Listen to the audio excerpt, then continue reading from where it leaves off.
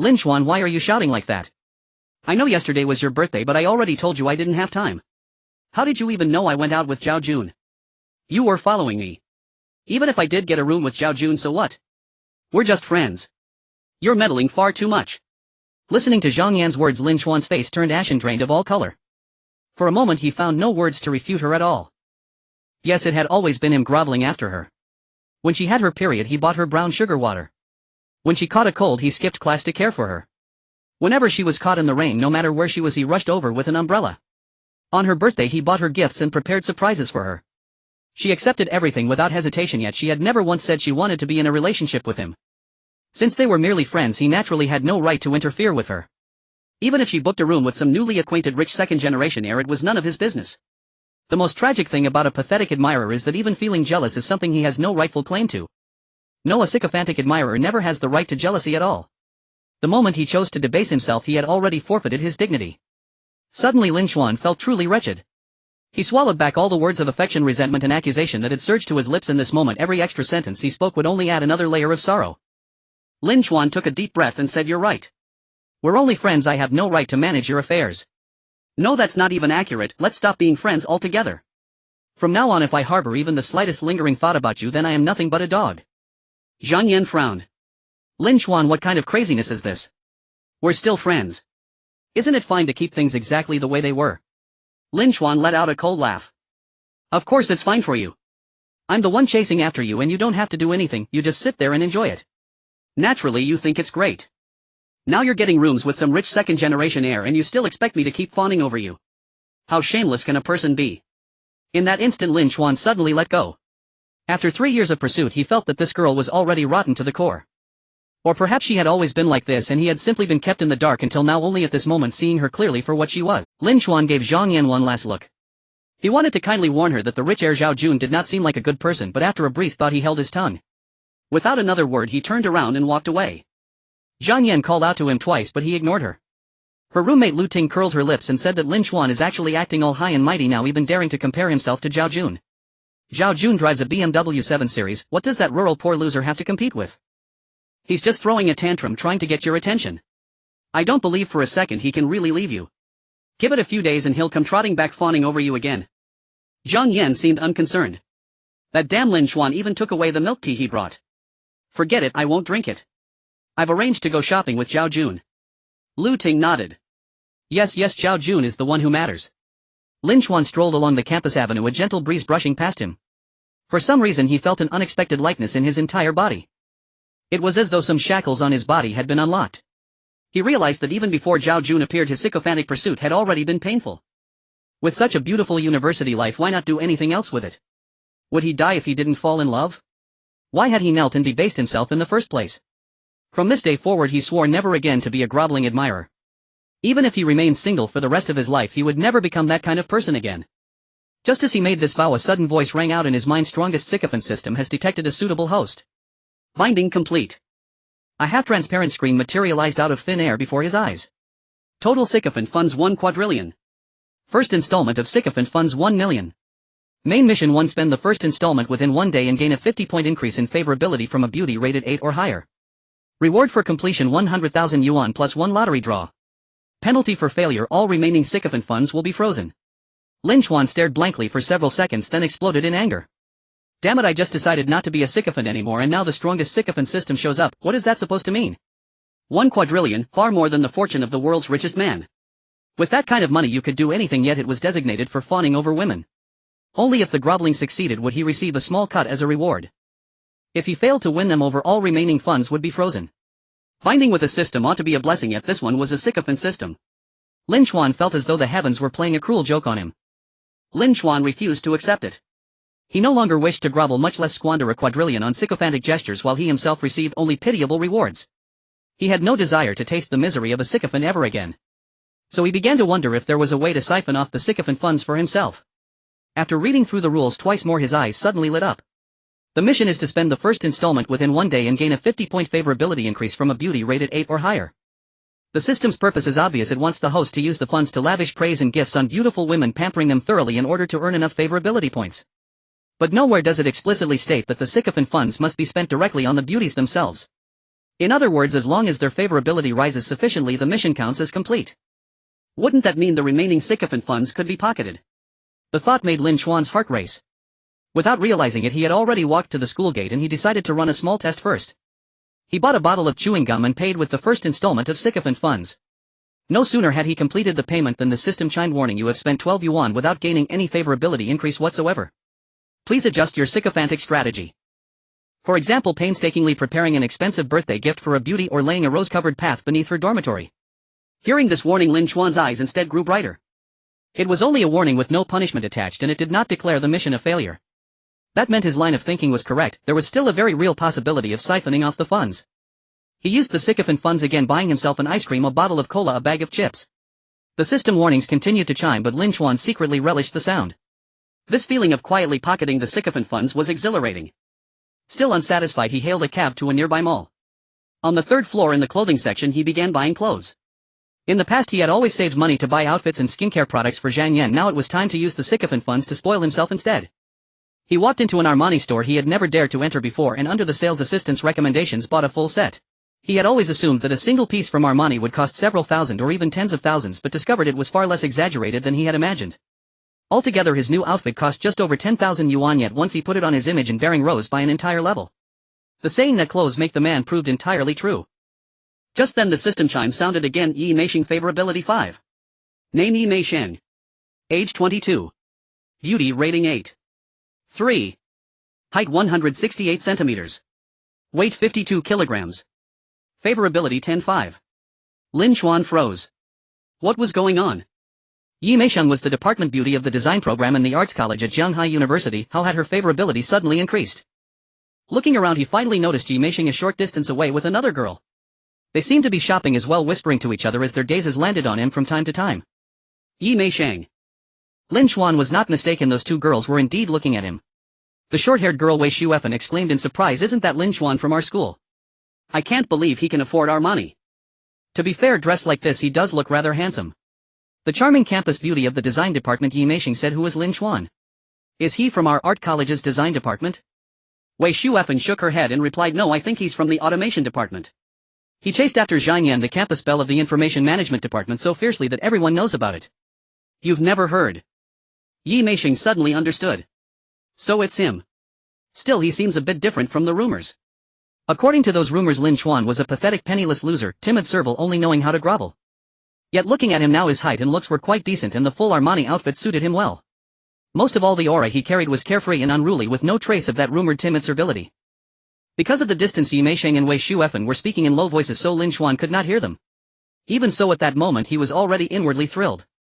Yi Meisheng was a senior in her 4th year, the campus beauty of the design department and the dream goddess of countless male students. It was perfectly reasonable that the system had rated her looks above 8, if anything that score felt slightly low. Yet he had done nothing at all, so how had her favorability toward him risen by 5 points? Originally he had planned to secretly siphon off part of the lickdog funds first and only worry about earning favorability later. He had not expected this accidental, inexplicable increase. Could it be simply because he had bought a full set of Armani, making him look a bit more handsome? Or was it that the spending power needed to purchase Armani made him seem less like a penniless nobody? Perhaps that saying was true after all. Money is for women to see, not necessarily for women to spend. Lin Xuan had already paid and was about to leave when he suddenly stopped. These are pretty good. Pick out 2 more sets in different styles for me, and 2 sets of underwear as well. If earlier the saleswoman's smile had merely been professional, now it blossomed fully. On top of her already decent service, her attitude instantly rose by several levels. Wei Shuefen gasped in astonishment. He's buying 2 more sets. He's that wealthy. I heard the rumors say he's from a poor rural family. Was that information wrong? Yi Meisheng was also surprised and even felt a faint curiosity arise toward Lin Xuan. As the system's notification rang in his ears, Lin Xuan was overjoyed. Wonderful, her favorability was rising with ease once again. He had discovered a loophole in the system. It seemed he did not actually have to spend money directly on fawning over beauties. Previously he had never imagined that favorability could be increased this effortlessly. Even the constant warning chimes from the system had ceased. In other words, the system itself now judged that he was fulfilling the mission. Excellent, this loophole was simply too marvelous. As long as he used it well, he could swallow all those trillions in lickdog funds for himself. Doesn't this also in a roundabout way suggest that Yi Meisheng is at least somewhat materialistic? He mused. He had heard that many boys pursued her and those who stayed closer to her were all wealthy. Yet this senior was shrewd. She managed her relationships well, kept a polite distance from everyone, and those boys still spoke up on her behalf. With these thoughts in mind, Lin Xuan paid for 2 more sets of Armani.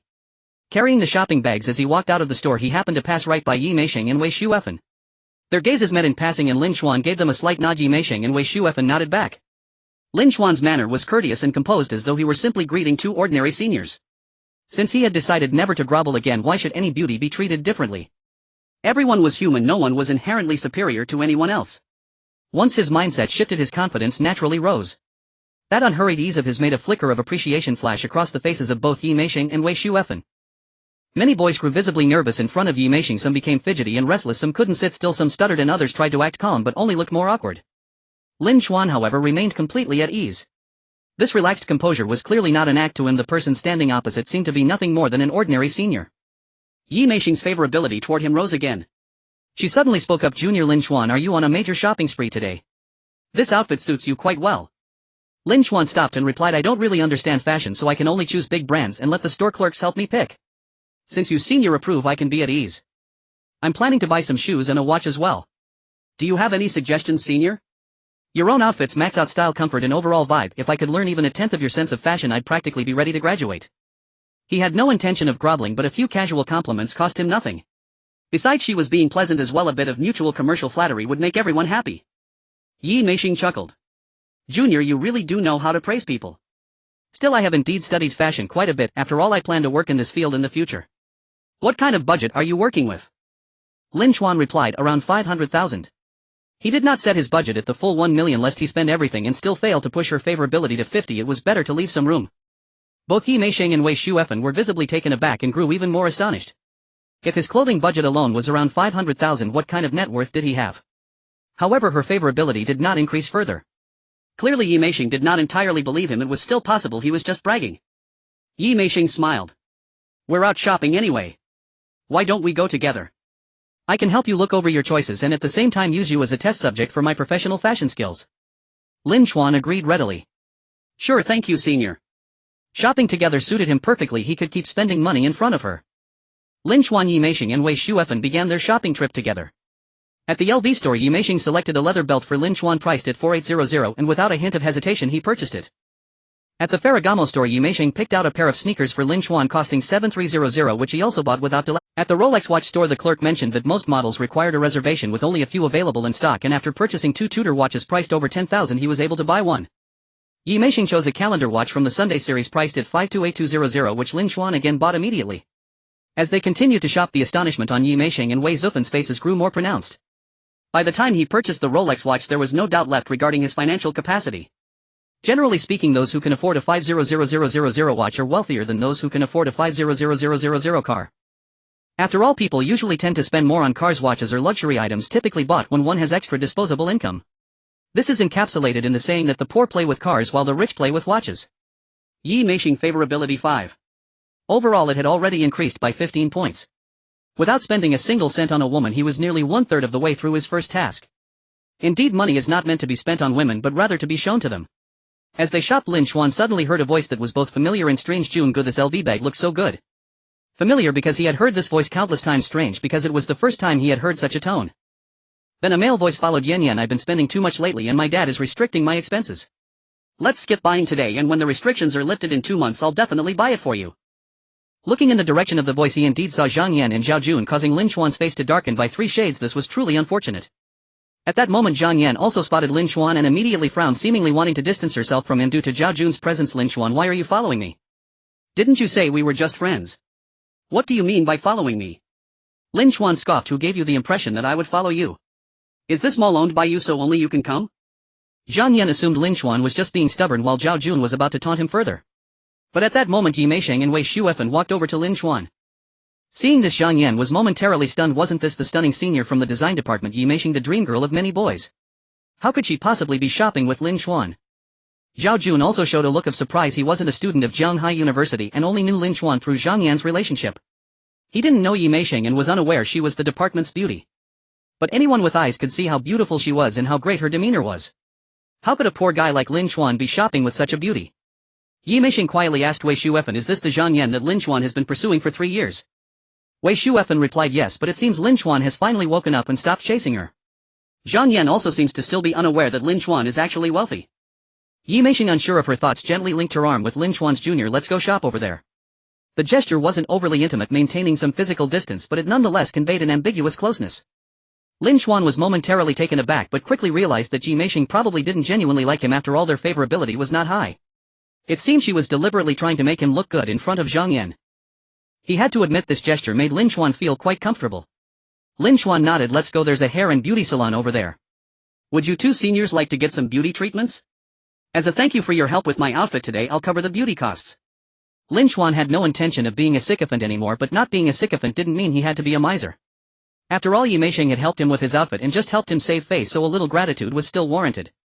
Besides, he could use a haircut and a beauty treatment to improve his skin. His features were definitely handsome, but without proper skincare his face seemed unkempt. He used to always save money to spend on Zhang Yan while he looked shabby and she was beautiful. Now he understood that enhancing himself was far more important. Alright, we won't hold back then. Yi Meisheng and Wei Shuefen, having witnessed Lin Chuan's financial capability, did not hesitate. Watching their departing figures, Zhang Yan and Zhao Jun were left stunned. At this moment Zhang Yan finally noticed that Lin Chuan had changed his outfit. He was dressed head to toe in luxury brands and his image and demeanor had improved by 2 levels. Moreover was that a Rolex watch on his wrist. If Lin Chuan had been accompanied by a middle-aged woman, she would definitely think he was outselling himself. But with Yi Meisheng by his side, that possibility was eliminated.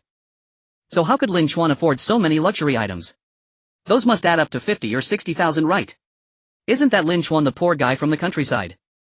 I thought he said he only had a living allowance of 1 or 2,000 a month. Zhao Jun was also unsure. Shopping with a beauty like Yi Meisheng and spending 50 or 60,000 on outfits, was that really a poor person? I need to go take a look. Zhang Yan felt inexplicably anxious at this moment. Although she had only viewed Lin Chuan as a fish, she couldn't bear to see this fish with another woman. Especially since this fish seemed to have inexplicably become wealthy. Zhang Yan followed after him with Zhao Jun curiously trailing behind as well. They saw Lin Chuan paying at the hair and beauty salon, purchasing a 1280 Sea Blue Mystery skincare package for Yi Meisheng and Wei Shuefen. This package included a small scoop of Sea Blue Mystery toner, facial cleanser, massage, etc. In fact, Lin Chuan could have afforded something more expensive, but since they weren't his girlfriend, spending over 1,000 was quite generous. Zhang Yan was left dumbfounded as Lin Chuan paid so casually as if money didn't matter. She further realized that Lin Chuan's Rolex watch was genuine. Could it be that Lin Chuan had truly become wealthy? Zhang Yan favorability 5. Name Zhang Yan. Age 21 years. Attractiveness 8 points. Height 164 centimeters. Weight 48 kilograms. Favorability 49. Lin Chuan, who was preparing to get a haircut and then a beauty treatment, was momentarily stunned by the notification sound. What? In the past I grovelled at your feet and you ignored me, and after 3 years of sycophancy my favorability was only a pitiful 4. Now when I act indifferent your favorability jumps by 5. So it turns out it's not only me who is cheap, or women also cheap. Or perhaps being cheap is human nature. To be honest, Lin Chuan no longer cared about Zhang Yan's favorability. However, it's acceptable to complete the task using her as a tool without needing to be nice to her. Upon seeing Lin Chuan wearing a Rolex watch and ordering a 1,280 yuan beauty package for Yi Meisheng and her friend Zhang Yan, couldn't help but look at Lin Chuan with admiration, albeit tinged with jealousy. There are people like that who believe the world revolves around them. Even though she already has Zhao Jun, she still wants to bask in Lin Chuan's kindness, and she feels uncomfortable knowing Lin Chuan's money is spent on other girls. Jungu, I want to get a beauty treatment too. Zhang Yan, unwilling to be outdone by Yi Meisheng, sought to regain her sense of superiority through Zhao Jun. Comparison was one of her typical traits. Zhao Jun subtly frowned, then smiled. Alright, the beauty salon next door seems quite good. They entered the neighboring beauty salon where Zhao Jun purchased a package worth over 1,000 yuan, much to Zhang Yan's delight. Guided by Yi Meisheng and the hairstylist, Lin Chuan spent 2,000 yuan on an American-style haircut and perm, discovering that this style suited him remarkably well, enhancing his looks significantly.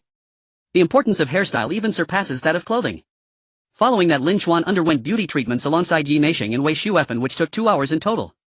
Yi Meisheng and Wei Shuefen clearly took good care of their skin, regularly showing no noticeable change after the treatment. In contrast, Lin Chuan's transformation was striking. All the dirt, oil, dead skin and blackheads on his face were removed. Along with hydration and moisture restoration, his skin became less dry and more radiant. The comprehensive improvement in his clothing, hairstyle and skin brought Lin Chuan to the peak of his attractiveness. With a solid foundation to begin with, he transformed into a handsome man. Yi Meisheng and Wei Shuefen couldn't help but steal glances at him. Yi Meisheng thought to herself, favorability 5. At that moment, Zhang Yan and Zhao Jun happened to exit from next door.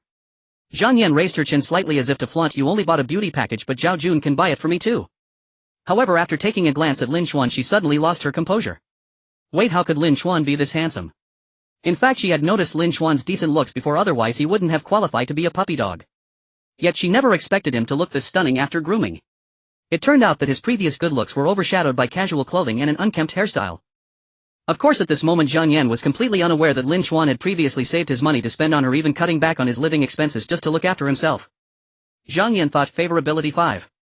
Seeing Lin Xuan's current appearance, Zhao Jun noticed Zhang Yan's gaze on him and couldn't help but frown slightly. Listening to the favorability prompts in his mind, Lin Xuan felt quite satisfied. He had come to realize that the increase in favorability largely stemmed from his own value enhancement. For instance, spending money showcased his purchasing power, while clothing, hairstyle and skincare could elevate his appearance. Even if he overlooked his own feelings purely for the sake of favorability, it seemed better to improve himself rather than be a puppy dog. When considering his own feelings, it was even more evident one begs for favorability while the other earns it simply by standing tall. With that in mind, Lin Xuan decided to push further, saying, "It's almost 7 o'clock. You must be hungry. I've heard that Qianchao Family Feast upstairs serves excellent seafood. Shall we go for dinner? Qianchao Family Feast. That would cost 1 to 2,000 per person. How about we choose another place? You treat for beauty and well treat for dinner." Lin Xuan chuckled. "Let's go to this one. I'll treat today. I've been craving this place for a long time. I've heard their Australian lobster and Dongqing grouper are exceptional." A puppy dog gives women whatever they want, while Lin Xuan now buys what he wants for himself. For instance, he wants seafood, so he goes for seafood. Women become mere vases and companions, enjoying the experience together with him. This way he enjoys the company of beautiful women while also showcasing his strength to gain favorability. Lin Xuan took them to the 4th floor of Qianchao Family Feast, ordering Dongqing grouper, Australian lobster and golden abalone. This restaurant's minimum charge is 1,900 yuan per person, but Lin Xuan likely ordered over 3,000 yuan worth. From a distance, Zhang Yan saw Lin Xuan entering Qianchao Family Feast with Yi Meishing, and her competitive spirit stirred again. "Jungu, shall we eat at Qianchao Family Feast too?" Zhao Jun's brows furrowed even more tightly this time. "Yan, we don't need to compete with Lin Xuan over everything, do we? His money does not come easily. What, you can't even compete with Lin Xuan?" "I dumped him for you," Zhang Yan replied, sounding a bit petulant and a bit defiant. All right, Qianchao Family Feast it is then." Zhao Jun had no choice but to agree. However, he had already begun calculating how much he would spend today. Lin Xuan enjoyed this meal immensely. It was no surprise that it was a high-end restaurant with expensive seafood. Yi Meisheng and Wei Shuefen of course also dined in high spirits. After eating, Lin Xuan paid casually, as if handing over 100,000 yuan was like giving away 100 yuan. This extravagant experience left Yi Meisheng and Wei Shuefen somewhat entranced. Yi Meisheng thought to herself, favorability 5. Then they continued shopping. In a bicycle store, Lin Xuan casually bought a Trek Madun SLR 9P1 carbon fiber wireless electronic shifting racing level aerodynamic road bike, gleaming in a hue of golden axe stone and black. Price 133,706 yuan. Additionally, he purchased the highest spec helmet, cycling apparel and speedometer totaling around 600,000 to 700,000 yuan. Considering outdoor use, he also bought an Arc'teryx jacket for 17,000 yuan, purchasing 2 sets at once. Yi Meisheng and Wei Shuefen watched Lin Xuan spend money like water. Feeling even more astonished, Yi Meisheng thought favorability 3. Not far away, Zhang Yan was also stunned by the scene. If she had previously suspected Lin Xuan might be wealthy, this confirmed it. Zhang Yan thought favorability 5.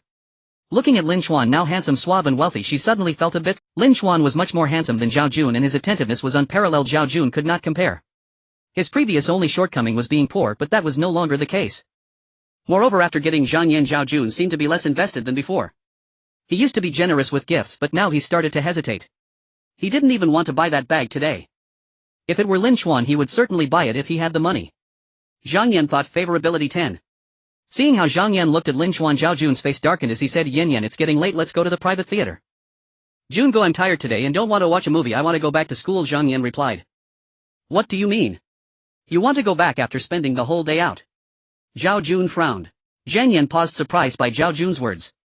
Although they did intend to find a place to stay, Zhao Jun's tone felt somewhat insulting. Yet Zhang Yan was also unsure of Lin Xuan's financial capability and did not wish to offend Zhao Jun. She could only soothe him, saying, "Jungu, I really am tired today." Lin Xuan was still waiting for the bicycle assembly when a couple walked by. "Meisheng Shuefen, have you finished shopping?" "We just finished watching the movie, shall we head back together?" "Sure, we're just about to leave." Yi Meisheng and Wei Shuefen responded enthusiastically. Then Yi Meisheng turned to Lin Xuan. "Lin Xuan Jr., well, head back first, you should go back early too. Let's add each other on WeChat to stay in touch. In a couple of days it's my birthday party, you should come if you have time." If any boys from Jianghai University saw the scene, they would definitely be envious. Yi Meisheng actually took the initiative to add him on WeChat and even invited him to her birthday party. Lin Xuan remained calm, and after adding her he said, "Sure, I'll definitely attend if I have time." Yi Meisheng, Wei Shuefen and the couple then left together. The girl turned back and curiously asked Lin Xuan, "Who is that guy?" He's so handsome. Lin Chuan opened the system panel to check the affection levels. Yi Meisheng's affection level increased by 28 and Zhang Yan's by 25, totaling 53. This exceeded the task's requirement of 50 affection points, but the task completion did not show up. Lin Chuan felt puzzled what went wrong. After carefully reviewing the rules, he began to understand. Main task 1: spend the first lick dog money within a day to gain over 50 affection points from beauties. It turns out this task includes not only the latter half but also the former. He must spend 1 million to complete the task. Looking at the amount he had spent lavishly today but so far had only used 810734, leaving him with 18926, so while the bicycle still needed assembly, Lin Chuan continued to stroll through the mall preparing to spend the remaining money. Not long after he heard Zhang Yan's voice behind him. Lin Chuan, wait for me. Lin Chuan was taken aback. Wasn't this woman supposed to have left? And wasn't she with Zhao Jun? Where did Zhao Jun go? He couldn't be bothered and continued walking ahead. Zhang Yan quickly caught up and blocked Lin Chuan's path. Lin Chuan, are you mad at me? How come you're shopping with Yi Meisheng today? What is your relationship with her? Lin Chuan showed no sign of kindness. None of your business. Zhang Yan looked aggrieved. Lin Chuan, you've changed. You weren't like this before. Lin Chuan nodded. I have changed, I've grown a brain. Zhang Yan continued, I know you were hurt when I chose to accompany Zhao Jun instead of you on your birthday. But you clearly have money yet kept it from me. Don't you think that's a bit excessive? You never complained about the gifts I got you, none of which were Gucci, LV or Prada. I did go on a date with Zhao Jun, but you were also shopping with Yi Meisheng. Moreover, today I turned down Zhao Jun's request to go to a private cinema for you. Let's both take a step back, forgive each other and return to how we were, okay? As long as you treat me as well as you did before, I'll seriously consider being your girlfriend. Lin Chuan almost laughed in anger. Forgive each other. What the hell did I do that requires your forgiveness? I've bought you so many gifts and you haven't given me anything. Shouldn't you be grateful instead? Your disdain for the poor and love for the rich can be articulated so eloquently. I couldn't care less why you didn't go to the private cinema with Zhao Jun. But can this work? And now I still have to treat you well as before, but in the end it's just considering a relationship. Zhang Yan's current demeanor made Lin Chuan feel disgusted. He couldn't understand how he was once blinded and didn't see her true colors. After Lin Chuan finished speaking, he walked away. Zhang Yan was stunned. She didn't expect that even after showing vulnerability and offering him an opportunity he would still respond like this. Zhang Yan couldn't accept Lin Chuan's change yet. At that moment she saw him walk into a Gucci store. Her eyes lit up. Was he going to buy her a gift? It seemed he was just upset, and perhaps he was just pretending to be tough but was soft-hearted. Thinking this, she followed. Upon entering the store, the dazzling array of bags made her eyes shine. Today Zhao Jun hadn't bought her a bag, which left her feeling something was missing. After browsing around she quickly chose a bag. The Ophidia series small shoulder bag priced at 13900. Lin Chuan, I know you still have feelings for me. Buy me this bag and we'll make up. Zhang Yan stepped forward, linking her arm with Lin Chuan's, and coquettishly said. Lin Chuan was taken aback. Was this woman insane? Didn't she say they had no relationship? Truth be told, he had never enjoyed this kind of affectionate attitude before. In the past he would have been thrilled and would have loved to give her anything, but now he just felt nauseated. You were just on a date with another man, almost going to a private cinema with him, and now you're asking me to buy you a bag. If you want a bag, go ask your Zhao Jun. Lin Chuan pulled his arm away and pointed to a men's backpack priced over 18000, saying, wrap this one for me. He was there to spend on himself, not to buy gifts for Zhang Yan.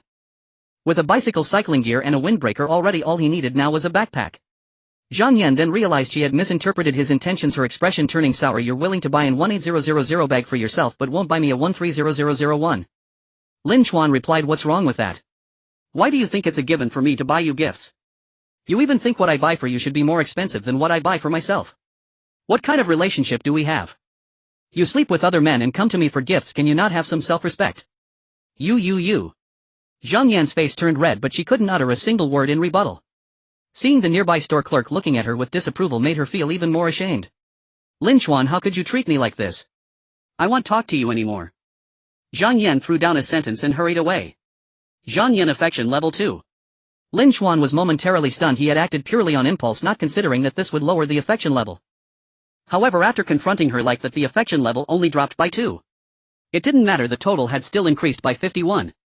To avoid dropping below 50 and failing the task, he quickly spent money purchasing a Huawei phone over 20000, an Apple iPad over 10000, an Alienware laptop over 50000, skincare products, sportswear, sneakers and more. The system's warnings continued to sound, but Lin Chuan naturally paid them no mind. The foolish system was still trying to flatter him. He had already exceeded the task requirements, so he could spend the remaining money however he Soon Lin Chuan spent all of the 1 million lick dog money and the system's notification sounded. Congratulations, you have completed main task 1, earning 10000 and 1 chance to draw. Lin Chuan opened the system interface to review his rewards. First, a sum of 1,000,000 yuan had already been transferred to his bank account. He resolved to save it carefully. Any spending would come from his newly acquired sycophant funds. Second, he was granted one lottery draw. He tapped the draw button, the wheel spun, flashing past various prizes. Skill manuals, mind listening talismans, foreknowledge talismans, beauty enhancing pills and body refining pills. His heartbeat quickened, so many extraordinary items. Yet when the wheel finally halted, it landed squarely on the 5 attribute points slot. A flicker of disappointment crossed his face, though admittedly attribute points were not without merit. He opened the system to inspect his current attributes. Constitution 11. Strength 9. Agility 11. Spirit 12. After brief reflection, Lin Xuan allocated 2 points to Constitution. After all, physical health remained paramount. The remaining 3 points were distributed evenly, 1 each to Strength, Agility and Spirit. An inexplicable lightness and ease spread through his body, though no dramatic transformation was immediately apparent. 5 attribute points may be modest, the effect is subtle. But with continued task completion and draws, might I not one day transcend ordinary limits? Hope swelled within him. At that moment the system refreshed its quest list. Second sycophant fund, 10 million yuan. Main quest 2, spend the entire 10 million yuan within 3 days, and earn a 100-point boost in favorability from a woman rated 810 or higher. Reward upon completion, 2,000,000 yuan plus 2 additional draws. Punishment for failure, all remaining sycophant funds frozen. Upon seeing the staggering 10 million, Lin Xuan's eyes gleamed with quiet intensity. Yet it was already late. He did not rush into the task. Instead, he purchased an abundance of barbecue skewers and carried them back to campus. No sooner had he stepped into the dormitory than his 3 roommates stared stunned. Senior brother Shirley exclaimed, "Whoa, brother 3. Did you strike it rich? That outfit, is it Armani?" Senior brother Zhang Yingjie added, "And that hairstyle, what is this flamboyance? Never realized before how striking you are." Junior brother Sun Baowei chimed in, "Truly breathtaking. Your junior brother must now respectfully step aside." Lin Xuan spun a quick lie that his family's rural home had recently been demolished, netting several million in compensation. He refrained from wearing his Rolex watch that would have stretched credibility too far. Even a demolition payout wouldn't justify a 500,000 yuan timepiece. His roommates were utterly awestruck, envious, even incredulous that such fortune could befall someone who shared their dormitory. Zhang Yingjie remarked, "Brother 3, now that you're wealthy, Zhang Yan might finally see you in a new light." Lin Xuan waved dismissively. "That's ancient history. From now on I'm done groveling. Zhang Yan, and everything she represents, has ceased to exist in my world. Better to share laughter with brothers than fawn over a woman. Come, let's eat. I've brought barbecue and beer." With that he slammed a large foil-wrapped bundle onto the table, prompting instant cheers from his roommates. All 3 were decent fellows, men who treated him generously before. Treating them to a feast was only natural. Moreover, sudden wealth without gesture risks breeding envy, not because they were petty but because such is human nature. A single generous meal suffices to dissolve tension. When wealth arrives, friends rejoice. If you're willing to share occasionally, they'll cheer your prosperity all the more. Just then a message arrived from Zhang Yan. "Lin Xuan, I'll grant you one final chance. Apologize now, for this afternoon, and I'll forgive you." Lin Xuan left it unread and deleted her contact without hesitation. In the girls' dormitory, Zhang Yan stood with practiced hauteur waiting for his apology, yet none came. Lu Ting blurted out, incredulous, "Yan Yan, you're not joking. Did Lin Xuan really spend hundreds of thousands today? Armani clothes, a Trek bicycle, a Rolex watch, a Gucci backpack?" Zhang Yan nodded. "Yes, I saw it myself." So his claim of being a poor country boy was all a lie. "Only today did I realize how effortlessly handsome he looks when properly dressed." Lu Ting paused, then shook her head. "Something feels off. His official enrollment documents clearly state he hails from a rural village. If he'd truly been wealthy, why live so frugally for 3 years? I suspect he merely stumbled upon a windfall recently unexpectedly." Zhang Yan blinked, then comprehension dawned. "That explains everything. Exactly. His bearing, speech, demeanor, all unmistakably rural. Those things cannot be feigned. Most likely he received sudden wealth and is spending recklessly as a result. Then if he squanders it so freely, won't he soon revert to pennilessness?" Lu Ting mused, perhaps trauma from poverty drove him to compulsive consumption, or perhaps in a feverish bid to impress you he sacrificed reason itself. There's truth in the saying, when one's wisdom fails to match one's wealth, fortune will inevitably flow back into society, by any means necessary. Lin Xuan is a nouveau riche, utterly unlike Zhao Jun, whose lineage and cultivated refinement run deep. As for senior sister Yu Meisheng, she was spotted shopping at the mall this afternoon according to campus forums. Lin Xuan must have arrived later, pure coincidence. Zhang Yan nodded. "No wonder, I knew senior sister Yu Meisheng would never stroll casually with Lin Xuan. He even put on airs before me today, nearly convinced me." Recalling the scene, she noted how Yu Meisheng had lightly looped her arm through Lin Xuan's, intimate in appearance yet subtly reserved. There was no genuine closeness, only performance staged for her benefit. At that moment roommate Huang Xiangping interjected, "I should mention something, my boyfriend, a senior entrepreneur, does business with Zhao Jun." From what he's heard, Zhao Jun's wealth isn't quite as solid as it seems. His personal reputation too is less than stellar. Lu Ting scoffed. Zhao Jun is a second-generation heir, how could he possibly lack funds? You're just jealous. Huang Xianping bristled. My relationship is thriving, why would I envy anyone? Zhang Yan met Zhao Jun at my boyfriend's birthday party. As a friend, I felt duty-bound to speak up. That's all I'll say. The choice remains yours. Zhang Yan dismissed it entirely, convinced Lu Ting was right and Huang Xianping simply envious given her boyfriend's modest means.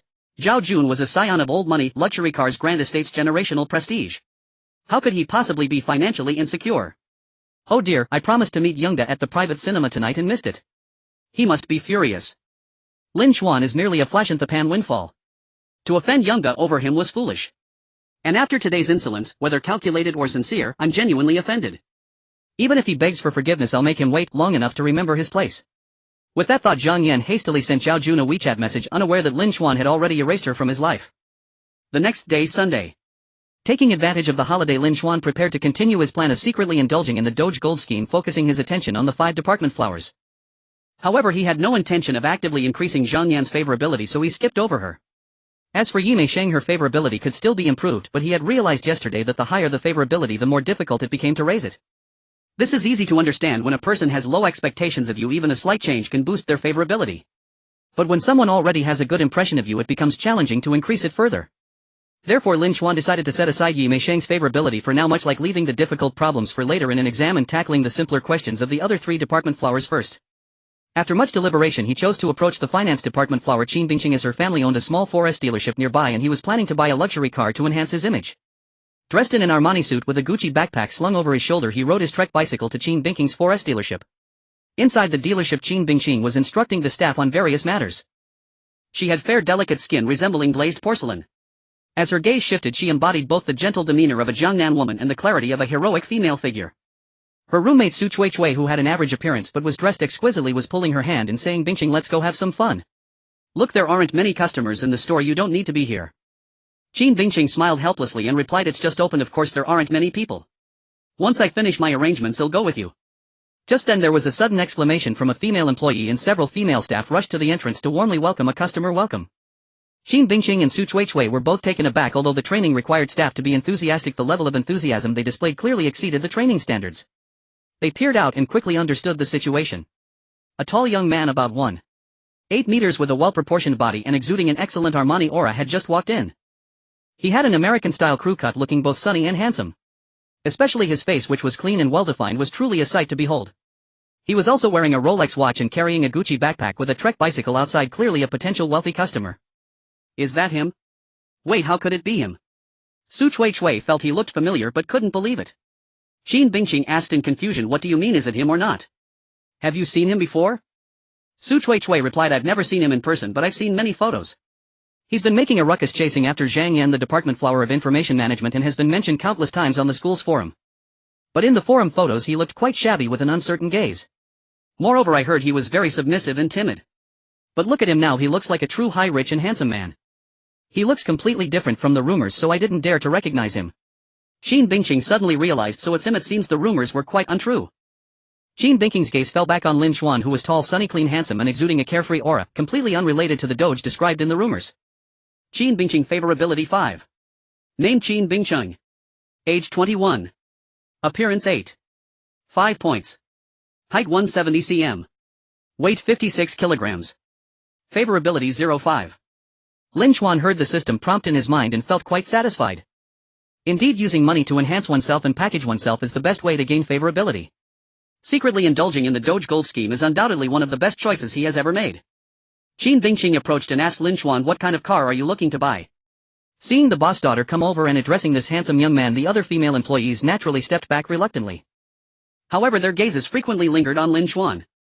Lin Xuan looked around and said, "Which model is more imposing and suitable for off-road driving?" Qin Bingqing asked, "What is your budget?" Lin Xuan replied, "I don't have a specific budget and just looking for something with good performance and strong power." Qin Bingqing's heart stirred and she said, "I recommend the latest 2025 model of the Mercedes-Benz G63. This vehicle has an imposing design, boasts excellent off-road performance and has powerful dynamics and luxurious interiors. Previously there were complaints about uncomfortable seating that caused some people to have back pain, but all of those issues have been improved in the latest model. This is the top configuration and excels in all aspects. However, it's not cheap. The on-road price is around 3.7 million. If you're interested, you can try it out first. Saying this, she led Lin Chuan to a Mercedes-Benz G63 but didn't immediately open the car door, considering that he might find it too expensive. Lin Chuan, however, remained calm, looking at the imposing beast before him with a hint of desire. Alright, let's try it out first. Only then did Qin Bingqing open the car door and invite Lin Chuan to test drive. During the test drive, Lin Chuan completely fell in love with the car. It was indeed impressive and powerful. Lin Chuan immediately decided, okay, I'll take this one. What? Qin Bingqing was stunned. Wasn't that too quick? Are you buying a car or shopping for groceries? This is not $370 but 3.7 million. Lin Chuan said, what are you standing there for? Sign the contract. Qin Bingqing was somewhat bewildered and couldn't quite believe it. Are you looking for a loan or paying in full? The 4S store preferred customers to take out loans, as that way they could earn bank kickbacks. Typically, the prices for loan purchases are lower. However, when customers consider the interest, they end up paying more with loans. Customers with limited funds find loans beneficial, while those with sufficient funds usually prefer to pay in full. Lin Chuan, however, had no need to consider. He would definitely pay in full. After all, he was converting the secretly indulged Doge Gold into his own assets, so there was no reason for a loan. The two briefly haggled and decided on a full price of 3.7 million. Lin Chuan completed the payment in under 10 seconds. It was only when she saw the money transferred that Qin Bingqing believed this was not a dream. She couldn't help but sigh. The rumors were not just untrue but utterly ridiculous. If Lin Chuan was a poor loser, then hardly anyone at the school wasn't. You must know that some people, even if they can afford luxury cars, will hesitate. They might nitpick various faults or make all sorts of demands to drive down the price. Yet this Lin Chuan bought with the same ease as one would groceries. He was the true embodiment of a wealthy individual. Qin Bingqing favorability 5. Seeing Lin Chuan effortlessly purchase a luxury car worth 3.7 million yuan in a matter of moments, the female staff at the 4S shop were left in astonishment. Su Tsuetsue was equally shocked and whispered, is it really that easy for you to sell cars? How about I come work as a salesperson at your shop? I could earn some commissions and get rich. Qin Bingqing replied with irritation, what are you thinking? Generally, it's not that simple, especially for luxury cars. Even if you work hard to sell to 100 people, you might not sell a single one. Some people might even be unreasonable and make you uncomfortable. I've never met anyone as straightforward as Lin Chuan in all these years. I see. It's evident that this classmate Lin Chuan must be very wealthy. Those rumors about him being a poor loser are simply absurd, right? Qin Bingqing replied, the rumors have persisted for 3 years without any clarification. I suspect no one knows he's rich. Either he was pretending to be poor all along, or he recently came into a windfall. Pretending to be poor for 3 years, what a strange quirk. As for a windfall, the only things that come to mind are demolition compensation or winning the lottery, but usually neither would allow someone to casually purchase a 3.7 million yuan luxury car. Qin Bingqing said, I was just speculating. We shouldn't jump to conclusions without proper discussion. Subsequently, Qin Bingqing efficiently completed the vehicle inspection, insurance and temporary license plate procedures in less than half a day. By noon, Lin Chuan would be able to drive away with his new car. Qin Bingqing said the official license plate should arrive in a few days. Let's add each other on WeChat for future contact. After adding each other, Lin Chuan asked, the trunk of the Mercedes G63 is quite spacious, it should fit a bicycle, right? Qin Bingqing replied, if you fold down the last row of seats it can fit easily. She personally assisted, and a male staff member from the store also came over to help quickly securing the bicycle. Lin Chuan then asked, I haven't driven since getting my driver's license and I'm a bit nervous as a beginner. Do you offer accompanying services? I can pay a staff member to accompany me. I'm not going far, I just want to go to the Guamao shopping mall. The Guamao shopping mall is the largest mall nearby, much more prosperous than the one I visited yesterday, with countless luxury stores, making it the perfect place for Lin Chuan to show off. Upon hearing Lin Chuan's words, the female staff member's eyes lit up and Qin Bingqing and Su Tsuetsue exchanged glances. Su Tsuetsue shook Qin Bingqing's arm and whispered, we're also planning to have some fun. Why don't we go to the Guamao shopping mall too? We can go together with him. Su Tsuetsue clearly showed some interest in Lin Chuan, and she wanted to take a ride in the Mercedes G63 as well. Despite her roommate Qin Bingqing owning a 4S shop and seemingly having access to the Mercedes G63 anytime, she had only sat in it at the store and had never driven it on the road. After all, Qin Bingqing's family entered the business relatively late and missed out on the best market conditions for 4S shops, earning little. The current market is truly lackluster and her own vehicle is far less luxurious. The cars in the store cannot be casually driven on the road. If the mileage is too high, the car would be hard to sell. Qin Bingqing glanced at Lin Chuan, also intrigued. We don't provide that service, they all have to work. But I'm almost done with my tasks and need to go shopping at the Guamao shopping mall too. Of course my roommate Tsuetsue can join us, is that okay? Lin Chuan was more than happy to agree, nodding, of course, the more the merrier. Having a beautiful companion also adds to the flair. Su Tsuetsue felt delighted when Lin Chuan referred to her as a beauty. Unfortunately, her looks didn't score an 8 out of 10 and the system simply didn't register her affection. However, Lin Xuan's approach wasn't without merit. It's often said that to win over a beauty one must first win over her best friend. Compliments from a best friend significantly boost one's charm. Qin Bingqing quickly arranged a few matters and then took the passenger seat in the Mercedes G63 while Sutsuetsue sat in the back. Qin Bingqing said, "Don't be nervous. Just treat it like practice. If you're not confident, it's okay to drive slowly." To be honest, Lin Xuan felt a bit nervous as a beginner. However, with beautiful women beside him and driving a Mercedes G63, he inexplicably felt emboldened. He didn't try to show off his driving skills. Instead, he drove cautiously and steadily, going quite slowly. After driving for a while and gradually becoming more comfortable, he then increased his speed a bit. A driver behind him, noticing his slow pace, became somewhat irritated, but upon closer inspection his anger dissipated instantly. After all, it was a Mercedes G63, any minor accident would be costly. After driving for a while, Lin Xuan asked, "Are you in a hurry?" Qin Bingqing replied, "No rush, take your time." Lin Xuan suddenly turned and entered a small road by the river. Both Qin Bingqing and Sutsuetsue were momentarily stunned and puzzled. Lin Xuan explained, "This small road by the river also leads to the Guamao shopping mall. It just takes a little longer. The scenery and air along this route are unparalleled compared to the main roads." As he spoke, they entered the small road by the river, and indeed a gentle breeze wafted through the willows swayed by the banks, and the cotton-like seeds danced in the air, revealing the magnificent river view, while seagulls and waterbirds frolicked. Both Qin Bingqing and Sutsuetsue felt a wave of relaxation wash over them, silently praising Lin Xuan for this little detail. Qin Bingqing Affection 5. Lin Xuan was taken aback. He hadn't done this specifically for Qin Bingqing. If it were anyone else, he would have taken the same route. Having Qin Bingqing along only added to the joy of sharing the experience. He hadn't expected that this would also increase his affection by 5 points. Indeed, men shouldn't grovel, not just in terms of money but in behavior as well. Don't treat a date as merely satisfying a woman's needs or catering to her whims. Instead, view it as an enjoyable outing together, following the fun wherever it leads. As long as basic courtesy and respect are maintained, that's enough. Of course, physical attractiveness and strength are also important prerequisites. Without looks and capability, there might not even be a beginning. Qin Bingqing might not even consider getting into your car. After about 30 to 40 minutes, they arrived at the Guamao shopping mall, smoothly parked in the underground parking lot. After going upstairs, they began to stroll together. Lin Xuan's philosophy remained the same. He didn't easily give gifts to someone he had just met. It was just like going out to have fun with classmates. Having a good time was the priority. At most, when he bought milk tea, he would treat them to a cup as well. Of course, he still had to exhibit his charm to impress them, which was the purpose of bringing them to the Guamao shopping mall. However, Lin Xuan wasn't in a hurry. He didn't want to seem overly eager. Shopping with beautiful women was enjoyable and leisurely. After wandering for a while, suddenly a voice came from behind Bingqing. Turning around, he saw a young man and a woman walking towards them. The young man's face lit up with joy upon seeing Qin Bingqing, but his expression darkened when he noticed Lin Xuan beside her, revealing his disdain. Qin Bingqing smiled upon seeing the man and woman, saying, "Xingya's sister Xingya, you two are out shopping as well." However, Lu Xingya noticed Lin Xuan's hostile gaze filled with animosity, and naturally she displayed an apologetic expression towards him. Yet Lin Xuan appeared calm and unconcerned, instead returning her smile with a composed, considerate demeanor. Qin Bingqing blinked, thinking to herself that this boy's emotions were quite stable. Her regard for him increased by 4 points. Lin Xuan was indeed calm. After all, he had just met Qin Bingqing and he wouldn't easily develop an inappropriate sense of possession. He enjoyed spending time with Qin Bingqing and could subtly raise his favorability through this interaction while being indifferent to everything else.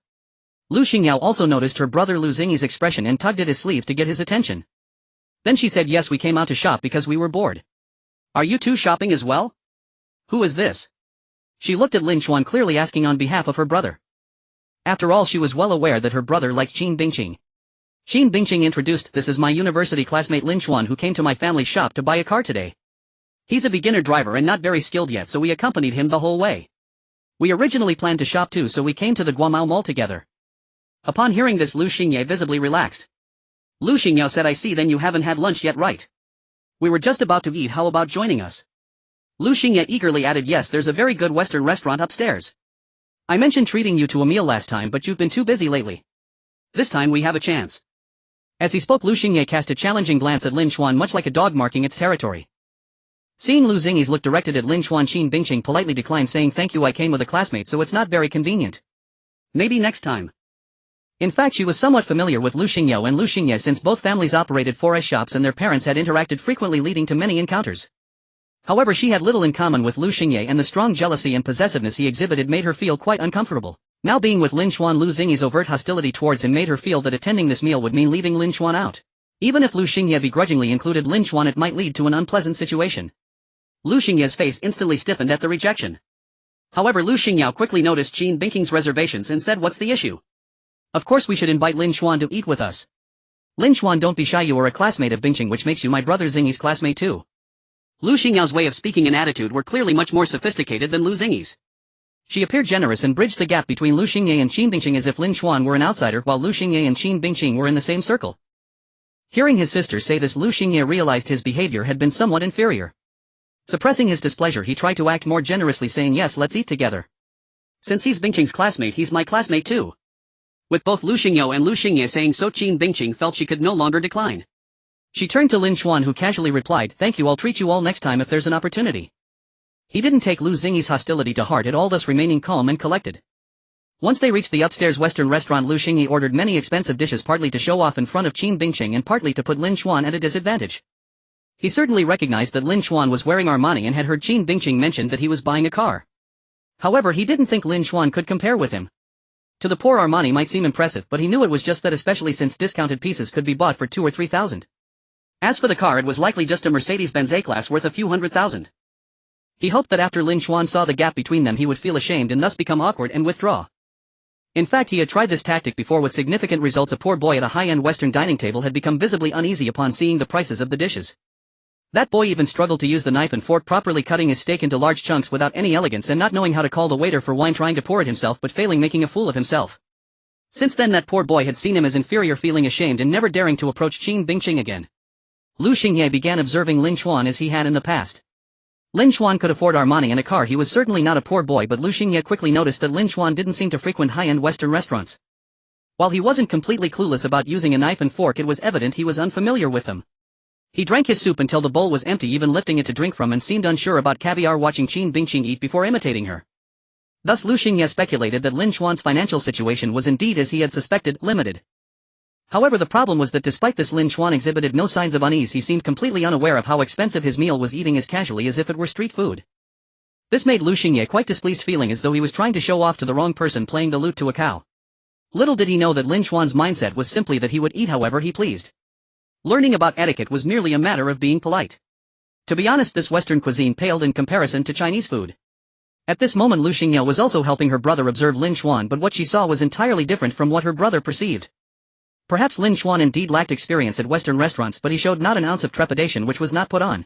He even showed no change in expression upon seeing the price of the $2,000 caviar. Looking at his outfit, it was Armani, and she could tell that the entire outfit was worth over 10,000. Moreover, occasionally revealing half of a watch under his sleeve as he ate only impressed her more. It seemed to be a Rolex. Though she couldn't see it clearly to determine its exact value, she knew that a Rolex was not cheap. It could only be said that Lu Xingyao's discernment was vastly superior to Lu Xingye's. She could see that Lin Xuan was genuinely calm and unafraid at this moment. Money is a man's courage, and Lin Xuan was brimming with courage now. Though this meal was expensive, he could easily afford many meals. In fact, he could buy the entire restaurant. Even if this meal were hosted by Lu Xingye, he wouldn't have to watch his expression because he could easily foot the bill. This is the benefit of not being a sycophant and instead keeping to oneself. Otherwise, a sycophant would have to spend money on women and be servile, making it difficult to build confidence like before. Unable to help herself, Lu Xingye asked Lin Xuan, "What kind of car did you buy at Bingqing's family's 4S shop?" "My family also runs a 4S shop. You can look for me next time if you're interested." Lin Xuan replied, "Just an ordinary commuting vehicle. I'm not planning to buy another one for now." Tsutsue, who was eating beef, almost spat out her food, thinking 3.7 million for a Mercedes G63, and you call that a commuting vehicle? Upon hearing commuting vehicle, Lu Xingye smirked. Yet Lu Xingye did not believe him. Instead, she felt even less inclined to underestimate him as Lin Xuan exuded an air of tranquility. She tugged at Lu Xingye's sleeve, signaling him to temper his expression, but Lu Xingye misunderstood, thinking his sister was telling him not to be too overbearing. Lu Xingye misunderstood the look in Lu Xingye's eyes, not realizing that Lu Xingye was not advising him against bullying others, but rather warning him that the boy across from them was not as simple as he appeared. Moreover, this time he felt a surge of superiority and couldn't help but show off. Still in college, a decent vehicle is already acceptable. My ride only costs a little over 8,000,000. Lin Xuan had intended to be low-key, not expecting Lu Xingye to show off further, so he remained silent. Lu Xingye continued, "However, a man ultimately needs to match his status with a luxury car to have face. After graduation, what are your plans for work? Why not come to my company? I can arrange a position for you. If you work hard for a few years, you might just be able to afford a luxury car." Lin Xuan replied with a peculiar expression, "Then there's no need to trouble yourself. I plan to start my own business." Tsutsue and Qin Bingqing also looked strange, feeling embarrassed for Lu Xingye. Lin Xuan was driving the latest 2025 Mercedes G63 valued at 3.7 million. However, since Lu Xingye had already made his boastful remarks, it was inappropriate to remind him now, as doing so would only embarrass him further. Tsutsue leaned close to Qin Bingqing and whispered, "Bingqing, I feel that Lu Xingye is both uptight and pretentious. In comparison, I prefer Lin Xuan's relaxed demeanor. The goodwill Lin Xuan had built up from his earlier compliments was coming in handy now. Of course what she said was true. Being with Lu Xingye was always tense, while being with Lin Xuan felt natural. Don't judge casually, just enjoy your steak, Qin Bingqing remarked, feeling it was inappropriate to comment while someone was treating. Lu Xingye wanted to say something but was interrupted by Lu Xingyao. Eating should be a joyful occasion, let's not discuss business. You are still students, you should enjoy your time as students. She then gave Lu Xingye a meaningful glance. Although he still didn't understand his sister's intent, he obediently fell silent this time. After finishing their Western meal, Lu Xingye called the waiter to settle the bill, casting a glance at Lin Xuan, who seemed not to have moved an inch, which made him scoff. He generously paid the bill and while communicating with the waiter deliberately repeated the total of 5888 yuan for the meal. Unfortunately, his pretentious demeanor seemed to go unnoticed. As they walked out of the restaurant, Lin Xuan said, Sister Xingyao, there's a great spa upstairs. Would you and Bingqing and Suitsui like to experience it? I also want to try it, but it feels inappropriate for a man to go alone. Would you accompany me? Lu Xingyao was taken aback for a moment, realizing that Lin Xuan was intending to reciprocate for the meal. The spa upstairs was very high-end, using only top-notch products like massage lotion, cleansing cream and perfume. The cheapest package cost over 1,000, quite comparable to the dinner they just had. That spa is quite expensive, this isn't appropriate. Qin Bingqing realized at that moment that Lin Xuan wanted to treat them back. Lin Xuan smiled and said, it's not that expensive and there's nothing wrong with it. If you don't go, it would be awkward for me to go alone. Qin Bingqing thought for a moment and nodded with a smile, then we won't be polite. Sister Xingyao, let's go together. Lu Xingyao hesitated for a moment, she actually didn't want to go along with Lin Xuan. However, refusing now would seem petty, so she smiled and nodded. Thank you then. What about you, Lu Xingye? Do you want to join us? Lin Xuan turned to ask Lu Xingye. I'll pass, what does a grown man need a spa for? Lu Xingye scoffed. Lin Xuan was merely asking casually and was glad that he wouldn't be joining. Upon his refusal, he nodded in satisfaction. Lin Xuan then took the three girls upstairs to the spa, of course separating from them during the massage. This was a legitimate spa, both high-end and time-consuming. As a result, Lu Xingye, who was waiting outside, had a miserable experience. He waited for 2 hours, growing increasingly restless and impatient. Recalling Lin Xuan's smile when he heard that Lu Xingye wouldn't go, he realized that this kid might be doing it on purpose. Lu Xingye was furious but felt helpless. When they finally came out, the girls looked radiant, but Lin Xuan also appeared more spirited and even seemed to look more handsome. In contrast, he felt worn out. Lu Xingye grew increasingly discontented, feeling a pent-up frustration with no outlet. Seeing her brother's expression, Lu Xingyao realized he had been waiting outside instead of enjoying the spa. She whispered helplessly, Xingye, he is intentionally treating us back. This indicates that he is not someone who just mooches off others, and his abilities are not as simple as they appear. Lu Xingye scoffed, it's just a spa, can you really return the favor? Lu Xingyao replied, the meal we treated cost 5800 for 5 people, he only spent a little over 1,000. The cheapest package at that spa is also over 1,000, so he can easily treat it back. Moreover, the package he got us is excellent, not a low-end one. He remains calm and composed, exuding an extraordinary demeanor. Don't rush to show off, that would be beneath you. Bingqing is not someone who hasn't seen the world, she won't have a good impression if you appear too eager. Lu Xingye generally listened to his sister, but he still felt unconvinced. At that moment, Lin Xuan approached the front desk to settle the bill. The receptionist smiled and respectfully said, sir, for 4 top-tier luxury packages, the back massage used exclusive Guerlain lotion, the scent ceremony used Guerlain's imperial perfume crafted in 1853, and the cleansing was done with Orchid Series cleansing cream followed by Orchid Essence water for hydration along with concentrated essence. Each package costs 10000 totaling 40000 yuan. Upon hearing this, Suitsui and Qin Bingqing, who had been admiring their soft skin, widened their eyes in disbelief. How much? 10000 each. Suitsui exclaimed, oh my god, that's so expensive. Isn't that a spa package only for celebrities? I never thought I could experience this one day. No wonder the results are so amazing, I want wash my face or shower tonight. While celebrity packages might be even pricier, Suitsui wasn't very knowledgeable about it. Qin Bingqing was also somewhat shocked, touching her face that felt even more delicate than usual, and she decided not to wash her face tonight. Qin Bingqing, good impression 3. Lu Xingye was also taken aback. She had sensed that the package was high-end before, but she never expected it to be the most luxurious one. She had never even experienced such a package herself. Although her family had a bit of money, they were still not wealthy enough. They had entered the forest shop a little late and hadn't made any big money. Spending 10000 on a spa was simply unthinkable. After all, skincare requires consistency, pouring money into it all at once yields limited results, and in a few days all effort would be washed away. Lu Xingye, who had just been feeling discontent, was now utterly stunned. He had just spent 5888 for a meal for 5 people. Lin Xuan was spending 10000 for a spa for 1. This wasn't just reciprocating, it was an extravagant excess.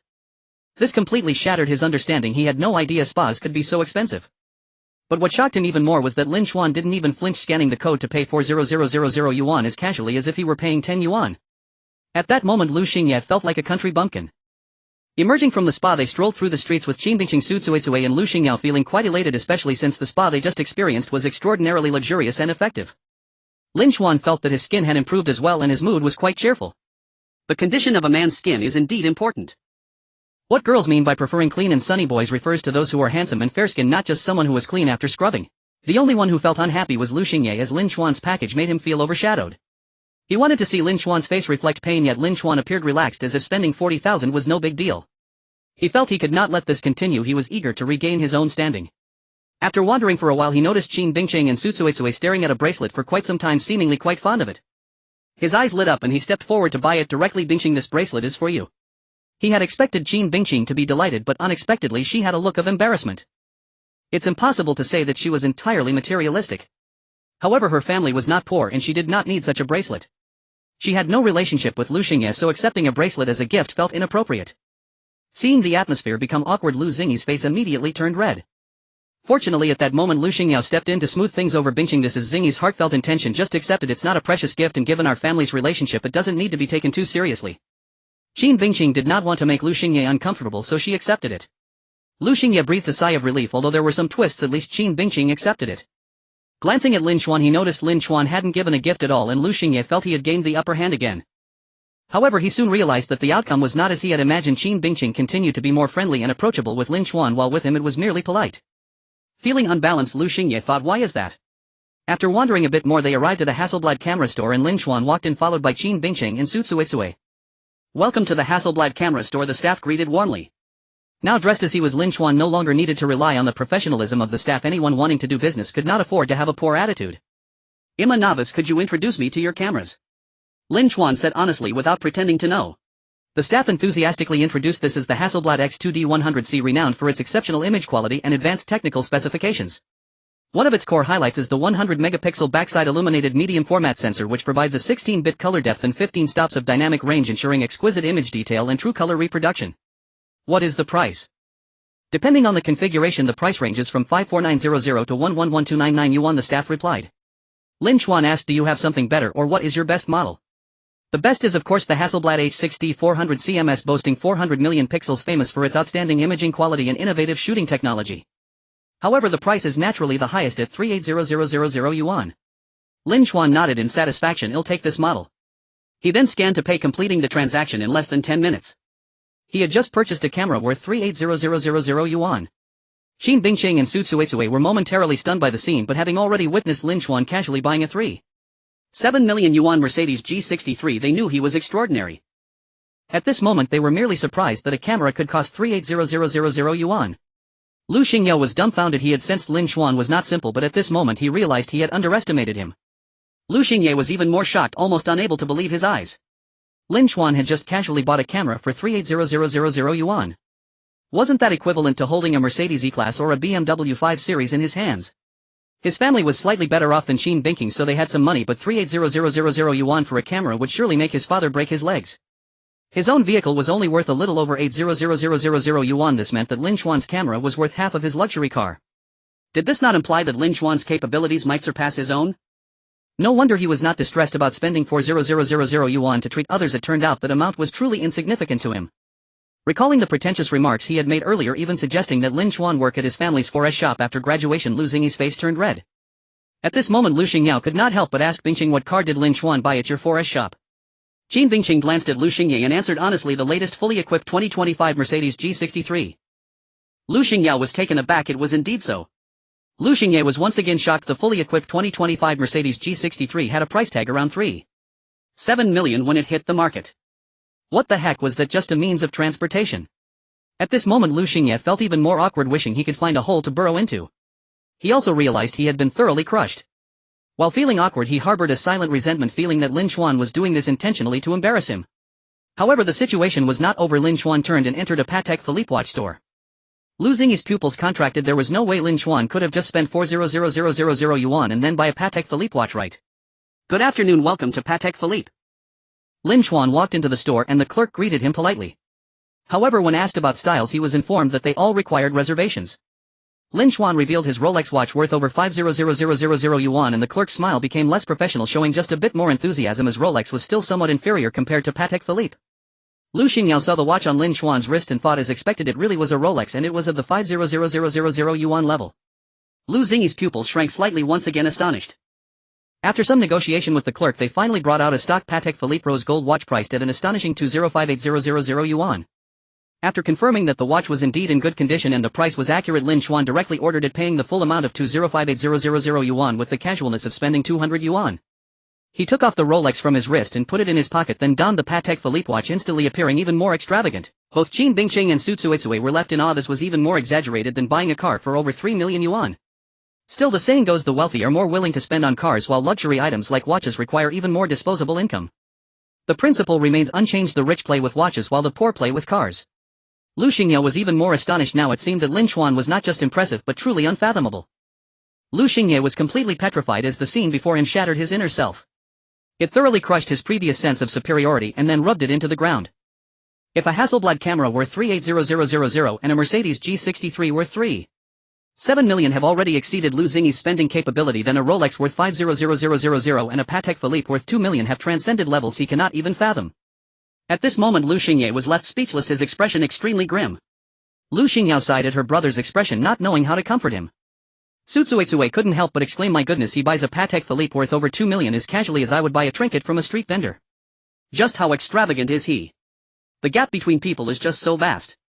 Qin Bingqing said, "I was shocked too. My dad knows some wealthy people, but they still deliberate when buying watches worth over 1 million. This casualness is something I've never seen before." Su Tsuitsui raised her eyebrows and said, "With looks like that and so much wealth, you should seize the opportunity. Having a boyfriend like him would be the epitome of flaunting." Lin Xuan's charm worked its magic once more on Su Quicua's compliment. Qin Bingqing rolled her eyes. "You just love to tease me. If you think so highly of him, why don't you go after him yourself?" Su Tsuitsui replied helplessly, "I wish I could, but with my ordinary looks how could I get a chance? I'm quite aware of my own limitations. But if you win him over, I could also bask in your glory. Going out together, I could hold my head high too." Qin Bingqing said, "We just met, so don't say such silly things. It would be inappropriate if someone overheard us." However, despite her words, Qin Bingqing felt a hint of attraction. He was of her age, tall and handsome, young and wealthy, with a calm and composed demeanor. Moreover, unlike Lu Xingyao, he didn't flaunt his wealth. He was so composed, so at ease.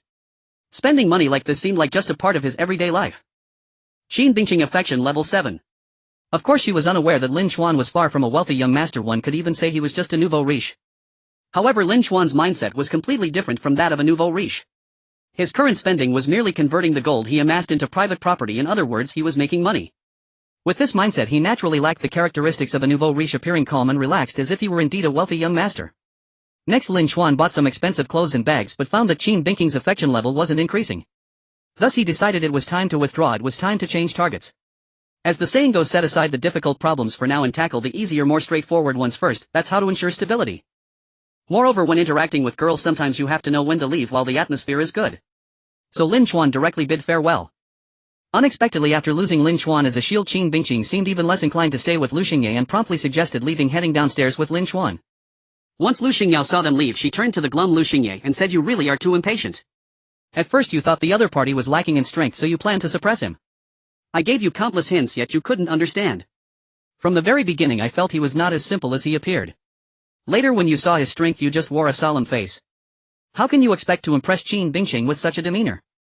Lu Xingyao retorted, somewhat indignant, "It's not that I'm impatient, it's just that the kid is richer than me. I lost because of money, there's nothing more to say. I gave Bingqing thousands of dollars worth of gifts while he gave nothing. Yet Qin Bingqing treats him better. I can only say she's rather materialistic and I perhaps overestimated her." Lu Xingyao shook her head and took out an exquisite box from her bag. Upon opening it, there lay a necklace. It seemed to be worth several thousand, not inferior to the bracelet he gifted. Lu Xingyao sighed and said, "Just now Bingqing gave this, probably not wanting to owe you anything. She didn't want to return a gift that might lead to misunderstanding, so she indirectly gave me a return gift." Lu Xingyao was momentarily stunned, opening his mouth unsure of what to say. Yet this outcome was clearly not what he wished to see. Lu Xingyao continued, "Gifting to girls I can simply categorize into two types. One is when both parties already have mutual affection, gifts express love and deepen feelings.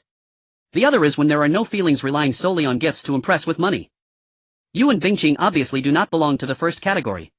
She didn't even want to accept the gift, only feeling awkward. Then if it's the second type, is this small gift sufficient?" If it were a materialistic girl from a poor background who had never seen much, it might be enough. But even if Binking's family is slightly worse than ours, it's not by much. A gift worth several thousand would not impress her. Her monthly allowance exceeds that amount. The birthday gifts her father gives her start at over 10,000. So your gift is even less impressive than Lin Xuan, who gives no gifts but showcases his solid strength. Just by witnessing his capabilities, a girl could be moved. Because a girl can imagine the substantial material foundation she would have by being with him. If we say Bingqing is materialistic, is there anyone in this world who doesn't care about material things? I know Bingqing well enough, she is actually one of the better ones. If you don't meet her standards, she merely won't see you as a potential partner, but she won't look down on you for it. She just wants to find a strong man, or rather a prince-like figure. Handsome and wealthy, both qualities are essential. Not just materially but also mentally strong. If you expose your neediness too early, it will only make you appear weak. When she interacts with you, it will only be awkward. In contrast, Lin Xuan was calm and collected. In Binking's eyes, he might even be seen as an object of admiration. Lu Xingye felt that his sister had a point, but he was reluctant to admit it. Hearing more about Lin Xuan only increased his irritation, and he lacked the patience to listen. On the other side, as they went downstairs, Qin Bingqing apologized. "I'm sorry, I didn't expect to run into Lu Xingye here, and he would have such animosity towards you and also have you spend on a spa." Lin Xuan had a sudden realization, saying, "Animosity? I see he keeps staring at me. I thought he was a gay guy." Qin Bingqing and Su Tsuetsue were momentarily stunned by his absurd statement, then burst into laughter. Clearly Lin Xuan didn't take Lu Xingye seriously and used humor to diffuse the situation. This generosity and nonchalance made people feel even more comfortable. Handsome, wealthy, and with a good personality. Qin Bingqing affection level 2. At that moment, as the elevator approached the ground floor, Lin Xuan said, "Where are you two headed?" "Let me give you a ride back." Qin Bingqing smiled and replied, "Aren't you busy with something? You should focus on your work. We can just take a taxi back to school. By the way, in a couple of days there will be a car show showcasing many luxury cars, even limited editions. My family's dealership will also be participating. Are you interested in checking it out? If so, we'll reserve a ticket for you." Lin Xuan felt a stir of interest. "Of course I'm interested. Please reserve a ticket for me." "Okay." Qin Bingqing readily agreed. After a moment, the ride-hailing car arrived. Qin Bingqing and Su Tsuetsue got in, and only then did Lin Xuan return to the garage to drive. He did not head back to school but set off to find his next target. Lin Xuan's next target was the dance department's Belle Ling Wusa from the Art Academy. One advantage of being the Belle is that the school forum frequently updates her status. A group of particularly gossip-loving students from Jianghai University revealed that Ling Wusa went to the beach today. Jianghai University is located in a coastal city just a few kilometers from the beach. Lin Xuan drove there quickly. After parking, he strolled along the picturesque coastline, leisurely scanning the beach. His mindset was relaxed. Finding Ling Wusa would be great, but if not, he would just enjoy himself. However, as the Belle, she stood out too much in the crowd, and it didn't take long for him to spot her. He saw Ling Wusa sunbathing with a few girls by the sea. The sun was mild today, and she wore a swimsuit that perfectly showcased her stunning figure. If He Mei Shang is alluring and Qin Bingqing is radiant, then Ling Wusa is spirited, the embodiment of athletic beauty. She isn't the delicate type. Her abdomen even has a hint of abs, and her straight shoulders create a flawless silhouette with curves in all the right places. Ling Wusa was surrounded by several other girls who also had good figures, but next to her they seemed like mere background characters. A group of boys nearby occasionally glanced in her direction, but none dared to approach. Wang Shenyang remarked, "When I saw Ling Wusa dance before, I noticed her great figure, but seeing her in a swimsuit made me realize it's not just good, she's not only slim but also quite well endowed. Absolutely, she's both beautiful and spirited. I've heard many girls like her." Lu Junhui added. Zhang Yuan said, "Actually, I prefer slightly chubby types, but I must admit she has her own charm. Later we'll ride jet skis, 2 people per ski. Do you think I should invite her to share one with me? If I do, would she agree?" Wang Chenyang pondered. "Ha, do you dare?" Lu Junhui scoffed. Zhang Yuan said, "If you dare, I'll treat you to a feast. What's there to be afraid of? Fortune favors the bold." Wang Shenyang took a deep breath and mustered his courage to walk over, but halfway there he turned back like he was just taking a detour, returning dejectedly. Lu Junhui and Zhang Yuan burst into laughter at this, though Zhang Yuan chuckled self-deprecatingly afterwards, since he too lacked the guts. Perhaps with another girl they wouldn't feel so timid, but Ling Wusa's aura was simply too strong. Lu Junhui laughed freely since he had a girlfriend who happened to be the fair-skinned girl next to Ling Wusa, so he didn't dare have any thoughts of it. At that moment, a boy in swim trunks with a stylish haircut walked straight to Ling Wusa and casually said, "Hello, Ling Wusa. I'm also a student from Jianghai University and came here alone. I'm not very good at jet skiing. I heard you're great at it, could you teach me later?" Wang Shenyang, Lu Junhui and Zhang Yuan widened their eyes at the scene, thinking, what gives you the right? We're too shy to even offer her a ride and you're asking her to teach you. Wang Shenyang and Zhang Yuan immediately became nervous, fearing that Ling Wusa might agree.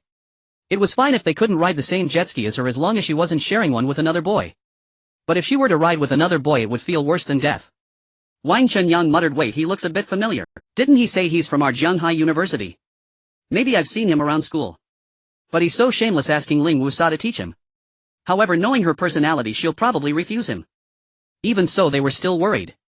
After all, the boy was quite handsome. What if Ling Wusa agreed? Fortunately, their concerns did not materialize.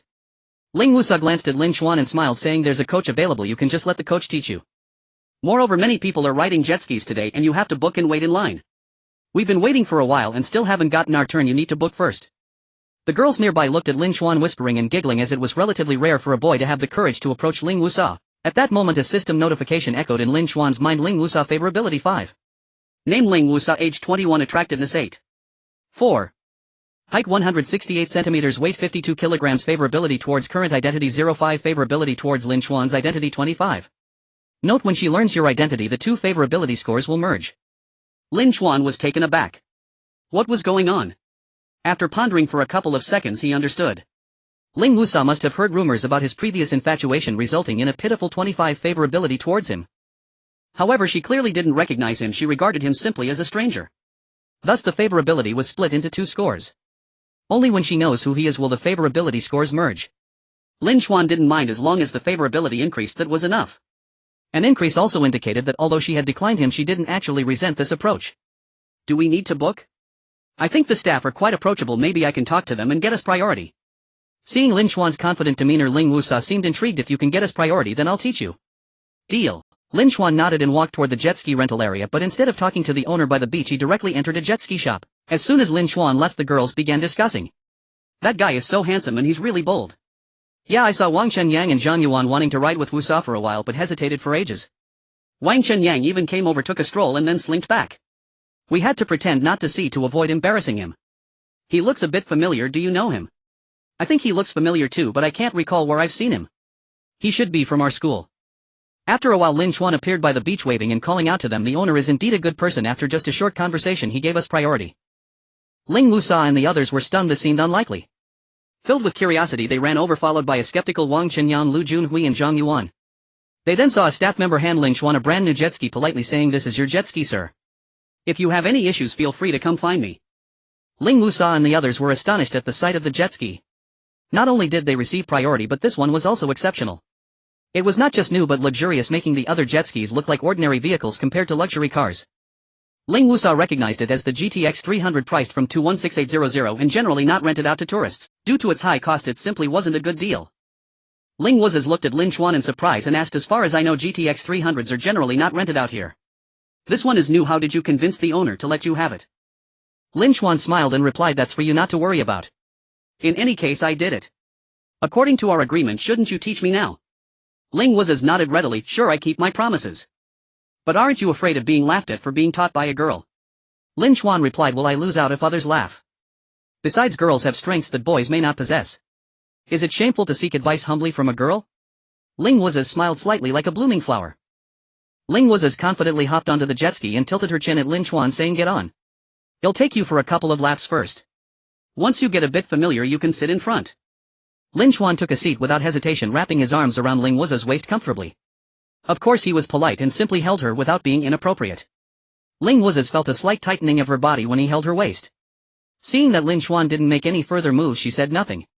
She started the jet ski and with a whoosh it sped off, clearly showcasing her excellent skills as it sliced through the waves. Wang Chenyang and Zhang Yuan watched the scene, their eyes almost turning red. Ling Wusa not only really teaches him, but he even has the nerve to wrap his arms around her waist. And surprisingly, she didn't say anything and just let him do it. They felt immense regret and frustration, wishing they had approached her sooner, thinking they were in the same department as Ling Wusa's. Maybe if they had, they could have been the ones wrapping their arms around her waist at that moment. They were so irritated that they felt like they might explode. What they couldn't understand was why this guy could cut in line. Just as they were about to ask, they overheard another tourist questioning the staff, weren't we next in line? How come there's someone cutting in front of us? That jet ski is way too luxurious, we want one like that too. The staff explained, he's not cutting in line, the jet ski is not rented, he bought it. The tourist who questioned was momentarily stunned, their anger dissipating instantly. What? He bought it himself. Then he can ride it however he wants. Wait, can one actually buy a jet ski just to ride here? What the heck? How wealthy can one be? Wang Chenyang, Zhang Yuan, Lu Junhui and the others were equally surprised. Wait, he actually bought it. As far as they knew, jet skis cost at least tens of thousands or even over 100,000. to come here and buy a jet ski. They couldn't help but take out their phones to search online. When they found out the model's price, they were even more bewildered. Not just 100,000 but over 210,000. Oh my gosh, he's actually a rich guy. I thought the brave were the ones to enjoy the world first. It turns out it's the wealthy who enjoy it first. Wang Chenyang said resentfully, suddenly feeling a bit envious of the rich. Zhang Yuan also had a mix of envy and jealousy, saying, I told you he had no reason to cut in line, it doesn't make sense. They didn't expect him to directly buy a jet ski, and the one he purchased was almost the most expensive. How arrogant. Is being rich really that impressive? Several girls were also excited. Wow, directly buying a jet ski is just too extravagant. If we get closer to him next time we come here, we could ride it right away without waiting. And it's the top luxury model, much better than the rented ones. Who is this guy? I've never heard of him before. At this point Ling Wuzes had already taken Lin Xuan for 2 laps on the sea. To be honest, holding a beautiful girl's waist while racing against the sea breeze was an exhilarating feeling. Moreover, after this ride the jet ski would still belong to him. He couldn't help but feel that indeed the path of indulging in wealth was the right way. Whether he would have everything in the end he wasn't sure, but indulging in wealth could lead to immediate satisfaction. While riding, Ling Wuzes taught Lin Xuan the methods and techniques of riding the jet ski. Once she felt he was nearly ready, she let Lin Xuan sit in front while she sat behind. Lin Xuan tried it out and found that as long as he didn't ride too fast it wasn't difficult. Having a basic understanding of motorcycles was indeed helpful. After riding for 2 laps and gaining some proficiency, he started to speed up. After all, riding a jet ski is naturally more enjoyable at a faster pace. Ling Wuzes said, how long did you rent this jet ski for? Can you rent it for a longer time? That way you can enjoy it more. My classmates are still waiting, we can't be the only ones having fun. Lin Xuan replied, I rented it for a long time, you could say it's permanent. Permanent. Ling Wuzes was taken aback, then realized, you bought this jet ski. She immediately understood. No wonder he could have priority, and no wonder he could rent the brand new GTX 300, it turns out he bought it. Who buys a jet ski to play at the beach like this? Ling Wuzes shot Lin Xuan a glance, saying, so this is what you mean by the owner being easy to talk to. Of course they would be easy to talk to if you bought a luxurious jet ski. You were fooled by him and really thought he had some way to get the owner to give him priority. Since it's your jet ski, you can play as long as you want. Can my roommate ride it later? Lin Xuan replied, of course. Your classmates are also my classmates. Once we're done they can ride it however they want. Ling Wuzes favorability 10. Handsome, wealthy, charming, easygoing and not arrogant. Despite his riches he resembled a wealthy young master. This was Ling Wuzes' current impression of Lin Xuan. Next they took turns riding and had a blast. Ling Wuzes had always rented before, and after playing for a while she had to return it. This was the first time she had such a fulfilling experience. They played for over an hour before letting Ling Wuzes' female classmates ride. They cancelled their previously booked jet skis since nothing compared to this luxurious one. Of course they were careful while riding. Although it was fun, they dared not bump into anything. After all, it was a jet ski worth over 210,000, they couldn't afford to pay for any damages. Fortunately it was on the sea, making collisions relatively unlikely. In fact, after they played for a while, Lin Xuan generously let a few male classmates ride the jet ski. Wang Chenyang, Zhang Yuan and Lu Junhui took the opportunity without hesitation. After all, who would turn down something free? Just when they were enjoying themselves they saw Lin Xuan and Ling Wuzes lying side by side on the beach, sunbathing and sipping cold juice, chatting and laughing. Wang Chenyang and Zhang Yuan immediately felt that the luxurious jet ski was no longer appealing. Did this guy deliberately use the jet ski to distract them? But with a jet ski worth over 20,000, what could they say? After playing for a while the girls grew tired and returned to the beach to sunbathe. They were all full of curiosity about Lin Xuan, chatting while occasionally glancing in his direction. The boys were not tired yet, but seeing the girls surrounding Lin Xuan they decided to stop and also return to the beach. Which department are you in, classmate? You look familiar, but I can't quite place you. Li Yue asked. Ling Wusa looked at Lin Xuan, also curious. She had felt he looked a bit familiar before but had never asked. Lin Xuan replied honestly, my name is Lin Xuan from the Department of Automation. If I seem familiar, perhaps you've seen me somewhere. The crowd was momentarily stunned, feeling that the name sounded quite familiar. At that moment Wang Chenyang suddenly exclaimed, Lin Xuan, the one who pursued the beauty of the Information Management Department Zhangyan for 3 years. As soon as he said it, Wang Chenyang realized it was inappropriate to say so in front of others. Although Lin Xuan was sitting on a jet ski with Ling Wusa with his arm around her waist, which made him very uncomfortable, he had not actually done anything wrong to Wang Chenyang. Moreover, he had just let him ride his jet ski worth over 200,000 for a while. Others, upon hearing Wang Chenyang's words, suddenly understood. So it was him, no wonder he looked familiar. It also made sense why he seemed familiar, but hard to remember considering how different he was now from the rumored loser image. Even if they recognized him now, it was still a bit difficult to reconcile his two identities. Ling Wusa favorability merged 2510. Lin Xuan felt a surge of joy. The favorability had finally merged, and by calculation it had increased by a total of 35. However, upon seeing his current favorability, he felt a bit of a loss, as it had reached 20 when he was treated as a stranger but merged down to 10, indicating that his identity as a sycophant had still cost him points. But it's still alright overall. The favorability increased by 35 more than Zhang Yan, Yimeixing and Qin Bingqing. It seems that having a low starting point has its advantages. Lin Xuan thought to himself. Seeing that others seemed to still have trouble believing in his identity, he cheerfully admitted, "Yes, I am the Lin Xuan you heard about, the sycophant. No matter how disgraceful my past identity was, it was still me, something I cannot escape. Rather than hiding it, it's better to admit it openly." Hearing this, everyone was momentarily stunned. They had thought Lin Xuan would be reluctant to admit it, perhaps make excuses or embellish himself, considering he had just established a persona as a wealthy individual. They did not expect him to admit it so readily.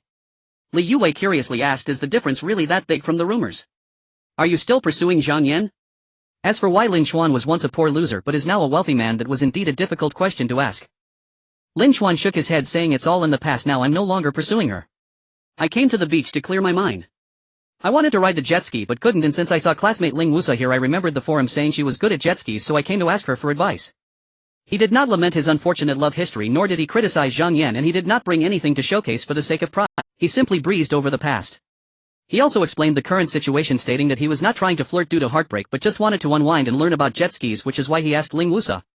A glimmer of appreciation flashed in Ling Wusa's eyes. Ling Wusa favorability 5. Li Yue laughed, saying, "Someone who pursued for 3 years yet couldn't win her over should have let go long ago. I think Lin Xuan looks handsome and rich. He surely won't be lacking in girlfriends in the future." The other girls nodded in agreement, generously praising him. Some genuinely believed so, while others felt obliged to praise him since they had just enjoyed a free ride on Lin Xuan's jet ski.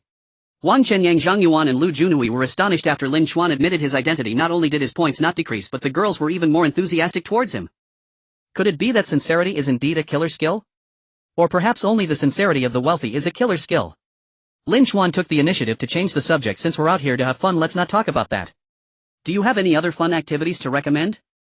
Ling Wusa said, "I originally wanted to rent a sailboat, but when I asked, it turned out to be really expensive, 2 to 3,000 per hour, and they are all booked up and require reservations. There are just too many wealthy people in this world driving up the prices." Lin Xuan's eyes lit up. "Sailing sounds good just thinking about it. I see the person renting the sailboat seems easy to talk to. We'll go ask if we can prioritize."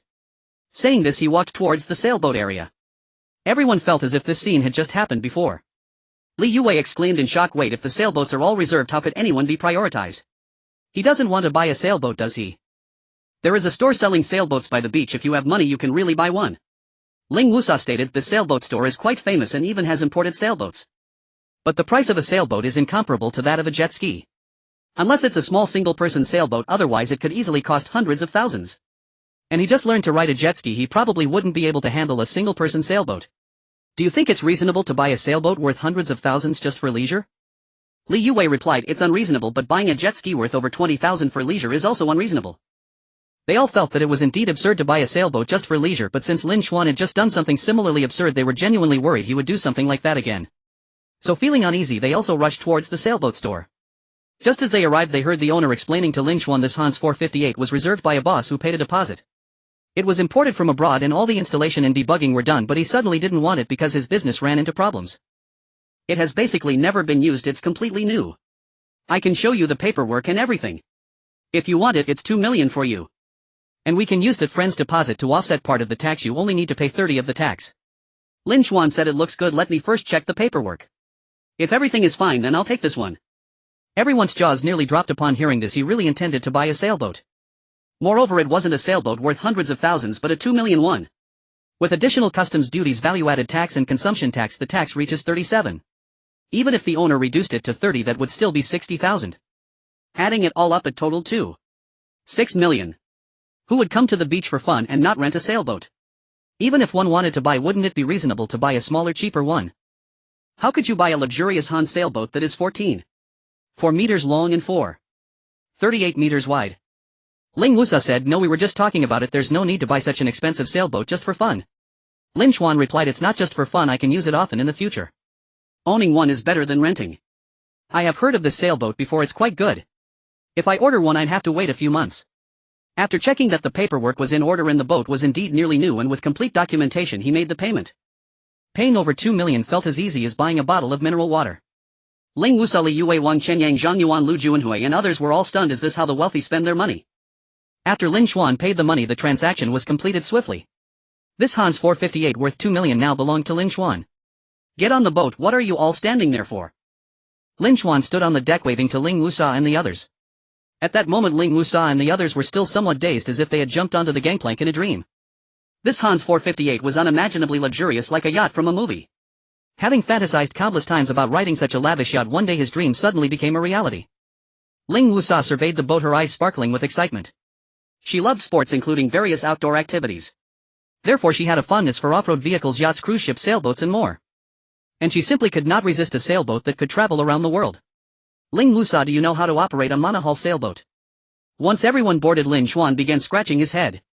The Hans 458 was a monohull sailboat somewhat akin to an off-road vehicle with a higher level of difficulty and extreme operation. Most sailing enthusiasts preferred monohull sailboats. The earliest sailboats were indeed monohulls. Catamarans emerged later, designed for easier handling and comfort. So faced with this monohull sailboat, Lin Xuan had a problem. He only had a superficial understanding and had never actually operated. Ling Wusa, who was admiring the sailboat, couldn't help but roll her eyes at this. You bought it without knowing how to operate it. I don't know how to sail, but isn't there you? Besides, I just don't know how to do it now. I can learn later, Lin Xuan replied. Ling Wusa was somewhat eager yet hesitant. I've sailed monohull sailboats before, but they were small ones. I've never operated one of this size. Also, you need a license to sail. Lin Xuan replied, isn't it all the same principle? Worst case, we just sail slower. The wind isn't strong today, so there's no need to be so nervous. No one will care about licenses while playing by the seaside. Unable to contain her excitement any longer, Ling Wusa started to take the helm, first using power to head towards an open area, then adjusting the direction to face the wind, raising the mainsail and then the foresail. Lin Xuan helped throughout this process both to ease Ling Wusa's nerves and to learn. He discovered that the operation was not actually difficult, it was mostly automated, and raising the sails was nearly all done automatically. Once the sails were up, the wind filled them and the entire boat required no fuel or electricity as it began to sail with the wind. Li Yue, Wang Chen, Yang Zhangyuan, Lu Junhui and the others couldn't help but cheer with excitement. Lin Xuan chuckled, impressive as expected of the stunning Ling Wusa. Ling Wusa shot Lin Xuan a glance and said that compliment feels a bit insincere. Thanks for the assistance though. At this moment she had set aside her earlier anxieties, but her hand still gripped the helm tightly, unwilling to relax too much. Of course, aside from being nervous, there was more excitement. Operating a Hans 458 out at sea felt like a dream realized. Ling Wusa glanced at Lin Xuan from the corner of her eye and saw him leaning casually against the railing, looking carefree and unrestrained, with the breeze tousling his hair and revealing his handsome features. He handed over the helm of his own boat without competing for control, standing quietly beside her to provide reassurance. Ling Wusa, favorability 5. Ling Wusa, not daring to venture too far on her first time at the helm, turned around after sailing with the wind for a while. However, there was a problem. Turning around meant facing the wind. What many people do not know is that sailboats can indeed sail into the wind, but not directly against it. They need to be at about a 40-degree angle. Thus, to turn around, one must sail in a zigzag pattern. The difficulty of operation naturally increased significantly, and as soon as Ling Wusa turned, she became nervous. This nervousness led to operational errors, and just then a gust of wind swept in, making her even more flustered. She enjoyed outdoor sports and was much more skilled than many girls, even surpassing many boys. However, girls are naturally more timid, and it is normal to feel flustered during their first operation. In fact, at this moment there should have been an experienced sailor by her side. Li Yue, Wang Chen, Yang Zhangyuan and Lu Junhui saw the boat tilting and immediately became extremely anxious, even starting to give pointless commands. Yet Lin Xuan remained relaxed against the railing, calmly saying, don't panic, monohull sailboats can tilt quite a bit and we're very close to shore. Even if we capsize, people on the shore will see and can rescue us. We could even swim back to shore, so it's no big deal. The others were left speechless upon hearing this. Are we worried about safety? At this speed, falling off isn't really a concern, and being this close to shore means we could swim back easily. But the problem is, this is a newly purchased luxury sailboat worth 2.6 million. If it capsizes, what a huge loss that would be. It's not just your boat, we all feel the pain, but you don't feel anxious at all. However, Lin Xuan was indeed unperturbed. His mindset had undergone a qualitative change over the past few days. He deeply understood that a calm man is truly charismatic. Of course, there is a prerequisite: having confidence. As long as the favorability rises enough, he could unlock the next level of dog-licking gold. According to the pattern, the next amount might be 100 million. A mere loss of 2 million is not a big deal. Listening to Lin Xuan's calm and collected voice, Ling Wusa indeed felt much steadier. After some maneuvering, she finally stabilized the ship. Li Yue, Wang Chen, Yang Zhangyuan and Lu Junhui finally breathed a sigh of relief. You take a break, I'll take over. Lin Xuan observed that although Ling Wusa had calmed down, she still seemed a bit shaken. Didn't you say you couldn't sail? Ling Wusa asked. I just watched you operate and have pretty much learned it. Lin Xuan smiled as he took over the helm. Ling Wusa soon realized that he really had learned. In fact, in such calm conditions with little wind and waves, the difficulty of operation was indeed not high. Lin Xuan already had experience driving motorcycles and cars, so his operational skills were quite good. Coupled with the attribute points gained from completing tasks, both his spirit and physique had improved. Although it wasn't apparent in everyday life, he found it much easier to operate. Plus, with his steady mindset, he remained completely calm, making it naturally easier for him to get the hang of it. Impressive, impressive. Lin Xuan, your learning ability is truly remarkable. Ling Wusa teased back just as Lin Xuan had teased her before, but she genuinely admired him. Is there really a natural advantage for men in this regard? Among women she was already considered formidable, yet she still could not compare. Moreover, his emotional stability was commendable. Just moments ago they had nearly capsized and any average man might have panicked instantly or even started yelling, but he remained as calm as a mountain, even offering thoughtful reassurances. Ling Wu saw favorability 10. The other girls also whispered among themselves. Wow, Lin Xuan's emotional stability is impressive. His emotions are super stable, I want to date him. As if only Ling Wusa deserves him, we're just supporting characters. To be honest, emotional stability is really important. My boyfriend Junhui is also stable, but compared to Lin Xuan just now he's still far off. His level of stability is simply dreamlike. The sun sets and the sky darkens. Dark clouds rise, signaling an impending rain. Lin Xuan, Ling Wusa and the others conclude their day of fun as Lin Xuan docks the jet ski and sailboat. Of course the docking fee is unavoidable. He thinks to himself that once he has more money he could buy a house by the sea close to school, allowing him to enjoy jet skiing and sailing at any time. That would be simply perfect. Do you have a car? I can drive back to school if you want to join me, Lin Xuan asked. Ling Wusa hesitated for a moment and replied, no, your car can't fit all of us, right? Well, take the school bus back. Drive safely. With so many of them, one car indeed wouldn't suffice. Some came in Lin Xuan's car while others took different vehicles. It would be a bit awkward. Since there's a school bus anyway, it makes more sense to take that together. Lin Xuan was merely asking, not insisting, and said casually, let's add each other on WeChat. We can hang out together next time. Next weekend we might go to the hot spring resort. If we do go, I'll definitely invite you. Ling Wusa took out her phone and naturally added Lin Xuan on WeChat. This made Wang Chenyang and Zhang Yuan feel a mix of envy and admiration. After spending the afternoon together, they found Lin Xuan to be quite impressive. Not only was he wealthy, but his personality was also appealing. Especially when the boat nearly capsized, he remained calm. That kind of demeanor was something they could aspire to for a lifetime. After parting ways, Lin Xuan walked leisurely towards the garage while checking the system panel. Today his favorability with Qin Bingqing increased by 31, and with Ling Wusa, who started with a lower base, it rose by 55, totaling 86, a rather quick progress. At this rate he should be able to complete task 2 ahead of schedule in less than 3 days. He donned his Patek Philippe, drove his Mercedes-Benz G-Class back to school, and not long after leaving the system notification chimed. Zhang Yan favorability 5. Lin Xuan was momentarily stunned. What was going on? He wondered if Zhang Yan had thought of him or seen him somewhere. Lin Xuan shrugged it off, deciding not to dwell on it. He wasn't particularly keen on actively raising Zhang Yan's favorability, but he wouldn't refuse a free increase. What Lin Xuan didn't notice was that on the second floor of the seaside restaurant, Zhang Yan and Zhao Jun were dining by the window. Zhang Yan had come out today to appease Zhao Jun after having stood him up yesterday by not joining him at the hotel. However, after going out today she found that Zhao Jun was even more stingy than yesterday. He seemed to want to grab a quick meal before heading straight to a hotel, a feeling that made her quite uncomfortable. As a result, she started to zone out, gazing at the seaside scenery. At that moment she inadvertently caught sight of a luxury car parked at the traffic light right below them, and upon closer inspection was astonished to find Lin Xuan in the driver's seat. Looking closely at the luxury vehicle, it was indeed a Mercedes-Benz G-Class. Then noticing the watch on Lin Xuan's wrist, she realized it wasn't the Rolex from yesterday. She took out her phone to zoom in and was shocked to discover it was the legendary Patek Philippe. Zhang Yan was dumbfounded. Shouldn't Lin Xuan have only received a small windfall? Wasn't yesterday's spending merely a form of revenge spending or an attempt to show off to her? How could he buy a Mercedes-Benz G-Class and a Patek Philippe today? Did that mean Lin Xuan was not just lucky but had truly become wealthy? Thus Zhang Yan's favorability for Lin Xuan increased by 5 even though he hadn't seen her. Zhao Jun, following Zhang Yan's gaze, also spotted Lin Xuan. His expression turned even more shocked as he understood better than Zhang Yan that this was no ordinary Mercedes-Benz G-Class but the latest 2025 model G63, worth at least 3 million. And that Patek Philippe was probably worth around 2 million. A hint of gloom crossed Zhao Jun's face as he glanced at Zhang Yan. Wiping his mouth, he remarked, "Are you full? If you are, let's go." "Where to?"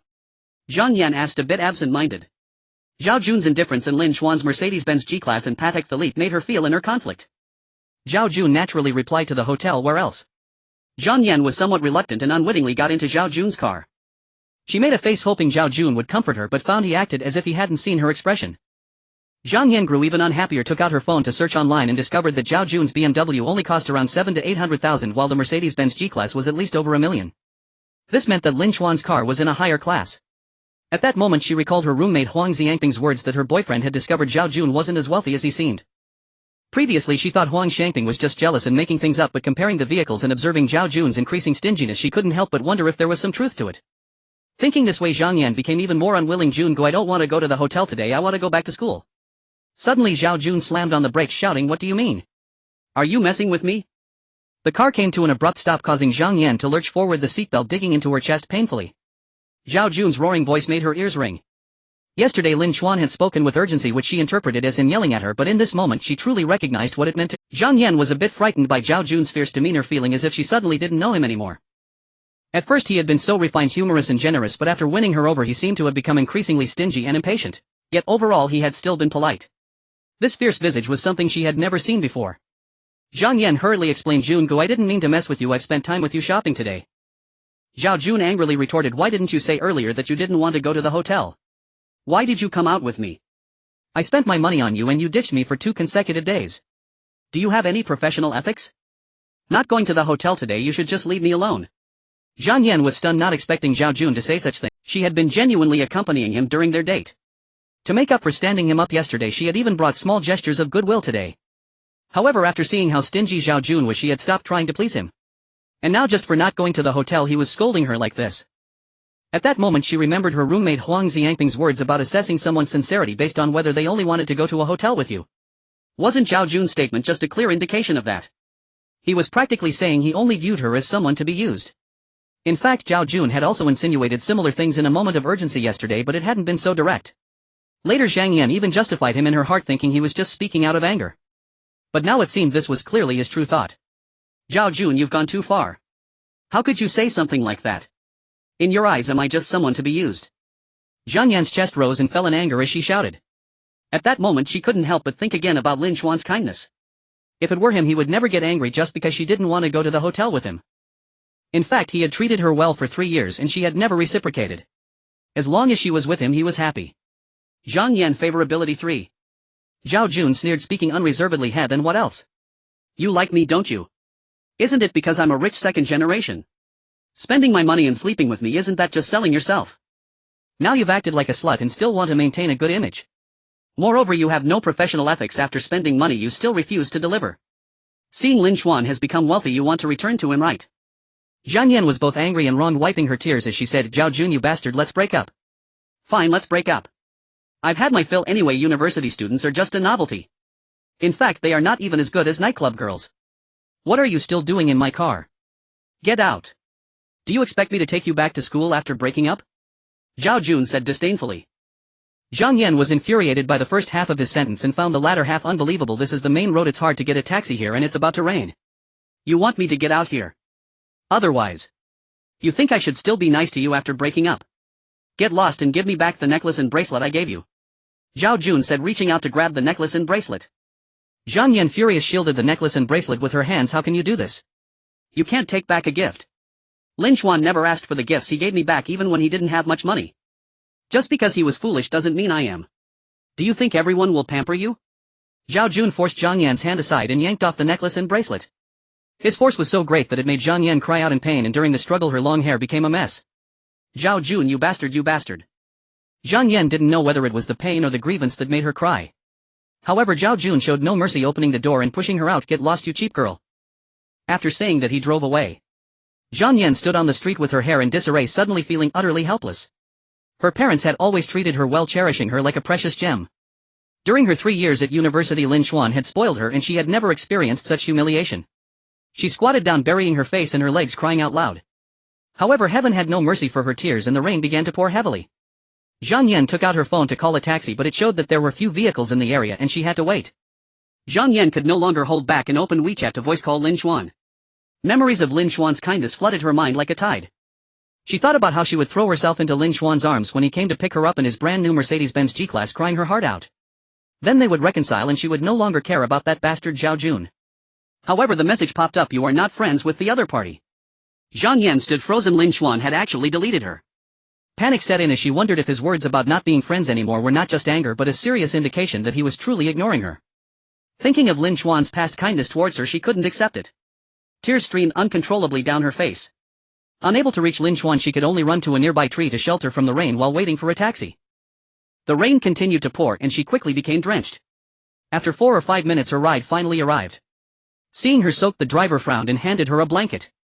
Without saying anything about not wetting the seat, he kindly said, "Young lady, dry yourself off so you don't catch a cold. Why are you crying? Did you break up? Your boyfriend is really something. Even if you break up, he shouldn't leave you in the rain." With this, Zhang Yan felt even more wronged and cried harder. The driver was too tired to say more and focused on driving. Upon arriving at Jianhai University, Zhang Yan had to brave the rain to run back to her dorm. At that moment she couldn't help but remember all the times she forgot her umbrella and Lin Xuan always brought her one no matter where he was. Zhang Yan Affection 3. She ran back to her dorm and her roommates Lu Ting and others were startled by her appearance. Lu Ting hurriedly approached her and asked Yan Yan what happened. "Weren't you on a date with Zhao Jun?" "Zhao Jun is inhuman, he left me in the rain." Zhang Yan cried out. "How could he do this? That's too much." Lu Ting wrapped Zhang Yan in a towel angrily saying. The other two roommates exchanged glances, unsure of what to say. To be honest, they had some disdain for Zhang Yan's behavior. They had seen how good Lin Xuan was to her. If she wasn't interested in him, she should have made it clear earlier instead of stringing him along for 3 years. If she was genuinely slow to warm up, it would be one thing, but she had just met a wealthy second-generation heir and moved in with him after only a few days.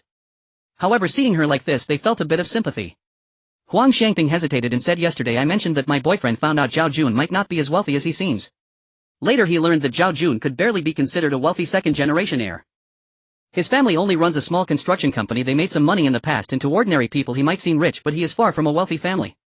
And in recent years everyone knows how the real estate market is. His company has long been struggling. Moreover, he was born to a mistress and has very little inheritance rights. His monthly expenses are tightly controlled. His watches and clothes might even be fake because of limited funds. Anyway, with the title of a wealthy second-generation heir, most people will assume he is genuine. The cars he drives are actually from his family company. The company buys cars to offset taxes.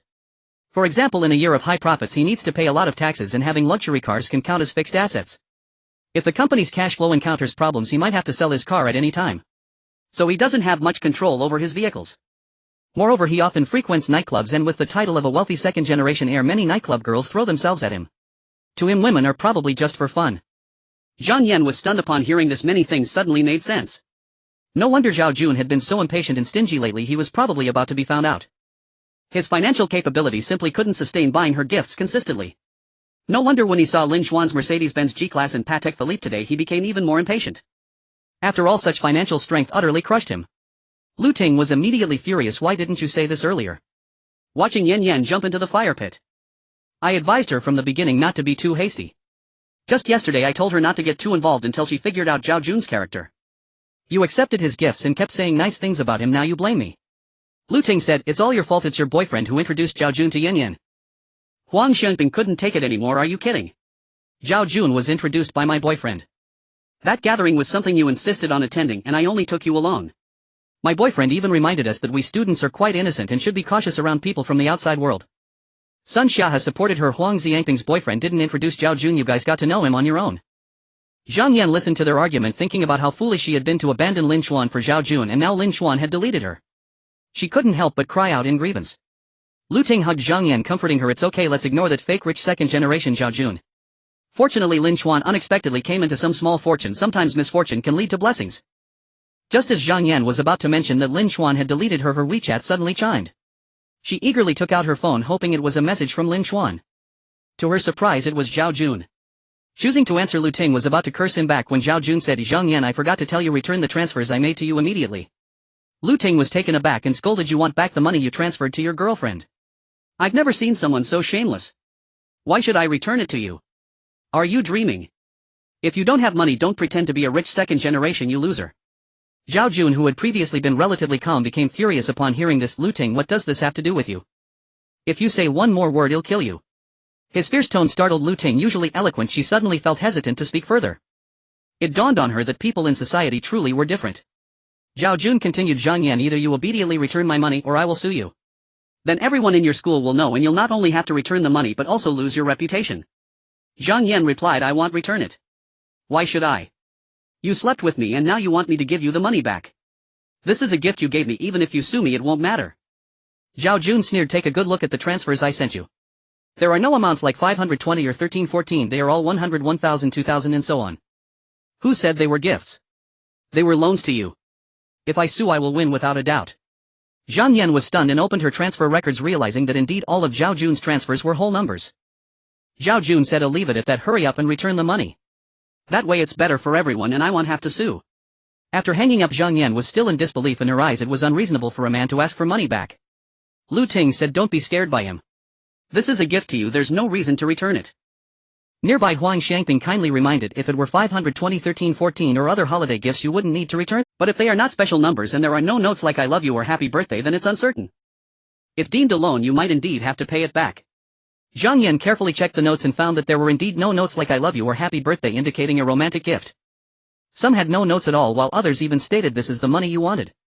At that moment she only felt relieved to receive the transfer and hadn't paid attention, never expecting there were hidden traps. Zhang Yan's face turned pale. It turned out Zhao Jun had planned to take the money back from the very beginning. From start to finish it was all a scheme. She had foolishly believed she was about to soar to new heights. Zhang Yan calculated the total of Zhao Jun's transfers. It was over 30,000, a significant amount for her ordinary family. She had essentially spent it all on skincare products, clothes and manicures, and now she wouldn't be able to repay it. At this moment she thought of Lin Xuan pulling out the records of the red envelopes and transfers he had sent her, all special meaning numbers like 520 and 1314. The notes were filled with messages like, "Happy birthday, today's little happiness, love abounds on your birthday, a bridge of magpies brings a thread of love celebrating the festival with you." Zhang Yan couldn't help but recall everything Lin Xuan had done for her on each holiday, finding the most beautiful spot to watch the sunrise, writing love letters, folding them into paper cranes, planning romantic trips, riding bikes by the sea with her. Only in comparison did she realize who her true love was. Zhang Yan's tears burst forth once again. Zhang Yan affection 9. Lu Ting turned to Sun Xiaohua and asked, "Xiaohua, don't you know someone in the law department? Could you ask if Zhao Jun's transfers really have to be returned?" Although Sun Xiaohua had little regard for them, she was still their roommate and decided to help them out. "Sister, I have a question to ask you. My roommate received transfers from her boyfriend and after they broke up." Sun Xiaohua explained the situation in detail to the law student, who after reading it seemed incredulous. "I can understand not having notes, but the note, 'This is the money you wanted,' is that a sign of a boyfriend and girlfriend? I've seen people keeping a hand when dating, but this level of scheming is something I've never encountered before. What kind of vision does your friend have not to see through someone like that?" Sun Xiaohua couldn't comment and asked, "So does this money really have to be returned? Can she win if she sues?" The law student replied, "She definitely has to return it. There's a high chance she won't win if she sues. First of all, transfers that aren't special amounts like 520 or 1314 carry a risk of not winning the lawsuit. Moreover, that note saying 'this is the money you wanted' is too damaging. It's better to recognize his true face early on. It was originally that person's money, so just return it to him. Just avoid interacting with such people or you'll end up losing both money and love." Sun Xiaohua said, "She has already slept with him several times. It has long been a case of losing both money and love." The law student had nothing to say, that was just too foolish. If one were deceived without any signs, there would be nothing to say. But leaving such obvious tricks in the transfers and falling for it so easily. One can only say this young woman had truly been overly protected before. After clarifying everything, Sun Xiaohua said helplessly, "The law student said that winning a lawsuit is highly unlikely and this money must be returned." Zhang Yan cried out, "What should I do? I've already spent the money." Lu Ting quickly comforted her, "Don't cry, Yan Yan, just return the money to Zhao Jun. You still have Lin Xuan, he should have money to help you." Though she wasn't sure how much fortune Lin Xuan had gained, buying a Rolex should be just a trivial matter costing around 30,000. Huang Xiangping couldn't hold back. "Isn't it a bit shameless to ask Lin Xuan for that kind of money?" Lu Ting tried to say something, but Zhang Yan suddenly burst into tears. "Lin Xuan deleted me, he is ignoring me now." Lu Ting was taken aback. How could the Lin Xuan who had always been so obedient to Zhang Yan actually delete her? Lu Ting comforted Zhang Yan, saying, "He must just be sulking, he will add you back later. He loves you so much, if you show some weakness he will definitely come back to you." Zhang Yan cried even harder, "I showed weakness. I sent him so many messages but he ignored me." Huang Xiangping and Sun Xiaohua exchanged glances, not expecting that the Lin Xuan who had always catered to Zhang Yan could actually delete her. This boy who loved her to the core had finally been pushed away by her actions. If Zhang Yan had been wronged by Zhao Jun, they might still feel some sympathy, but hearing that Zhang Yan had been deleted by Lin Xuan, they had none. They could only feel that she deserved it. Seeing Zhang Yan crying sadly, Lu Ting angrily said, "How could Lin Xuan be like this? Didn't he say he would always care for you? Now that you're in trouble he doesn't even step up." She opened Lin Xuan's WeChat and saw that he hadn't deleted her. "It seems he hasn't deleted me, I'll ask him." So Lu Ting sent a WeChat message to Lin Xuan. "Lin Xuan, I need to tell you something. Yan Yan has broken up with Zhao Jun and now Zhao Jun wants Yan Yan to return over 30,000 in transfers to him. Yan Yan has no money, why don't you cover this over 30,000? After this incident Yan Yan will realize how much better you are, and if you cover this she will definitely become your girlfriend." After a moment Lin Xuan replied, "Why should I care? You want me to be the fool paying for someone else's hotel stay?" Lu Ting said, "You can't say that. Over 30,000 is just a small matter for you now. After this incident Yan Yan will definitely love you more. In a way it's not a bad thing, you two will cherish each other more in the future. Isn't that wonderful? Also, how could you delete Yan Yan? She's heartbroken over this. Lin Chuan replied, if over 30,000 is just a small matter then let her solve it herself. Let me emphasize again, I have no relationship with Zhang Yan anymore. Don't come to me with this kind of nonsense in the future. I shouldn't have just deleted Zhang Yan, I forgot to delete you too, you fool. How can you speak like that? Don't let a little money go to your head. Lu Ting's message didn't go through, indicating she wasn't friends with him on WeChat. Lu Ting was furious, he deleted me too, how could he do this? It's just 30,000 for him, it's nothing. He has money now but he's become stingy. Beside them, Huang Xiangping and Sun Xia couldn't help but roll their eyes at these words. Just because someone is wealthy, why should they give you 30,000? But that guy Lin Chuan has finally woken up. If it were the old him, he would have eagerly given it to her. Zhang Yan started sobbing again. Why is he like this? He wasn't like this before. Huang Xiangping couldn't help but retort, he pursued you for 3 years, that's quite devoted. You turned around to spend time with a fake rich second generation. What else do you expect from him? You wouldn't agree for 3 years and he should just wait for you. Now that you owe money to a rich second generation and are looking for Lin Chuan, how do you think Lin Chuan sees you? I think you should either ask your parents for help or earn the money yourself. That way you might redeem yourself and Lin Chuan might look at you differently. Zhang Yan said, I know I was wrong, but can't I change? Now he also doesn't have a girlfriend, being with me would fulfill his 3-year wish, right? 30,000 is just a small matter for him. If he helps me pay it back, I will definitely treat him well. Lu Ting said, exactly, he can afford a Rolex, over 30,000 is just a trivial matter for him. He was too poor before and that's why Yan Yan didn't like him. Now that he has some money, as long as he treats Yan Yan well, won't she become his girlfriend? Huang Xiangping felt they couldn't connect at all. Zhang Yan and Lu Ting's views and logic were simply outrageous, so she decided not to say anything more. At this moment Zhang Yan said softly, the Rolex watch is already a thing of the past. Today I saw him driving a Mercedes-Benz G-Class and wearing a Patek Philippe watch. What? Lu Ting gasped, saying, could it be that he didn't just come into a small fortune? Is he really a wealthy man now? That's great news, Yan Yan. With Zhao Jun gone, there's nothing to regret. The Mercedes-Benz G-Class is even better than Zhao Jun's car. A Patek Philippe watch is even more extravagant. I've heard that Patek Philippe is the Rolls-Royce of the watch world. Which model is he wearing and how much is it? I'm not a professional, so I'm not sure, Zhang Yan replied, taking out her phone to search. First she checked the Mercedes-Benz G-Class and quickly found the G500, as everyone refers to the Mercedes-Benz G-Class as this model. However, after comparing the standard, special and collector's editions, none seemed to match the design. Scrolling down she suddenly saw the latest 2025 model, the G63, and upon a closer look it was exactly the model Lin Chuan was driving. The Mercedes-Benz that Lin Chuan drives is this model. Zhang Yan said as she looked at the price behind it. Then she was dumbfounded. Although different configurations in different places can cause some price variations, it should still be over 3 million. I had seriously underestimated it before. Lu Ting exclaimed in shock, over 3 million. My god. That's far better than Zhao Jun's car, at least several grades higher. Zhang Yan also found it hard to believe and was stunned for a while before coming back to her senses. She began searching for the watch. Having always had an interest in luxury items, she had some knowledge about watches. After seeing the one on Lin Chuan's wrist, she remembered the style and quickly found it online.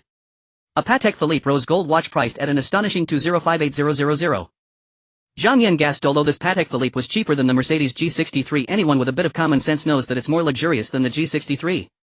Luxury cars have significant utility while watches are merely decorative. The saying goes, the poor play with cars, the wealthy play with watches, and that's how it is. Zhang Yan's affection increased by 10. Lu Ting was also shocked again, a watch worth over 2 million. Just how wealthy is Lin Chuan now? If he had only come into a small fortune, he couldn't possibly spend so lavishly for 2 consecutive days. Is he really from the countryside? Has he been pretending to be poor all these years? Lu Ting, who was also materialistic, suddenly began to see Lin Chuan in a different light. I can't make sense of it anymore, but one thing is for sure, Lin Chuan is truly wealthy now. I need to reconcile with him quickly. At this moment Zhang Yan no longer cared about being reserved. Zhang Yan searched for a moment and found a group where Lin Chuan was also present. In the past Lin Chuan had tried to befriend her by adding all her groups, so even if he deleted her it would take some time to clean up. Lin Chuan saying she wanted to meet him to clarify things, but the next moment Lin Chuan left the group.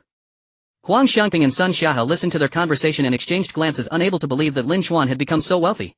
A car worth over 3 million and a watch worth over 2 million. The level of extravagance exceeded their imagination. In other words, Zhang Yan gave up such a handsome, devoted and wealthy suitor for a fake rich second generation. She had her heart set on marrying for money, not realizing that both wealth and love had been right beside her only to be cast aside. How ironic. Now that she knows, she regrets that Lin Chuan has already completely given up. He left the group after being edged, showing just how little he wants to see her.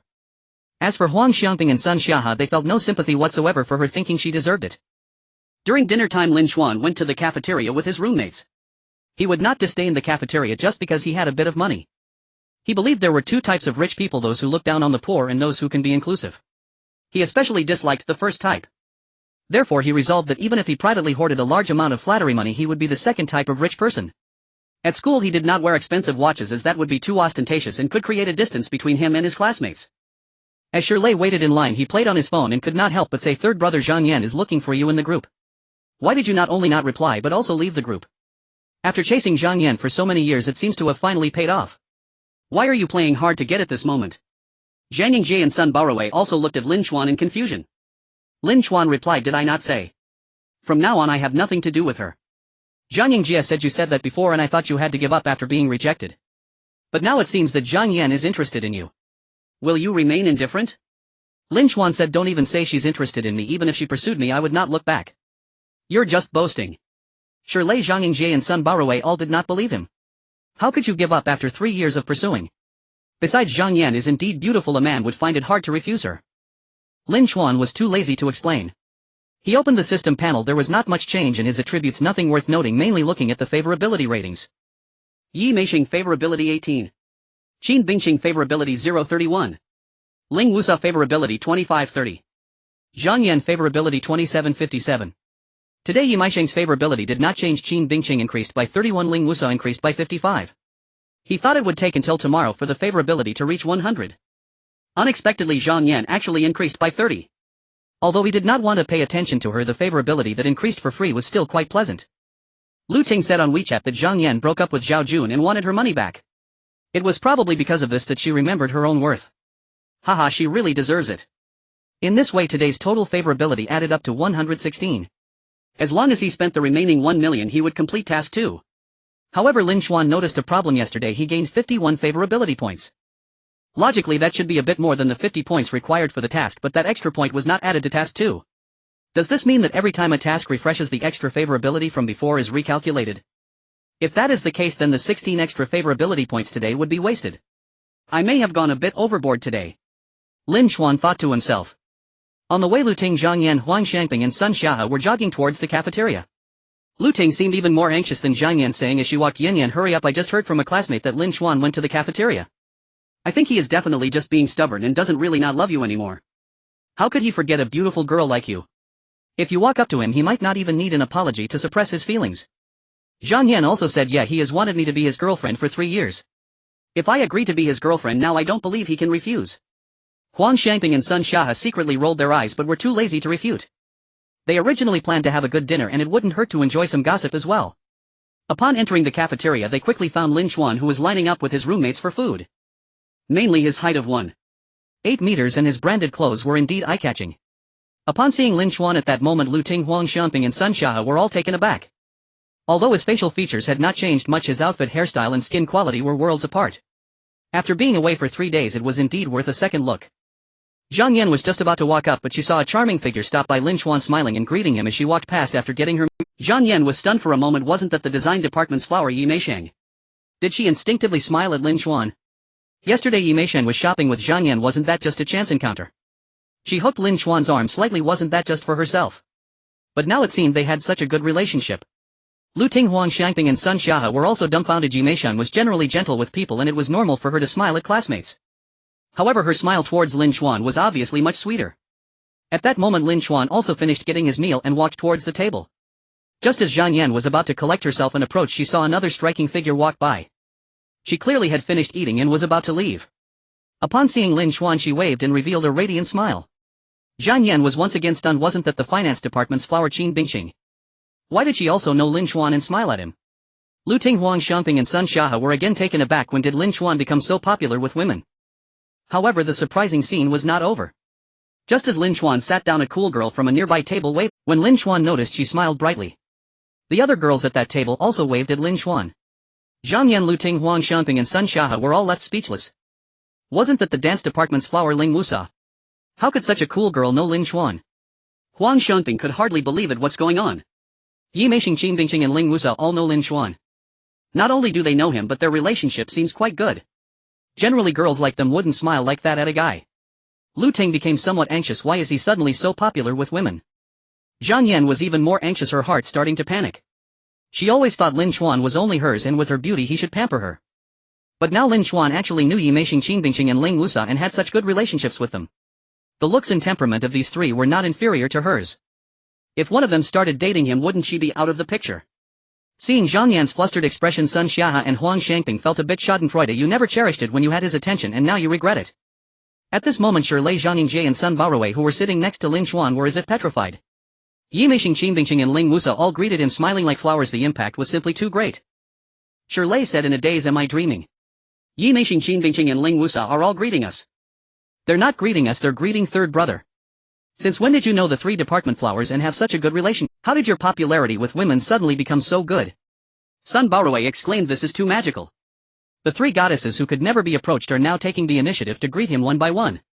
I now believe it, third brother, you may really not care about Zhang Yan anymore. After all, these three department flowers are even more beautiful than Zhang Yan. Lin Chuan said, they're just greeting me, do you really need to react so much? Shi Lei Zhangyingjie and Sun Baowei were enraged by Lin Chuan's nonchalant comments. Those were the three department flowers greeting him and they smiled so sweetly. They clearly ordered their favorite dishes, but at that moment they really could not eat a single bite. In the past Lin Chuan was bullied by Zhang Yan and they felt sympathy. But now they were envious, jealous and hateful. They were truly afraid that their brother would suffer, but also afraid that he would drive a luxury car, and even more afraid that he would drive three. At this moment Zhang Yan was utterly panicked. Zhao Jun's true colors had already shattered her dreams of marrying into a wealthy family. Now she discovered that Lin Chuan, who had once been poor, had become a rich man. Just when she intended to turn back and seek Lin Chuan, she found that he had actually deleted her. She had thought that with 3 years of feelings it wouldn't be hard to win him back, but she was mistaken. To her surprise, he seemed to have a good relationship with Yi Meixing, Qin Bingqing and Ling Wusa. A strong sense of crisis made her uneasy. The Lin Chuan she once easily manipulated now felt completely out of her control. Zhang Yan couldn't wait to walk over, sitting opposite Lin Chuan with a pitiful expression, her eyes glistening with tears. This was her trump card. In the past Lin Chuan would have been flustered and tried to comfort her immediately. Lin Chuan, I know I was wrong. I shouldn't have neglected you on your birthday. I'm sorry, can you forgive me? Let's make up, okay? You always wanted me to be your girlfriend and now I am your girlfriend, Zhang Yan pleaded, looking utterly wronged. Shi Lei Zhangyingjie and Sun Baowei were once again dumbfounded. Wow, it turns out Lin Chuan wasn't just boasting, Zhang Yan really is chasing after him now. Impressive, I can only say impressive. They discreetly held their plates and moved to another table. Just as they walked a few steps they heard Lin Chuan say from behind, I'm not angry with you. What kind of relationship do we have to be angry about? Being my girlfriend is no longer necessary, we are just ordinary classmates now. Shi Lei Zhangyingjie and Sun Baowei silently thought to themselves how impressive Lin Chuan had truly become. But it was only natural for him to be doing well, considering that even Yi Meixing, Qin Bingqing and Ling Wusa were on good terms with him. If it were him, he would be walking with an air of confidence. Zhang Yan sobbed, you say you're not angry, but you obviously are. I've admitted my mistake, won't you forgive me? In the past when I was unhappy you would always comfort me. Now that I don't have a boyfriend and you don't have a girlfriend, nothing has changed. Can we go back to how we used to be, please? I will treat you well as your girlfriend in the future. Wouldn't it be wonderful for us to be in love? Lin Chuan felt a wave of irritation at the memories of past grievances. To be honest, it was impossible not to feel some emotional turbulence with Zhang Yan pleading like this. After all, she was the girl he had pursued for 3 years, the one he had imagined spending a lifetime with. But the fact that she easily gave herself to a rich second generation had already made him feel disgusted. Coupled with the memories of her past actions, he found them repulsive. How could the now clear-headed him ever go back? Can a rotten fruit ever become good again? Moreover, he had long seen through Zhang Yan's character. Even if he were to reconcile with her, what if in the future she found herself without wealth? Even a slight shortage in supply or the appearance of someone richer would definitely make her change her heart. Don't be fooled by her current appearance of having turned over a new leaf, it was all based on the fact that she saw him as wealthy. A dog can't change its nature, her true self had not changed. Whether resenting the past or considering the future, there was no possibility of them dating. Lin Chuan took a deep breath and said earnestly, Zhang Yan, I don't know if my past obedience gave you some kind of misunderstanding. You mistakenly think that I'm just saying things out of anger. I am now seriously telling you that I am not speaking out of anger. There is no possibility left between us. Even being friends isn't suitable. We will part ways from now on. Looking at Lin Chuan's incredibly serious expression, Zhang Yan was stunned. In that moment she truly realized that she wasn't just about to lose Lin Chuan, she had already lost him for real. Perhaps by choosing to accompany Zhao Jun instead of him that day she had already lost him. At this moment the memories of Lin Chuan's kindness surged back, causing her heart to ache. People often only remember the good times when they have lost something. Zhang Yan perfectly exemplified this human flaw at this moment. Zhang Yan affection 5. This time she didn't cry out loud, but she couldn't help the tears streaming down her face uncontrollably. Lu Ting stepped forward and hugged Zhang Yan, questioning Lin Xuan, how can you be like this? Yan Yan knows she was wrong and is crying like this. Can you bear to do this to her? Is your heart made of iron? Lin Xuan glanced at Lu Ting, uninterested in arguing with her. In the past Zhang Yan had kept him hanging and she was not innocent in that regard. Lin Xuan wouldn't feel sorry for Zhang Yan nor would he soften because she was crying. He picked up his plate and walked away directly. Zhang Yan remained at the table sobbing incessantly. Seeing her cry her heart out, Huang Xianping and Sun Xia felt a little pity at this moment. However, they still believed she deserved it. Lin Xuan shouldn't reconcile with her, she should learn this lesson. If she could still get a handsome, wealthy and affectionate boyfriend after all this, what kind of justice was that? As Lin Xuan left the cafeteria, he noticed that his affection level had just increased by 5 points, leaving him a bit speechless. Now the total affection gained today was 121, which was over the limit. Such a waste. He had thought that rejecting Zhang Yan would lower his affection, but unexpectedly it had increased instead. In the past he didn't gain much from trying to please her, now rejecting her actually resulted in an increase. Indeed, this woman Zhang Yan was inherently cheap. It proved that being a sycophant was utterly unwise. The more you licked, the less you received. If he had been more sycophantic, he might have found it harder to increase his affection, but now he didn't even need to try, his affection was still too much. Either quickly spend the remaining 100,000 and finish the second main quest, or find a way to reduce my affection points first and then spend it all. Of course, reducing affection points shouldn't lead to adverse effects. If it affects future affection growth, it would be counterproductive. It's best to find a method that can drop them quickly, allowing them to rise again soon. Lin Xuan pondered for a moment but couldn't think of a good method. Just then a WeChat message pinged. Opening it, he saw that it was from Yi Meisheng Jr. I'm having a birthday party the day after tomorrow at 6 in the evening at Qinxiang Pavilion Room 006. If you have time, you must come. Lin Xuan's heart stirred as he remembered that she had mentioned it casually yesterday. He had thought it was just politeness, but now she was inviting him again. Lin Xuan thought for a moment and replied, sure, I will definitely attend. On the day after tomorrow, Tuesday, Lin Xuan attended class as usual. By around 5 in the afternoon he headed to Qinxiang Pavilion, which was not far from the school gate, walking there instead of driving. This is a restaurant decorated in an antique style, elegantly arranged. As soon as he entered, a server warmly greeted him. The server led him to private room 006. Upon entering, he saw balloons hanging on the walls and fresh flowers on the windows, along with the words Happy Birthday displayed prominently.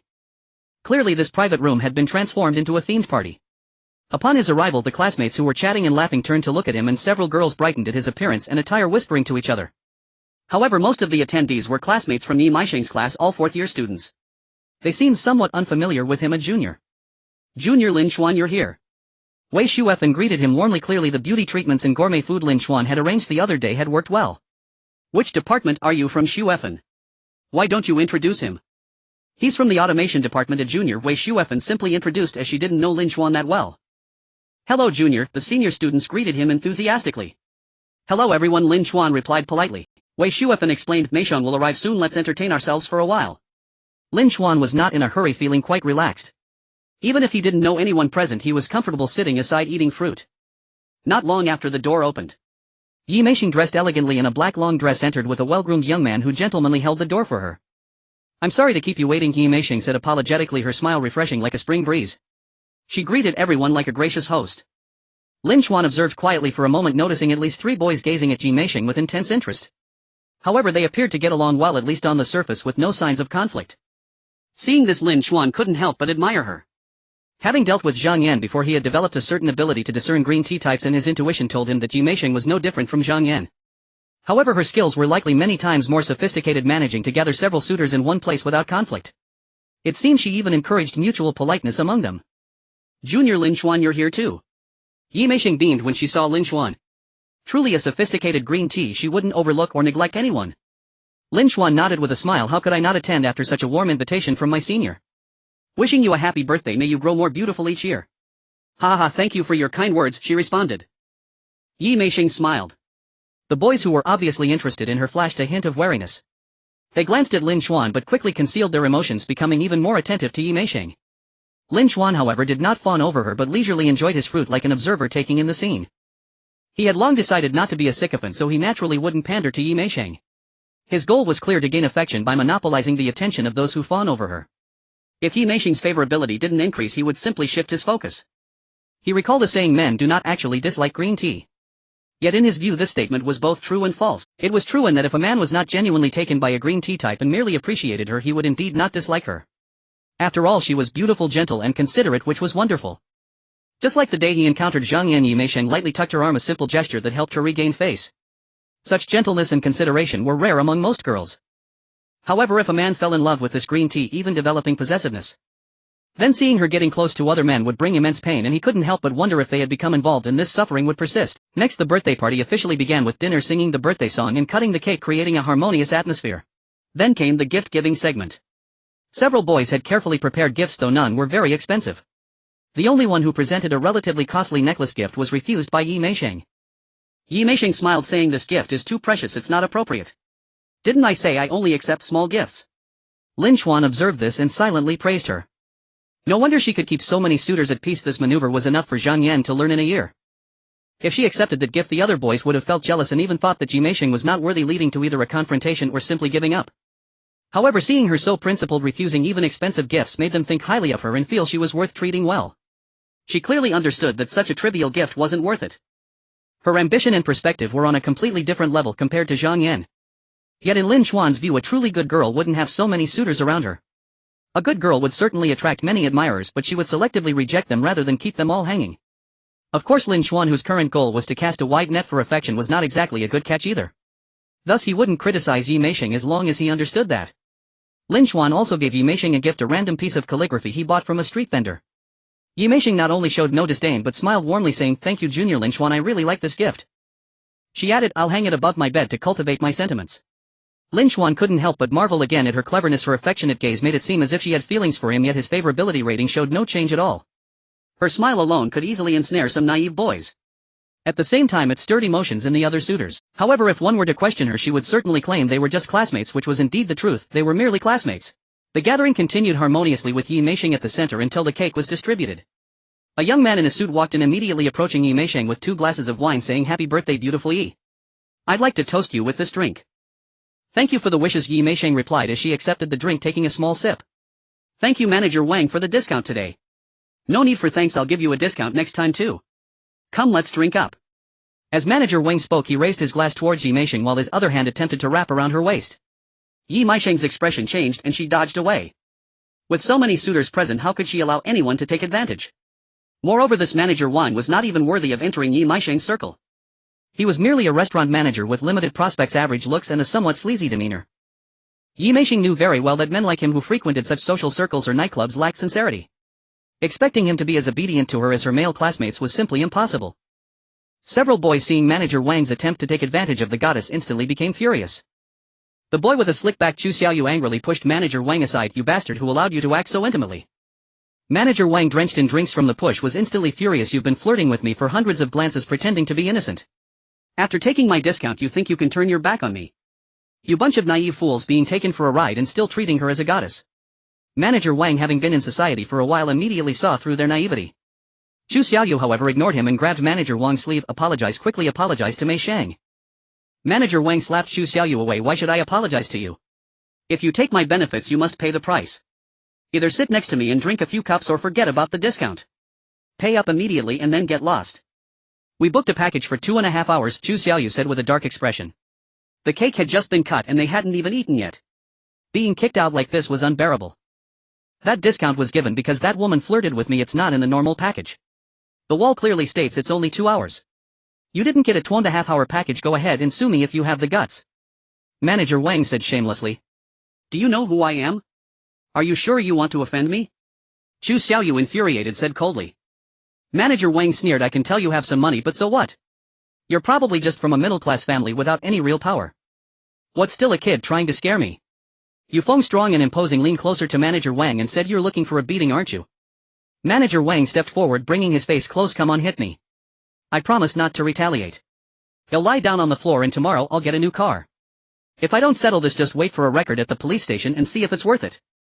Zhao Mashuan adjusted his glasses and said, "I'm the vice president of the student council at Zhanghai University. Do you believe that with one word from me your shop will have no customers from our school?" Manager Wang disdainfully replied, "Haha, I'm so scared. You're just a vice president, there are several of those. One of them even owes me a favor. You think one word from you will stop the whole school from coming?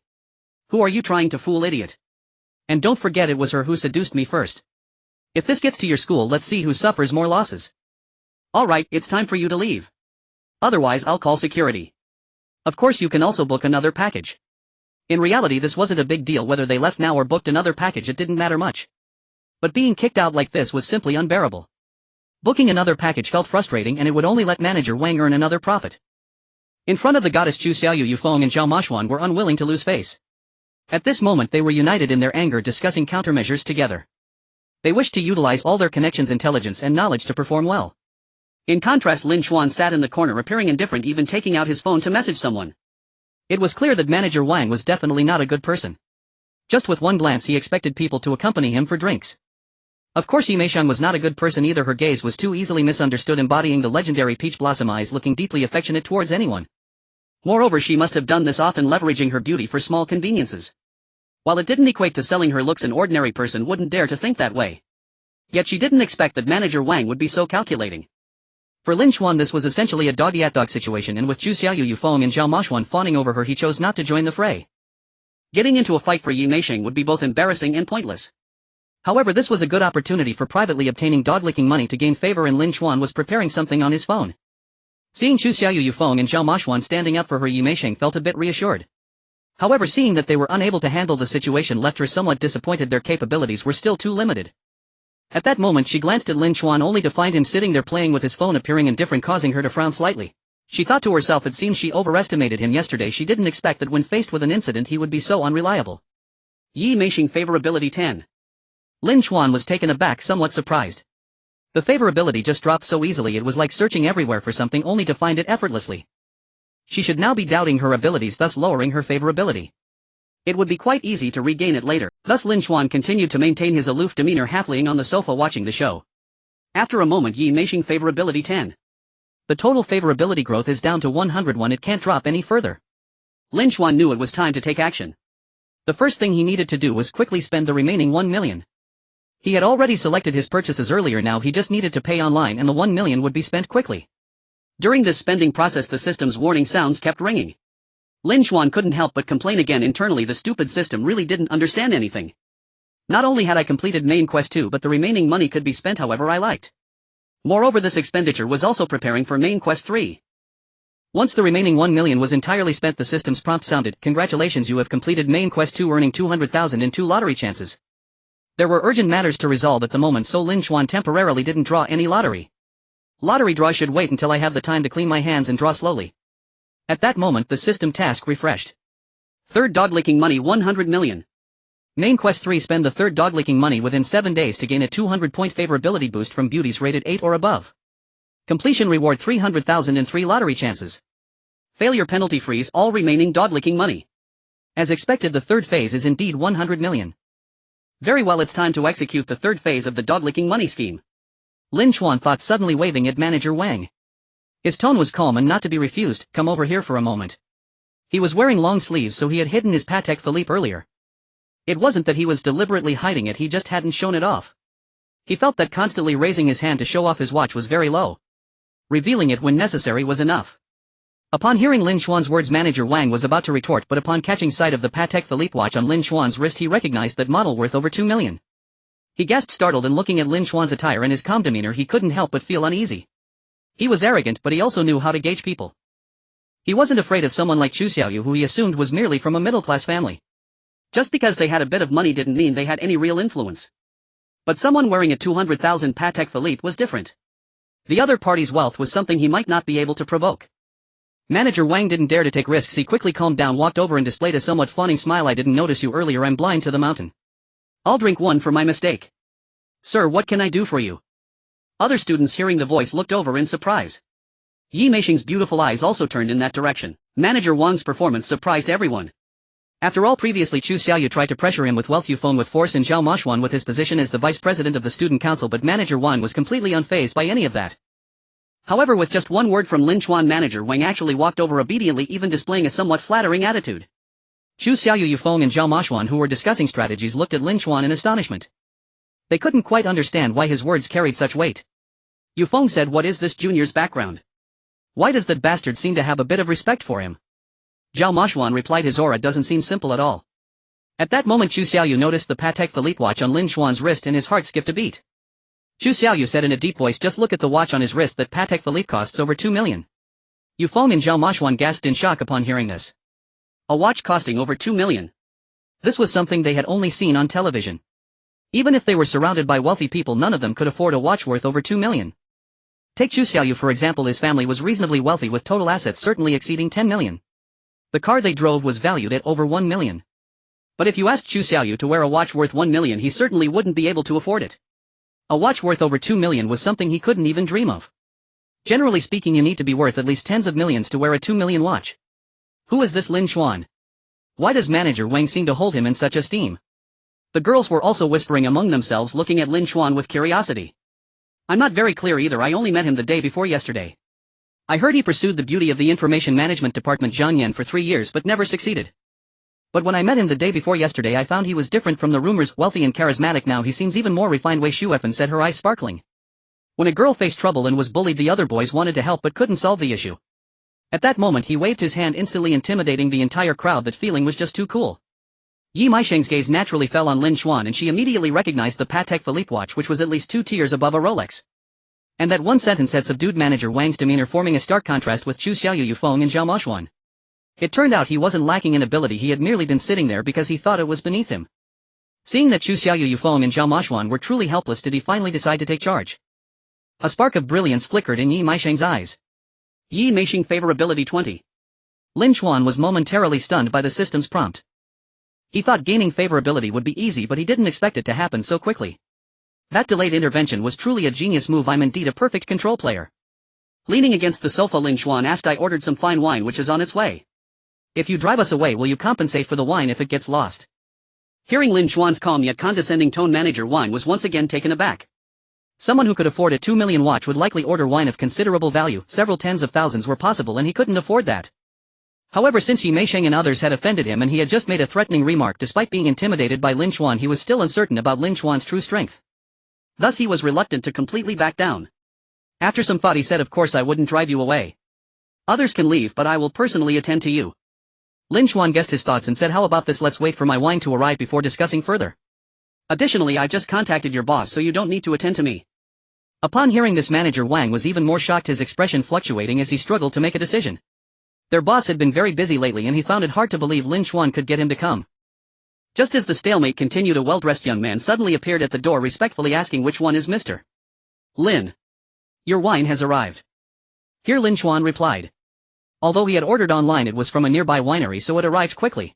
The young man walked up to Lin Xuan holding a packaging box. Mr. Lin, this is the 1980 Maotai you ordered. Please check it. Hearing this, manager Wang gasped in shock. Chu Xiaoyu, Zhao Maoxuan and Wei Shuefen were equally astonished. Yufeng, somewhat confused, asked, I know Maotai is expensive and that vintage matters, but I've never heard of an 80-year vintage. How much does it cost? 260000, Chu Xiaoyu said solemnly. 260,000. For one bottle. Yufeng was dumbfounded. His family was fairly well off, and due to his excellent athletic performance he had won quite a bit of prize money, so he was more extravagant than the average person. But a bottle of wine costing 260000 was just beyond his imagination.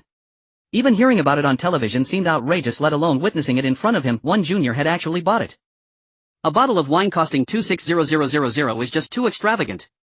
And this junior actually bought one. The girls looked at Lin Xuan with even more admiration. At that moment another woman in professional attire approached the door. Excuse me, which one is Mr. Lin? Here, Lin Xuan said.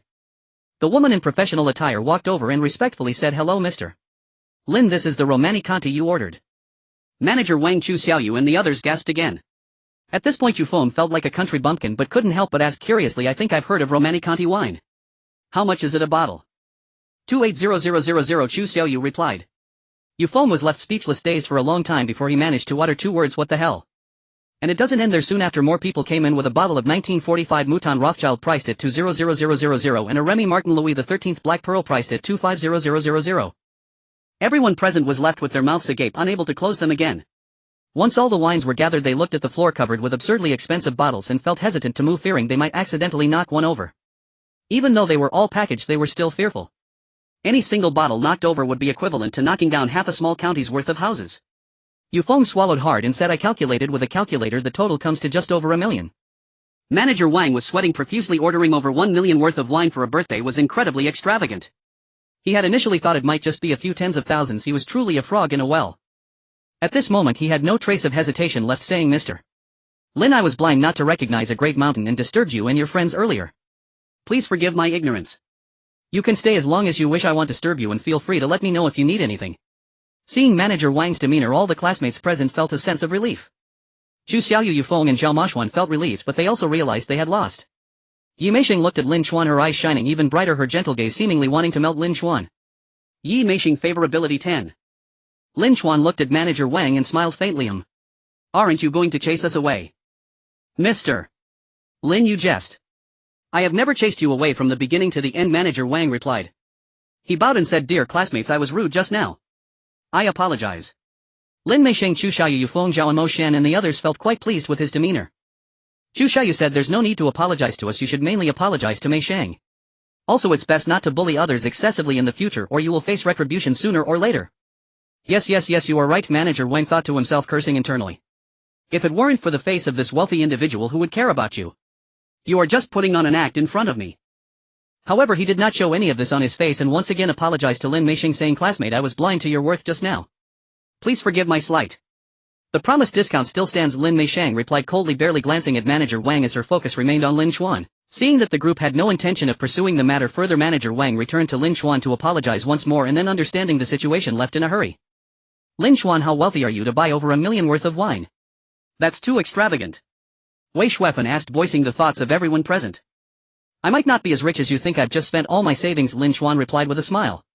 This wasn't entirely untrue, as he had indeed spent the remaining second portion of his love money. However, the third portion of love money had already been credited, amounting to 100 million. Junior, you must be joking. This must just be your pocket money, right? Everyone naturally did not believe him, who spends all their savings on wine. Seeing his indifferent demeanor, they suspected he was merely spending pocket money. Thank you, if it weren't for you we would have had to leave in disgrace. Lin Meixing approached her, smile charming. Lin Xuan replied, You're welcome, I didn't do anything. Lin Meixing turned to Zhu Xiaoyu, Yufeng and Zhao Moshan, saying, Thank you as well for standing up for me just now. Zhu Xiaoyu, Yufeng and Zhao Moshan all said there was no need for thanks, feeling unworthy of the gratitude. After all, it was evident to all that this was entirely thanks to Lin Xuan. What does everyone want to drink? Feel free to open a couple of bottles, Lin Xuan said.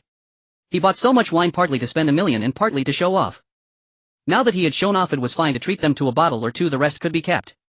Although he didn't drink much, he could use it for showing off. How could we? Of course everyone wanted to try the legendary wine, but it was indeed a bit embarrassing. Such expensive wine they didn't dare to drink. As for actually opening the bottles, none dared to move. Lin Xuan pondered and decided to open 2 bottles of red wine. Firstly, there were more girls here and red wine was more suitable. Secondly, high-proof white wine could withstand the test of time and could be kept for a long time. Thus he opened a bottle of 1945 Mouton Rothschild and a bottle of Romanée-Conti and called the waiter over to aerate and pour the wine. The waitress felt a bit nervous upon learning the price of the 2 bottles. Don't worry, even if you break it you don't have to compensate, Lin Xuan said with a slight smile. His nonchalance made it seem as if these were not $20,000 red wines but rather a few dollar beer. Hearing this, the waitress relaxed considerably, her hands steadier. The girls at the scene couldn't help but praise Lin Xuan's attitude. Some people relying on their wealth treated waitstaff poorly. Yet Lin Xuan in contrast treated the waitress kindly. Even $20,000 red wine didn't faze him, he was too carefree. How to say it, wealthy people with poor attitudes seem like nouveau riche, while Lin Xuan belonged to the gentlemen of a noble family. Zhu Xiaoyu, Yufeng and Zhao Moshan once again felt the vast difference. If they had such a bottle of wine they would probably use it to entertain a significant person whose favor could influence their entire future. If someone broke it they would have to fight over it. In contrast, Lin Xuan seemed unfazed, even saying that if the waitress broke it she wouldn't have to compensate. Lin Meixing looked at Lin Xuan with increasingly charming eyes, her favorability towards him increasing by 5. The waitress poured a glass for everyone, but naturally she could not fill it to the brim, merely filling the bottom of the glass. Everyone held their glasses, carefully savoring the wine. Some attendees who normally didn't drink found it hard to resist tasting a bit of the $20,000 wine. Who wouldn't want to try it? As for the taste, Lin Meixing and Zhu Xiaoyu couldn't help but praise it after taking a sip. Wei Shuefen and the others didn't know much about wine, but perhaps due to the price they drank with relish and treasured the experience. Lin Xuan, however, drank casually, feeling that while the wine was indeed good it wasn't worth the price. However, isn't the purpose of indulging in love money to enjoy life? Luxurious things should be enjoyed. Having experienced it, he wouldn't feel timid when discussing luxury goods with others in the future. Before the 2 bottles of red wine were finished, the door opened again and Manager Wang walked in with a balding middle-aged man. Manager Wang introduced Lin Xuan to the middle-aged man, saying, Boss, this is Mr. Lin. Mr. Lin, this is our store owner. Manager Wang had previously doubted whether Lin Xuan could indeed summon the busy owner, but after the incident with the $1 million wine he was no longer surprised. Hello, Mr. Lin, I am Zhao Fu Hai. The balding middle-aged man appeared very amiable, smiling and greeting him. Hello boss Zhao, sorry to trouble you, to come over. The other party was polite and Lin Xuan was also very courteous. Zhao Fuhai glanced at the expensive wines all around, his smile broadening further. It's no trouble, shall we sit down and talk? There's an empty private room next door, it's quieter there. Manager Wang quickly led the way, taking Lin Xuan and Zhao Fuhai to another private room. At this moment Manager Wang felt anxious, unsure of what Lin Xuan would discuss with the owner. Although he had not directly offended Lin Xuan before and had reacted quite quickly, he still offended his classmates. Would he hold a grudge against him? Zhu Xiaoyu, Yufeng, Zhao Mo Xian and the others observed how the restaurant owner treated Lin Xuan with such respect. In contrast, their own manager had almost made them feel humiliated, making them feel once again the vast difference between people.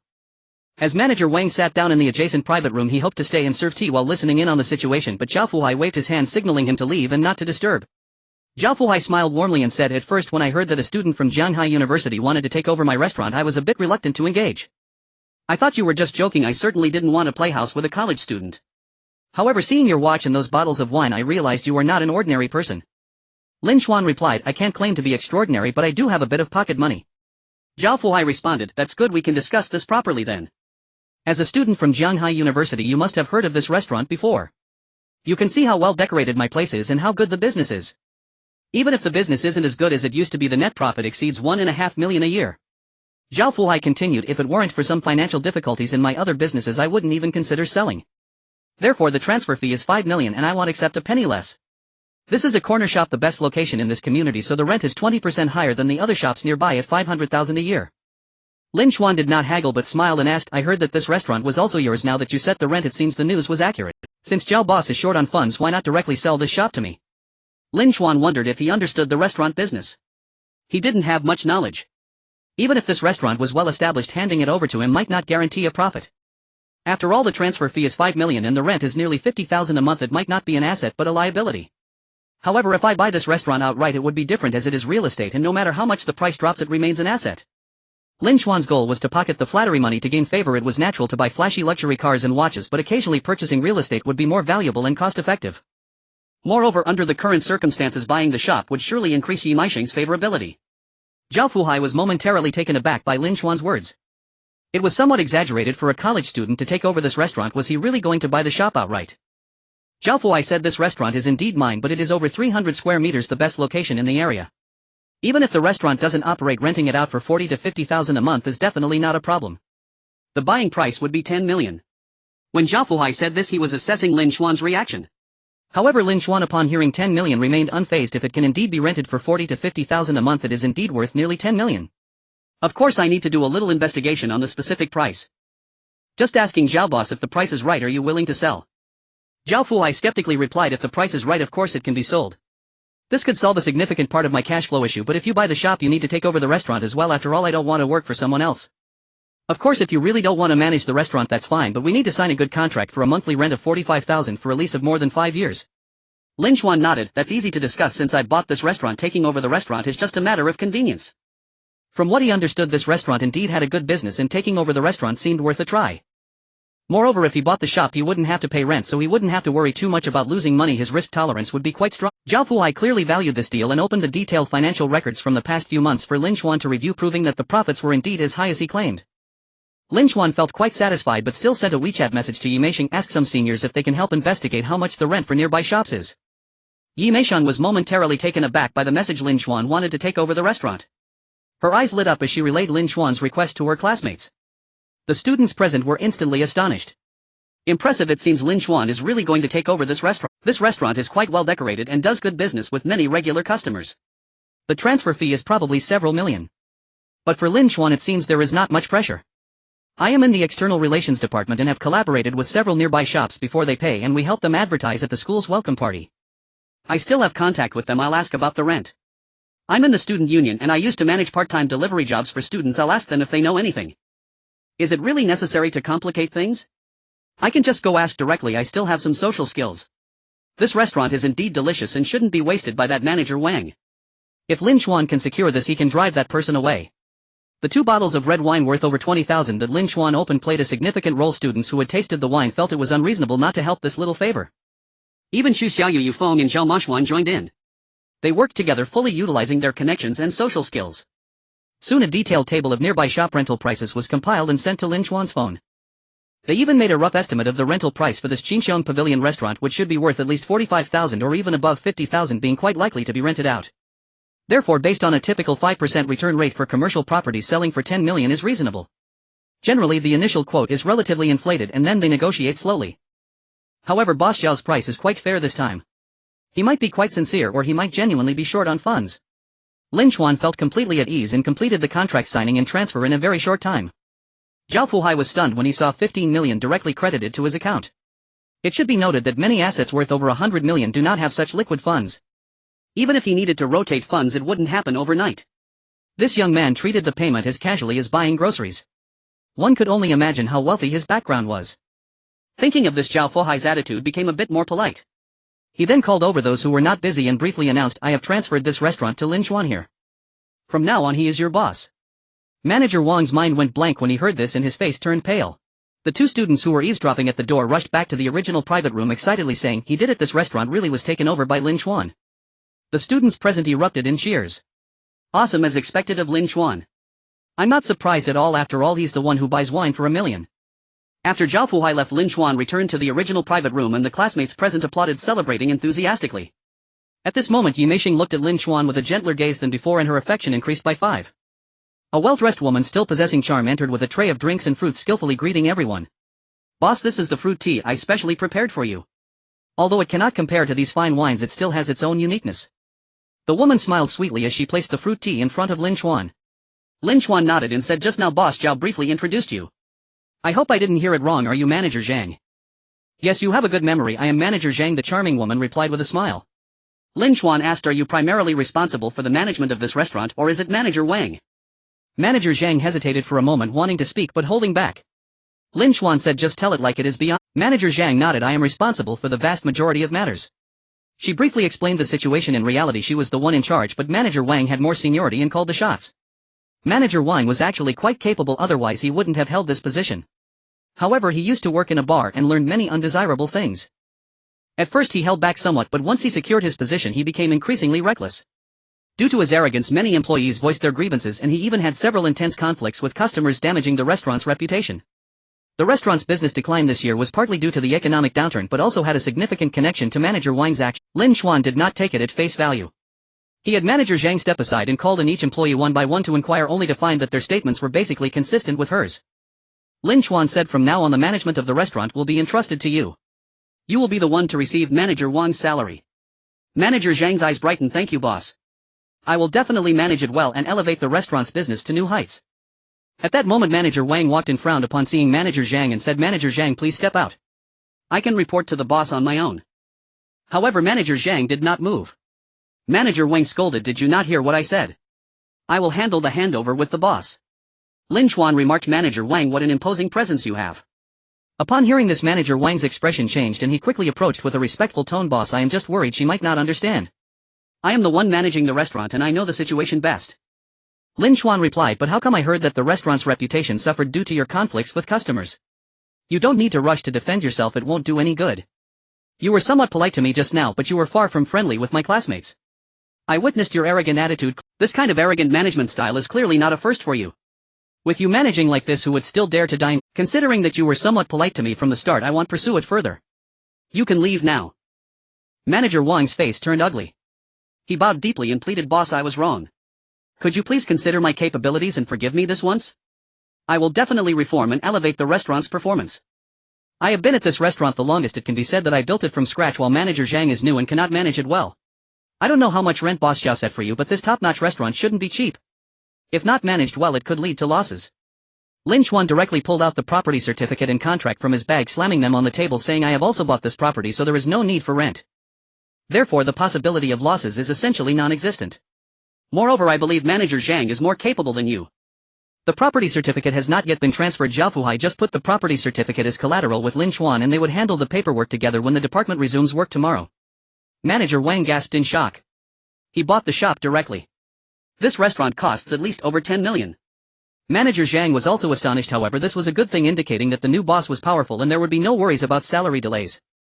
The classmates present stared at the property certificate, collectively dumbfounded. They initially thought he only leased this restaurant but did not expect him to outright buy the property. Considering the value of this property, it is worth at least over 10 million. We know you are wealthy, but just how wealthy? Yi Meisheng's eyes shone with even more brilliance, making her appear even more enchanting. Her affection increased by 15. Lin Chuan was momentarily taken aback by the system notification. The further it goes, the harder it is to gain affection. Has this increase been too much? Wait, she wouldn't think I spent over 10 million just to vent my frustrations for her, would she? Seeing Lin Chuan's resolute attitude, Manager Wang had nothing more to say. Fearing that if he continued, Lin Chuan might become angrier, he bowed and obediently exited. He regretted his arrogance in front of his classmates today. However, he did not realize that his arrogance had not been a one-time occurrence, it just happened to meet Lin Chuan this time. After Manager Wang left, the entire room fell silent. After a few seconds, everyone regained their senses. Wei Shuefen picked up the contract and property certificate on the table, incredulously discovering that not only had the restaurant been transferred but the shop had been bought as well. The total value is 15 million. Wei Shuefen exclaimed, transactions worth millions, something I only saw on TV and in the news before, but now it has happened right in front of me. Other classmates also gathered around. Initially I thought Lin Chuan was just leasing this restaurant, but I didn't expect him to buy a shop worth over 10 million.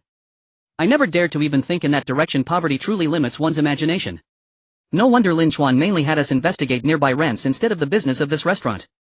After all, when buying a property, the main consideration is how much rent it can generate. Xu Xiaoyu, Yufeng and Zhao Mashuan looked at the contract and property certificate again, feeling the disparity between people once more. Yufeng sighed. The waves of the Yangtze River push the waves ahead while the former waves die on the beach. Xu Xiaoyu replied, can't compare, can't compare. Have you considered one question? This isn't just about buying a restaurant worth millions. If he were already in this business, then even with wealth it wouldn't be too outrageous. But Lin Chuan isn't here to do business, it's obvious he isn't. He simply couldn't stand Manager Wang and wanted to stand up for Meisheng. Although he has inspected the shop, his main purpose was still to stand up for her. What does it mean to spend over 10 million to stand up for a girl? Yufeng and Xu Xiaoyu finally understood the key point and gasped in shock. After a long silence, Yufeng finally uttered a word, damn.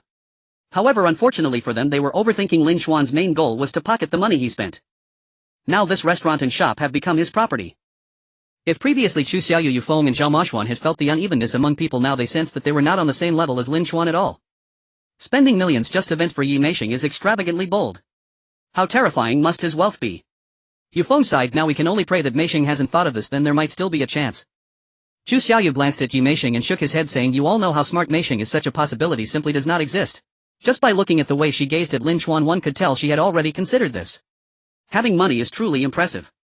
If I were a girl, if any guy were to spend millions for me, I would probably fall for him right then and there. Zhao Mashuan said with a serious expression, there is still one opportunity left, which is that Lin Chuan is anxious.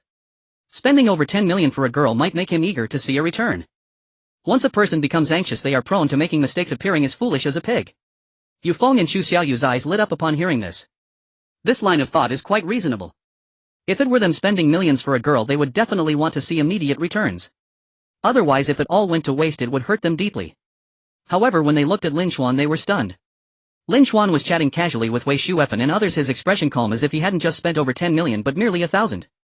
At that moment, a female server sweetly asked Lin Chuan, boss, how should we handle these 2 bottles of wine? This female server was the one who poured wine earlier when Lin Chuan said that breaking it wouldn't require compensation. Because of that one sentence, she developed an endless affection for Lin Chuan. Now that he suddenly became the new boss, she was overjoyed. She was currently pondering how to handle the remaining 2 bottles of wine, each worth over 20,000. Lin Chuan turned to his classmates and asked, are you all still drinking? The other classmates quickly shook their heads, not daring to drink anymore. After having 2 bottles earlier, they felt like they might shorten their lives. Lin Chuan said, I saw a wine rack in the hall, let's put them there. Later I'll buy another million worth of wine to put there as well. These fine wines can serve as one of our restaurant's highlights. If no one orders them, they'll just be decorations. If someone is entertaining guests, we can sell them. Occasionally, I might need them when I bring friends over. The female servers were momentarily dumbfounded upon hearing this. 20 to 30,000 per bottle, and he was just going to display them on the restaurant's wine rack. And he wanted to buy another million worth of wine. The female servers looked at him with admiration, obediently placing the 2 bottles on the rack as Lin Chuan instructed. At that moment they felt that this new boss was handsome, wealthy, and full of charisma. He was simply amazing. He was even more worth pursuing than those so-called celebrities. Moreover, since the new boss was wealthy, they generally wouldn't have to worry too much about the speed of salary payments. The classmates were taken aback by this scene. Didn't he just spend over 10 million? Why wasn't he being more frugal? Xu Xiaoyu, Yufeng and Zhao Mashuan were left speechless. At this moment they felt like clowns. They had underestimated Lin Chuan, thinking he would be anxious to receive returns, yet he didn't even regard that 10 million as significant. Instead, he turned around and was ready to buy another million worth of wine just to fill that wine rack. Although they had spoken very quietly just now so that outsiders couldn't hear, they felt so awkward now that they wished they could dig a hole to hide in. At that moment Yi Meisheng whispered something to a female server, and after a moment the server went out and returned with a piece of cake. It was evident that this piece of cake had been cut from a larger cake earlier, and Yi Meisheng must have asked the server to save it in the fridge. Such attention to detail is quite evident. Yi Meisheng gracefully walked up to Lin Xuan, smiling brightly as she handed him the cake. While you were discussing business, we already had some cake. This piece is specially saved for you. Seeing this scene, Chu Xiaoyu Yufeng and Zhao Mashuan felt a bit jealous, but there was nothing they could do about it. Thank you, Lin Xuan said, taking the cake and having a couple of bites. Then while chatting with everyone, he placed the cake on the table. This is a birthday cake I specifically saved for you, you're only having 2 bites. Yi Meisheng playfully pouted, her charming demeanor softening one's heart. I had a bit too much for dinner and this cake is a bit too rich. Lin Xuan laughed. It's just a small piece, how rich can it be? Yi Meisheng said as she picked up the cake plate, scooped a spoonful and brought it to Lin Xuan's mouth. Have a couple more bites. It was truly hard to refuse when a beauty was feeding him. Lin Xuan smiled and opened his mouth as Yi Meisheng fed him the cake. Wei Shuefen and the other girls couldn't help but cheer at the sight. However, they didn't think much of it, especially since Lin Xuan had just spent lavishly for Yi Meisheng. Feeding him a few bites of cake was quite justified. If it were them, they might even offer themselves in return. Such a generous and charismatic guy was a catch. Chu Xiaoyu Yufeng and Zhao Mashuan watched the scene with their eyes wide open, unable to accept it. Yi Meisheng always knew how to gauge the situation, never getting overly intimate with any of the boys in front of others, but this time she made an exception. Did she not realize that this would make Chu Xiaoyu Yufeng and Zhao Mashuan uncomfortable? Of course not. She was sacrificing their feelings for Lin Xuan.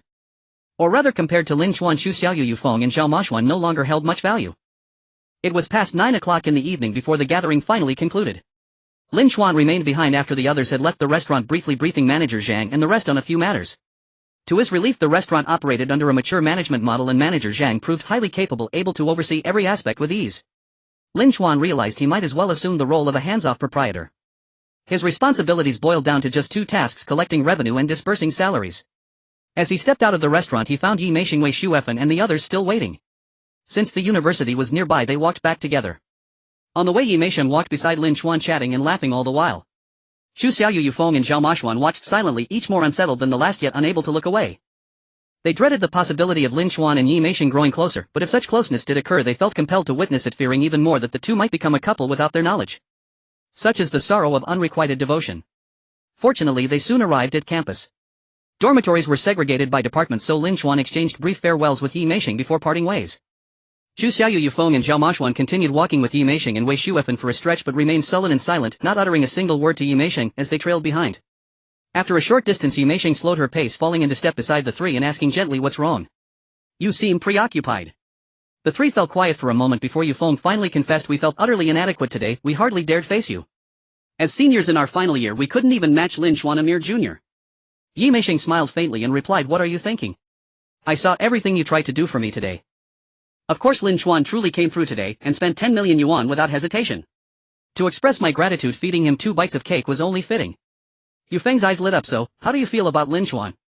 Yi Meisheng replied, "I've only just met Lin Xuan, I suspect his heart may still belong to Zhang Yan. If you keep overthinking like this, I'll truly be upset." Upon hearing her words, a renewed glimmer of hope flickered across the faces of Chu Xiaoyu Yufeng and Zhao Mashuan. Their steps grew noticeably lighter as they walked back. Once back at the dormitory, Yi Meisheng received messages from the 3. "Chu Xiaoyu, I'm sorry Meisheng, I shouldn't have let my thoughts run wild today, nor should I have shown that sullen expression. It was ungracious. As a senior, I ought to have properly thanked Lin Xuan. Yufeng, good night Meisheng." "Zhao Mashuan, Meisheng, I know I shouldn't dwell on it, but seeing you feed Lin Xuan today truly unsettled me. Could you please refrain from doing something like that again? I know I have no right to make such a request, but..." Yi Meisheng closed their chat windows without replying, then opened Lin Xuan's instead. "Thank you so much Lin Xuan, I'd have been bullied if not for you." She appended a charming emoji. Then she opened a private note titled Candidate Evaluation List, each name followed by a numerical score. First she moved Chu Xiaoyu Yufeng and Zhao Mashuan, previously ranked mid-tier, to the very bottom. Next she elevated Lin Xuan, from his former position in the lower middle ranks, to 3rd place. After a moment's reflection she advanced him further, to 2nd place, and assigned him a notably high score, 85. Anyone who chanced upon this list and studied it closely would recognize it instantly: Yi Meisheng's pond roster. Each name represented a young man with whom she maintained close frequent contact, though none of them suspected. She quietly assessed and ranked them behind their backs. Back in his dormitory, Lin Xuan showered and immediately collapsed onto his bed, eager to open his system interface. His second main quest had been completed, and he still had 2 draws remaining. He rubbed his palms together and tapped the draw button. The wheel spun rapidly, then gradually slowed, sweeping past skill manuals, mind whisper talismans and other prizes. It finally halted, once again, on the largest reward slot attribute points. 5 points just as before. So attribute points must be standard rewards, Lin Chuan mused. He wasn't disappointed, in fact he felt delighted. Though modest in quantity, attribute points enhanced physical constitution, a value no amount of money could purchase. Were they marketable, affluent individuals suffering poor health would pay exorbitant sums for them. Lin Chuan promptly allocated all 5 points, 1 to Constitution, 3 to Strength and 1 to Agility. His updated stats read Constitution 14, Strength 13, Agility 13, Spirit 13. For a healthy adult the baseline stood at 10. Lin Chuan's physique now rivaled that of elite university athletes. One draw remained. He tapped the button again, the wheel whirled, and settled on a tiny segment labeled Beauty Rejuvenation Pill. Beauty Rejuvenation Pill ingestion eliminates skin toxins, melanin deposits, dead keratinocytes and excess sebum, restoring vitality and yielding infant smooth flawless complexion. It also reduces under eye bags, lifts drooping eyelids and tightens sagging facial tissues, harmonizing features and musculature to ideal proportions. Suggestion: such a peerless elixir gifted to a beauty will surely delight her and dramatically elevate her favor toward you. Lin Chuan's pulse quickened at the description. This pill was extraordinary, a painless holistic aesthetic treatment with 0 side effects. Yet the suggestion left him mildly exasperated. Truly the ultimate unrequited devotion system. Money spent wooing beauties was understandable, but even quest rewards were designed to serve that same purpose. Would Lin Chuan heed the suggestion? Not at all. With only one pill available, gifting it would raise only one woman's favor, yet that same woman upon becoming more beautiful might deem herself elevated beyond his reach. But consuming it himself would elevate his appeal to countless women, and unlike external gifts his enhanced charm would remain wholly his own. He had already confirmed that male appearance mattered deeply, even women's notion of cleanliness hinged on handsomeness. Without hesitation Lin Chuan swallowed the pill. Yet its effects he knew would not manifest instantly. Only then did he check WeChat and found 3 unread messages. One was from Yi Meisheng, which he replied to briefly. Another was a friend request from Zhang Yan accompanied by the note: Lin Chuan, please reply, just accept me as your contact first. Given our past, could you at least help me repay Zhao Jun's 30,000 yuan debt? This sum is trivial for you. Lin Chuan didn't bother finishing the message, he declined outright. The third message came from Qin Bingqing: I've sent you the etiquette for tomorrow's auto show, don't forget to attend. Lin Chuan hadn't forgotten the auto show. He'd planned to ask her for a ticket tomorrow, but free admission wasn't difficult to obtain and dealerships exhibiting at the show distributed tickets even more readily. Sometimes engaging others requires a small courteous inconvenience, a gesture that fosters rapport. Of course such inconveniences must remain effortless, never imposing genuine burdens. True imposition depletes goodwill. The next day when Lin Chuan woke up and washed his face, he was momentarily stunned by his reflection in the mirror. After previous skincare his complexion had improved significantly, however skincare requires consistency and deep-seated issues cannot be resolved so quickly. But at this moment all those minor problems had vanished, leaving his face fair and flawless, almost too clean to be real. Moreover, the slight hollowness under his eyes, the subtle sagging of his face and the minor asymmetries had all been entirely eliminated. Do not assume that he had many issues, in fact most people's faces are asymmetrical. Even a handsome man like Guanxi has some facial distortions. He was still young and his issues were quite minimal. If one did not look closely they would be nearly undetectable. However, these problems do affect one's attractiveness to some extent. Now with all the issues resolved, it felt as if he had undergone countless perfect adjustments, rendering his face utterly flawless. To put it mildly, it was akin to a work of art. Lin Chuan couldn't help but narcissistically touch his face. The effect of this beauty-enhancing pill is even more exaggerated than I imagined. A beauty rated at 8 points would surely soar above 9. He thought if only the foolish system let beauties consume it would they still look at me. Lin Chuan felt fortunate for his wise decision as he changed his clothes and headed to the car exhibition. Today was supposed to be a day of classes, but he skipped. For him now, prioritizing the rewards of his admiration was the most crucial matter. School was secondary. After all, he was just an ordinary person unable to resist the temptation of enormous wealth. Driving a Mercedes-Benz G-Class he arrived at the car exhibition venue and parked in the underground garage. Upon reaching the entrance he scanned his ticket to enter. Inside the place was bustling with crowds and various cars lined the exhibition stands, each with beautiful models in front of them. All the models were dressed quite revealingly, flaunting great figures. However, at first glance many had traces of cosmetic enhancements which upon closer inspection appeared less natural. Lin Chuan did not look at the cars or the models but walked directly towards the exhibition booth of Qin Bingqing's family. The exhibition was vast and it took him a while to locate it. From a distance he spotted Qin Bingqing and Lu Xingye, their booths seemingly adjacent.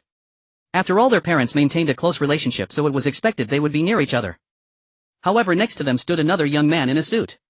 He was tall but had a long face with a few pimples not matching the definition of handsome. As Lin Chuan approached he could hear the long-faced youth say, Lu Xingye, Qin Bingqing, are you really settling for this corner booth? There aren't many visitors here, why not consider switching to a better stand? Qin Bingqing frowned slightly upon hearing this. Lu Xingye could no longer contain his anger, revealing a furious expression on his face.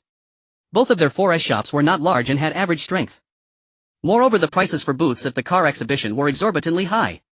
Even a corner position cost over 2,000 per square meter, while prime spots could reach over 5,000.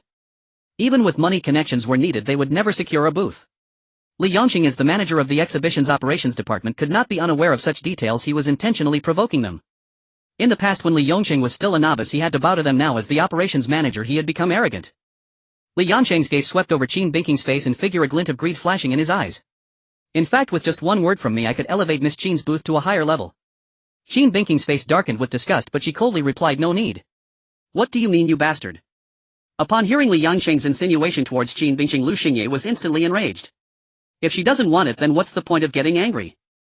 Li Yongqing shrugged nonchalantly.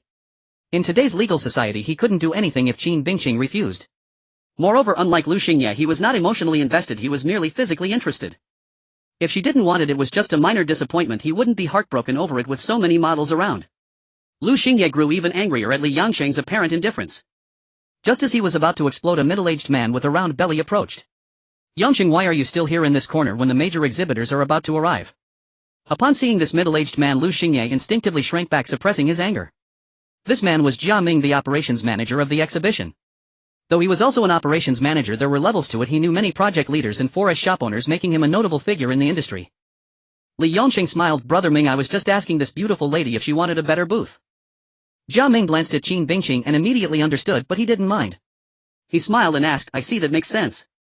Miss Yongqing is asking you if you've ever thought about a better booth. It might increase your family's 4S shop business significantly." "No need, this spot is just fine for me." Qin Bingqing maintained her cold demeanor. It was impossible for her to be entirely non-materialistic. However, her standards were evidently much higher than Yi Maisheng's. Even conversing with such a person felt tainted to her. If she doesn't want it, then that's that. Jia Ming shrugged, echoing Li Yongqing's attitude. "Aha, quite stubborn, I see. I wonder if there's any contrast." Li Yongqing teased in front of Qin Bingqing. Lu Xingye's expression darkened, but he dared not speak up for Qin Bingqing. He could not afford to offend Jia Ming, fearing that Jia Ming might trip him up somewhere and cause his family's business to plummet. At that moment, Lin Chuan approached, pushing past Li Yongqing and Jia Ming, causing both to stumble slightly. After all, he stood at 1.80 m, young and vigorous. Li Yongqing and Jia Ming, one thin and one plump, both appeared somewhat overindulgent. "You haven't grown." Li Yongqing was about to insult him when he caught sight of Lin Chuan's handsome face and froze. The first thing he noticed was how incredibly handsome Lin Chuan was. Next, he saw the designer attire shoes and watch that likely cost tens of thousands. The most outrageous was the Patek Philippe watch worth over 2 million. Dressed to the nines, Lin Chuan looked quite intimidating. His skin was too perfect and his demeanor exuded the grace of a privileged, refined young master. Li Yongqing's words halted mid-sentence. His fear of the strong and disdain for the weak was on full display.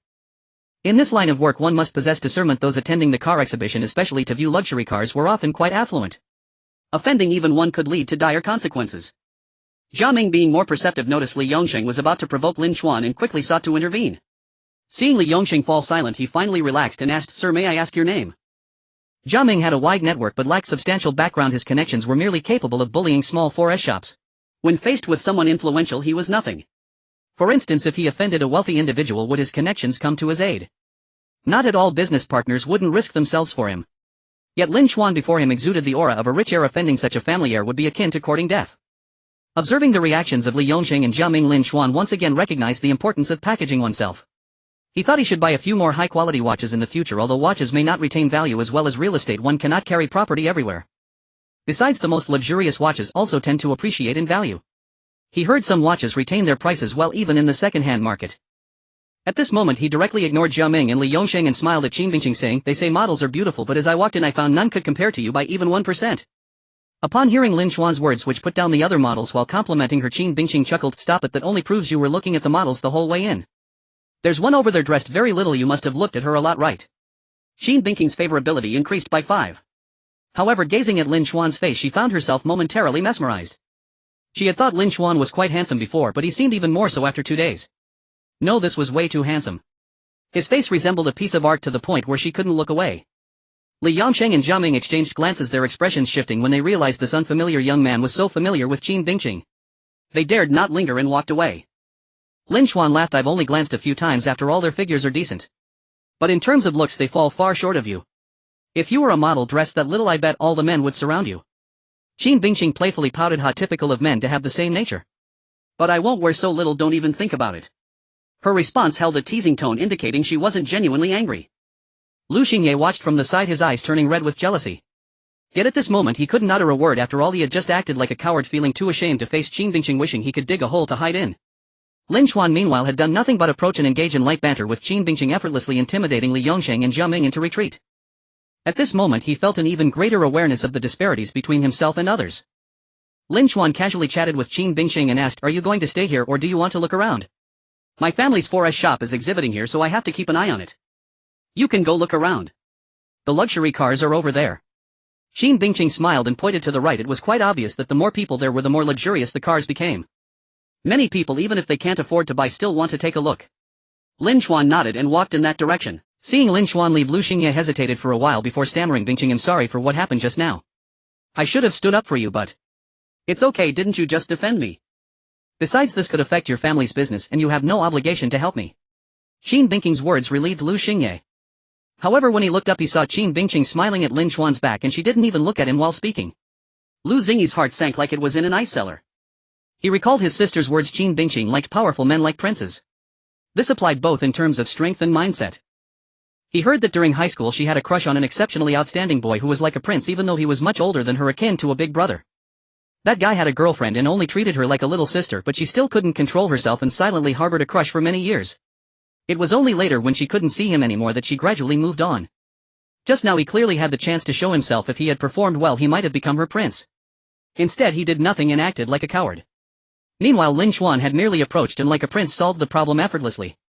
Lu Xingye felt both regretful and angry with himself, while also blaming fate for being unfair, wondering why his family couldn't be richer. Lin Xuan quickly arrived at the luxury cars, and as he looked around he saw a wide array of BMWs, Mercedes, Porsches and Lamborghinis. Typically if you visit a 4S shop you would only see cars from one brand, but car exhibitions are great as they feature various brands. Lin Xuan was somewhat indecisive, unsure of what to choose, until he spotted a sports car that made his eyes light up just from its appearance. He quickened his pace and approached. "Hello, may I go in and take a look?" The luxury car was of course surrounded and entry required permission. "Sir, do you have an appointment?"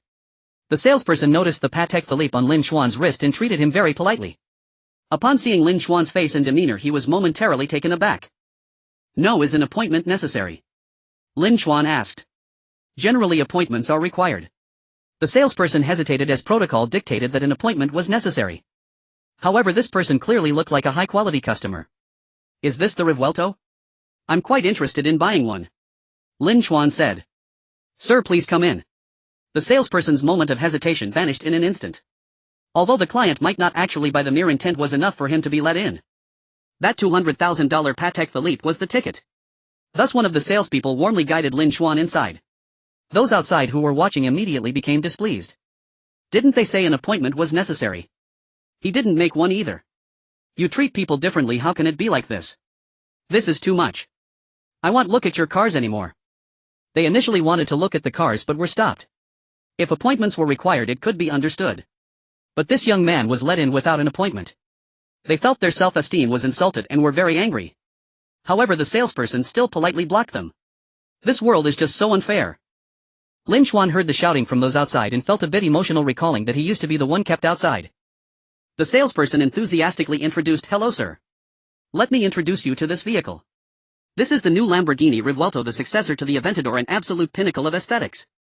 It still features a 6.5-liter V12 naturally aspirated engine, but unlike the old version it adds electric drive, reaching a power of 1000 horsepower with a 0 to 100 km/h acceleration time of just 2.5 seconds.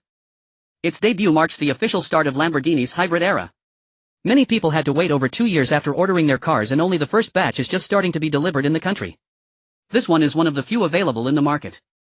Lin Xuan's heart raced as he looked at the car. Its sleek and cool appearance resembled that of a cheetah brimming with wildness. Even someone who knew nothing about cars would surely take a second look at it. In Lin Xuan's eyes the Lamborghini Aventador was the pinnacle of aesthetic appeal, and this Rivuelto perfectly inherited its handsome looks. In terms of price it was almost the best.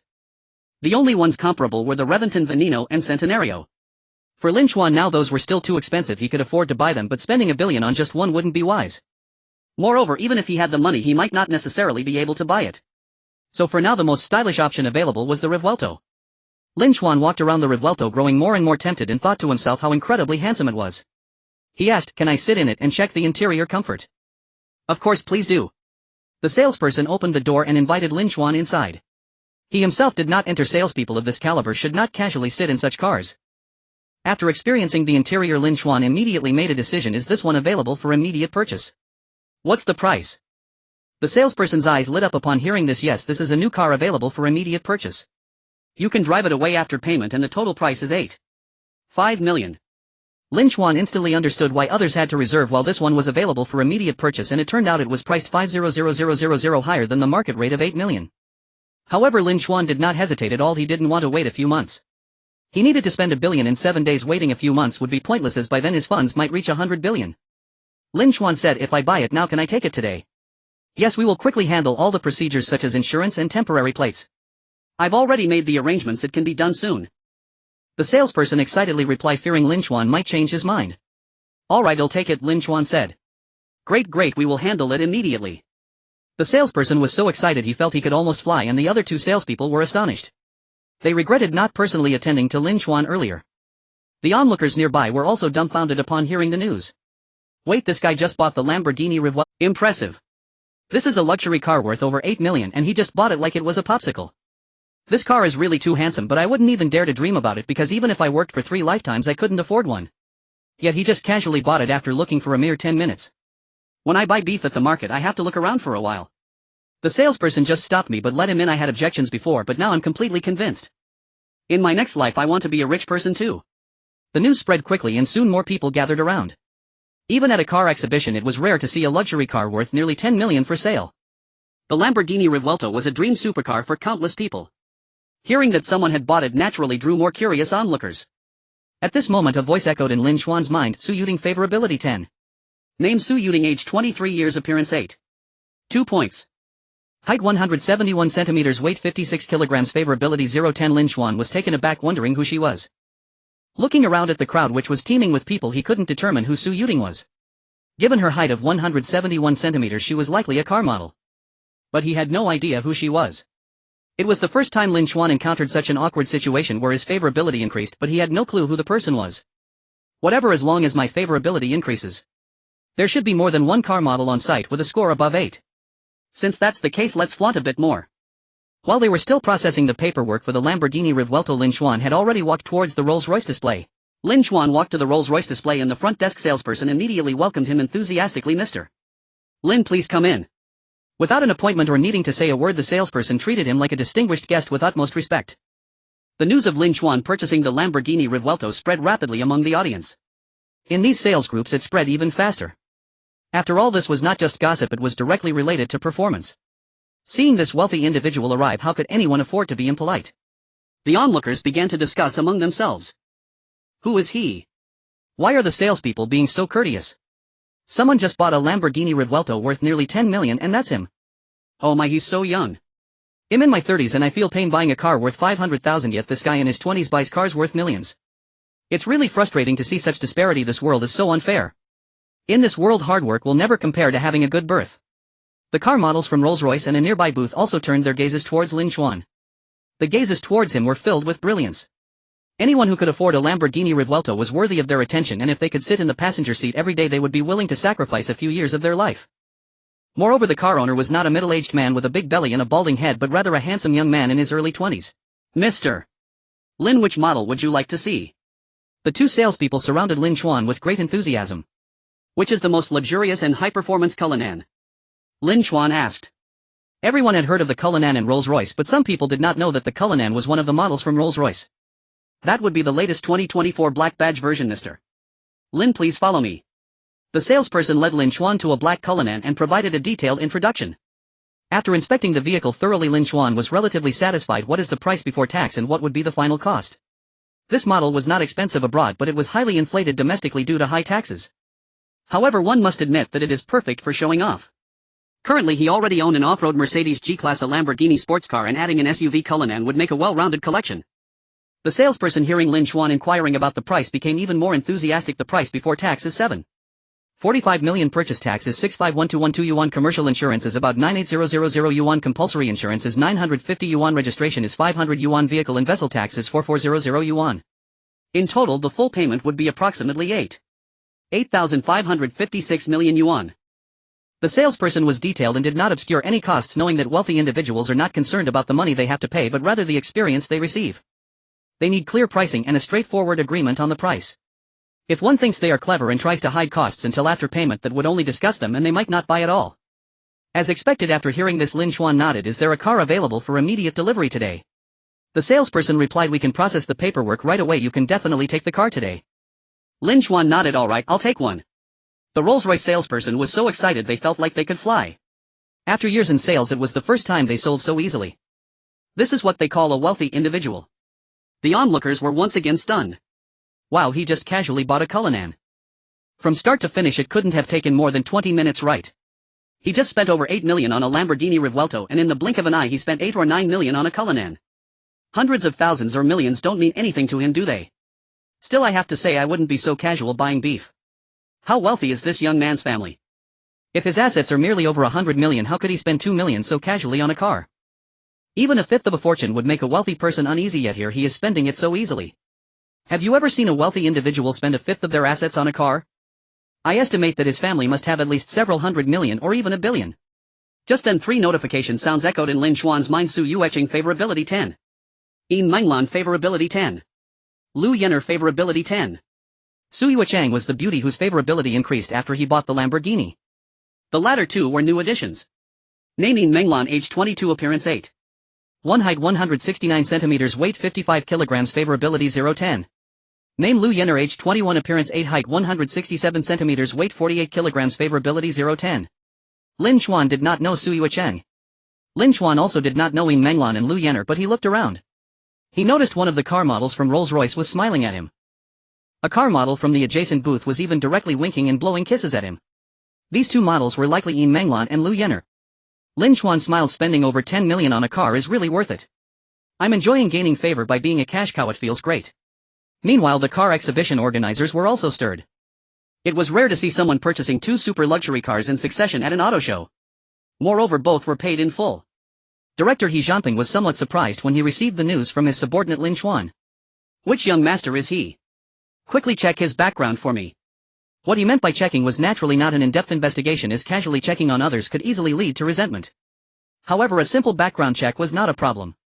Knowing the other party's identity would help them adopt an appropriate attitude. If the person was just a suddenly popular internet celebrity who made money, a normal attitude would suffice. If the person were the young master of a wealthy family, they would need to be much more courteous. Quickly the staff found the information, but this information left them somewhat bewildered. Both parents are farmers and their family income is so low that they don't even need to pay personal income tax. Moreover, he is just a university student, not an internet celebrity or a businessman. There are no records of winning a lottery or similar. The money seems to have come from nowhere. Several managers were somewhat dazed, wondering what was going on. He Jianping was also puzzled, but after pondering for a moment his expression changed slightly. A person who spends nearly 20 million as casually as spending 200 cannot possibly be the child of farmers. The greater possibility is that his background is being hidden. That further indicates that his identity background is profound and unfathomable. Several managers upon hearing this suddenly understood. They had previously heard that there are 2 kinds of people who appear to have no background.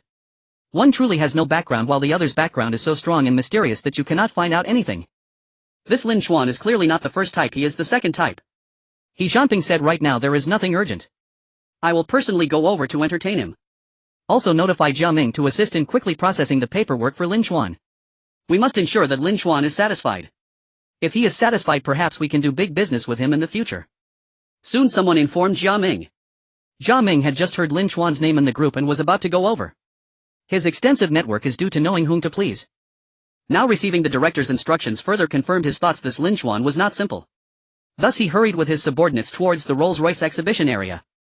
Jia Ming quickly arrived at the Rolls-Royce exhibition area and immediately spotted Lin Xuan surrounded by admirers like a moon surrounded by stars. He felt as if he had been struck hard, standing dazed for 3 full seconds before barely regaining his senses. It was him. The person who casually purchased the Lamborghini Revuelto and the Rolls-Royce Cullinan was actually him. They had crossed paths before, and from his attire and demeanor Jia Ming had already suspected his capabilities were extraordinary. However, he never imagined his strength was to this extent. He couldn't help but feel apprehensive. Luckily he had been sharp enough to show respect, or he would have really gotten into trouble. At that moment he noticed someone chatting amicably with Lin Xuan, and upon closer inspection his eyes nearly popped out in shock. Wasn't that director He Jianping? He was actually hosting him personally.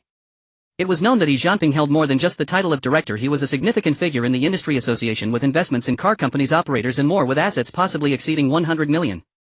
Moreover, he had extensive connections and a high social status. Given his position, logically speaking, even if someone could afford 2 luxury cars worth tens of millions, he, being so busy, would never personally attend to them. The only explanation was that this young man was not just able to afford 2 luxury cars, his background must be considerable. Jia Ming's cold sweat began to trickle down. Although it seemed he hadn't offended Lin Xuan, it appeared he had somehow offended a girl he knew. Would he hold a grudge about this? On second thought, it wasn't even his fault. The one who offended that girl was actually Li Yongsheng. So he quickly sent a WeChat voice call to Li Yongsheng, and as soon as it connected he said, "Hurry over to the Rolls-Royce booth." "What's wrong, Minggu? What happened?" Li Yongsheng asked, somewhat confused, but he could sense the urgency in Jia Ming's tone. "Just come quickly, otherwise I can't save you." Jia Ming spoke with an air of command due to his anxiety. After hanging up he hurried forward, and upon seeing He Jianping he waved. "Jia Ming, come here. Go urge Mr. Lin to complete the paperwork as soon as possible. Director, I have already arranged for someone to take care of it, and all the paperwork should be completed shortly." He then turned to Lin Xuan, his attitude respectful. "I just happened to bump into Mr. Lin earlier and felt that he must be extraordinary. It seems my judgment has been as good as ever." He avoided mentioning the incident with Qin Bingqing, trying to gloss over it. After all, it was primarily Li Yongsheng's fault, and he had been polite to Lin Xuan from the start. With He Jianping present, it was inappropriate to mention that he had indirectly offended this young master. Of course, he was still observing Lin Xuan's expression. If Lin Xuan were to get angry, he would act accordingly. However, he saw Lin Xuan's expression was calm, completely inscrutable. He Jianping laughed heartily and said, "So you two have met before? My arrangement seems a bit unnecessary." "Not unnecessary, thank you, Director." Lin Xuan smiled. To be honest, he found it somewhat strange. He had only bought 2 cars, so why was the director being so courteous? But given the circumstances, he accepted it calmly. Not far away, Yin Menglan and Lu Yenner were also witnessing the scene. Although they didn't fully understand the significance of the director's personal attention, they knew that such a man had considerable prestige. Yin Menglan favorability 5. Lu Yenner favorability 5. At that moment Li Yongsheng hurried over. Although Jia Ming's explanation was unclear, he had sensed the tension in Jia Ming's voice. As soon as he arrived, he spotted Lin Xuan and froze for a moment, then saw Director He Jianping personally attending to Lin Xuan. Then he noticed Jia Ming giving him a knowing look. Having been in this industry for years, Li Yongsheng had sharp instincts. It took him less than a second to understand the situation, and cold sweat visibly broke out on his forehead. At that moment he was filled with regret, thinking about why he had provoked Qin Bingqing. With so many car models around, many of whom had no background, he could easily win them over with a bit of money and position. Instead of pursuing a car model, why provoke the daughter of a wealthy family? Li Yongsheng hurried forward with the director present. He didn't dare to mention that he had indirectly offended Lin Xuan, so he could only act as a frontman. He offered Lin Xuan water tissues and opened doors, hoping to eliminate any potential dissatisfaction Lin Xuan might hold. Even though Lin Xuan had just bumped into him and he hadn't even uttered a curse, saying half of it would still carry risks. Moreover, he had disrespected Qin Bingqing, and Lin Xuan knew her. Just this alone could lead to ruthless suppression. Since Lin Xuan could have the director personally attend to him, one word from him could result in Li Yongsheng losing his job.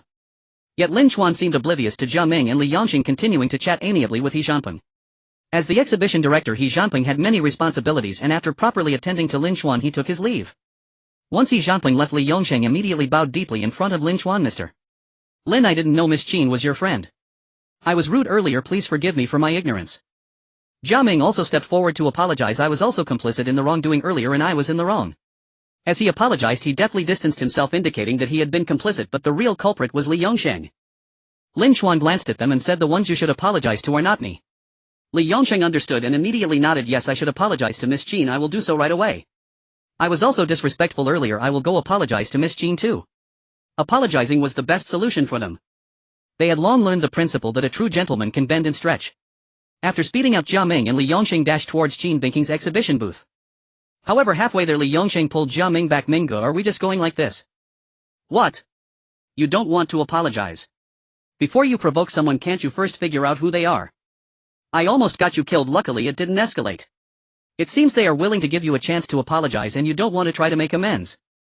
Li Yongsheng hurriedly replied, "No. How could I be so ungrateful? I meant that going empty-handed to apologize seems lacking in sincerity. Isn't there a good exhibition booth available? Why don't we switch Qin Bingqing to a better one?" Jia Ming's expression brightened. "I knew you weren't someone who couldn't see the situation. Your idea is good. This is a sincere apology. We can handle such small matters ourselves. The director will definitely have no objections." If he wanted to give his friend a favor, he certainly wouldn't inform the director. Utilizing his position to make a little move, the director generally wouldn't bother. However, changing Qin Bingqing to a better exhibition booth didn't require any secretive actions. Since the director personally attended to Lin Xuan, he would definitely want to build a good relationship with him. What needed to be done now was simply to clarify the relationship between Lin Xuan and Qin Bingqing. Thus Jia Ming sent a message to He Jianping explaining the situation. He also emphasized that even Lin Xuan's ticket was provided by Qin Bingqing. Sure enough, He Jianping immediately approved it and even praised them, thinking they had done well. With newfound confidence, Li Yongsheng and Jia Ming hurried to arrange the exhibition booth and then went to find Qin Bingqing to apologize. Jia Ming and Li Yongsheng hurried to the booth where Qin Bingqing was located. Upon seeing the two of them, Qin Bingqing immediately frowned. Lu Xingye, upon seeing them, instinctively shrank back. Even if he had regretted it earlier, thinking that perhaps he could be Qin Bingqing's prince, when the moment arrived he once again faltered. People are often like this, they imagine themselves to be brave, but when it comes to the critical moment their true nature is revealed. However, upon closer inspection it was discovered that both Jia Ming and Li Yongsheng were wearing flattering smiles. Li Yongsheng spoke first. Miss Qin, I apologize for my earlier disrespectful remarks. I sincerely ask for your forgiveness. To show our sincerity, we have upgraded you to a central booth valued at 5,000 per square meter. Jia Ming added, Miss Qin, Li Yongsheng is all talk. If you are still upset, feel free to kick him a couple of times to vent your frustration. Of course, to avoid dirtying your feet, I can kick him a couple of times as well. We sincerely apologize, hoping to lift your spirits. As Jia Ming spoke, he directly kicked Li Yongsheng twice with considerable force, and Li Yongsheng endured it in silence. Clearly they had agreed that this would be a real kick. If a little external injury could soothe things over, it would be more than ideal for him. Qin Bingqing and Lu Xingye were both stunned by this scene. What was happening? What was wrong with these two? They had been arrogant and overbearing before, clearly showing their true colors, yet now they were being so obsequious. What was the reason? Qin Bingqing's heart stirred as she thought of Lin Xuan.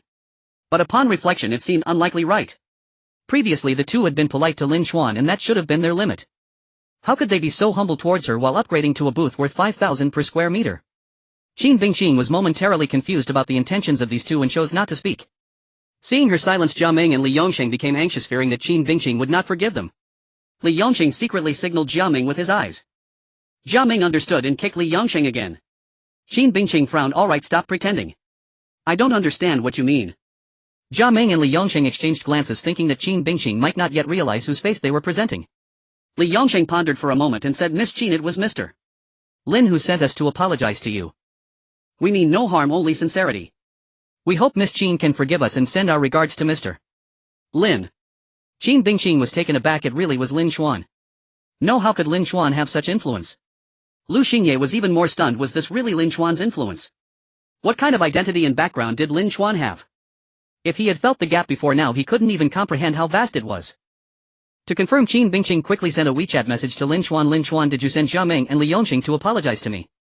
Lin Xuan quickly replied, they inexplicably came to apologize to me. I told them that the one they should apologize to is you. They also said they would upgrade my booth to a central position valued at 5,000 per square meter. If I accept, will there be any trouble? Lin Xuan replied, there shouldn't be. It seems they are quite sincere. I didn't notice it before, but they actually seem quite decent.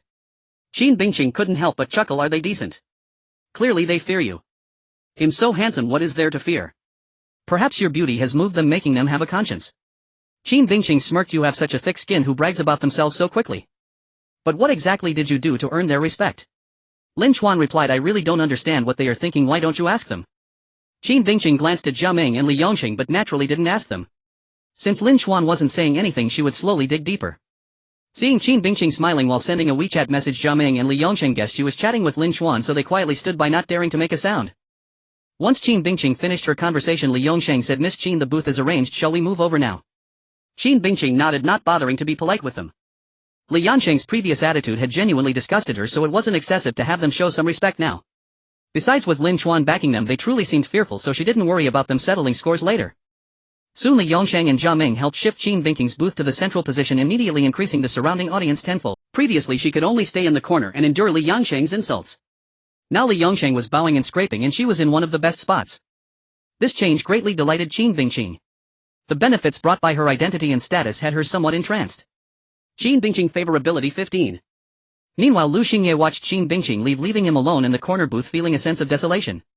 At that moment he truly realized that Qin Bingqing was drifting further away from him. It seemed impossible for him to pursue Qin Bingqing now.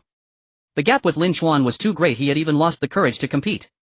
After arranging things for Qin Bingqing, Li Yongsheng and Jia Ming returned to report to Lin Xuan. Upon seeing Lin Xuan nod in satisfaction, they finally set down the heavy stone in their hearts. At that moment a middle-aged man with a Mediterranean hairstyle approached politely and said, Hello Mr. Lin, my name is Lu Wenhan. I just saw you casually purchase 2 luxury cars worth tens of millions and was incredibly envious. I would like to ask if you are interested in joining our Luxury Car Alliance Club. The Luxury Car Alliance Club, as its name suggests, is a club for luxury car enthusiasts.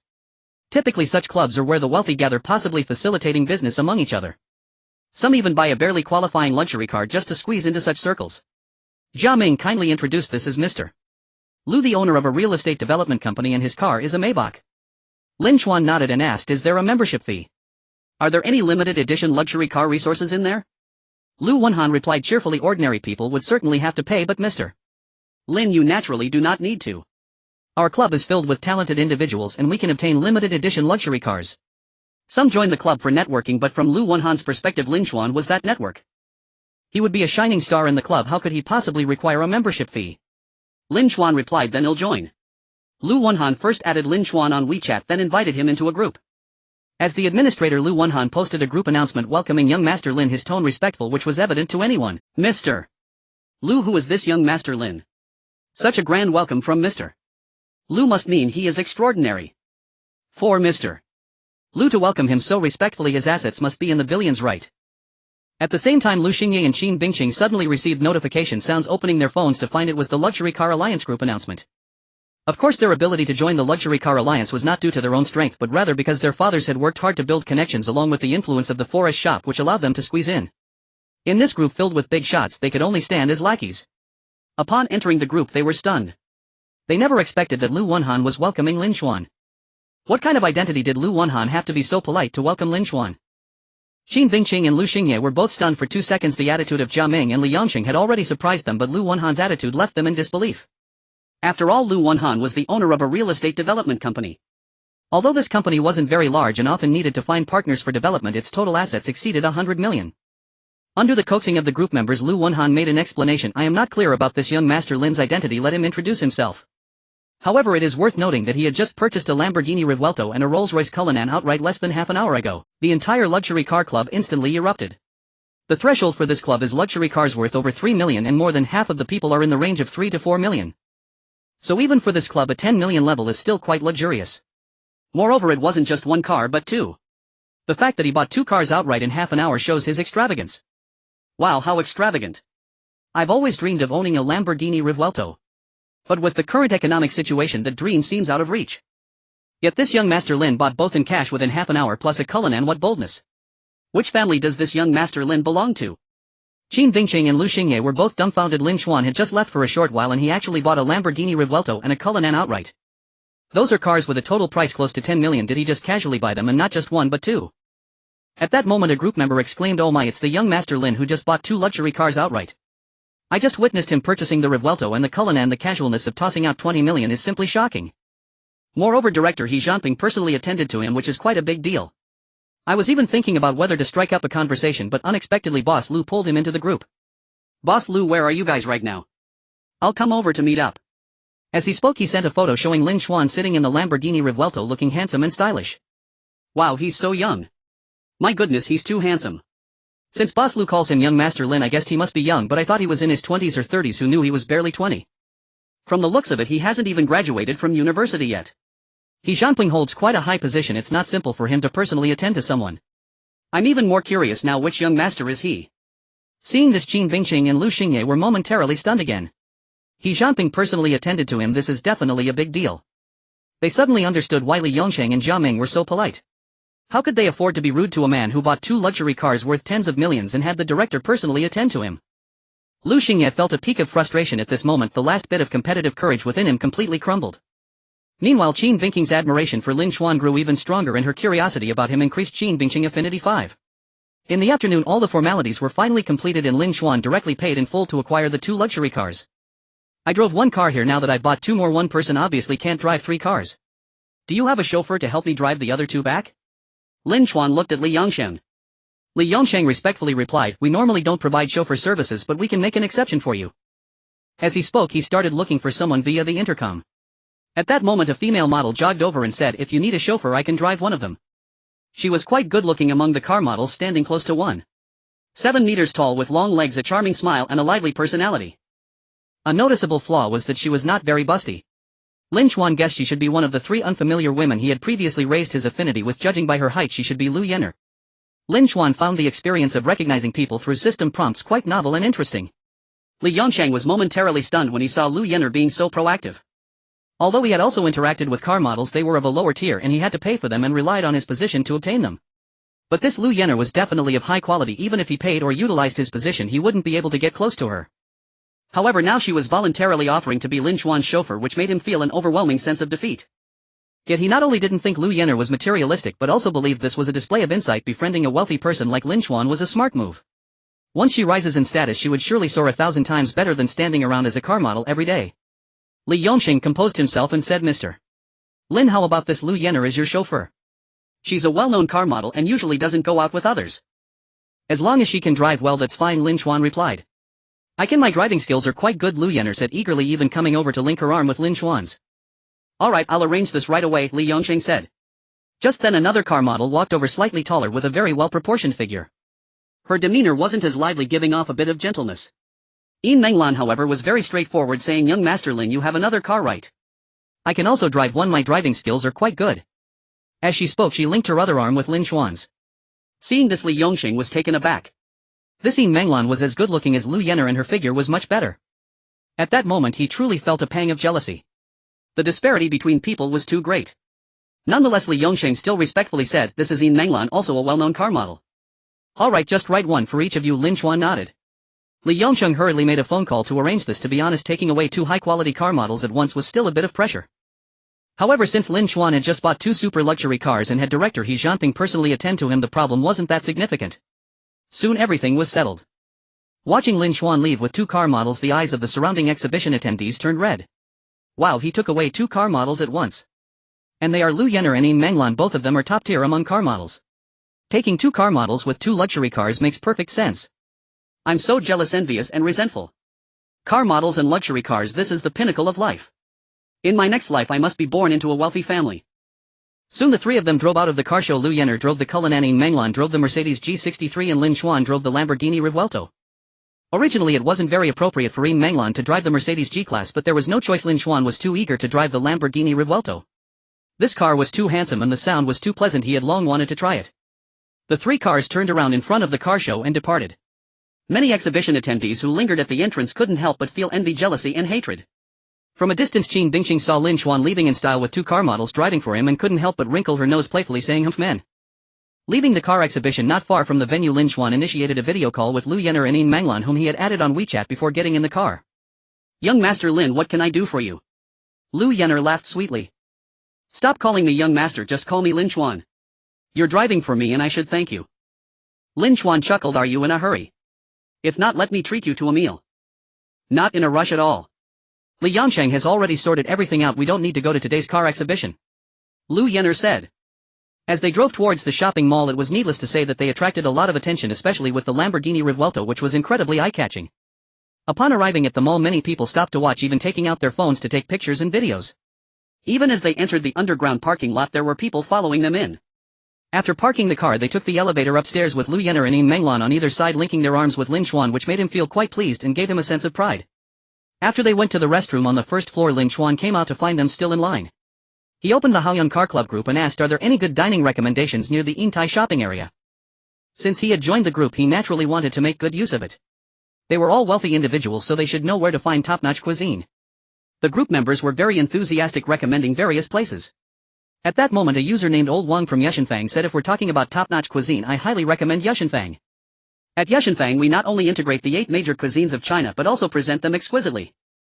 The restaurant industry is tough these days, with countless restaurants closing down across the country. However, Yushanfang continues to thrive because we focus on quality."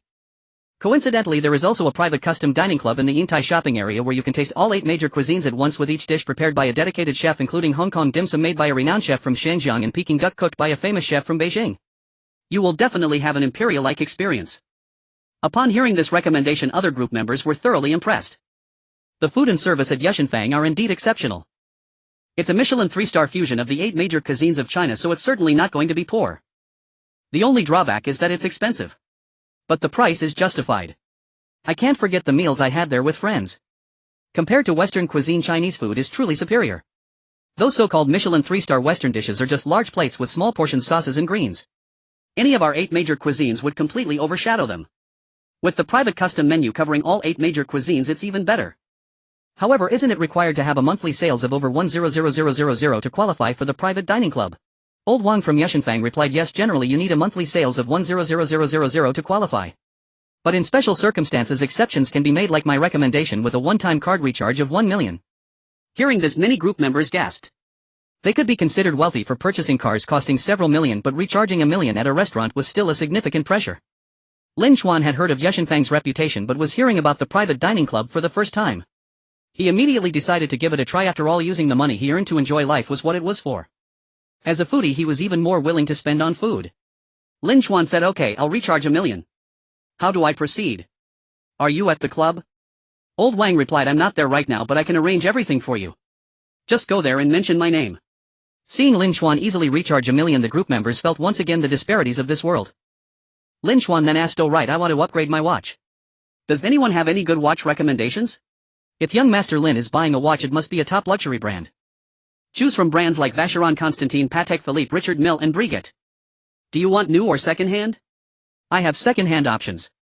As Lin Chuan was chatting, a few men and women walked towards him, and one young man seemed momentarily stunned upon seeing Lin Chuan.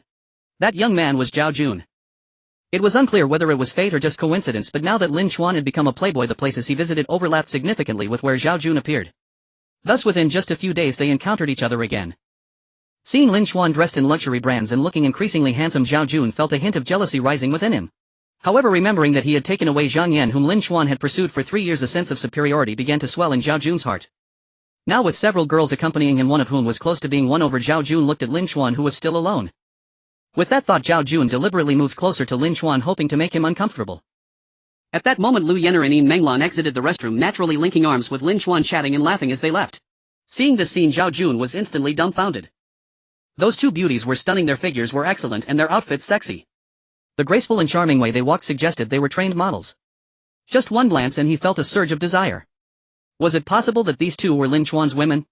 The hint of superiority in Zhao Jun's heart dissipated in an instant.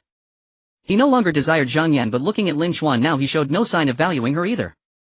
Watching the two beautiful women sway away, he glanced at the girl beside him and immediately felt that the girl he was pursuing seemed rather On the second floor of the Imperial Dining House, in a luxurious private room, the waiter ushered Lin Chuan, Lu Yener and Yin Menglan to sit down and began taking their orders. If you were downstairs, you would have to order from the menu, but upstairs in the private dining area you could choose any dish from the 8 major cuisines. They could even prepare a full Manchu Han imperial feast. Lin Chuan, Lu Yener and Yin Menglan ordered stir-fried yellow beef, Beijing roast duck, golden ribbon fish, fish maw and yellow fish soup, home-style pomfret and braised sea cucumber with spring onions. When the first dish, the golden ribbon fish, arrived, they each took a piece and immediately praised it. Lu Yener exclaimed, wow, this is so delicious. Yin Menglan, who had a better table manner, couldn't help but praise. Crispy on the outside and tender on the inside, the original flavor is preserved perfectly and the freshness is just right, it's simply exquisite. Lin Chuan was equally amazed, realizing that expensive food indeed had its merits. Unlike some Western cuisine, which is both pricey and unappetizing. Every dish that followed was just as delightful, truly turning the 8 major cuisines into masterpieces. The service quality was also impeccable. Every time a dish arrived, they would change the utensils for you. If there was a slight delay between 2 dishes, complimentary snacks would be promptly served. If you merely coughed a little, the waiter would immediately pour you water, and if your hands or mouth got dirty, a warm moist towel would be handed to you right away. Old Wang from the Imperial Dining House wasn't exaggerating, this was truly an emperor's level of enjoyment. Lu Yener favorability 5. Yin Menglan favorability 5. Both of them had dined with wealthy individuals before, but this level of indulgence was a first for them. Meanwhile, at the entrance, Zhao Jun and the others faced a stark contrast to their leisurely enjoyment. The waiter blocked their entry, refusing to let them in. Zhao Jun, feeling embarrassed, scolded, what's going on? Does your restaurant not serve guests? Sorry, may I ask if you have a reservation? The waiter smiled but remained firm in blocking their way. Zhao Jun said, I don't have a reservation, but did those 3 have one? How could they get in? The waiter patiently explained, our restaurant is divided into 2 floors. The first floor serves regular customers and requires a reservation, but today and for the next 7 days we are fully booked, there's no space available. The second floor is a private custom dining area which only serves members who spend over 100,000 a month or deposit $1 million at once. The 3 just now belong to the second floor's VIPs, so they don't need a reservation. You can become a member or make a reservation for next time. Zhao Jun's face flushed red instantly. Having boasted earlier, he now found himself in a difficult position. As Huan Xiangping, Zhang Yan's roommate, said, he was just a fake rich second generation born of a mistress without any real power.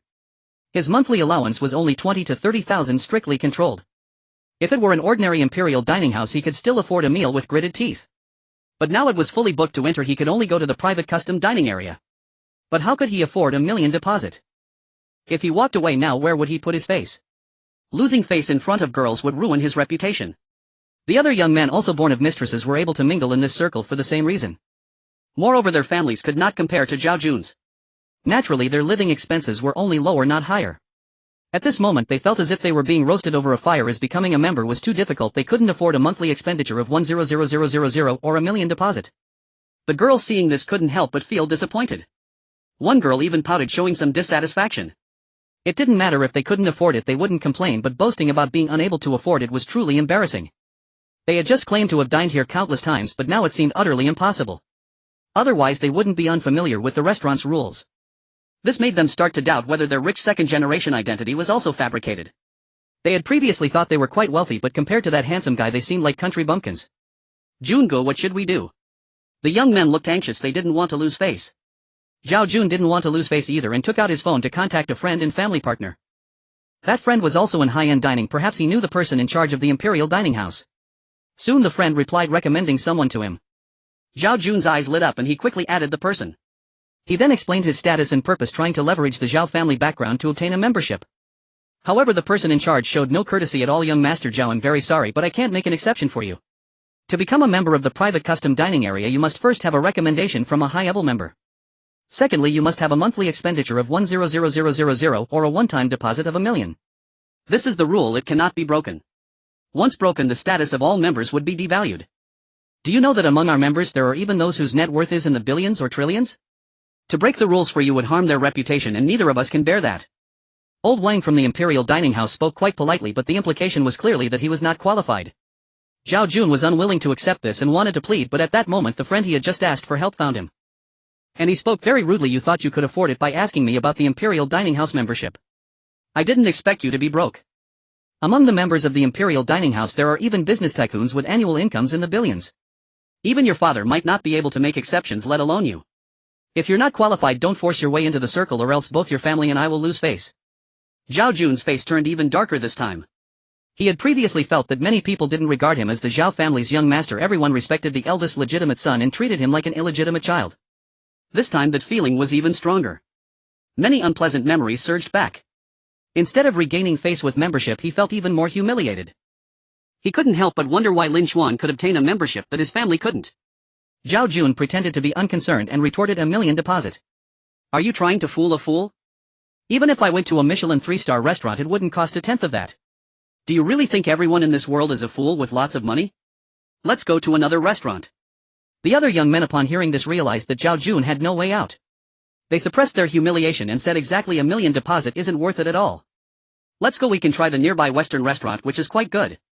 The girls understood their feelings well but didn't want to directly embarrass them. They could only pretend not to notice that they couldn't afford this expense and followed them to the Western restaurant. However, in their hearts their impressions of them had greatly diminished due to their behavior. Not exposing them was already quite good. Naturally they couldn't provide too much emotional value anymore. Zhao Jun and his friends tried their best not to mention the imperial kitchen, hoping to forget about the incident. After finishing their Western meal they took the girls to the mall and bought some gifts worth hundreds to thousands of yuan, slightly improving the girls' moods. As they strolled they arrived at a luxury watch store. To show off they brought the girls into the Richard Mille shop. It must be said that Richard Mille is indeed high-end. Just entering made the girls feel nervous and confused. Zhao Jun and his friends' conversations with the sales clerk often included terms like smiley face and skull, which left the girls in a day. Though the girls had just begun to lose their admiration for them, a trace of admiration started to rise once more. Can we take a look at the smiley face and the black water ghost? One girl asked. Zhao Jun shook his head and replied nonchalantly, these rare and precious models are usually not in stock. The ones in the store are all basic models, and even the basic ones are generally not allowed to be tried on. You can only look at the catalog and then place an order based on it. I've ordered one and I expect it to arrive in a few months. Whether he truly ordered it was something only he knew. But as he spoke the girls' eyes suddenly lit up. Just then the sound of 2 crisp high heels echoed at the entrance and they turned to see Lin Xuan, Lu Yenner and Yin Menglan walking in. The girls brightened upon seeing Lin Xuan while the young men frowned in discontent. They soon noticed that Lin Xuan had slightly rolled up his sleeves, revealing a Patek Philippe watch. The sales clerk's gaze also swept over Lin Xuan's wrist and her smile was noticeably sweeter than the professional demeanor she had shown before. Welcome to Richard Mille. Lin Xuan cut to the chase and asked, do you have any in stock? Is there a better model than the one I'm wearing? Yes, we do. Let me take you to the VIP room. The sales clerk slightly bent her waist to guide Lin Xuan. Under the bewildered gaze of everyone, she led Lin Xuan, Lu Yenner and Yin Menglan into the VIP room. Zhao Jun and the other young men immediately turned pale. The disparity in treatment was as stark as it had been at the imperial kitchen. The girls looked at Zhao Jun and his friends, and the admiration they had just regained evaporated, leaving only disdain and questioning. It was as if they were saying, "Didn't you say that rare and precious models are usually not in stock? Didn't you say that basic models are not allowed to be tried on and can only be viewed in the catalog? I thought it could only be like this." But looking at how easily Lin Xuan was invited into the VIP room, the contrast made them standing outside staring at the catalog seem like country bumpkins. In an instant the girls became more aware, seriously doubting whether these young men were genuinely wealthy. This time, even if Zhao Jun and the others felt embarrassed, they did not question the sales clerk or use connections. After all, this was Richard Mill and they actually weren't qualified at all. Inside the VIP room, the gloved sales clerk took out a watch from the display case. It was entirely jet black, understated yet luxurious, with the dials reflecting a sense of mechanical beauty. The sales clerk introduced this model as the RM47, also known as the Black Knight. It used to be priced at 12.5 million. Now at its low point, it's the perfect time to buy, currently priced at only 9417000. When Lu Yenner and Yin Menglan entered, they were very nervous. After all, this was Richard Mill. Hearing the price now made them gasp in shock. A watch on the wrist costing over 9 million. Is it even more expensive than a Lamborghini Rivuelto and a Rolls-Royce Cullinan by $1 million? For them, a luxury car worth nearly 10 million was already outrageous, and a watch costing nearly 10 million was simply absurd. They had heard before that the poor play with cars while the rich play with watches, and now they were experiencing it profoundly. In fact, even Lin Xuan felt it wasn't worth it, but he knew very well that this was suitable for showing off.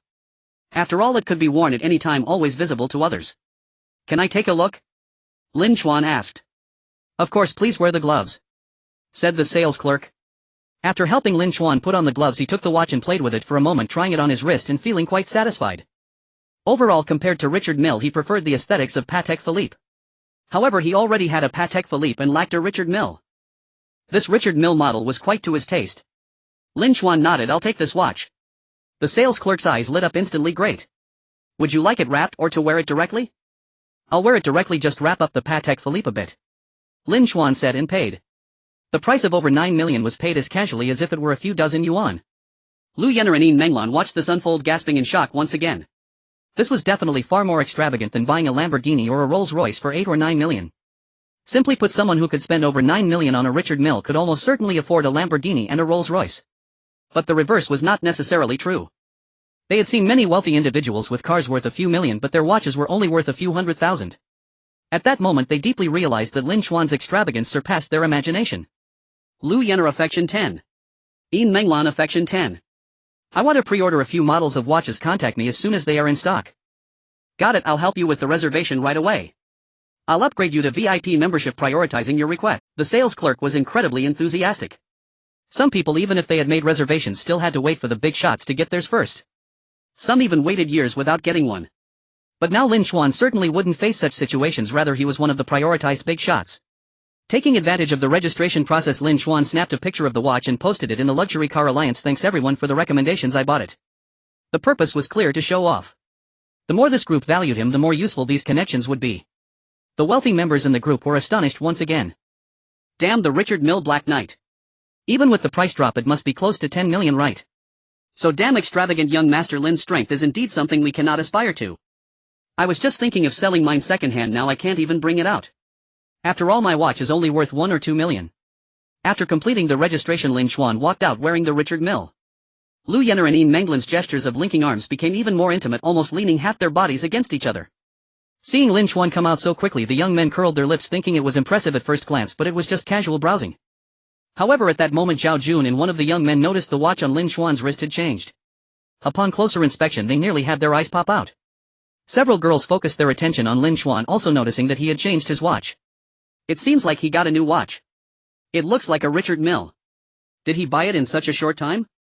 What model is that watch and how much does it cost? Isn't there a catalog? We can find out." They quickly located it using the catalog.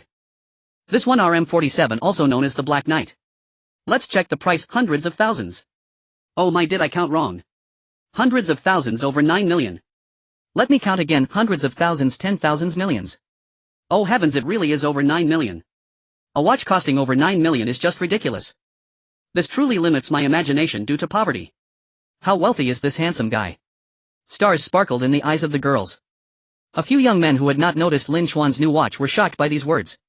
They couldn't believe it and turned to Zhao Jun hoping to hear him deny that a watch could possibly cost over 9 million. However, they saw Zhao Jun's astonished face without needing to speak. His expression said it all.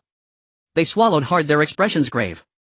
Before there was still a sense of rivalry with Lin Xuan, but that vanished in an instant. Who could compete with someone who spent over 9 million on a watch? They knew that even their fathers could hardly afford a watch costing over 9 million. The entire family fortune might only be 1 or 200 million, and it was uncertain whether they even had 10 million in liquid assets. Spending nearly 10 million just on a watch would lead to the family going bankrupt. People are like this: when they see someone better than themselves they feel jealousy, but when the other party surpasses them by a wide margin, that jealousy dissipates. Zhao Jun finally understood why Lin Xuan could access memberships that his family couldn't provide. It seemed that Lin Xuan's financial power surpassed that of his entire family. His expression darkened, revealing his heavy thoughts. The girls with a sense of awe for the wealthy followed Lin Xuan out, while the young men no longer daring to compete also followed to admire. Zhao Jun, however, wore a serious expression as he exited. Lin Xuan was seen taking 2 car models to browse brands like Patek Philippe, Vacheron Constantin Breguet and Blachut. Although he didn't buy anything, the sales associates were extremely enthusiastic. Next they visited a Chanel store where Lu Yenner clung to Lin Xuan's arm and coquettishly said, "Brother Xuan, I really want a Chanel bag. Can you buy one for me?" Yin Menglan didn't directly say anything but tightened her grip on Lin Xuan's arm, making it sink in. Lin Xuan was quite pleased and casually bought each of them a bag worth over 40,000. Both girls were enamored with their bags and excitedly pecked Lin Xuan on the cheek, one on each side. Lu Yenner affection 5. Yin Menglan affection 5. The other girls watched the scene with even greater envy, feeling that the gifts from Zhao Jun and the others were no longer appealing. At this moment the young men had no mood for jealousy, they simply couldn't compete. After buying the bag, Lu Yenner pulled Lin Xuan to buy more things. It was a mix of a spoiled tone and a hint of expectation, as if Lin Xuan, being wealthy, should comply.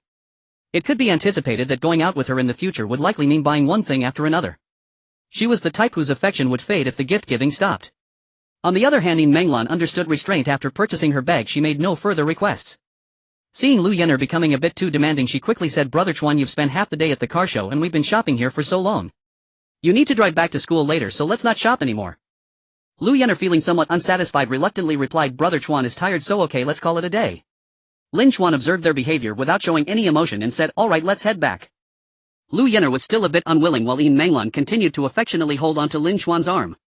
After walking for a while, Lu Yenner finally composed herself and also wrapped her arm around Lin Xuan's. The girl, seeing them going downstairs, seemed about to leave and couldn't help but gossip, curious about what car Lin Xuan drove. "What do you think? What car is he driving? I bet it must be worth several million. Come on, let's follow and find out." Zhao Jun said, "No need to look, it's a Mercedes G-Class." However, the girls paid him no mind and continued to follow. The other young men followed suit. They had realized they simply couldn't compare yet. They felt a bit self-destructive and wanted to see just how big the gap was. Upon reaching the underground parking lot, they saw Lin Xuan, Lu Yenner and Yin Menglan each unlock a car: a Lamborghini Revuelto, a Rolls-Royce Cullinan and a Mercedes G63. Everyone's eyes widened. They had guessed it would be luxury cars, but they had not expected there to be 3. They didn't believe these 2 beauties could afford such high-end vehicles. Most likely all 3 belonged to Lin Xuan. Zhao Jun's eyes also widened. He hadn't been wrong about the Mercedes G-Class, but he hadn't anticipated the addition of $2 million cars. Oh my, 3 cars. And each one cost several million. Is that a Lamborghini Revuelto? This model seems to have just arrived in the country and he managed to get one. Isn't that the legendary Cullinan? I've dreamed of sitting in a Cullinan. All of them have temporary plates. They were obviously bought recently. The girls' eyes sparkled with hope, wishing they could be the ones sitting in those cars at that moment. Even if it were an average-looking guy, they would be delighted. Moreover, that guy was incredibly handsome. The young men were further stunned, wondering which wealthy family this young man belonged to. Zhao Jun's expression darkened even more, becoming increasingly troubled. The strength Lin Xuan exhibited filled him with a sense of fear. A few days ago he felt that his spending power might not match Lin Xuan's, but he hadn't paid much attention to it. After all, he was backed by the Zhao family. What could Lin Xuan do to him? So when he first saw Lin Xuan today, he even felt a sense of superiority. Now he wished he could erase the incident with Zhang Yan from his memory. Because now it seemed that Lin Xuan's power was terrifying. With just his watch and cars totaling tens of millions, how formidable was his financial strength? He could be a terrifying presence whose wealth far exceeded that of his entire family. In his family he was merely a marginal figure. If Lin Xuan were to take revenge, his family would undoubtedly kick him out. His fate would surely be tragic. At this moment he regretted provoking Zhang Yan. It was not worth it to attract disaster over a woman. That silly Zhang Yan, surrounded by wealthy individuals, didn't even realize it, even calling him a poor loser, which he initially believed. Zhao Jun could only pray now that with Lin Xuan surrounded by beautiful women he might have long since forgotten about Zhang Yan and thus might be too lazy to take revenge on him. Lin Xuan, Lu Yener and Yin Menglan drove back to school, parking in a public parking lot at the entrance. Lu Yener and Yin Menglan could only take a taxi back. Lu Yener didn't receive many gifts today and had to take a taxi back, intentionally pouting as if she wanted Lin Xuan to coax her. However, Lin Xuan pretended not to see and pushed her into the ride-hailing car. Yin Menglan was more perceptive and cheerfully said before leaving brother Chuan goodbye. Tomorrow I'll be at the auto show booth again, come see me if you have time. Lin Xuan nodded with a smile, sure, I'll come if I have time. He took off his watch and returned to the dormitory. Just a short while after he left, a Magotan drove into the parking lot at the school entrance. After parking, a couple got out of the car. Just as they were about to leave, they inadvertently caught a glimpse of a Lamborghini nearby, instantly widening their eyes and quickening their breath. The girl exclaimed, "Oh my, a Lamborghini." The boy replied, "Wow, it's the latest Rivuelto model. This car just arrived in the country. I didn't expect to see it in real life so soon." The girl asked, "How much is this car?" The boy replied, "The price is around 8 million, I think." The girl gasped, "Oh my, that's just too extravagant. I have to take a photo with it." "Come on, I'll take a picture for you." The boy adjusted his angle and was about to take a photo of his girlfriend. However, at that moment the girl suddenly spotted another car not far away. She was taken aback and ran over. "Am I seeing things? Is that the legendary Cullinan?" The boy was astonished. "It really is. How could there be two super luxury cars at our school's entrance?" They took pictures and posted them on the school forum. The news quickly spread, causing a minor stir throughout the school. Many students even came out specifically to take a look and snap pictures. When Lin Xuan returned to the dormitory, he found his 3 roommates looking at him oddly. Shirley said, "Third brother, where did you run off to today? Zhang Yan came looking for you. She didn't believe you weren't here and waited downstairs for half an hour." The entire building's boys are jealous to the point of madness. His 3 roommates had genuinely felt sympathy for Lin Xuan before, hoping his romantic pursuits wouldn't be too tragic. But now he had become too carefree, inciting their envy and resentment. Lin Xuan remained unfazed and said, "I went out to have some fun, just ignore her. She had never waited downstairs for him before. What was the point of her doing this now?" He took a shower and lay on his bed, opening the system panel. Yi Maisheng's affection 1853, Qin Bingqing's affection 3156, Ling Wu's affection 30, Zhang Yan's affection 62, Su Yuding's affection 020, Yin Menglan's affection 035, Lu Yener's affection 035. Yi Maisheng's affection decreased by 20 before increasing back, equating to a net increase of 55. Qin Bingqing increased by 25 while both Yin Menglan and Lu Yener increased by 35. Su Yuding, whose name he didn't even recognize, increased by 20. Main Quest 3 progress 170,200. Only 30 more affection points are needed to complete Quest 3. I've already interacted with 4 of the 5 campus flowers. Should I go for the last one as well? Or should I try to boost the affection of the campus flowers? Lin Xuan thought to himself and decided to check the forum for updates. When he opened his phone, he found 3 new messages. One was a friend request from Zhang Yan. This woman was extremely bothersome. He had already blocked her, yet she continued to try adding him with countless alternate accounts. The second was a message from Qin Bingqing. So how was it hanging out with 2 models? Lin Xuan thought for a moment and replied it was enjoyable but not entirely. Qin Bingqing asked, "What do you mean?" Lin Xuan replied, "The enjoyable part is that the car models are indeed quite pleasing to the eye, but the downside is that none of them compare to your beauty. 2 of them couldn't match up to just one of you. You've raised my standards of beauty. How will you compensate for that?" Qin Bingqing responded, "Hee, let's see if I believe your nonsense." Though she claimed not to believe him, however. Qin Bingqing affection too. Lin Xuan chuckled. She was such a woman of contradictions. The last message was from Ling Wusa classmate Lin Xuan. "The weekend trip to the hot spring resort we talked about is happening. Are you interested in joining us?" Lin Xuan had originally planned to boost the affection of the last campus flower and the campus beauties, but upon seeing this message his eyes lit up. "Sure, who else is going? Will it be inconvenient for me to join?" Boosting Ling Wusa's affection could continue, and the hot spring resort sounded very good. Enjoying the hot spring while increasing affection points was simply perfect. Ling Wusa replied, "My roommate Li Yui and her boyfriend Lu Juanhui, whom you met last time. There's also another roommate Chu Mei and her boyfriend Ma Bin, along with a few other classmates. They are all couples, so I won't be a third wheel. If you come, you can also ride in your car. There's someone who's a bit showy. I don't want to ride in his car." Lin Xuan replied, "All right, I'll go." Ling Wusa said, "Let's meet at the school gate at 5 tomorrow afternoon. Don't be late." On Friday, Lin Xuan attended classes as usual and only headed to the school gate after class. From dozens of meters away, he noticed a crowd gathered at the entrance. Ling Wusa spotted Lin Xuan and waved at him from afar. She was dressed in loose pants and a black coat that wasn't zipped up, revealing a white camisole underneath. Her flat stomach showed no sign of excess fat, and her shoulder and collarbone were exceptionally beautiful, exuding both charm and elegance. Lin Xuan quickened his pace, and as he approached he noticed the expressions of Ling Wusa, Li Yui and Lu Juanhui, who had seen him before, were momentarily stunned, feeling that Lin Xuan seemed to have become more handsome. He was already quite handsome before, but now he was extraordinarily stunning. Although Ling Wusa valued figure more than face, she couldn't help but glance at Lin Xuan a couple more times. Others who hadn't seen him couldn't help but whisper among themselves. Who is this guy? He's so Ling Wusa introduced Lin Xuan to her other two roommates Ko Jiamin and Xu Mei along with her boyfriend Ma Bin. They were polite, but Ma Bin seemed to harbor a hint of disdain. Lin Xuan merely responded politely, too lazy to engage in any idle chatter. His focus was solely on Ling Wusa and the hot springs. Everything and everyone else could be disregarded. Just after the introductions, 3 off-road vehicles pulled up: a Fengcheng Leopard 5, a Jeep Wrangler and a Tank 700. The trio of off-road vehicles made quite an impression, instantly attracting the attention of passers-by. Even Ling Wusa took a glance. However, she quickly returned her gaze to continue talking with Lin Xuan. The vehicle stopped and in each driver's seat sat a young man, all bearing somewhat flamboyant expressions. Ma Bin quickly ran up, trying to please the young man with slick back hair in the Tank 700, saying, "Xiaogu, you're here. These cars are indeed cool." His expression toward Lin Xuan was a stark contrast to the one he wore now. Faced with Ma Bin's flattery, Xiaobo merely nodded indifferently, scanning the crowd, his eyes lighting up at the sight of Ko Jiamin, Xu Mei and other girls with appealing figures. After all, they were from the dance department. How bad could they be? Especially when he saw Ling Wusa, a glint of brilliance flashed in his eyes. Just as he was about to nod in satisfaction, he noticed Lin Xuan standing a bit too close to her. Xiaobo couldn't help but frown slightly, lowering his voice to ask, "Who is that girl? Is that her boyfriend beside her?" "Xiaogo has a good eye. Her name is Ling Wusa, the flower of our dance department. The guy beside her is not her boyfriend, just a loser who pursued a girl for 3 years without success," Ma Bin replied, a hint of disdain flashing across his expression. Xiaobo felt relieved and waved to the young man in the driver's seat of the Fengcheng Leopard behind him, saying, "I'll let Xiaobin drive your car. You take Akai's car."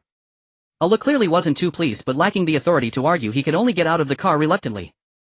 Ma Bin, delighted, was about to get into the car when Xiaobo stopped him, saying, "Wait a moment, why are you in such a hurry? Let's first sort out who will sit in which car. You know how to divide it." Ma Bin understood and turned to the others, saying, "Everyone gather around, let's figure out how to sit in the cars."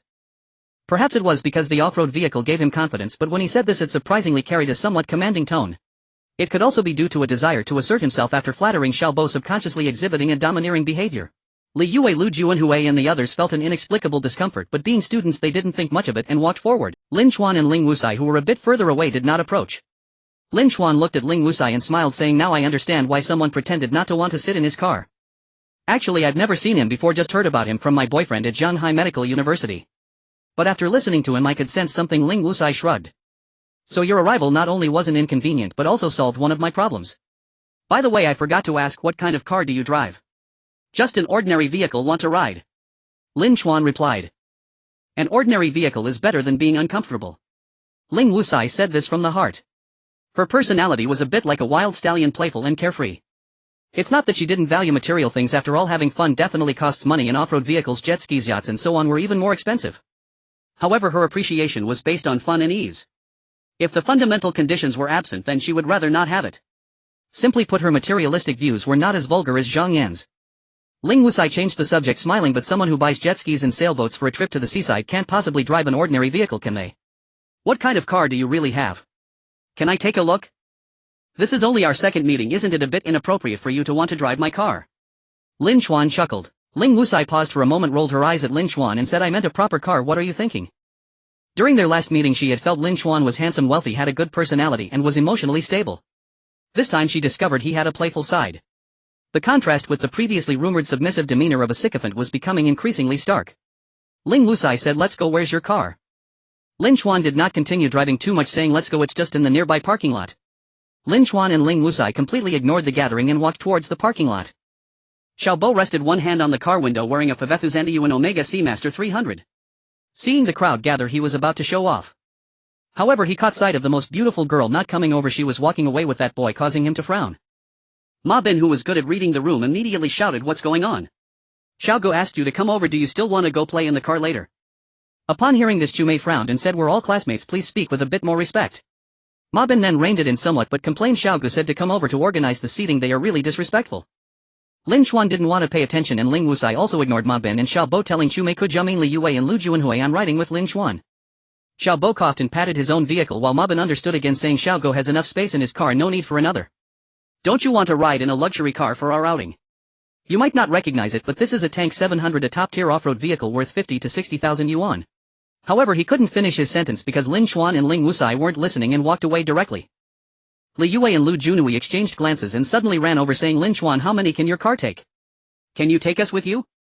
"Sure, let's all go together," Lin Xuan replied. They then walked towards the nearby parking lot while Ma Bin and Xiaobo looked somewhat displeased. Ma Bin was furious, complaining to his girlfriend Xu Mei, "Look at how they are acting, had I known I wouldn't have brought them alone." Xu Mei, somewhat dissatisfied, replied, "It's your poor attitude that caused Wu Sa to act like that." She was a bit unhappy with her boyfriend's actions, but evidently she still leaned towards him.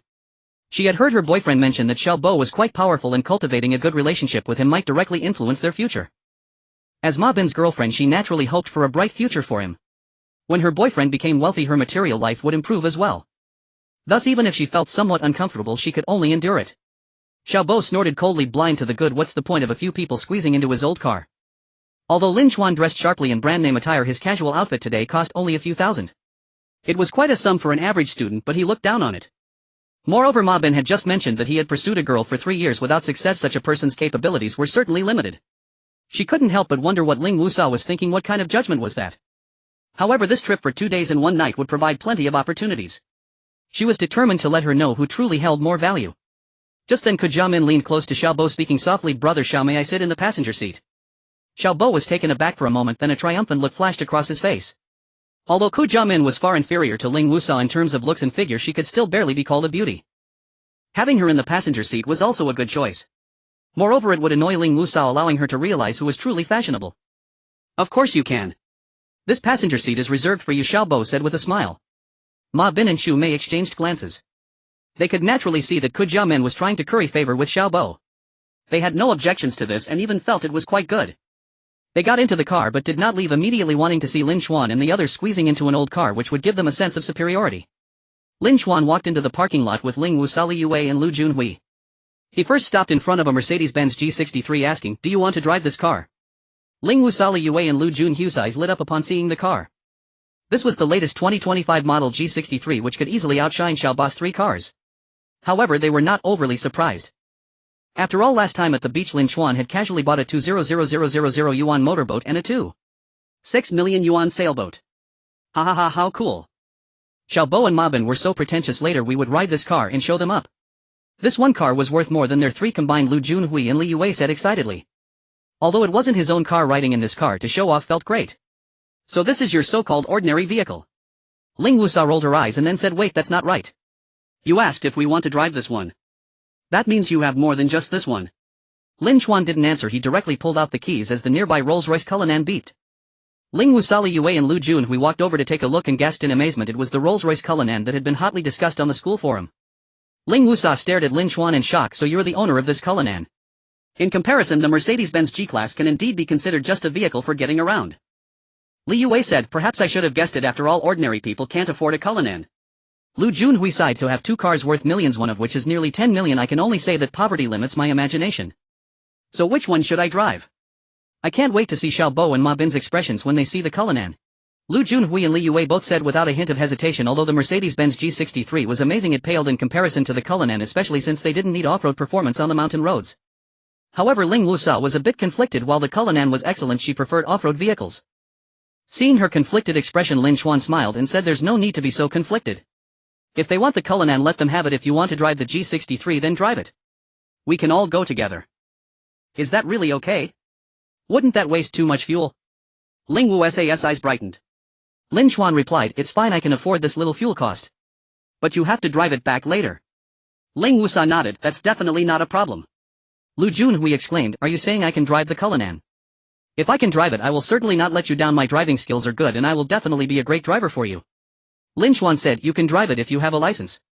However, you don't need to be my driver, just be a good driver for your girlfriend. As for me, I will drive another one." As he spoke, he pulled out another key. The nearby Lamborghini Rivuelto honked twice. When Ling Wusa, Li Yue and Lu Junhui heard him say he would drive another one, they were taken aback and then stared in disbelief at the brand new Lamborghini Rivuelto. The discussions on the school forum were not limited to the Cullinan. This Lamborghini Rivuelto garnered even more attention. After all, it was incredibly stylish. So not only is the Cullinan yours, but the Lamborghini Rivuelto is also yours. You alone actually own 2 divine vehicles simultaneously. Normally the Mercedes-Benz G63 would be considered a luxury car, but now between these 2 cars it had become merely a supporting character. It truly could be seen as his vehicle for getting around. Li Yue and Lu Junhui were dumbfounded, not knowing what to say. During their last meeting they had already witnessed Lin Xuan's lavishness and originally thought they had grown accustomed to it, but now they realized their imagination was still too limited. "Lin Xuan, just how rich are you?"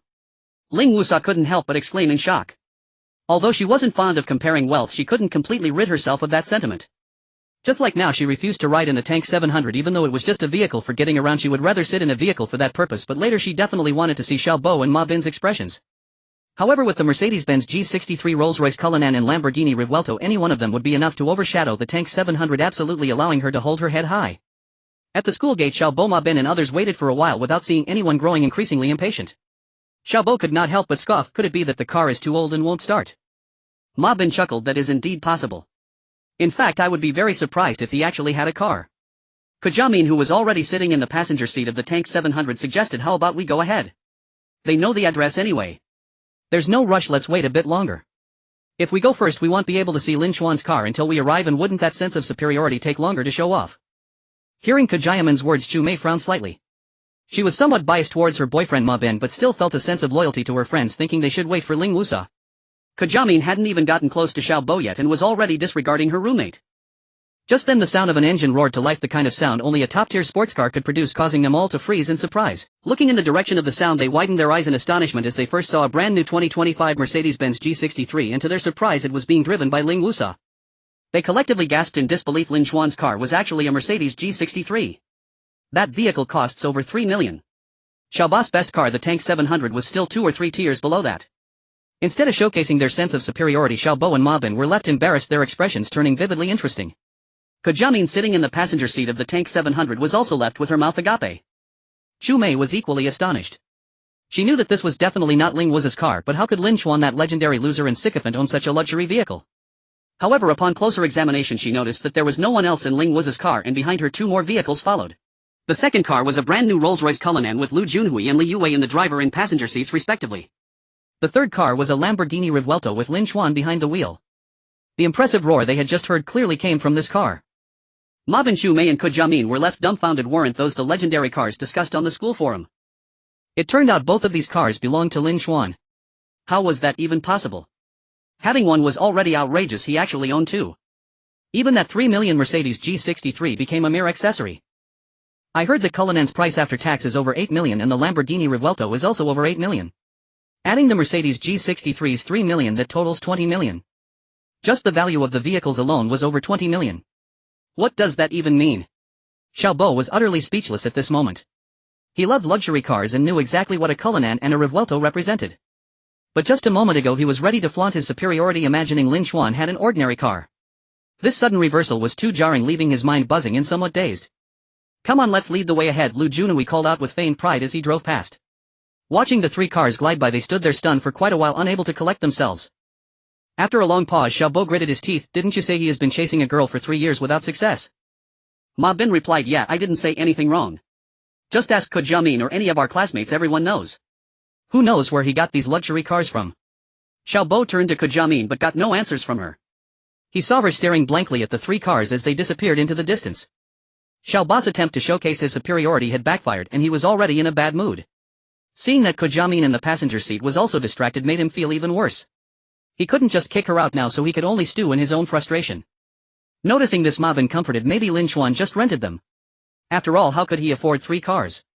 Xiaobo thought about it and felt it made sense. After all, the total value of those 3 vehicles is over 20 million. Even a family with assets over 100 million wouldn't buy 3 luxury cars for their child still in school, right? This level of wealth can only be reached by the sons of wealthy families. If he really were a wealthy heir, word would have spread across the university town long ago. How could he still remain inconspicuous until now? Even pursuing a girl he couldn't get anywhere in 3 years. What an idiot, renting luxury cars of this caliber to show off. What if something happens and he ends up losing everything? Xiaobo cursed and started the car. The other 2 cars quickly followed suit. In stark contrast to the oppressive atmosphere here, the people in the 3 cars ahead were lighthearted and carefree. The hot spring resort was very close, just about 14 or 15 kilometers away, and they arrived in no time. The resort consisted of several standalone villas, but they were more like rental-style villas, not particularly luxurious since they were mostly rented out. Originally each villa had parking spaces in front, but with so many cars there wasn't enough room. How about we park in a nearby parking lot? It's not far anyway, Ling Wusa suggested. No need to be so troublesome, we can just rent another villa, Lin Xuan said. Ling Wusa, Lu Junhui and Li Yuwei were taken aback, feeling a bit speechless. The mindset of the wealthy really was different. But these villas need to be booked in advance, there might not be any available, Lu Junhui added. Lin Xuan replied, just add an extra 5,000, someone will give it up. Ling Wusa, Lu Juanhui and Li Yue were once again stunned. They found it hard to keep up with the thought processes of this damn rich guy. In fact, Lin Xuan not only wanted a place to park but also felt that Ma Ben and Xiao Ba's attitude was too poor. He didn't want to stay in the villa they rented. Renting another one would mean not having to rely on them. Before long, Ma Ben and Xiao Bo arrived. Ma Ben had a somewhat arrogant demeanor, and as soon as he arrived he said in an authoritative tone, "Everyone stay in the courtyard and living room, don't go into the rooms and make a mess. The most luxurious master bedroom at the top belongs to Brother Xiao, and there are limited rooms so others might have to share." Just then they saw a few people from the next villa coming out with their luggage, looking delighted as they said to Lin Xuan, "Mr. Lin, we have moved everything out. The sheets haven't even been slept on, so we can just let the landlord change them. We're heading to a nearby hotel. Maybe we'll see you tonight at the hot springs," the landlord added with a smile. "You don't need to worry about that. I've already called the cleaning lady to come and tidy up." Ma Ben, Xiao Bo, Jiamin and Chu Mei were once again stunned. They had actually rented the villa next door. And weren't those people already renting it? Why were they so happily giving it up? Chu Mei couldn't help but ask, "Why did you rent another villa and how did they agree to let it go?" Li Yue replied, "Lin Xuan felt there weren't enough parking spaces and was worried about the number of rooms, so he rented another villa and added an extra 5,000, which is why they were willing to let it go." Chu Mei and Jiamin were momentarily stunned. The rental fee for a villa was only 2,000 to 3,000 a day. To rent this villa an additional 5,000. No wonder this family was so eager. After all, it was an easy 5,000. There was a hotel nearby, so it wasn't a hassle. Is this the mindset of the wealthy? It's simply extravagant and carefree. The gazes of Jiamin and several other girls lingered on Lin Xuan's face for several seconds, reluctant to look away. Xiao Bo and Ma Ben, seeing Lin Xuan stealing the spotlight again, noticed the girls' admiration for him and their expressions grew darker. With two villas, dividing the rooms became much simpler. Each person could have their own room, which was more than enough. Xiao Bo took the originally most luxurious room while Lin Xuan got the most luxurious room in the newly rented villa. The difference was that Xiao Bo gave off a bad impression of hogging the luxurious room and making others squeeze into less comfortable spaces, while Lin Xuan rented an additional villa to ensure everyone had their own private room. Lin Xuan was the center of attention, yet everyone didn't resent him. They discussed privately, filled with awe and admiration. Xiao Bo felt his entire plan was disrupted. According to his plan, the girls should have been surrounding him. He took several deep breaths to calm himself and said, "I don't believe he can truly afford a Mercedes G63, a Lamborghini Revuelto and a Rolls-Royce Cullinan. Either he rented them or borrowed them from someone. To show off and attract girls, he did put in some effort. But in terms of real strength, I am still stronger. As long as we spend more time together, they will be able to see from his words and actions who is truly wealthy. Don't lose your composure. I can easily conquer them with my charm." After settling in, they all went to the hot spring together. Everyone bought their own tickets and entered the changing room to put on their swimsuits. Then they regrouped at the entrance of the changing room. The girls' swimsuits naturally attracted the boys' attention. The dance major girls had great figures, but in comparison Ling Wu's figure was significantly better. Her skin was fair and perfectly shaped from top to bottom, making Xiao Ba's gaze grow increasingly heated. Just as he was about to approach her to strike up a conversation, he saw Ling Wuja walk straight up to Lin Xuan, sizing him up and smiling. "I didn't notice last time. Your figure is quite impressive." Lin Xuan's figure had always been okay. He hadn't exercised much, but he was relatively slim and proportionate. After completing task 1 and gaining 5 attribute points, his physique improved slightly, but it wasn't very noticeable. After completing task 2 and gaining another 5 attribute points, the impact on his physique became evident. Although he wasn't a muscular guy yet, he had developed a bit of abs and some chest muscles, barely qualifying as lean muscle. Ling Wuja favorability 5. I've been exercising recently and have gained a tiny bit of muscle. Your figure, however, is truly perfect.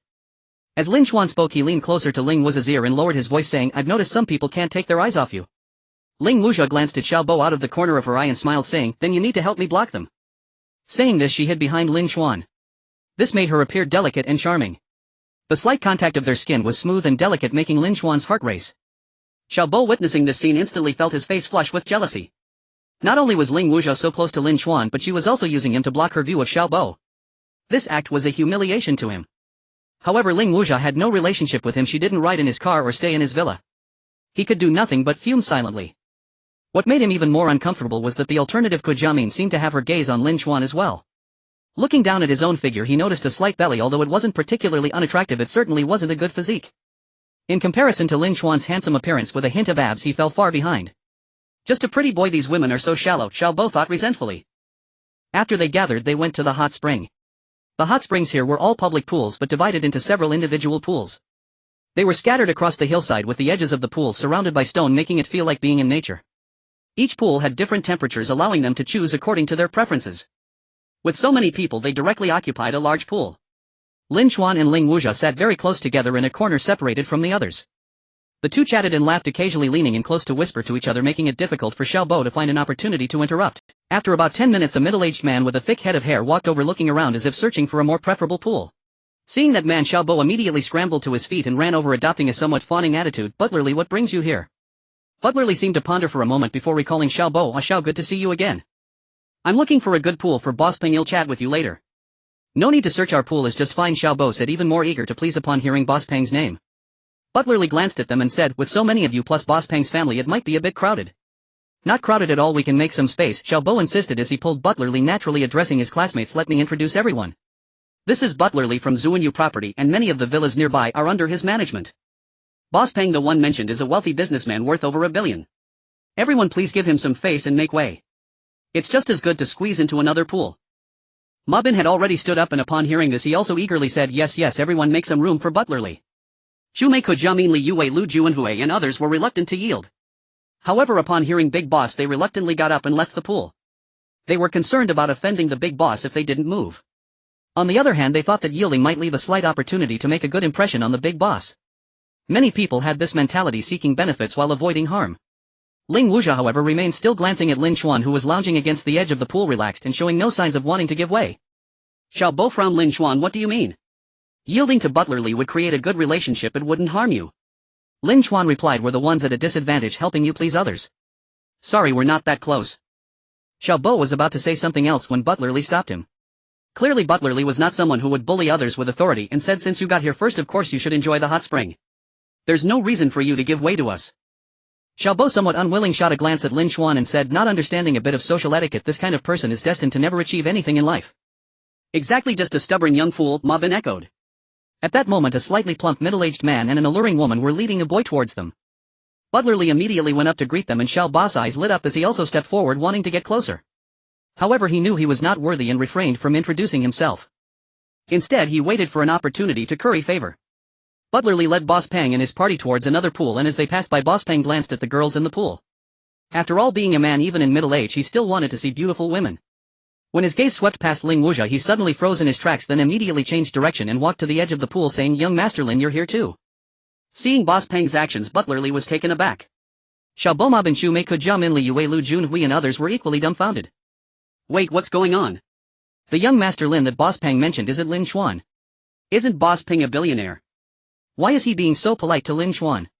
No, it seems there's even a hint of respect." Lin Xuan did not rise and asked in confusion, "Boss Peng, have we met before?" No, I was also at the Haoyun Car Club.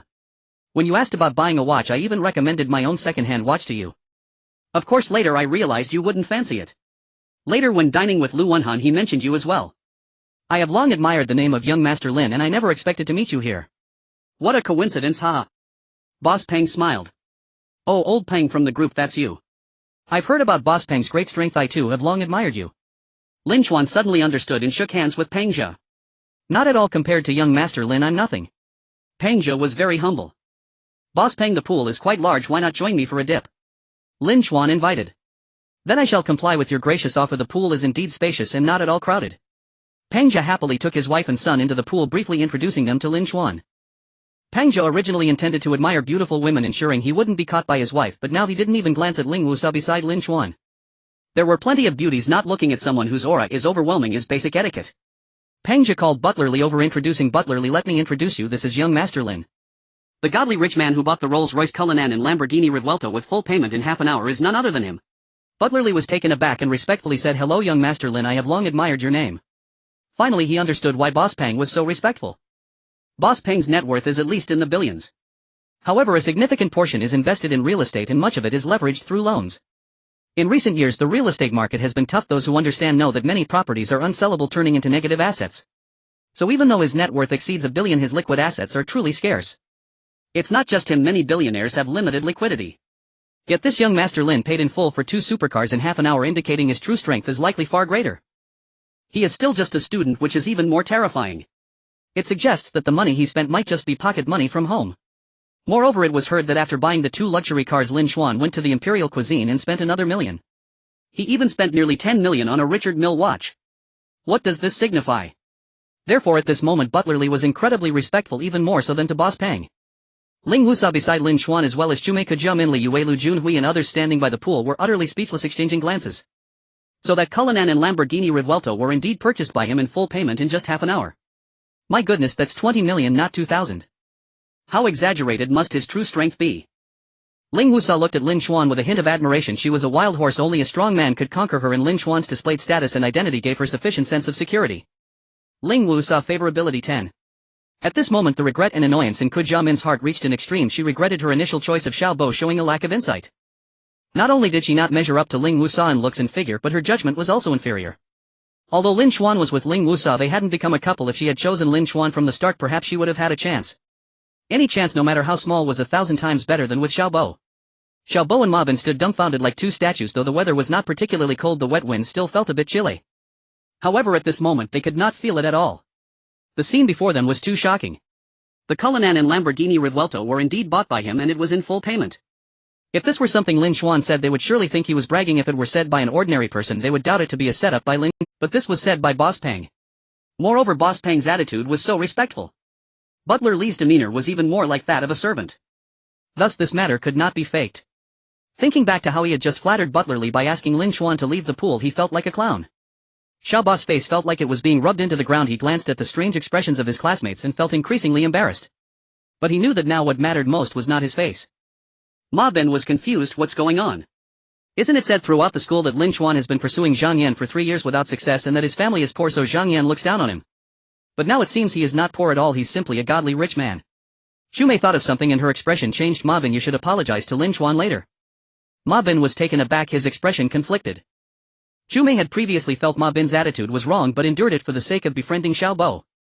However, now it appeared that compared to Lin Xuan, Xiao Bo was nothing, so there was no need to care about him. The real problem was that her boyfriend's previous attitude might have offended Lin Xuan. Xu Mei said, your attitude was poor just now, it's appropriate to apologize. I'll plead for you, and perhaps Ling Wusa will not make things difficult for you. Ma Bin, someone who understood how to please others, grasped the situation and, disregarding Xiao Bo's thoughts, nodded and said, you're right, I'll apologize right away. As he walked towards the pool, he organized his words. But at that moment a gust of wind blew by and unexpectedly Xiao Bo stepped past him, squatting by the pool, almost kneeling. Lin Xuan, I was rude earlier and I sincerely apologize for my disrespectful words. His attitude was sincere without a hint of defensiveness. Even the greedy glances he had previously directed at Ling Wusa were completely retracted. He did not even look at her. Ma Bin was dumbfounded at this scene, thinking to himself, how could he back down faster than me? Ma Bin was stunned for a moment before hurriedly stepping forward.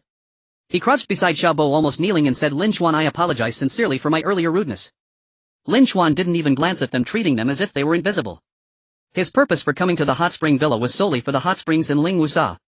Previously he had ignored the antics of Ma Bin and Xiao Bo, and now he felt no different. Seeing this, Peng Zhe roughly understood what was happening and ignored Ma Bin and Xiao Bo, continuing his conversation with Lin Xuan. Even Butler Li now deliberately ignored Xiao Bo. This left Ma Bin and Xiao Bo crouching awkwardly on the side, unsure whether to stand up or continue crouching. However, they dared not voice any complaints, as they had indeed spoken disrespectfully earlier. They couldn't afford to offend even Butler Li, let alone the courteous Lin Xuan, who was being polite to both Butler Li and Boss Peng. After crouching for quite a while and feeling numb, Lin Xuan and Peng Zhe continued their conversation, seemingly forgetting about them. Li Yue, Lu Jun Hui and others naturally would not plead for them, as they had indeed gone too far before, and it was just right to teach them a lesson. Xu Mei still sided with her boyfriend Ma Bin. After waiting for a while and seeing her boyfriend's legs starting to numb, she approached Ling Wusa and said, Wusa, could you help me plead with Lin Xuan? Ma Bin's attitude has been poor, I've already scolded him before. Ling Wusa felt that it was entirely Ma Bin and Xiao Bo's fault and had no objections to Xu Mei.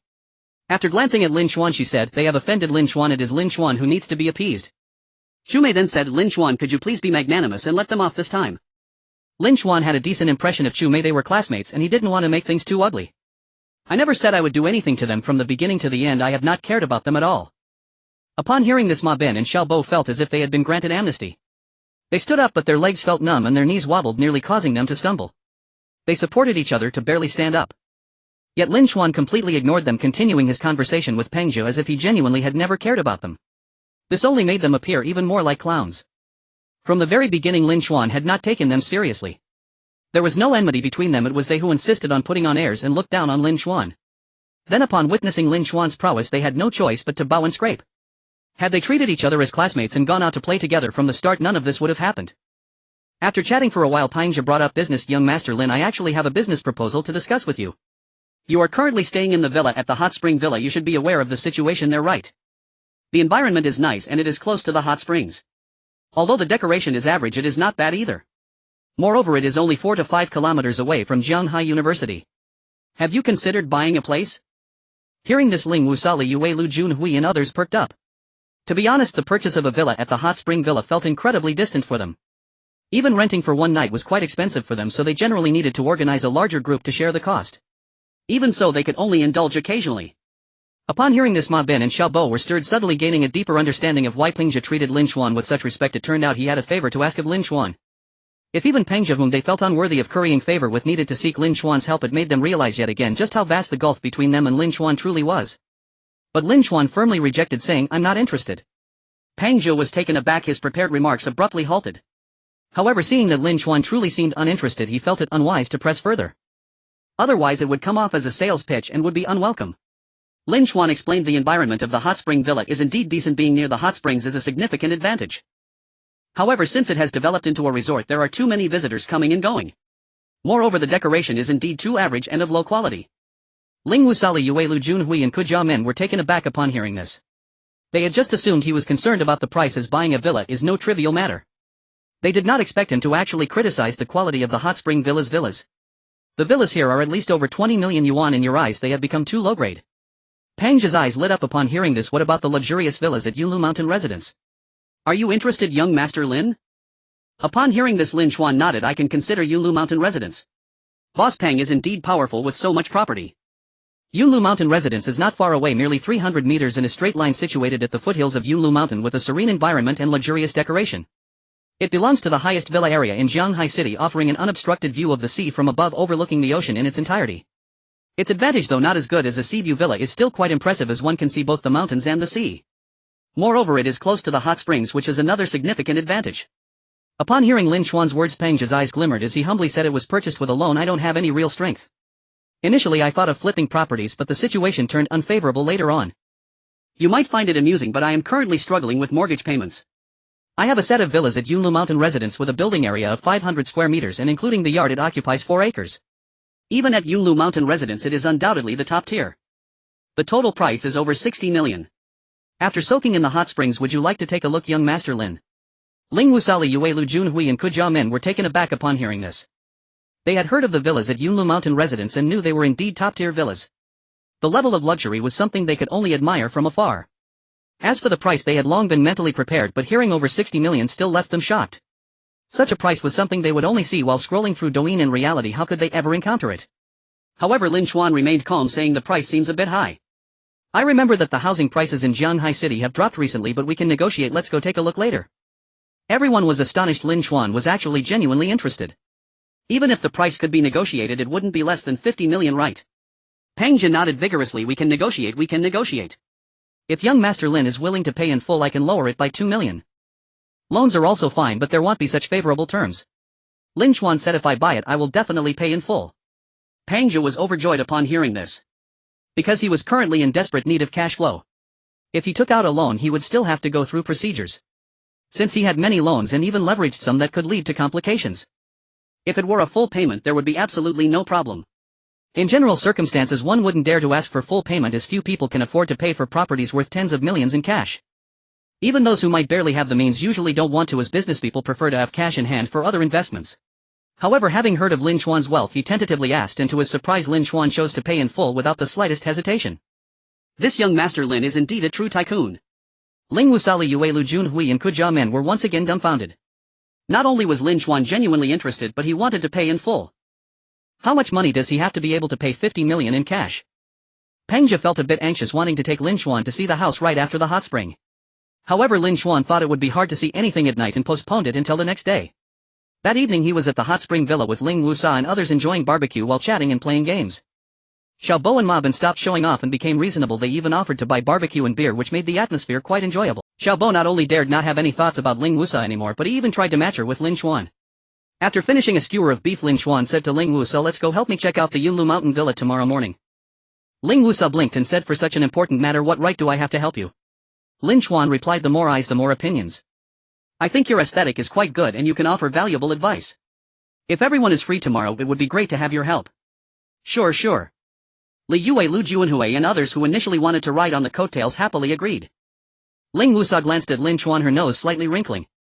Lin Xuan's words stirred a little emotion in her. She thought there might be some special significance in his request for help in viewing the house.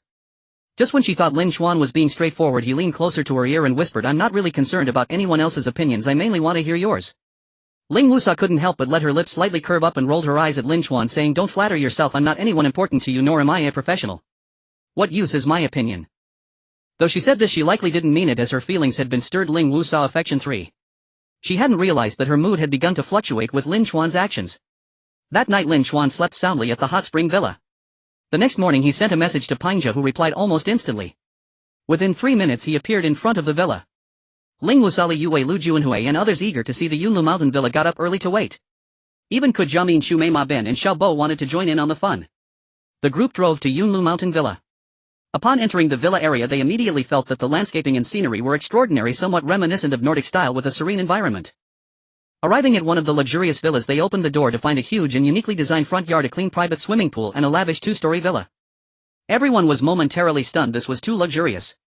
This was not a house, it was a prince's estate. Upon entering the villa, the opulent decorations further captivated them. Such a villa had only ever been seen on television before. Pingja said, "Young Master Lin, we haven't lived in this villa before. The decorations and furniture are all brand new. Just the renovations cost a lot of money. I initially thought I would make a fortune, but who knew the housing market would suddenly drop. Right now I'm not thinking about making money, I just want to break even." Pingja's words sounded sincere, but they could also be interpreted as the typical jargon of someone trying to sell at a loss, so Lin Xuan only half believed it. However, after checking last night, the villa prices here did match what Pingja said. After looking around inside and outside, Lin Xuan was quite satisfied with the villa's decoration, the environment of the villa area and the surrounding amenities. Pingja asked, "Young Master Lin, what do you think?" Lin Xuan didn't answer and turned to Ling Wusa, saying, "Wusa, what do you think?" Hearing this, Pingja nervously looked at Ling Wusa. It seemed that Lin Xuan cared a lot about her opinion. But in fact Lin Xuan had already nearly made his decision and was just casually asking Ling Wusa to show respect. After all, he hadn't forgotten that he still needed to cultivate good feelings. Sure enough, Ling Wusa affection too. Seeing that Lin Xuan was genuinely asking her, Ling Wusa, whose expression clearly showed happiness, said, "I think it's great. The decoration style, the villa area environment and the surrounding amenities are all excellent. Outside the villa area it's convenient for living and inside it's serene. And standing at the door one can overlook the sea. Although it's not directly by the sea, you can still enjoy the sea view." Lin Xuan nodded, saying, "All right, I think it's great too. Mr. Pang, let's sit down and discuss the price." Everyone's eyes widened. Did they just decide? Although he had expressed interest yesterday, discussing it in reality was another matter. Pangja was overjoyed, saying, "Great, great, great." When it came to discussing the price, Lin Xuan and Pangja entered a nearby conference room while the others could look around. Li Yue sighed in wonder. This villa is too luxurious, it's like something only a wealthy family from a TV drama could afford. If I could live in such a villa, it would be worth it for my whole life. Lu Junhui helplessly replied, "Yue, you're not trying to hint at me, are you? No matter how much you hint, I could never afford it. Not to mention buying this villa, I can't even afford a bathroom." Li Yue rolled her eyes, saying, "You're overthinking it. I'm just expressing my admiration. If I were counting on you to buy it, that would be a fantasy. Come on, help me take a picture for a keepsake. Perhaps this is the only time in my life I'll be in such a high-class mansion. Should we take a photo of the mountain view or the sea view?" Lu Junhui patiently helped his girlfriend choose angles, saying that even if they couldn't afford the villa, they should at least take good photos. Ku Jiamin looked at the villa, her heart racing again. She regretted sitting in Xiao Ba's car. Otherwise, even if she couldn't become Lin Xuan's girlfriend, forming some connections might prove to be of great help in the future. At this time, Ma Ben and Xiao Bo were standing around awkwardly, afraid to sit down for fear of dirtying the sofa. They didn't even dare to bump into anything, fearing they would ruin the family fortune. Xu Mei was calculating in her heart that she had to find a way to leverage Ling Wusa to mend her relationship with Lin Xuan. Less than half an hour later, Lin Xuan and Pangja came out of the conference room. From a distance they heard Pangja's hearty laughter. "Young Master Lin, it's a pleasure to cooperate. With this 51 million cash, my funds can finally circulate. Of course, buying at this price is definitely a bargain." Everyone was shocked. Had they really bought it? Was the agreed price really 51 million? Wait, this is over 50 million. Shouldn't they consider it a bit more? Lin Xuan said, "Pleasure to cooperate. Mr. Pang, I'm quite satisfied with the overall landscaping design. But I want to add some bonsai. Mr. Pang, do you have any good recommendations?" Pangja replied, "I actually know a friend whose bonsai are all top-notch and perfect for you." Lin Xuan nodded, asking, "Do you have any ancient cypress or other famous trees that are several hundred years old?" Pangja replied, "Young Master Lin, you really know your stuff. My friend should have that. One of them won various awards and is priced at 1 million, but it has been unsold." Lin Xuan said, "Let him hold it for me. I plan to buy around 4 million worth of bonsai." Hearing Lin Xuan's words, everyone was stunned. Not only had he casually bought a villa worth over 50 million in cash, but now he also planned to spend over 4 million on bonsai. Money didn't seem to matter at all. What does it mean to spend money like dirt? This was the first time they felt it so intuitively. Ling Wusa looked at Lin Xuan, who was casually throwing around tens of millions, her eyes sparkling affection. 5. Although Xiao Bo and Ma Bin had already apologized and Lin Xuan didn't hold it against them, they couldn't help but tremble once again. What level of rich is this? The handover was completed quickly and the villa No. 6 of Yunlu Mountain has officially changed ownership to Lin Xuan. The bonsai has been ordered and is on its way. Lin Xuan glanced at his savings and asked Boss Pang, do you have any good nanny recommendations? With such a large villa it's impossible to clean it by myself. The reason he just bought the villa for 55 million and then spent over 4 million on a bonsai while eagerly looking for a nanny was actually to quickly spend an entire 100 million. Because Ling Wu's favorability had already increased by 30 plus the previous increase of 170, it had reached 200, meeting the standard for task 3. As long as he spent an entire 100 million he could complete task 3. Pangja said, I really don't know much about this, but you can ask Butler Lee, he must understand. Pangja immediately made a phone call and soon Butler Lee hurried over. He could have sent someone else, but he made a special trip and enthusiastically introduced a nanny to Lin Xuan.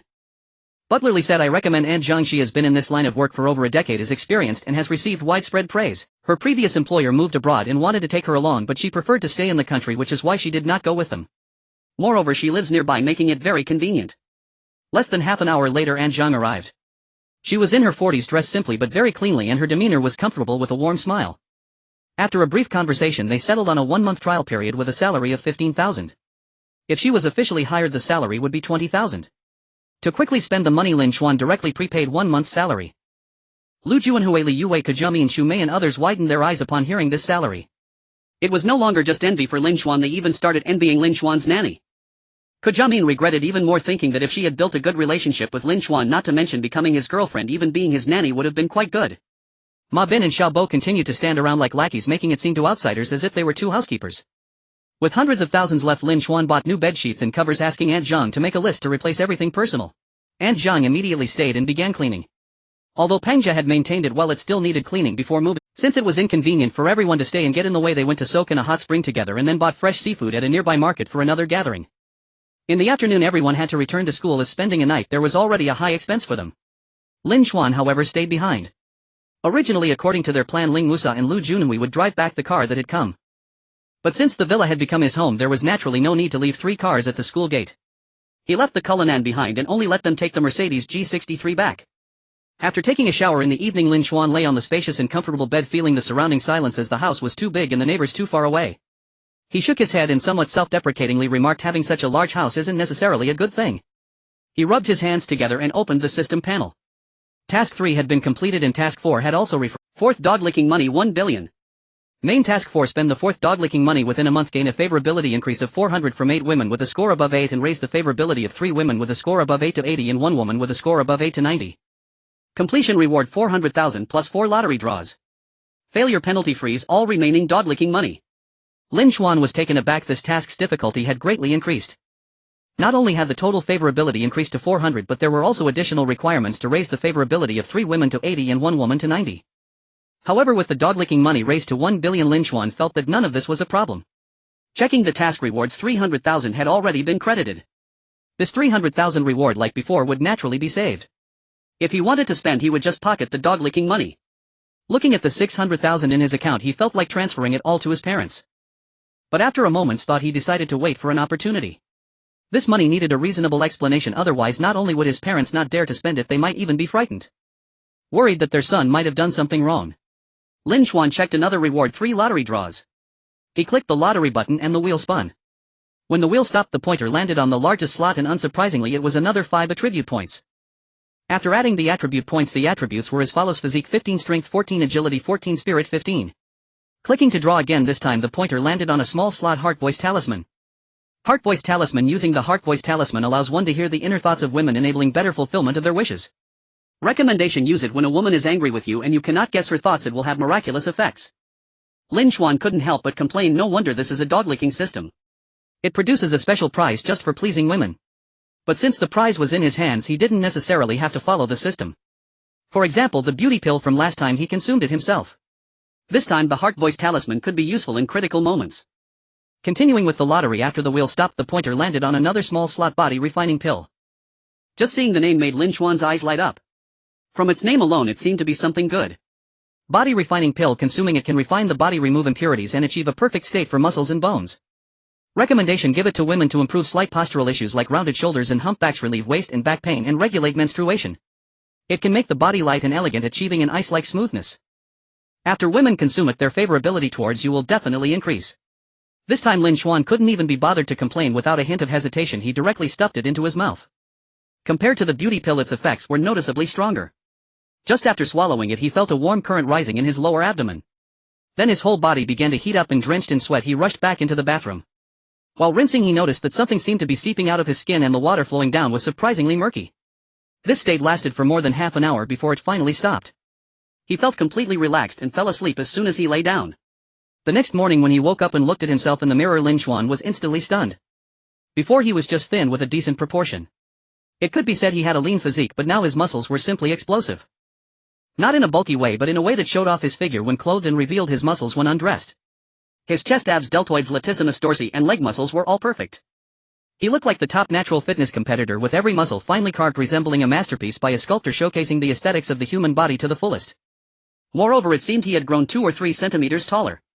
Lin Xuan saw that the body refining pill's effect could comprehensively refine the body, while women who took it could achieve an ice-like smoothness. He speculated that for men the effects might be different. But he didn't expect it to be so exaggerated. Looking at his attributes, he was even more shocked. Physique 19, strength 17, agility 17, spirit 15. The total attribute points had actually increased by 10 overnight. Awesome, this body refining pill is even stronger than I imagined. If I don't eat it and let the women have it, then I would be a fool. Lin Xuan was extremely excited, reaching the peak of joy in pocketing. After finishing his morning routine and breakfast, Lin Xuan left Villa No. 6 of Yunlu Mountain in his Lamborghini Revuelto, heading back to school. This feeling was exhilarating. At this moment he was wearing fitted clothes that accentuated his figure, although his shoulders were slightly broader than before. His physique had transformed from merely good to perfect. His overall aura had inexplicably elevated significantly. Coincidentally, upon returning to school, he received a message from Ling Wusao. Are you back at school? Lin Xuan replied, I just got back. Ling Wusao responded, shall we have lunch at the cafeteria? I'll return your car keys. I'm a bit worried about losing them if I keep them on me. Lin Xuan replied, sure, see you at the cafeteria for lunch. At noon his 3 roommates also went to the cafeteria, so he went with them. As they entered, they spotted Ling Wusao waving. Why did you arrive so late? I've already gotten your meal ready. The surrounding boys widened their eyes at this scene. Shirlei, Zhang Yingji and Sun Baowei were also dumbfounded. Their gazes towards Lin Xuan seemed as if they wanted to slay him. Shirlei exclaimed excitedly, isn't it just a casual greeting as you said last time? Now look at this, Ling Wusao is actually getting your meal. What's your relationship? When did you get this clothes? Zhang Yingjie also expressed envy, jealousy and hatred. That's Ling Wusao, the coolest and most charming among the 5 top beauties. She actually got your meal. The sky is falling. Sun Baowei looked at Lin Xuan. Third brother, have you joined some advanced training class? Can you take me along? It was just helping out with a meal. What's the big deal? I won't queue with you for food, you guys go ahead. Lin Xuan said, walking towards Ling Wusao. Listening to Lin Xuan's nonchalant words, Shirlei, Zhang Yingjie and Sun Baowei felt a bit of rage. They suddenly missed the days when Lin Xuan was bullied by Zhang Yan. Lin Xuan sat down beside Ling Wusao. She looked at him in surprise. How come after just one night it seems like your physique has improved? Did you use shoulder pads? As she spoke, she pinched Lin Xuan's shoulder but found it was not padded at all. She only touched solid muscle. It must be your illusion. My physique has always been this good. Lin Xuan thought to himself, considering Ling Wusao's personality, she likely valued physique more than looks. If he were to take off his shirt now, he would probably gain a lot of favorability. However, such a drastic change in one night was a bit too shocking. At least he should wait a while before finding an opportunity to show off. Ling Wusao, skeptical yet curious, returned the car keys to Lin Xuan and pushed a meal towards him, smiling. During our gathering I noticed you like beef, so I got you some. Of course, for nutritional balance I didn't skimp on dietary fiber, vitamins or carbohydrates. Hearing this made it clear it was something a fitness enthusiast would say. Lin Xuan smiled. Thank you, it's all my favorites. Sitting side by side they began to eat together, and many boys around couldn't help but steal glances at them, whispering about who this boy was.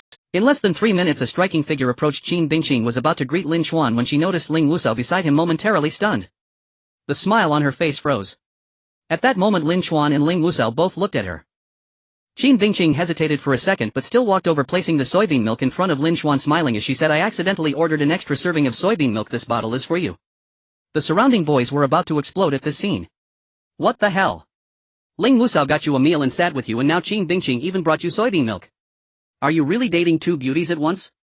However, sensing the tension in the air, though both Ling Wusao and Qin Bingqing wore smiles and even nodded to each other, their eyes clashed with spark. The surrounding boys couldn't help but revel in their misfortune, thinking, you're playing both sides this time, you're definitely going to crash. I hope both beauties see through your true colors and dump you. Just when they thought Lin Xuan would be flustered and start explaining, they saw him generously say, "Thank you, have you finished eating? Why don't you sit down and eat together?"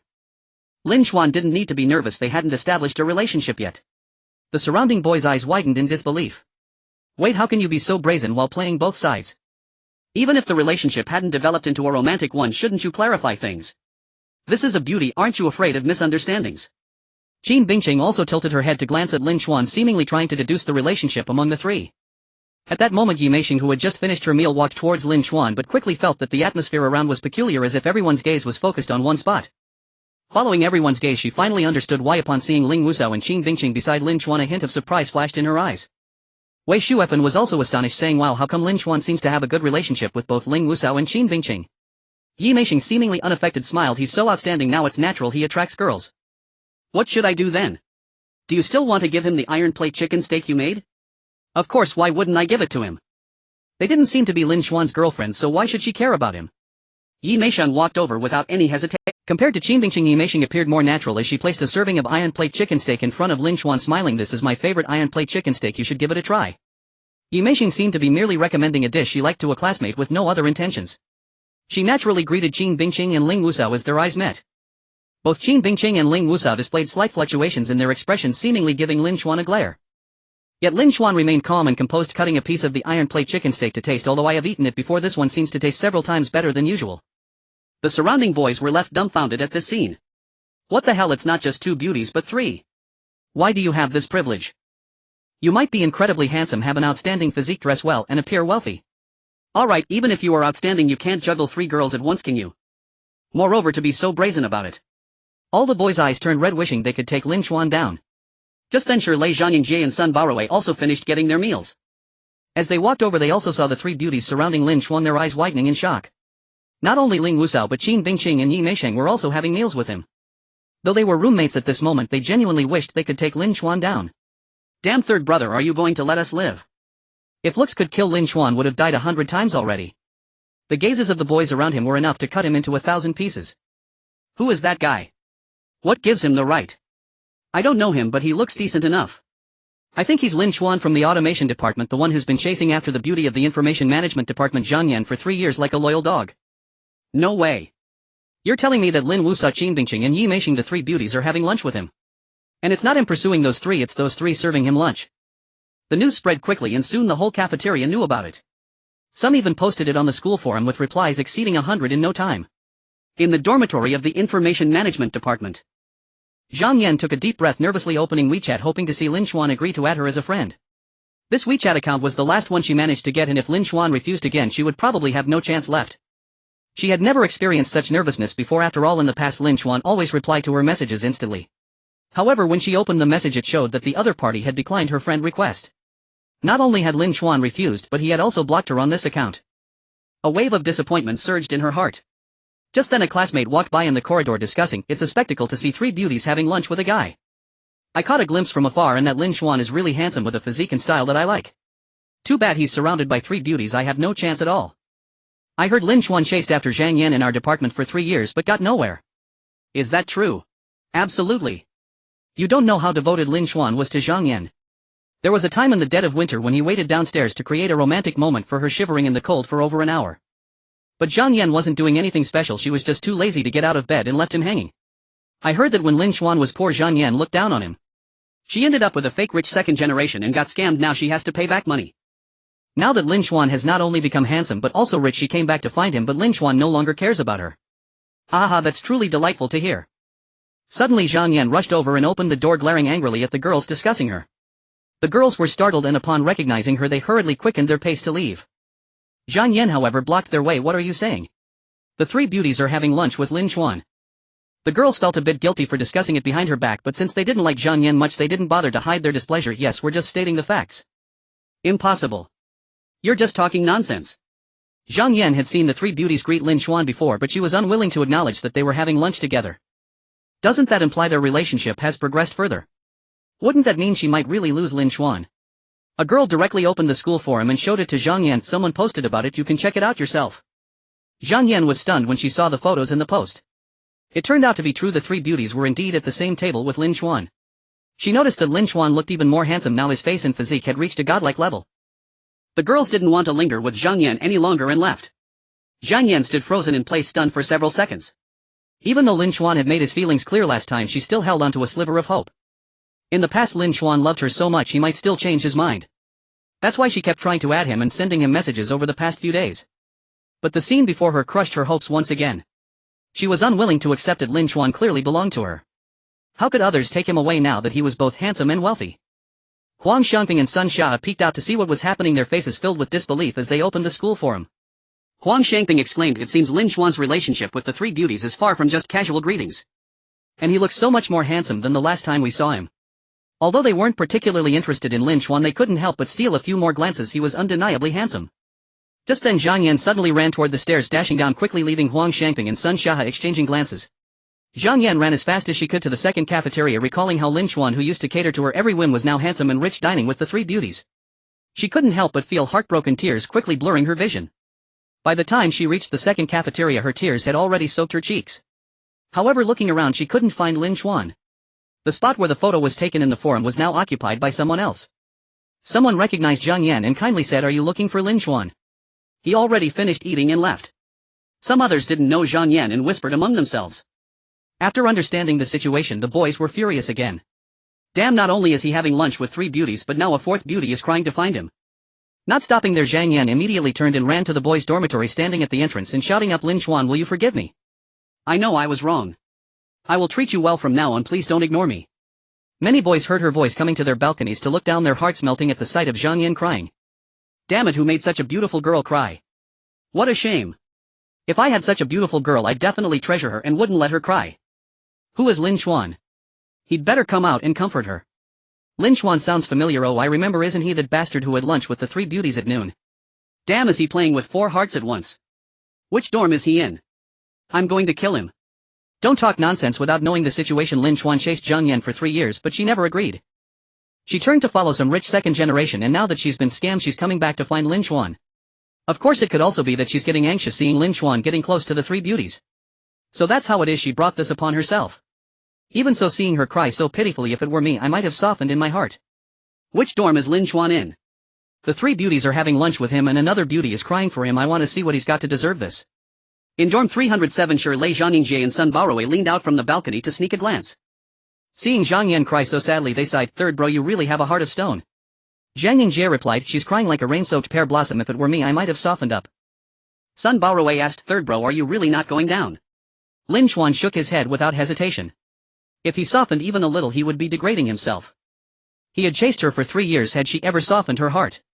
No matter how sad she appeared now, if he lost his money or a richer guy liked her, she would definitely turn and leave. Such a woman shouldn't be taken seriously. Zhang Yan waited downstairs for over 20 minutes, yet Lin Xuan still did not show up. Now she realized how agonizing it was to wait for someone downstairs. In the past, she always made Lin Xuan wait. Just then Lu Ting hurried over and said, "Yan Yan, since Lin Xuan doesn't value us, we shouldn't value him either. There are plenty of wealthy people in this world." Zhang Yan was not comforted and still looked dejected. Indeed, there were many rich people in the world. For instance, there had been rumors recently that a boy spent millions to buy the Qinxiang Pavilion just to stand up for Yi Meisheng.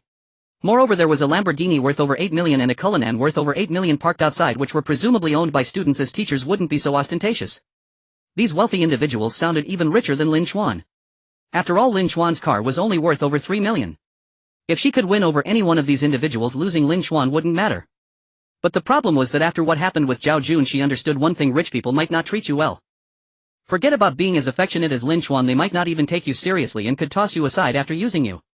Furthermore, she still didn't know the true identities of those rich people, so Zhang Yan held no hopes. Lu Ting leaned closer to Zhang Yan and whispered, "Yan Yan, I managed to contact a senior who attended Yi Meisheng's birthday party the other day. I gave her a gift and she seemed more open. If we chat a bit more, she will definitely reveal who the boy who spent millions is." I also found out that the Lamborghini and Cullinan were taken away the day before yesterday. They went to a hot spring resort with Ling Wusa. I'm about to get in touch with someone else who went on that trip. The one who spent millions buying Qinxiang Pavilion. The owners of the Lamborghini and the Cullinan aren't any of them richer than Lin Xuan. Once you win over any one of them, Lin Xuan will definitely regret it. At that time, bringing her new boyfriend in front of him, let's see if he could still take pride in himself. Upon hearing this, Zhang Yan's eyes finally regained some light. So she decided not to wait any longer and pulled Lu Ting back to the girls' dormitory. Once they returned to the dorm, Lu Ting eagerly continued to inquire. Her enthusiasm wasn't for her own sake. In fact, it wasn't that she didn't want to, but she was self-aware. After all, she was too ordinary and wouldn't catch the eye of wealthy men. As long as Zhang Yan was noticed by a wealthy person, she would benefit from it, going to upscale restaurants, watching performances, swimming, etc. And sometimes a rich person would even gift her nice little presents just to learn more about Zhang Yan. For example, Zhao Jun had given her some gifts. Roommates Huang Shangping and Sun Xiahe noticed Zhang Yan's mood had recovered and were somewhat puzzled. After observing for a while, they realized they were looking for other wealthy individuals and were momentarily speechless. Can't you two ever think of anything other than relying on a rich partner? However, knowing their personalities, they weren't too surprised. After all, old habits die hard. Look, the senior is willing to talk. Lu Ting suddenly exclaimed excitedly, and Zhang Yan quickly leaned in. She saw the senior reply, "Don't bother sending gifts, he'll just tell you. This isn't really a secret, everyone who attended the party knows. However, it seems the other party doesn't want to make it public, so we shouldn't say much. He'll tell you, but you must promise not to spread it around." Lu Ting quickly replied, "Don't worry, I won't say a word." The senior said, "The one who spent millions for Meisheng's sake is actually a junior from the automation department named Lin Chuan. I heard he pursued a beauty from the information management department, and you're also from the information management department. I wonder if you've heard of him." Lu Ting and Zhang Yan's eyes widened in shock. The person who spent millions just to stand up for Yi Meisheng was actually Lin Chuan. They had previously thought it would be an older senior. Lu Ting exclaimed excitedly, "The Lin Chuan from the automation department in his junior year." "Senior, you must be mistaken, right?" The senior replied, "Of course not. I saw him spend 15 million to buy the Qinxiang Pavilion restaurant and store. He also bought 200,000 worth of wine and opened 2 bottles worth over 20,000 each, and I even had a sip." "What's wrong, do you know him?" As she spoke, she sent a group photo from the birthday party. In the center was none other than Lin Chuan. Lu Ting and Zhang Yan were stunned. It really was Lin Chuan. Just a few days ago he had spent millions on watches and cars, and now he could spend millions just to stand up for a girl. Zhang Yan felt both surprised and jealous. Lin Chuan actually spent millions for another girl. In the past he had only treated her well. Spending millions for another girl should have been for her. No wonder Yi Meisheng was so close to Lin Chuan. Which girl wouldn't be moved by a boy who spent millions just to defend her? Zhang Yan was suddenly anxious and stomped her feet. She shouldn't have left the boys' dormitory so quickly. Didn't leaving too fast seem insincere? Lu Ting took a while to regain her senses and comforted her. "It's okay, Yin Yan, there are still the Lamborghini and Cullinan owners. Speak of the devil and he shall appear." Another person involved has responded. The trip to the hot spring resort a few days ago was not a secret operation. It was easy to find out if one had the intention to inquire. Lu Ting saw that the person she had been inquiring about had just replied, "No, why are you asking about this?" Lu Ting responded, "It's nothing, just curious. Everyone on the forum has been speculating. I just want to know who the owners are. If not, you could just tell me about one of the car owners. I can tell you, but don't spread it around. I think he seems quite low-key and doesn't want others talking about it. However, telling you one car owner is equivalent to telling you all three, because the owners of the Mercedes G63, Lamborghini Revuelto and Rolls-Royce Cullinan are the same person. Just like you, he is a junior from the automation department named Lin Chuan." Honestly, I was shocked when I first learned this. At that time, someone tried to show off with a few off-road vehicles in front of him, but his impressive cars overshadowed the entire scene. This student initially hesitated but became excited as he shared. But Lu Ting and Zhang Yan had stopped reading further. Upon seeing Lin Chuan's name, their minds went blank. The owners of the Lamborghini Revuelto and the Rolls-Royce Cullinan were actually the same person, and it was Lin Chuan. Just a few days ago he had bought luxury cars and watches along with spending millions to buy Qinxiang Pavilion, and now he could also throw around millions to buy the Lamborghini Revuelto and the Rolls-Royce Cullinan. How wealthy could he possibly be? This meant that the 3 or 4 wealthy individuals they had initially noted had merged into one super-rich person. Lu Ting felt numb, unable to fathom Lin Chuan anymore. Because the level of wealth had surpassed her understanding. Zhang Yan suddenly stomped her feet and cried out, "It's all your fault. That day I saw Lin Chuan buy a Rolex and you insisted he might have just come into a bit of money, far less than Zhao Jun. I should have waited downstairs for him to reconsider, but you had to say you found someone wealthier." Lu Ting was taken aback. She didn't expect Zhang Yan to blame her. She felt wronged but had no way to refute it. At first, hearing that Lin Chuan spent tens of thousands a day, she indeed suspected he might have just made a small fortune. After learning he wore Patek Philippe and drove a Mercedes G63, she merely thought he had more money than she imagined. But how could she have imagined that it was not just a matter of having a bit more money? Now he seemed like a legendary wealthy heir. But then again, it was Zhang Yan's own choice to give up on such a wealthy heir. Huang Shangping and Sun Xiahe initially didn't want to get involved but couldn't help being curious when they saw the two argue. After looking at the chat content on the phone, they widened their eyes in shock. What was going on?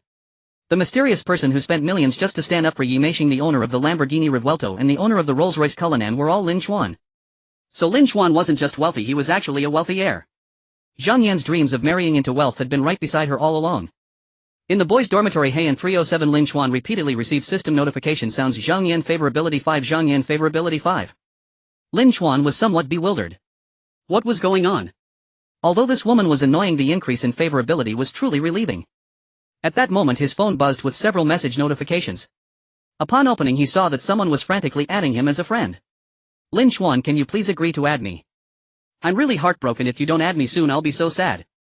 No matter what, we still have some feelings between us. Lin Chuan, are you really that cold-hearted?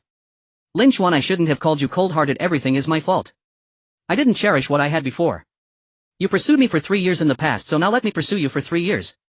Will you please not ignore me? Lin Chuan felt no compassion at all and rejected her, then blocked her. He was unclear why Zhang Yan suddenly became more insistent, but he didn't care. At that moment Peng Zhe sent a message. Young Master Lin, a friend of mine who is a real estate developer, learned about your purchase of my Yunlu Mountain Villa and is eager to get your contact information. May I give it to him? Lin Chuan replied. Is he looking to find me for investment? Is he reliable?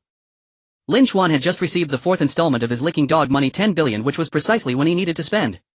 While he could consider investing in real estate, he knew that the industry was fraught with risks. The other party was silent for a moment, then replied, the person is relatively reliable, but the real estate situation he's investing in is not optimistic. If it holds up there might be a chance to make a fortune, but the risks are not small. Lin Chuan thought for a moment, then let's add him first to understand the situation better. Soon someone applied to add him as a friend. After Lin Chuan agreed, the other party introduced himself. Young Master Lin, I hope I'm not disturbing you. My name is Zhang Quan and I have long heard of your great name. Lin Chuan replied, Boss Zhang, let's skip the pleasantries. What is it that you need from me? Zhang Quanan said, Young Master Lin, you are indeed straightforward. I do have a request. I would like to invite young Master Lin out for a meal. When are you free? The time and place are entirely up to you. Lin Chuan replied, let's skip the meal. Please get straight to the point.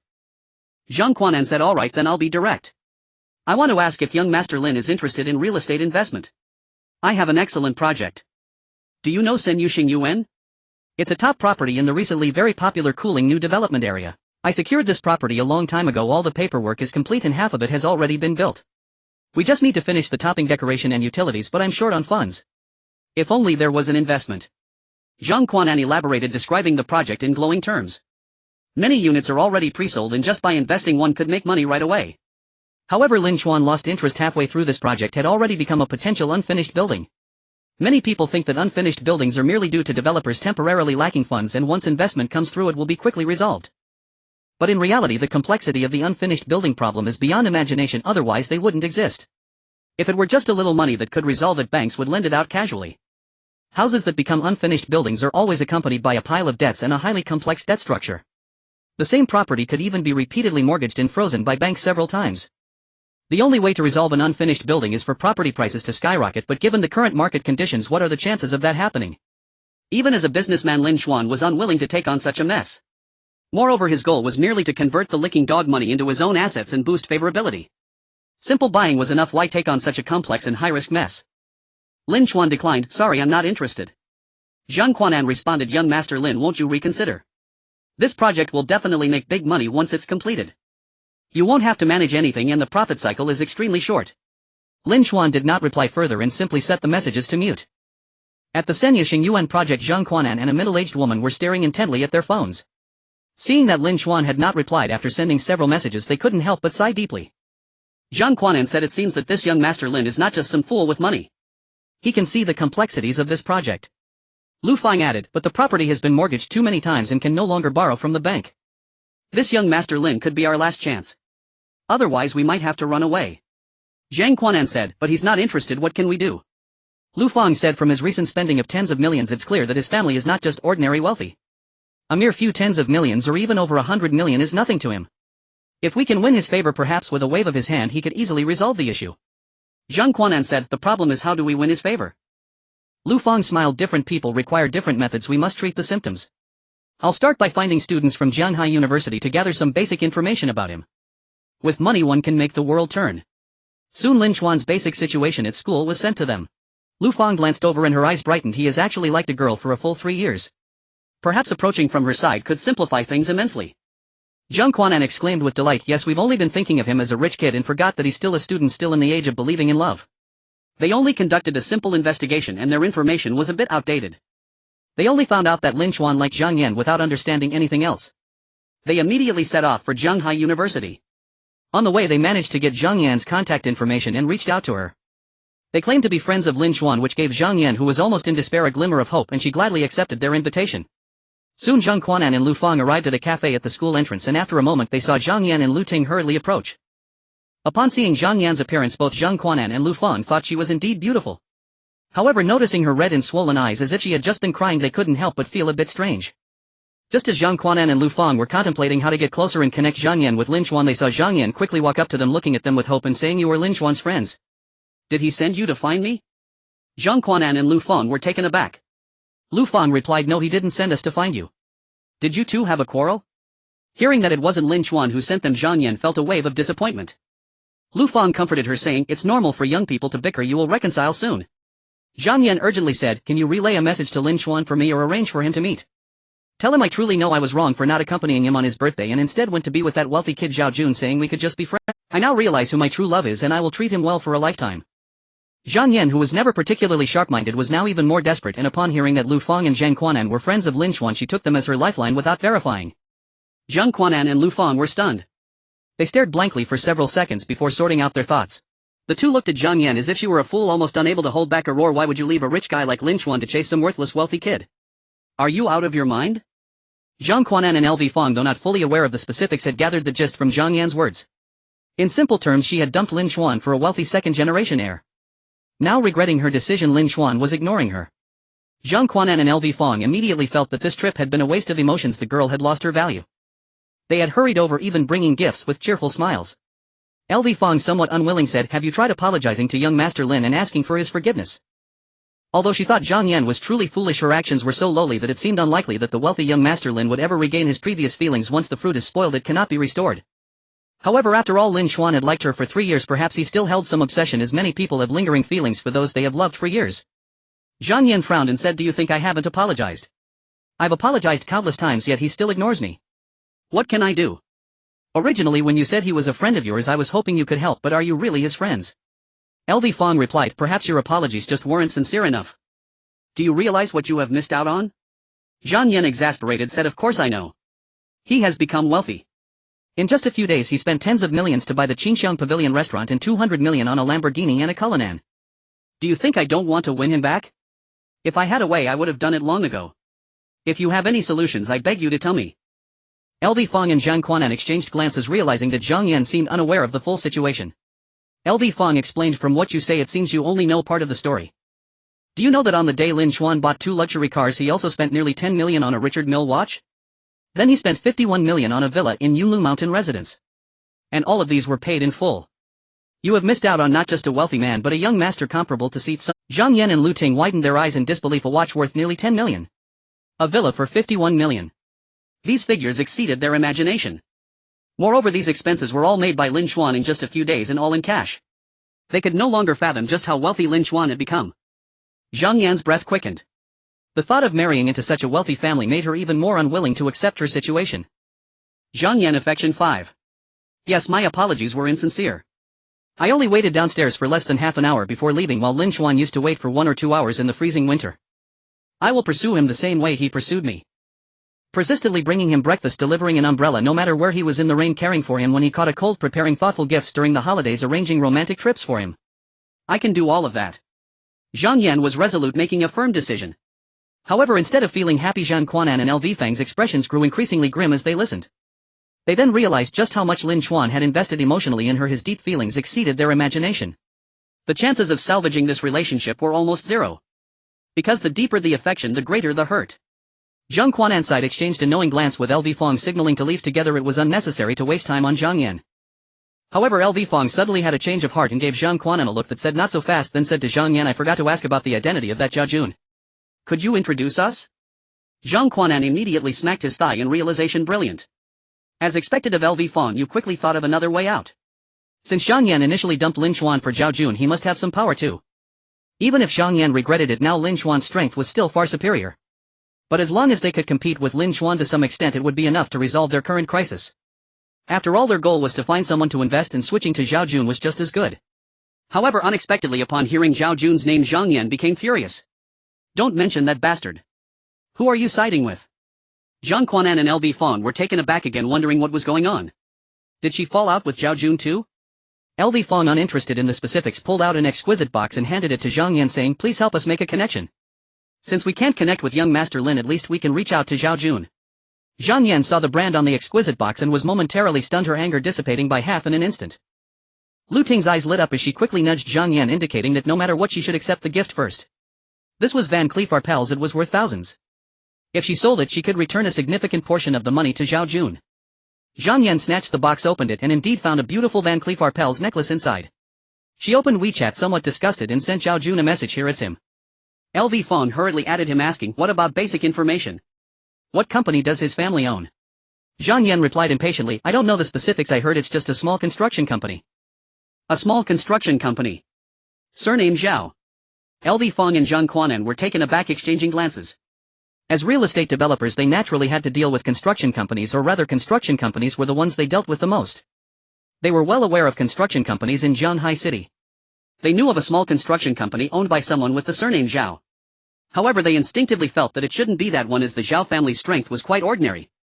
They may have made some money in the past, but with the market shrinking, the Zhao family was increasingly struggling now, finding it difficult to make ends meet.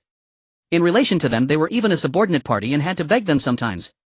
How could Zhang Yan possibly dump the wealthy young Master Lin for the son of such a Zhao family? With that mindset, they checked the information they found and compared it with the Zhao Jun information Zhang Yan provided, and they were dumbfounded.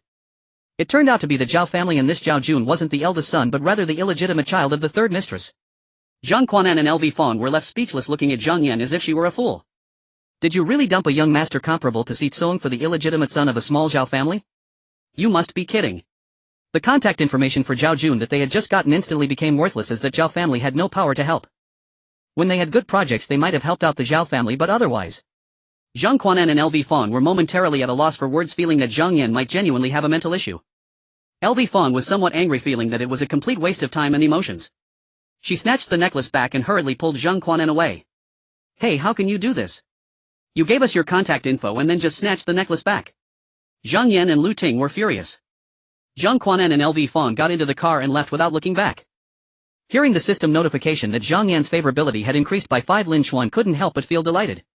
The main quest requires a total favorability increase of 400, as well as raising the favorability of 3 8-point beauties to 80 and 1 beauty above 8 points to 90. Today Zhang Yan's favorability has risen by 15 to 77, just a step away from 80. Of course, Lin Xuan still didn't want to actively raise Zhang Yan's favorability. She was aware of her own improvement. At this moment, a knocking sound suddenly echoed at the door. The class monitor Su Qiming walked in and said, "Lin Xuan, did you offend someone from the student council?" "Shouldn't have, why do you ask?" Lin Xuan replied, puzzled. Su Qiming said, "I just received a notice from the student council that there will be a meeting the day after tomorrow to discuss expelling some members with poor performance and academic results, and you're at the top of the list. Although you haven't shown any outstanding performance and have skipped a few classes recently, normally it shouldn't be at the point of expulsion. This meeting seems to be targeting you. That's why I asked if you had offended someone. It's likely someone with a higher position in the student council. I've always been friendly and low-key, how could I offend anyone?" Lin Xuan stroked his chin. His 3 roommates couldn't help but roll their eyes. With 4 campus beauties surrounding him, he called it low-key. Sun Baowei said, "Could it be the admirers of Qin Bingqing, Ling Wusa, or Yi Meisheng? There are too many people who like them, and quite a few from the student council." Su Qiming nodded, both in agreement and jealousy. "Now that you mention it, it's very possible. You used to be a lickspittle, how did you suddenly turn things around? And once you turned around, you flirted with 3 or 4 at once. If I weren't familiar with you, I'd want to beat you up. Actually, I still want to beat you up." Shirley asked class monitor, "If someone really gets you expelled because of this, wouldn't that be personal revenge?" Su Qiming nodded. "It is personal revenge, but they won't say it openly. You'll see if I can inquire about it and see if we can plead for you. Lin Xuan, you also need to think of ways to perform well. Actually, it's not a big deal. At most I won't be involved in the student council anymore." Lin Xuan nodded. "Thanks, class monitor. I can handle this myself." In fact, whether or not to stay in the student council didn't matter much, but he couldn't accept being quietly pushed out. After Su Qiming left, Lei Zhang Yingjie and Sun Baowei started discussing. Though they were indeed very jealous of Lin Xuan now, when he encountered issues, they still instinctively wanted to help. Lin Xuan was also pondering whether it might be Zhao Maoxuan, the vice president of the student council, whom he met at Yi Meisheng's birthday party that day. But from what he saw that day, Zhao didn't seem like the kind of petty person. But it seems like who it is doesn't matter. What matters is that a mere student council officer can make me uncomfortable. This time it's expulsion from the student council, next time it might be because of missed classes and not getting a degree certificate. Though it's not hard to solve, my time shouldn't be wasted on entangling with such petty people. If my money doesn't convert into power, then in this small area I might still be manipulated. In the future in society I might also be constrained by some strong forces. In many places power is mightier than money. At that moment Lin Xuan developed the idea of converting money into power. This thought set the tone for future developments. Now the first step is to practice in this small area of the school. Handling the student council is a simple task.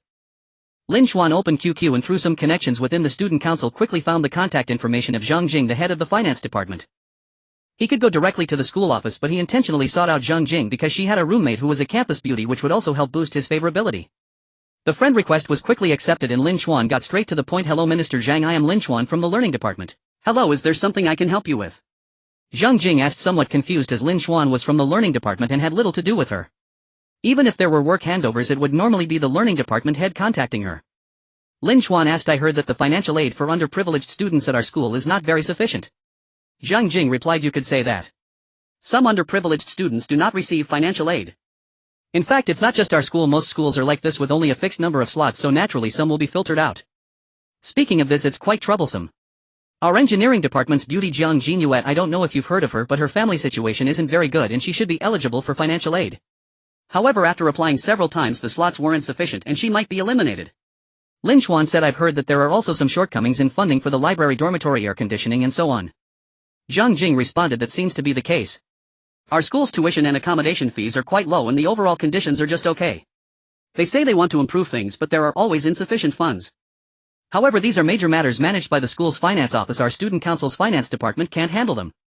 The student council's finance department only manages minor matters generally responsible for internal finances. At most they might conduct a preliminary review of the financial aid, but the final decision is not in their hands. Lin Xuan said, could you help me contact the head of the school's finance office? I want to make a donation. Zhang Jing was obviously stunned for a moment. It's usually after graduation when one has achieved success that they donate to the school. How could a current student be donating? Zhang Jing asked, how much do you want to donate? Just let me know. Lin Xuan replied, starting from $1 million, but the exact amount will depend on the situation. I want to ensure that every penny is properly allocated. Zhang Jing gasped in shock, starting from $1 million. That amount was beyond her capacity to handle. She quickly responded, okay, I'll contact the school's finance office immediately. It was clear that Lin Xuan intended to spend money. After all, he wasn't very good at the intricacies of human relationships. He had to observe people's expressions and it was time-consuming. If that's the case, why not just spend money directly? Right now what he lacked the least was money. Just by donating a few million, his status in the school would definitely rise rapidly. Being expelled from the student council. That would be a joke. Moreover, Jiang Jinyue from the engineering department was an underprivileged student but couldn't receive financial aid. This would indirectly help her and should also boost his favorability. Hey third bro, are you going to the piano club event this afternoon? You should be busy with the student council stuff, right? Zhang Yingjie casually asked while getting ready to leave. He clearly asked out of casual interest and didn't expect Lin Xuan to go. Initially the two of them had signed up together with the aim of meeting girls. But the difference was that Zhang Yingjie had no fixed target while Lin Xuan's target was Zhang Yan, simply because she said that men who could play the piano were very handsome. There were many beauties in the piano club and the talented campus beauty Su Qianyu would occasionally attend. If she came, it would be a feast for the eyes and ears, so Zhang Yingjie easily persisted. Lin Xuan later found out that Zhang Yan was just being impulsive and actually had little interest in the piano, so he lost motivation and gradually stopped attending. Therefore Zhang Yingjie thought Lin Xuan wouldn't go this time either. He usually didn't go, especially not when he was about to be expelled from the student council. But to his surprise, Lin Xuan got out of bed. Of course, why wouldn't I go? Walking on the way to the piano room, Zhang Yingjie turned to Lin Xuan with a face full of suspicion. How long has it been since you last attended the piano association? Why the sudden change today? And the student council is considering kicking you out. Aren't you at all anxious? Lin Xuan shrugged. The trivial matters of the student council are easy to resolve. As for the piano, I used to learn for Zhang Yan. But now I learn for myself. It not only adds another skill but also cultivates my temperament. Of course, there is also the goal of attempting to increase the favorability of the campus beauty, which he did not voice aloud. Shortly after they arrived at the piano room, where many people were already present. The piano association was originally a niche group. However, due to the campus beauty, it was nearly full. Just upon arrival, Lin Xuan spotted someone he recognized. The person paused for a moment, upon seeing him hesitated and still greeted him. Lin Xuan, hello. Lin Xuan thought for a moment before recalling that he had seen this person at the beach that day. His name seemed to be Wang something. Lin Xuan nodded. Hello, old Wang. Wang Chenyang's breath hitched and his face darkened by 3 shades. Oh, this guy calling himself Old Wang might have forgotten my name, right? However, thinking back, he had been quite inconspicuous that day and this guy's attention was probably focused on Ling Wusa. To be remembered as having the surname Wan was already quite good. Wang Chenyang regretted greeting him. Being relatively introverted, he needed a lot of courage to greet someone he wasn't familiar with. It was really a case of one proactive gesture leading to a lifetime of introversion. At that moment a stir arose in the crowd as the campus beauty Su Qianyu walked in gracefully with several girls. Su Qianyu wore a vintage outfit somewhat resembling a hanfu, her figure elegant and swaying as she walked. Her long hair flowed gracefully and her demeanor was refined, resembling a noble lady stepping out of a painting. However, her aura was somewhat cold, giving people a sense of being unapproachable. Because of this, even though she was elected as the campus beauty by all the boys in the school, she had few admirers. Everyone was hesitant. The president of the piano association also arrived. After a brief speech, she allowed everyone to practice and discuss among themselves. Zhanghai University has a music department, but it is not a music conservatory, so the equipment in the piano room could only be described as adequate. There was only one high-quality traditional piano, the other several were electronic pianos. Naturally, that high-quality piano belonged to Su Qianyu, while Lin Chuan, Zhang Yingjie, Wang Qianyang and others could only share an electronic piano. After one event they hardly played a few notes. But everyone who chose the piano association was naturally interested in the piano, and discussions and chaotic piano sounds began to fill the room. At this moment a beautiful sound like pearls dropping onto a jade plate echoed, drowning out all the chaotic noises, and everyone present couldn't help but stop. There sat Su Qianyu at the piano, her delicate fingers dancing over the keys, her side profile pure and exquisite, resembling a fairy untouched by the mundane world. Zhang Yingjie, Wang Qianyang and other boys were mesmerized, and Lin Chuan couldn't help but sigh, truly deserving of being a talented girl and campus beauty. Lin Chuan quietly asked Zhang Yingjie and Wang Qianyang, I want to ask, does the campus beauty teach piano? Her skill is truly high, having her as a private teacher would definitely yield twice the result with half the effort. Zhang Yingjie and Wang Qianyang stared at Lin Chuan in astonishment, wondering how he could dare to think of having the campus beauty as a private teacher. And do you really want to learn piano, or do you want to get closer to the campus beauty? We don't want to expose you. Zhang Yingjie, you really dare to think, but it can only be wishful thinking. The campus beauty is so aloof, she wouldn't have the patience to give boys pointers, let alone be a private teacher. How could that be possible? In this world nothing is impossible. Lin Chuan smiled and said. Zhang Yingjie, it is impossible. Even if your recent popularity with women is soaring, it still wouldn't work. This is the aloof campus beauty, not an ordinary person. Besides, you already have 3 major beauties by your side. Wanting to get closer to the campus beauty is a bit greedy. You will incur heavenly wrath for this. Wang Qianyang remained silent but agreed with Zhang Yingjie's words. However, at the same time he admired Lin Chuan's confidence. He wouldn't even dare to think about such things. He felt that perhaps he should learn from Lin Chuan's confidence. Lin Chuan, however, was not deterred by Zhang Yingjie's advice. He spoke a few words to a girl nearby. If he remembered correctly, this girl was in the same class as the campus beauty. The girl widened her eyes upon hearing Lin Chuan's words. Nevertheless, she still helped Lin Chuan deliver a message to the campus beauty. The girls around the campus beauty clearly heard it and giggled as they looked at Lin Chuan. Soon the girl who delivered the message returned and said the campus beauty refused. You truly have guts to ask her to be your private teacher. Zhao Yingjie and Wang Qianyang looked at Lin Chuan, their expressions as if to say, didn't we tell you so? Lin Chuan smiled and remained unfazed. Zhang Yingjie and Wang Qianyang both thought that after this failure Lin Chuan would definitely give up. It wasn't until the piano room's administrator, the teacher, came by that Lin Chuan took the opportunity to stand up and chase after her. Teacher AI, I have something I want to discuss with you. Teacher AI smiled and said, student, what is it? Lin Chuan replied, I think the sound quality of the electronic piano is too poor and the piano is not enough, so I want to buy a piano to place in the piano room. Of course, when Lin Chuan said place, he meant temporarily. Once he graduated or no longer wanted it here, he could move it at any time.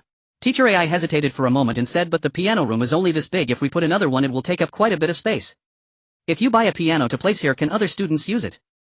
Lin Chuan replied, of course, when I'm not using it, other students can use it as well. As long as they use it carefully and don't damage it, it will be fine. By the way, I want to buy a Steinway piano. Upon hearing Steinway, Teacher A's eyes sparkled with excitement. Did I hear you correctly? Are you talking about Steinway? Teacher AI was both excited and somewhat incredulous. The Steinway piano is undoubtedly a leader among piano brands. You could understand it as the Rolls-Royce of the piano world. Many renowned pianists use Steinway naturally because this piano's quality is indeed top-notch. However, Zhanghai University cannot afford one, and Teacher AI as a music teacher has only had the fortune to touch one a few times. Lin Chuan nodded. It's definitely a Steinway. I've already placed an order. The piano store is not far away and I expect it to be delivered by evening. It would be great if we could put it in the piano room, otherwise I can only place it in my villa. Teacher AI quickly replied, of course you can place it here. Not only can it be placed here, but I will also try my best to help you take care of it. Lin Chuan said, alright, I will have someone deliver it here. Teacher AI added, I will clear a space for you right away, let me know as soon as it arrives. Back in the piano room, Zhang Yingjie asked curiously, what did you say to Teacher AI? Why is she so excited? Lin Chuan smiled, I mentioned that our piano room should get a better piano and she readily agreed. Zhang Yingjie was confused. Why such excitement over a simple agreement? Plus, is she really that wealthy? Just getting another piano seems so easy. At this moment the president spoke announcing the end of the piano association activity. Zhang Yingjie was interrupted so he didn't inquire further. In the evening Lin Chuan received a call confirming the delivery. He immediately contacted teacher AI only to find her already waiting in the piano room. As the delivery truck arrived at the piano room the delivery person carefully unloaded the piano. When the packaging was removed to reveal the piano teacher AI guessed D274. Even among Steinway pianos there are different levels. Teacher AI had assumed it would be a mid-range Steinway or perhaps a relatively small and inexpensive upright piano. She never expected it to be a grand piano D274 which starts at 2 million. Teacher AI excitedly said, "Lin Chuan, on behalf of all the faculty and students in the music department, thank you." Thinking of using this piano for teaching and playing, her heart raced with anticipation. Moreover, the students would surely be thrilled to see this piano which would undoubtedly boost their interest in learning. To put it grandly, the overall musical level of Jianghai University's students might rise a notch. No need to be polite, teacher AI. I still want to ask you for piano lessons in the future, so I will leave this to you. I'm off to dinner now. After signing for the delivery, Lin Chuan left directly. Teacher AI was taken aback. Wasn't this a bit too casual? Over 2 million for a piano and he treats it so light. Teacher AI didn't dare to be lax. She directed the delivery person to help carefully move it to the designated spot, being extra cautious to avoid any scratches. At that moment there were still a few music students in the piano room, and upon seeing the piano their eyes widened in astonishment as they gathered around. Wow, a Steinway piano. And it's a D274. Teacher AI, is this piano for us to use? Wow, when did our school become so generous? Looking at this piano the music students felt their hands itching. They were initially tired from practicing, but if they could play on this piano for another hour. It was like going to a driving school and having them bring out a Rolls-Royce for you to practice. Just ask yourself, would you want to drive it a bit longer? Soon news spread quickly in the music department and many students flocked to the piano room, which soon became crowded. Before long the school beauty Su Qianyu also arrived. Seeing the Steinway D274, a flicker of excitement crossed her usually composed face. However, after the excitement faded she was filled with confusion. Teacher AI, didn't you say the school wouldn't approve funding for a new piano? How is it that not only was it approved but it's also a Steinway D274? The only traditional high-end piano in the piano room has been around for some time and has average sound quality. While ordinary students might not notice, she certainly could. Moreover, there was only one piano and the rest were electronic pianos, which occasionally led to overcrowding with so many students. Therefore she had applied multiple times to buy another piano, but each time she was refused, citing insufficient funding. Now however a Steinway D274 has suddenly appeared. This is not just insufficient funding, it's simply extravagant. It's worth noting that even music schools might not have pianos of this caliber. Teacher AI smiled warmly. It wasn't the school that approved it, it was Lin Chuan who bought it himself. Su Qianyu was taken aback. Lin Chuan. The same guy who sought her help this afternoon. Other students were also stunned upon hearing this. Not approved by the school but bought by a personal. Wow, buying one personally is just too extravagant. Does that mean we can't use it? Teacher AI replied. Lin Chuan said that when he's not using it everyone can use it as long as they take care of it. Hearing this the music students burst into cheers, instantly developing a fondness for Lin Chuan whom they had yet to meet. Qianyu, give it a try and see how it sounds. Teacher AI said to Su Qianyu. The reason for asking her to try was that first, Su Qianyu's skills were not inferior to hers, and second, Su Qianyu possessed absolute pitch. Su Qianyu sat at the piano and played a simple piece. The tuning is perfect, no need for adjustments. Teacher AI nodded affectionately, saying, Qianyu, from now on you can use this piano for your performances. Su Qianyu gently touched the piano, reluctant to part with it. However, recalling how she had turned down Lin Chuan's request for lessons earlier, she felt a bit conflicted. How could she use his piano after refusing to teach him? She didn't have that thick skin. But she couldn't refuse this beautiful piano in front of her. So Su Qianyu took out her phone, opened the Piano Association group and found Lin Chuan to add as a friend. After waiting for a moment with no response, she directly tagged Lin Chuan in the group. Lin Chuan, I can teach you piano. Like a stone causing 1,000 waves. After Su Qianyu sent this message, the group quickly exploded. What the hell, what did I just see? The school beauty is actually willing to teach piano and even took the initiative. Wait, who is this Lin Chuan and what gives him the right? This afternoon he asked the school beauty for help but was turned down. I thought that was the end of it but didn't expect a twist. I thought he was the one embarrassed, turns out the clown was me. I'm so jealous. Had I known I would have mustered the courage to ask the school beauty for help too. Wang Chenyang, who was walking on the road, was instantly dumbfounded upon seeing the messages in the group. Wang Chenyang stood in the middle of the road for 3 or 4 seconds, lost in thought. He couldn't accept the fact that the school beauty was actively teaching Lin Chuan. This guy Lin Chuan had already gotten involved with Ling Wusa. Getting close to the school beauty was even more unbearable than killing him. Moreover, the key point was that the school beauty had already rejected him, hadn't she? How could she turn around and voluntarily offer to teach him piano? Wang Chenyang inquired about it, as he was a member of the Piano Association and it wasn't difficult to find out. Upon learning the truth he was stunned. A Steinway D274. Worth over 2 million. This guy bought a piano worth more than 2 million just so the school beauty could teach him. But thinking about it, it wasn't too surprising given Lin Xuan's character. After all, he had done such things before. That day by the seaside he directly bought a motorcycle worth over 200,000 just to have Ling Wusa teach him. Then to sail he simply bought a yacht worth 260,000. Now he was just using the same trick again, it was just that he hadn't initially thought of such an extravagant approach. If he had bought a Steinway D274 piano, then it would make sense for the school beauty to actively teach Lin Xuan. After all, this piano was something no piano lover could refuse, and the school beauty was no exception. Damn it, can money really let one do whatever they want? I was trying to learn his confidence, but it seems like the real lesson is that money is what matters. But can this be learned? Wang Chenyang felt a bit envious of the rich at this moment. In the second cafeteria, Zhang Yingjie glared at Lin Xuan. Third brother, what on earth did you do? Didn't the school beauty reject you? Why is she now voluntarily teaching you piano? He really found it hard to accept that all four major beauties were surrounding Lin Xuan, and the sacred and untouchable school beauty was practically the last bastion, yet Lin Xuan had managed to get close, and it seemed he had succeeded. Sure, Lei and Sun Baowei hadn't joined the piano association, so they naturally didn't see the information in the group. Upon hearing Zhang Yingjie's words, they widened their eyes in shock. Wait, how did Lin Xuan get involved with the school beauty? Lin Xuan smiled and said, I didn't do anything, maybe it's just because I'm handsome. In the past, Zhang Yingjie would have definitely mocked this comment. Even if Lin Xuan was indeed handsome, he couldn't accept such narcissism, but now he couldn't help but wonder if it was really because of his looks. Otherwise there was simply no way to explain it. Lin Xuan accepted Su Qianya's friend request, chatted for a bit, finished his last bites of food and stood up saying, the school beauty invited me to play the piano, I have to go. Zhang Yingjie, Lei and Sun Baowei almost spat out blood upon hearing this. It was infuriating. Lin Xuan entered the piano room and several music department students immediately looked at him, whispering among themselves, not pointing fingers but filled with curiosity and appreciation. Su Qianyu was already waiting in front of the Steinway piano. Her gaze toward Lin Xuan remained cold, and even her level of fondness for him hadn't changed one bit. It seems that even a Steinway piano can only ensure Su Qianyu teaches but can't increase her fondness. She's too aloof, and her fondness is probably very hard to gain. Well, I won't push it, I'll treat this as hiring a free beautiful tutor. Lin Xuan calmed his mind. He had already decided not to pander even to the school beauty. Since she was aloof, he wouldn't force himself upon her. He would still be himself. If fondness could increase, then it would; if not, then so be it. He could always give up on this extra question. Su Qianyu spoke in a flat tone, carrying a hint of coldness. Let's start. Where are you now in your studies? Lin Xuan replied, I had never studied before joining the piano association, and I joined not long ago, so I only know a bit about the black and white keys. If I'm not mistaken, there are a total of 88 keys, right? Su Qianyu frowned slightly, clearly not expecting Lin Xuan's foundation to be so lacking, but considering the Steinway piano, she patiently said, then I'll start teaching you the distribution of scales and simple scores. Let's begin. Su Qianya's teaching level could only be described as average. It wasn't that she lacked skill, but rather that she didn't understand how to engage with a novice. High skill and high teaching ability are not synonymous. Fortunately, Lin Xuan discovered that after his mental attributes improved, his focus and memory significantly increased. The enhancement in agility made his fingers more nimble. Moreover, he had calmed his mindset, treating Su Qianyu merely as a tutor, focusing on learning and quickly getting into the groove. As Su Qianyu taught, surprise gradually appeared on her face. To be honest, she had previously doubted Lin Xuan's intentions, thinking he was merely trying to get closer to her. But now it seemed he was genuinely learning and his talent was exceptional. Su Qianyu fondness 5. Name Su Qianyu. Age 21 years. Attractiveness 8. 9 points. Height 166 centimeters.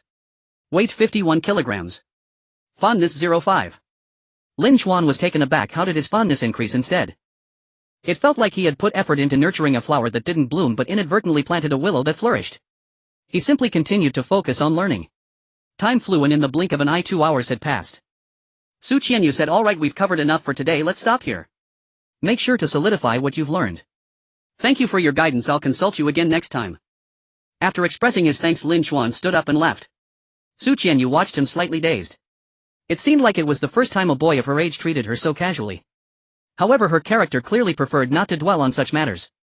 She began to practice piano herself. Having already taught Lin Xuan, she no longer felt any psychological burden with the Steinway piano. As she played, a faint smile unintentionally appeared on her face.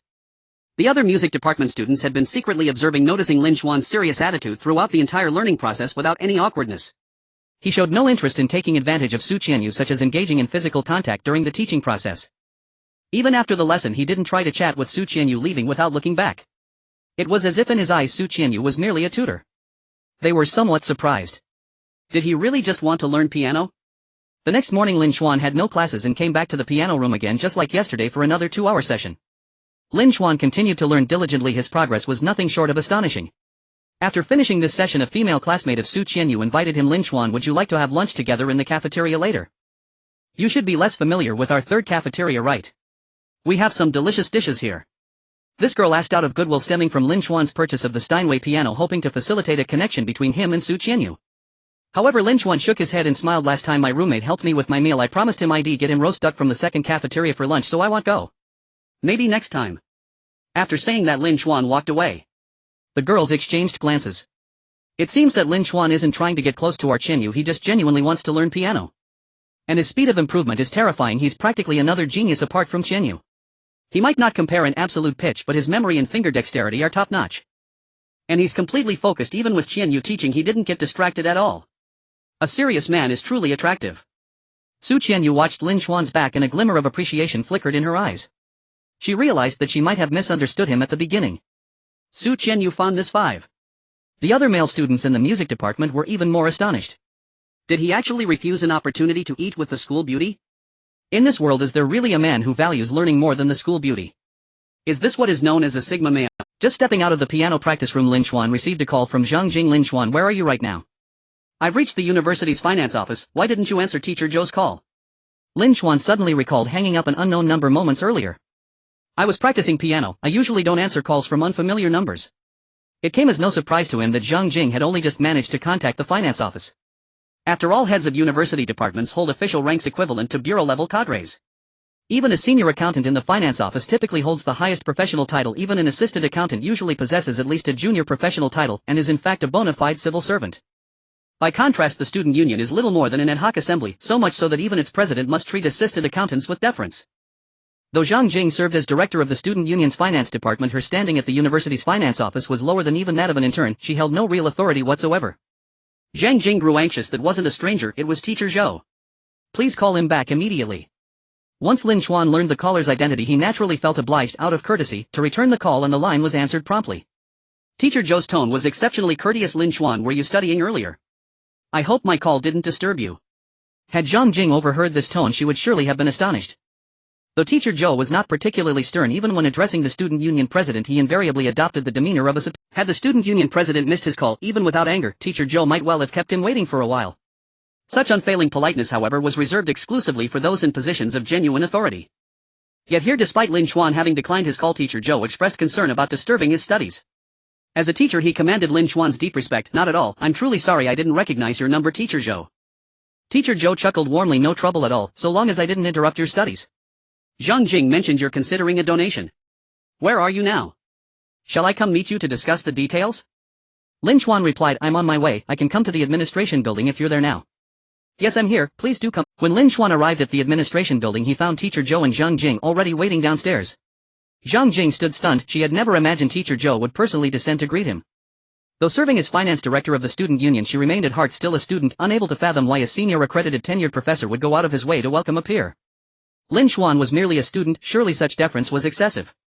She failed entirely to grasp the unspoken truth: wealth commands authority, even within academia. Teacher Zhou, ever mindful of his role as educator, offered no subservience, but like a benevolent elder he remarked with genuine warmth, Lin Xuan, you truly cut an impressive figure. What a striking young man. Lin Xuan smiled modestly. You flatter me, Teacher Zhou. In truth, it's you who embody dignity and integrity. Female students have long sung your praises, and today's meeting confirms their admiration was well-founded. Teacher Zhou laughed heartily. Haha, let's spare each other the mutual flattery. Come, let's continue our discussion in the reception room. The two walked side by side, exchanging easy conversation. Zhang Jing watched utterly dumbfounded. Though Teacher Zhou displayed no obsequiousness, something felt profoundly off. His manner bore none of the condescension one expects toward a student, but rather resembled how one might greet the son of a high-ranking official. It was the paradox of a senior figure who, though clearly elder, exuded nothing but deference. Moreover, she noticed he did not lead Lin Xuan to his office, but to the formal reception room. Once inside, Zhang Jing's astonishment deepened. Teacher Zhou himself prepared tea, an act normally delegated to assistants or work-study students. With cheerful ease, Teacher Zhou said, First, Lin Xuan, thank you for your support of our university, and for your compassionate generosity toward underprivileged students. Zhang Jing mentioned you'd like to understand our institutional situation before deciding on a specific donation amount, so I prepared a summary of our financial overview. He handed Lin Xuan a dossier.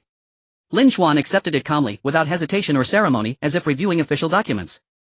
Zhang Jing watched dazed, as though Lin Xuan were a senior executive approving a major proposal. After reading, Lin Xuan spoke with quiet composure. I'll begin with a donation of 6 million yuan, 2 million to establish both a scholarship and a grant fund, 2 million to upgrade student living infrastructure, and 2 million to support scientific innovation and R&D. Should no unforeseen circumstances arise, I intend to donate 6 million yuan annually for the next decade. At this figure, Teacher Zhou's pupils contracted almost imperceptibly. Zhang Jing gaped speechless. 6 million yuan per year sustained over 10 years, 60 million yuan. Zhanghai University differed markedly from elite institutions. Alumni donations had historically been modest. 60 million yuan would rank among the largest single contributions in the university's entire history of alumni giving. Teacher Zhou struggled to compose his expression, yet excitement and awe shone unmistakably across his face. Lin Xuan, once again, on behalf of all our students, I offer my deepest gratitude. Lin Xuan replied gently, please don't be so formal, Teacher Zhou. This is simply my modest contribution to our alma mater, not solely my own idea but carried out at the instruction of my elders. A subtle shift flickered in Teacher Zhou's gaze and his bearing grew more solemn. When Zhang Jing first mentioned Lin Xuan's pledge of at least 1 million yuan, he had discreetly reviewed Lin Xuan's enrollment records, only to find his family background unremarkable. Yet he harbored no skepticism. Further investigation revealed Lin Xuan's recent expenditures, far exceeding ordinary means, evoking the spending patterns of true aristocracy. Such extraordinary wealth coupled with deliberately obscured origins could only imply extraordinary lineage. Lin Xuan, please wait a moment, I'll fetch the director immediately. Teacher Zhou made no attempt to probe Lin Xuan's family background. Such discretion was itself a mark of courtesy, respecting what others chose to keep private. He hurried out, and within 5 minutes the reception room door swung open again, ushering in a procession that left Zhang Jing breathless. At the forefront stood the head of the budget management section, the deputy director of the finance office, and finally, the director himself. Director Xin Zhang stepped forward to shake Lin Xuan's hand, laughing warmly. Lin Xuan, on behalf of Zhanghai University, I extend our profound gratitude to your esteemed parents. Zhang Jing's mind reeled, thought itself ceased. The director of the finance office, a full-fledged bureau-level cadre, had initiated the handshake himself. Before she could process this, the door opened once more, this time admitting the dean of the School of Information Technology. I hear one of our current undergraduates has pledged 60 million yuan. How could such a momentous matter go unannounced? Lin Xuan's Department of Automation fell under the School of Information Technology, yet the dean had never met him. With hundreds of students, personal acquaintance was impossible. Yet now his protective, almost paternal demeanor suggested Lin Xuan were his own cherished protege. Moments later the vice president arrived. His manner too was impeccably respectful, immediately offering greetings to Lin Xuan's elders. Zhang Jing had long since risen, there was no question of her sitting. Even Teacher Zhou now stood quietly in the corner, yet even there Zhang Jing felt as though she could barely draw breath. After a brief exchange of pleasantries they got straight to the point. The vice principal first expressed the intention to hold a commendation ceremony for Lin Xuan and even considered organizing a gala. However, Lin Xuan declined the offer. Holding a commendation ceremony would make it widely known throughout the school, and while it might initially bring benefits, he estimated that just the fame alone could enhance his appeal among the female students. But later on, such a lofty persona would become a shackle. If he were to maintain ambiguous relationships with so many prominent beauties while bearing this reputation, the backlash would leave him utterly vilified. The higher he was lifted, the harder he would fall. Therefore Lin Xuan still hoped to act discreetly, keeping things simple as long as the school leaders were aware it was sufficient to secure his status. Nonetheless, the vice principal still held a modest donation signing ceremony, as the first donation amounted to a staggering 6 million, with a total of 60 million projected over 10 years. This was not a trivial matter, it had to be treated with caution. Otherwise it could leave behind a handle for future troubles. Lin Xuan, the vice principal, and the head of the finance department walked into the meeting room chatting and laughing. Teacher Zhou and Zhang Jing followed behind, now rendered somewhat invisible. Even upon reaching the meeting room they were not allowed to enter, as they were deemed unworthy and had to wait outside. When seated in the meeting room, Lin Xuan was arranged next to the vice principal, essentially on equal footing. A few work-study students were responsible for serving tea, including Ko Jiamin. Facing so many school leaders for the first time, she was so nervous that her hands trembled slightly. She recalled the advice of the student council senior, which was to serve tea starting from the main seat. As she approached the vice principal to pour tea, she suddenly noticed Lin Xuan. Instantly struck as if by lightning, she was left in a daze. What was happening? Why was Lin Xuan sitting on equal terms with the vice principal? Student, why are you standing there in a daze? The vice principal tapped the table, waking Ko Jiamin from her stupor. Only then did she manage to regain her composure and force down her shock as she poured tea for both the vice principal and Lin Xuan. At this moment her heart was in turmoil. Last time at the hot spring she had chosen to ride in Xiaoba's car, and upon learning of Lin Xuan's strength later she regretted it deeply. The situation before her, however, once again shattered her worldview, making her realize that her understanding of Lin Xuan was merely the tip of the iceberg. His strength was unfathomable. Ko Jiamin regretted even more, wishing she could slap herself. That trip to the hot springs was a golden opportunity to connect with a top-tier family, and yet she had pushed it away, opting for that worthless Xiaobo. The donation signing ceremony proceeded very smoothly and harmoniously. Naturally, Lin Xuan was also awarded an honorary certificate. After the ceremony concluded, the dean of the School of Information approached Lin Xuan with a smile, saying, Lin Xuan, if you encounter any issues with your studies or life in the future, feel free to come directly to me. The other party was polite and Lin Xuan remained respectful, responding, "Certainly I will need your guidance, Dean." The head of the finance department Chen Zhang added, "You are always welcome to visit the finance department and monitor the implementation of our donations at any time." Lin Xuan replied, "I have complete faith in Teacher Shen's capabilities, I can rest assured, leaving it to you." He chose not to address him as Director Shen, as calling him teacher felt more appropriate and friendly within the school context. This way their relationship subtly grew closer. After another round of pleasantries, Lin Xuan finally headed downstairs. As he descended, the teachers in the office building warmly greeted him. At this moment in a corner, a handsome boy holding a stack of documents stared in shock at Lin Xuan's back, thinking to himself, "Isn't this a student? Why is everyone in the school so courteous to him?" Moreover, why did he feel that this boy looked somewhat familiar? Driven by curiosity, the handsome boy cautiously asked the nearby youth lead teacher, "Teacher Feng, who is that boy? Why is every leader so courteous to him?" Teacher Feng, gazing at Lin Xuan's retreating figure with a hint of emotion, replied, "You only need to know that his name is Lin Xuan and he is set to become the most esteemed guest of the finance department, which holds nearly the highest power quotient in our school. Naturally, he is also someone highly valued by the dean of the School of Information and the vice principal. Being courteous to him is definitely the right choice." The handsome boy was taken aback. A guest of the finance department, and also someone highly valued by the dean of the School of Information and the vice principal. How could he as a student possibly stand on his own? What kind of powerful backing does he have? Moreover, the name Lin Xuan sounded quite familiar, but he couldn't recall where he had heard it. Just as he was scratching his head, the youth lead teacher added, "Oh right, I just saw in the documents that he has joined the student council's academic department. It would be beneficial for you to provide him with some conveniences for non-principal issues to build a good rapport." This handsome boy was none other than Bai Haoqian, the president of the student council. That's why the youth lead teacher suggested he assist Lin Xuan. After all, in the student council he had the final say. So he's from our student council. No wonder he looks familiar. Wait, I think I just saw his information. Bai Haoqian recalled something and suddenly took out his phone to browse a document. Soon he spotted Lin Xuan's name on the latest list discussing his expulsion from the student council, and he was listed first. No wonder he seemed familiar, he had seen it before. However, at that moment he couldn't connect the vastly different statuses of the two individuals. Bai Haoqian immediately gasped, his face turning pale. He was unsure why Lin Xuan's name was on the list. Initially he didn't think it warranted expulsion. However, he hadn't given it much thought at the time. After all, being brought up on the list had its reasons and they would discuss it in the meeting later. But at this moment he realized the severity of the issue. Although he was the president of the student council, he held no real power. Even a minor matter had to be submitted for approval. Just like the ordinary youth league teacher beside him, he had to be courteous. Let alone the youth league secretary and the finance department head, dean and vice principal, who were all at levels far above him. Yet Lin Xuan was someone even those leaders treated with respect. Yet now a mere student council was about to expel Lin Xuan. How audacious. Bai Haoqian didn't even have time to investigate who wanted to expel Lin Xuan. He immediately made a call and once connected urgently said, "Meng Ping, has the expulsion meeting started? Everything is ready, just waiting for you." Meng Ping's voice was cut off mid-sentence by Bai Haoqian, who interrupted, "Hurry and stop it. Immediately delete Lin Xuan's name from the expulsion list and also find out who is trying to expel Lin Xuan."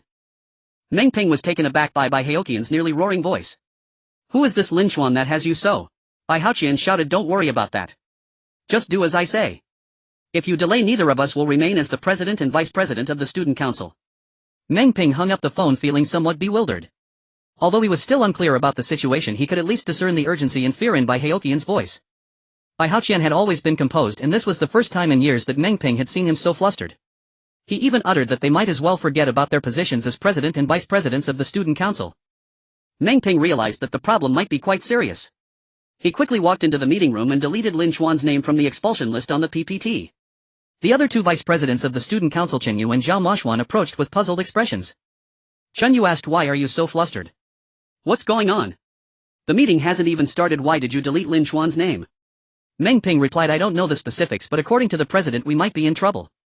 "Do you know who proposed Lin Xuan's expulsion?" Chen Yu shook his head, unclear about it. After all, there were several names on the expulsion list and he didn't bother to inquire further. Chen Yu asked, "What background does Lin Xuan have?" Meng Ping shook his head and said, "It's hard to explain, let's wait for the president to arrive." Zhao Maoxuan remained silent nearby. He certainly remembered Lin Xuan, especially the moment when Yi Meixing had failed. So when he first saw Lin Xuan's name on the expulsion list, he felt a sense of schadenfreude. However, he quickly calmed down, choosing not to interfere, partly because he felt such actions were too petty. Moreover, he thought that a mere student council had no real power and acting against someone wealthy would likely lead to trouble. Now it seemed he was right. However, Zhao Maoxuan only knew part of the story and clearly didn't realize how serious the issue was. Soon Bai Haoqian arrived, drenched in sweat and panting, evidently having rushed over. "Did you delete Lin Xuan's name from the expulsion list?" Bai Haoqian asked urgently without catching his breath. Yes, but what exactly is going on? Chen Yu asked impatiently. Bai Haoqian took a few deep breaths and said gravely, I just went to the office building to report to the Youth League Committee. Can you guess what I saw there? I saw the secretary of the Youth League Committee, the vice president, the dean of the School of Information, the director of the finance office and other leaders treating Lin Xuan with utmost politeness while the teachers from the Youth League Committee had to stand in the corner. Out of curiosity I asked a bit, and although the Youth League teacher didn't say much, they mentioned that Lin Xuan is someone highly valued by the vice president and the dean and is a VIP of the finance office. I don't know his specific identity, but do you guys understand the implications of this? Meng Ping and Shen Yu gasped, shocked to the point of being speechless.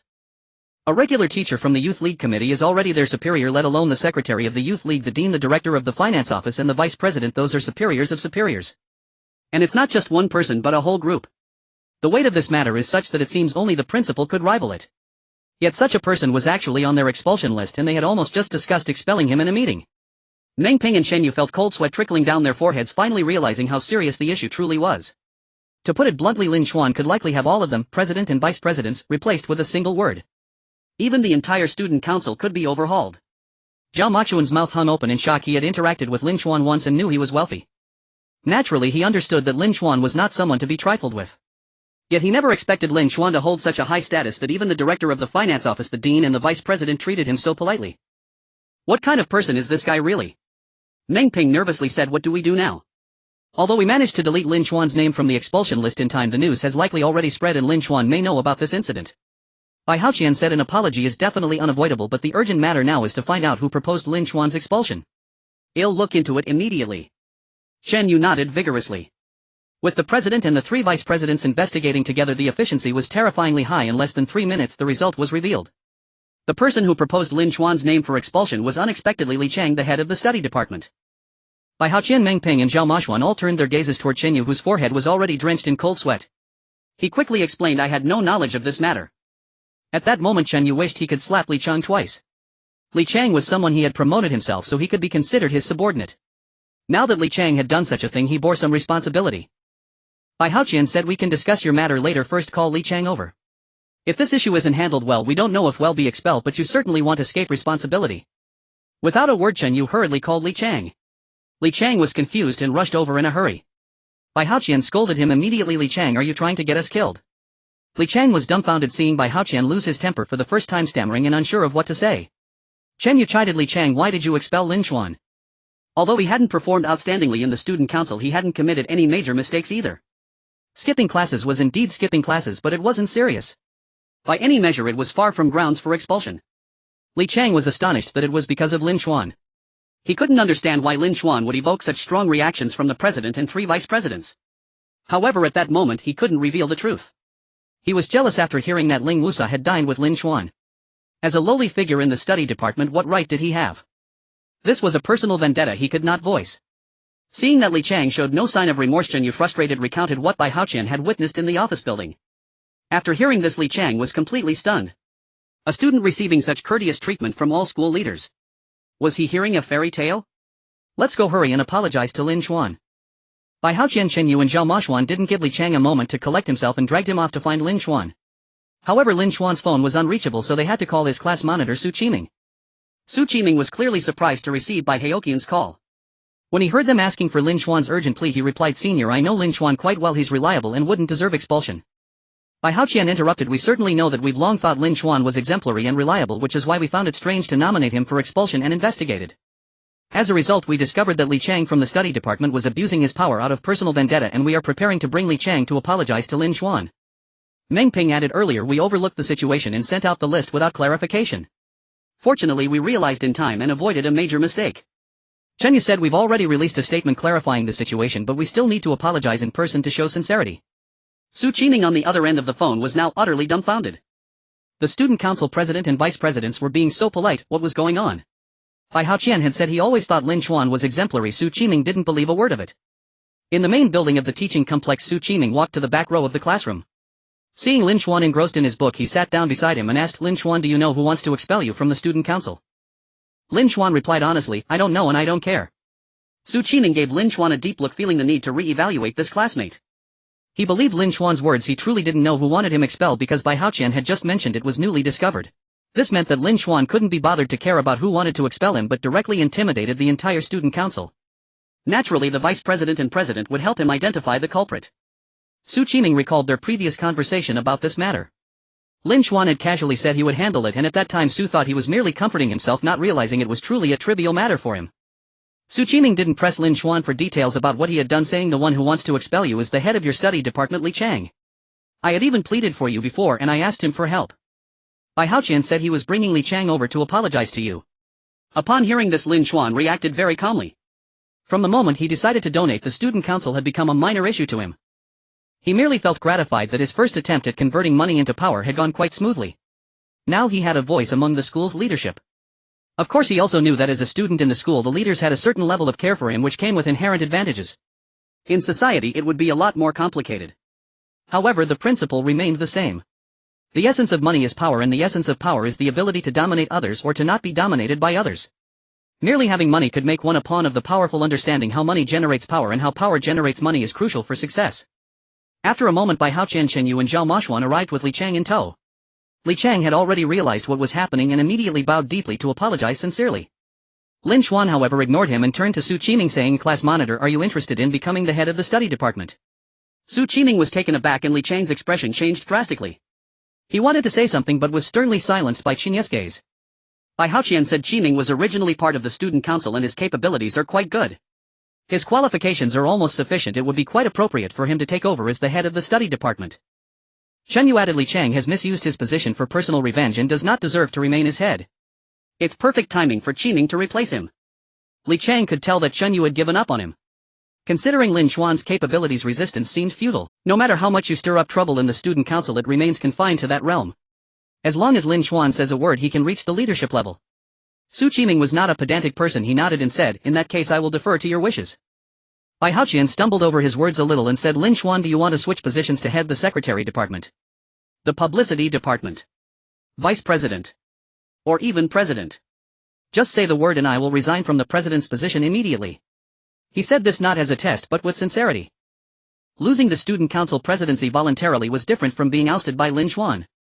He was already in his fourth year. Resigning a bit earlier could be seen as a graceful exit. Lin Xuan waved his hand. He had no interest in student council positions. "I will stay in the study department as before, which allows me to continue hanging out with the class monitor." Bai Haoqian could tell Lin Xuan looked down on the offer and nodded, saying, "All right, if you need anything feel free to let us know. You still have classes, so we won't disturb you." As they walked down the stairs, Bai Haoqian, Chenyu and Zhao Mashuan let out a long breath. They were relieved that Lin Xuan did not pursue the matter further, otherwise they would be in trouble. After a long silence, Chenyu asked, "What should we do now? Should we still hold the expulsion meeting?" Bai Haoqian replied, "No, let this matter settle down. Let's tighten up the organization and adjust the discipline a bit." Chenyu nodded and said, "Then I'll leave it to you. I'm going to submit the application for Su Qiming to replace the head of the study department. This is why it's said that the student council has no real power. Even if they agree on who should replace the head, they still have to apply to the youth league committee. Generally there aren't many issues and the committee won't interfere too much." After Chenyu finished preparing the documents, he went to the office building. Just as he arrived at the bottom of the stairs, he saw two girls coming out. One of them was Zhang Jing, the head of the finance department. The other girl was clad in a faded plaincloth dress with shoes that, while clean, bore the marks of time. Her long black hair was casually tied back with a few strands falling gracefully on her fair neck. She had no excess decorations on her body. However, such a simple appearance could not conceal her natural beauty. Her brows were like distant mountains, her eyes like stars, her nose delicate, and her lips like cherry blossoms, with skin whiter than snow, pure and flawless. In this era where makeup, jewelry, tattoos and nail art are ubiquitous, she appeared so unadorned, as if untouched by the pollution of modern society, fresh and refined. Jiang Jinyue. Chenyu smiled upon seeing this girl and said, "Jinyue, are you here to apply for the poverty assistance scholarship? Didn't I tell you to leave this to me? I will definitely persuade the youth league committee." "Thank you, but that's not necessary." Jiang Jinyue subconsciously took a step back, politely nodding. "This matter has already been resolved, so you needn't trouble yourself, Vice President." Zhang Jing smiled and pulled Jiang Jinyue away. Chenyu was a bit puzzled. Had it really been resolved so suddenly? He entered the youth league committee office with questions. After submitting the application for Su Qiming to replace the head of the study department, he asked, "Teacher Shin, has Jiang Jinyue's poverty assistance scholarship been approved? Wasn't it said earlier that there weren't enough spots?" Teacher Shin replied, "It has been approved. Lin Xuan approved it." "Ah. What?" Chenyu was taken aback. Even if it was approved, how could it be Lin Xuan who approved it? Scholarship applications might be managed by different departments at various schools. Zhanghai University had the Youth League Committee approve them and then submit them to the Education Bureau. He had run around for days without results and now it was simply stated that Lin Xuan approved it. How could a student like Lin Xuan have the authority to decide such matters? Chen Ye's mind was a bit muddled and he also felt a sense of wariness. Lin Xuan couldn't possibly have taken a liking to Jiang Jinyue, could he? Li Chang was the one who provoked you. Why are you trying to steal my thunder? I haven't offended you. Why are you trying to cut into my territory? Of course the so-called territory was just his one-sided notion. At that moment Zhang Jing was walking and subtly criticizing him. This Chen Yu, if he were genuinely helping it would be one thing, but regardless of whether he could help or not he thinks he deserves gratitude. But he clearly has ulterior motives, only thinking of how to benefit from you. With every small step he aims to take advantage of you. Just for a scholarship he thinks he can control you. It's simply a delusion. He has no idea how hard you have fought to get here, how much suffering you have endured, or how great the temptations you have refused. Besides, I heard that he initially wanted to eliminate you, but later upon seeing your beauty he turned to support you. Jiang Jinyue clearly didn't want to discuss this matter and asked, how did you manage to get it for me? You weren't wronged, were you? Zhang Jing waved her hand and said, of course not, how could I be wronged? The approval came through very quickly. Jiang Jinyue stared intently at Zhang Jing, clearly not believing her. Zhang Jing felt a bit guilty under her gaze and said, alright, I'll tell you the truth. This matter mainly relied on one student. He donated 6 million, 2 million of which was allocated for scholarships and grants. Your scholarship was personally approved by him. Jiang Jinyue blinked her eyes, her face showing surprise. This plot clearly exceeded her expectations. She asked, who is he? Lin Xuan from the automation department. Zhang Jing pulled out a recent photo in which Lin Xuan was chatting happily with several school leaders, looking handsome and composed. Zhang Jinyue stared intently at the boy in the center of the photo as if trying to remember his face. At that moment an electronic prompt sounded in Lin Xuan's mind. Zhang Jinyue, favorability 30. Name Zhang Jinyue. Age 20. Attractiveness 9. 1. Height 166 cm. Weight 52 kilograms. Favorability 030. Lin Xuan was momentarily stunned upon hearing this voice. He had previously anticipated that the donation might increase Jiang Jinyue's favorability, but he never expected it would jump by 30 all at once. He also didn't realize that Jiang Jinyue's attractiveness exceeded 9 points. Lin Xuan closed the system interface and an involuntary smile tugged at the corner of his lips, his satisfaction with the donation's effect deepening. Though he'd publicly pledged to donate 60 million over 10 years, he had in fact contributed only 6 million so far. His thoughts drifted toward how best to quietly appropriate the remaining 99,200,000, his fourth installment of loyal admirer funds. Distracted, he finished class and had just stepped out of the main academic building when a male student approached wearing a faintly unsettling grin. Lin Xuan, may I speak with you privately? Lin Xuan glanced at him coolly. Is there something you need? The boy lowered his voice conspiratorially. A small matter concerning Zhang Jinyue. I think it might interest you. I'm not interested. Lin Xuan dismissed him without hesitation and walked on. He had no idea why this stranger had singled him out to speak of Zhang Jinyue, but he had no intention of learning from an uninvited source. The boy paused startled, then hurried after him. Seeing Lin Xuan turn onto a quiet path, the boy glanced around, confirmed they were alone, and said, it's about Zhang Jinyue's scholarship disbursement. I've been tracking it closely and just learned she's finally received her award. When I asked who approved it, I was told it was you. So I wondered, what qualifies you to approve such matters? Then I looked deeper and discovered you're not merely wealthy. You're extraordinarily so. He chuckled smugly, clearly impressed with his own acumen. Lin Xuan halted and regarded him impassively. Your intelligence network is remarkably swift. This approval was finalized only moments ago, yet you already know. Ha ha. I work in the administrative office right next to the finance department and I'm on good terms with senior leadership.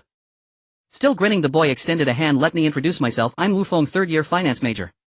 My dorm is right next to yours. Lin Xuan noted the name silently, but made no move to shake hands.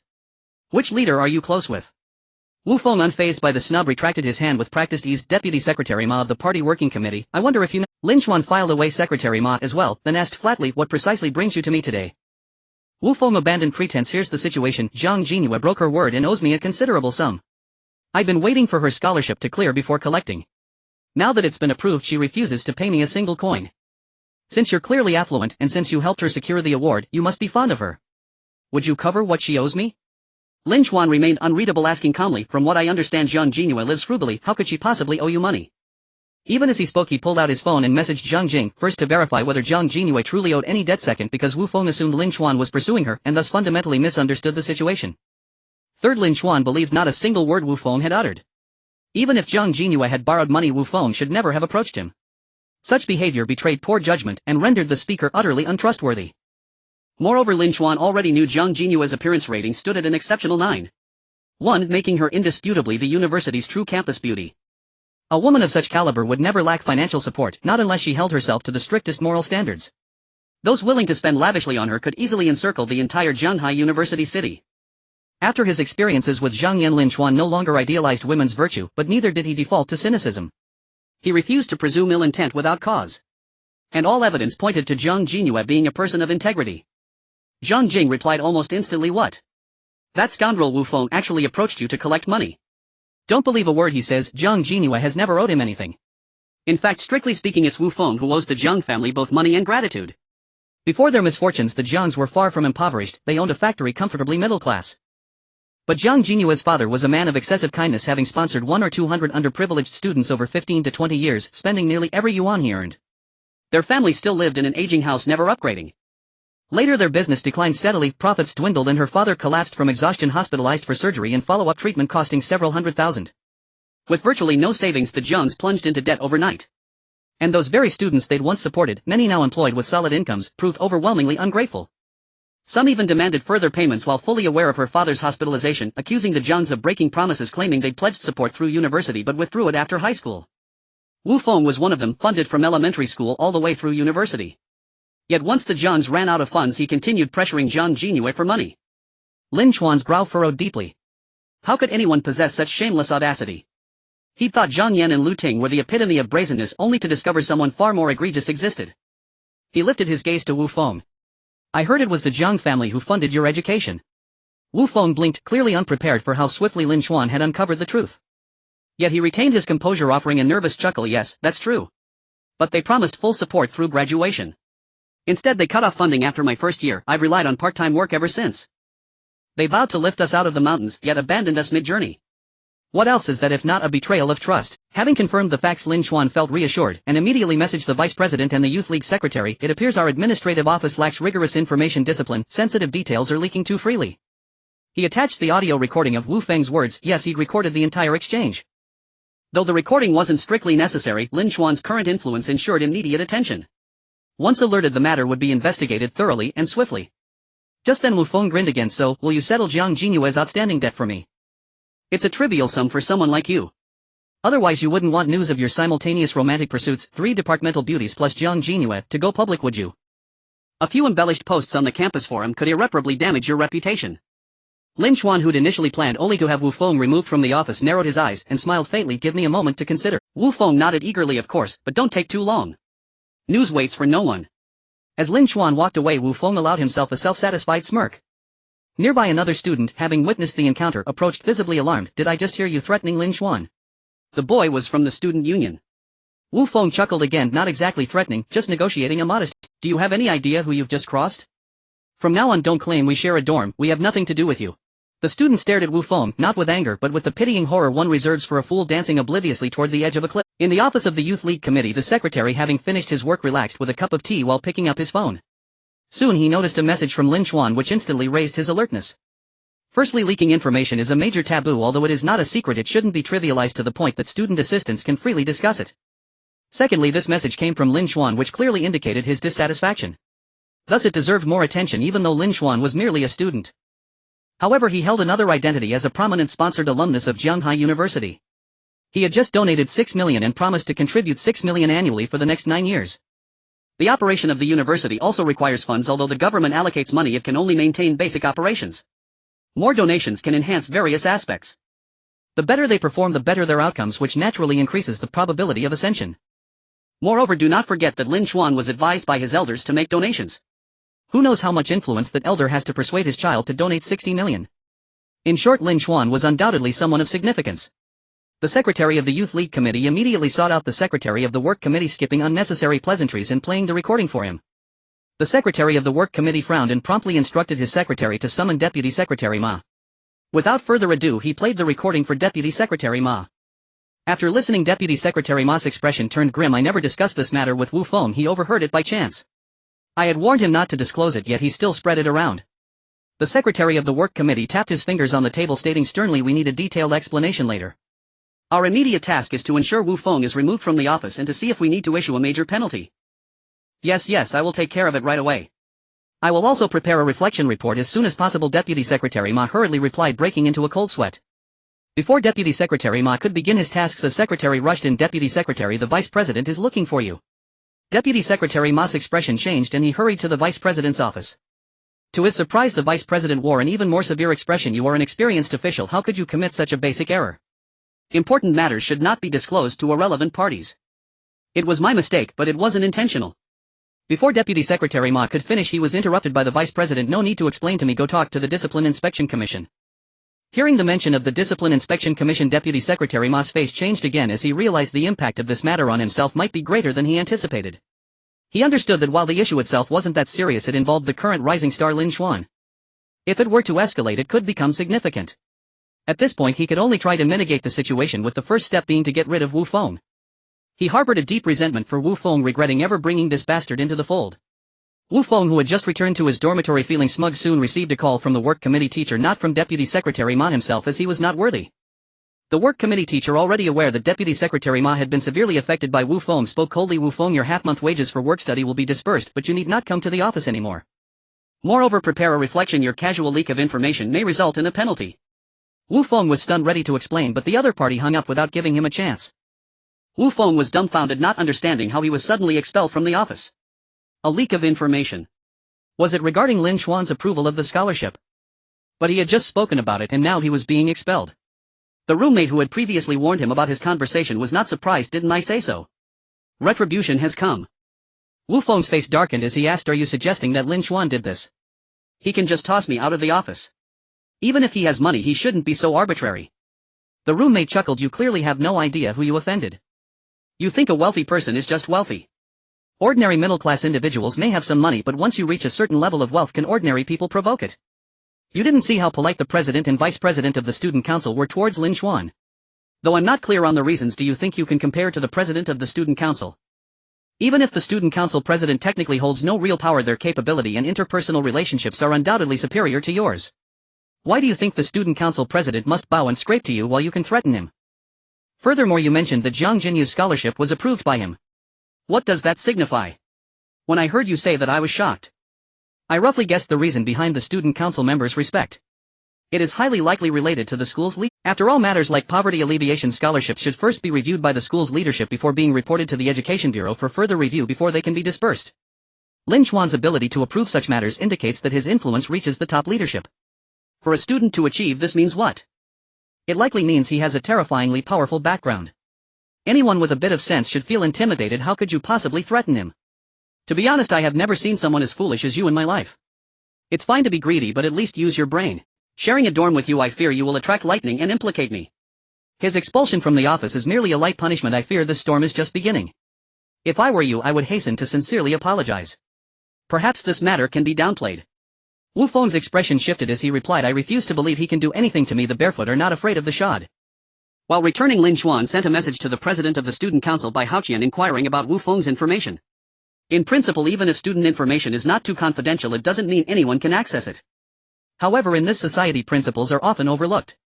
Bai Haoqian took only a moment to send over Wu Feng's information, which included not only basic enrollment details but also some family background information. It turned out that his family had also opened a factory a few years ago, learning from Jiang Jinyu's father. They received support for his education and even for their family business, which strictly speaking meant they had taken away quite a bit of business from Jiang Jinyu's family. However, they entered the industry too late and did not earn much. Jiang Jinyu's father is truly an incredibly generous person. Indeed, being a do-gooder in this day and age rarely brings good returns. After pondering for a moment, Lin Xuan devised a plan to deal with Wu Feng. In fact, there were many ways to deal with Wu Feng, but one must strike the key point firmly. Once action is taken, it must be decisive. Lin Xuan simply did not return to the dormitory, taking Wu Feng's documents instead. He drove his Lamborghini to the nearby Xingchuan law firm. Just as he parked the car, several lawyers came out to greet him warmly.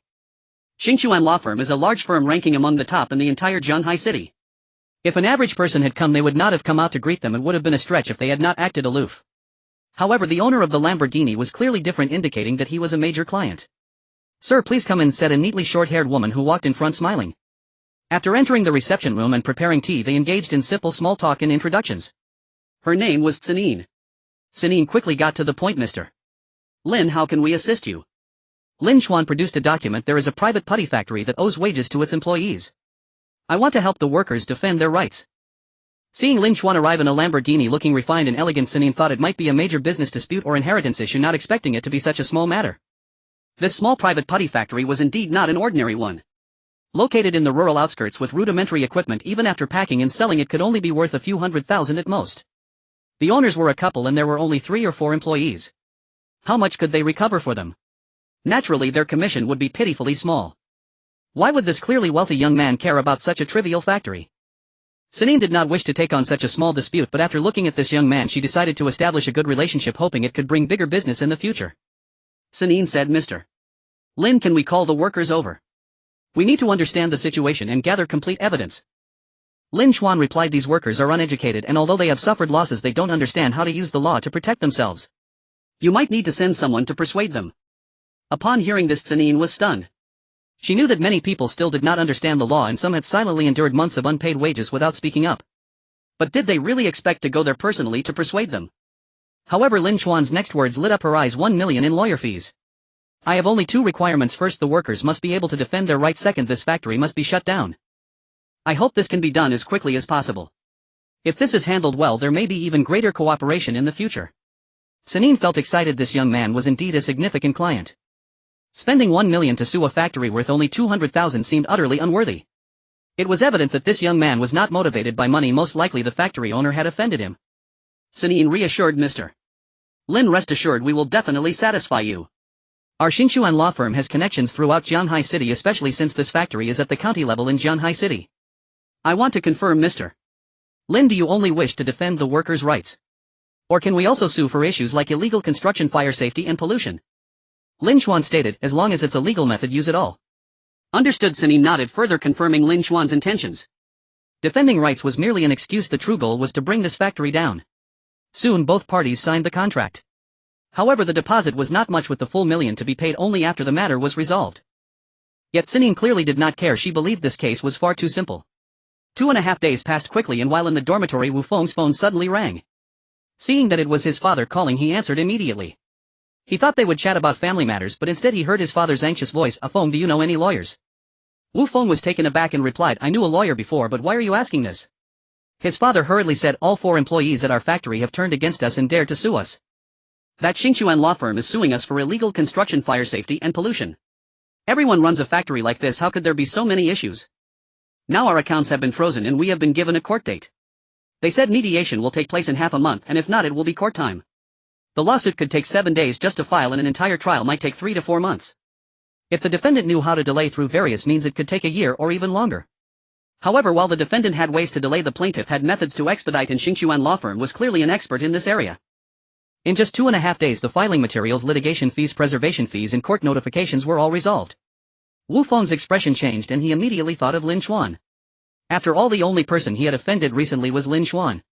Is that it? You can hire a lawyer, but can't I? Wu Feng immediately called a lawyer friend, and one had to say he had some connections. The lawyer Qian was from their county and happened to be free. He quickly went to Wu Feng's factory to understand the situation and then called him back. "Wu Feng, did you offend someone?" Wu Feng said, "I did offend someone, but that's not the point. He wants to sue us, so we'll just fight it out in court. If we win, doesn't the other party have to pay the lawyer fees?" Qian the lawyer replied, No, this is the point. The person you offended is probably quite wealthy, right? Do you know that the other party hired Xinchuan law firm? That's a big law firm and I can't even get in. Any lawyer from there could easily crush me 5 streets over. Moreover, it's not just one lawyer, they sent an entire team. If you didn't know, you'd think it was a major case. And do you know what conditions they offered the employees? They advanced 1/3 of the 6 months of back pay to ensure basic living standards for peace of mind. Regardless of winning or losing the lawsuit, they won't charge the employees a cent. After winning, all wages, compensations and subsidies will be handed over intact.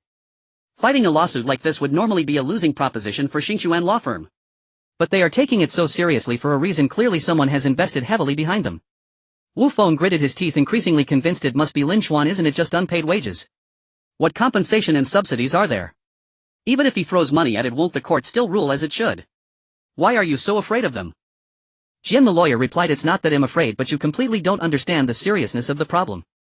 According to the law, unpaid wages require compensation. And for high-temperature subsidies, those should also be paid. Forcing employees to leave after half a year of unpaid wages could even require an extra 2N compensation. Just because you few employees are uneducated and don't understand anything doesn't mean the law doesn't stipulate it this way. Today's labor laws are actually quite protective of employees. The reason many employees can't compete with their bosses is that many don't understand the law and lack access to legal channels. Furthermore, they often lack the capital to sustain themselves. How can they compete with their bosses? But now they have a powerful legal team and ample funds. The ones who can't afford to sustain this are us. Plus, issues like illegal construction, fire safety and pollution only add to the problems. Even if the problems aren't very serious, they can still force you to halt production for rectification. Even if you fix it, they will find more faults.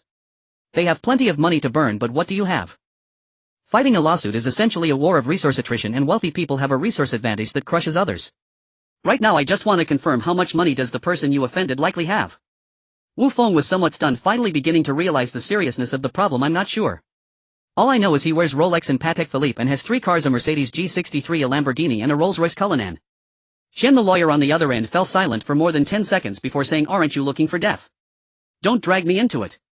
I can't help with this lawsuit. You should find someone more capable." With that, Qian the lawyer hung up the phone. Wu Feng grew anxious and called again.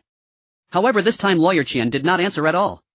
When he sent a message, lawyer Qian replied out of friendship saying, "If I were you, I would quickly admit defeat and apologize. If you want to confront them head-on, you will be utterly defeated.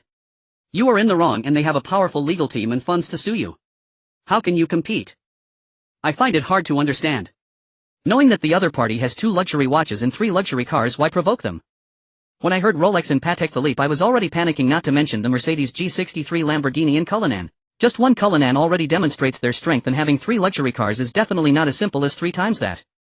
Wu Feng was still unwilling to give up and continued to send messages. However, this time lawyer Qian did not even reply to his messages and deleted him. Wu Feng was truly alarmed now and contacted other unfamiliar lawyers online. As a result, most lawyers, after hearing the situation, stopped responding to him.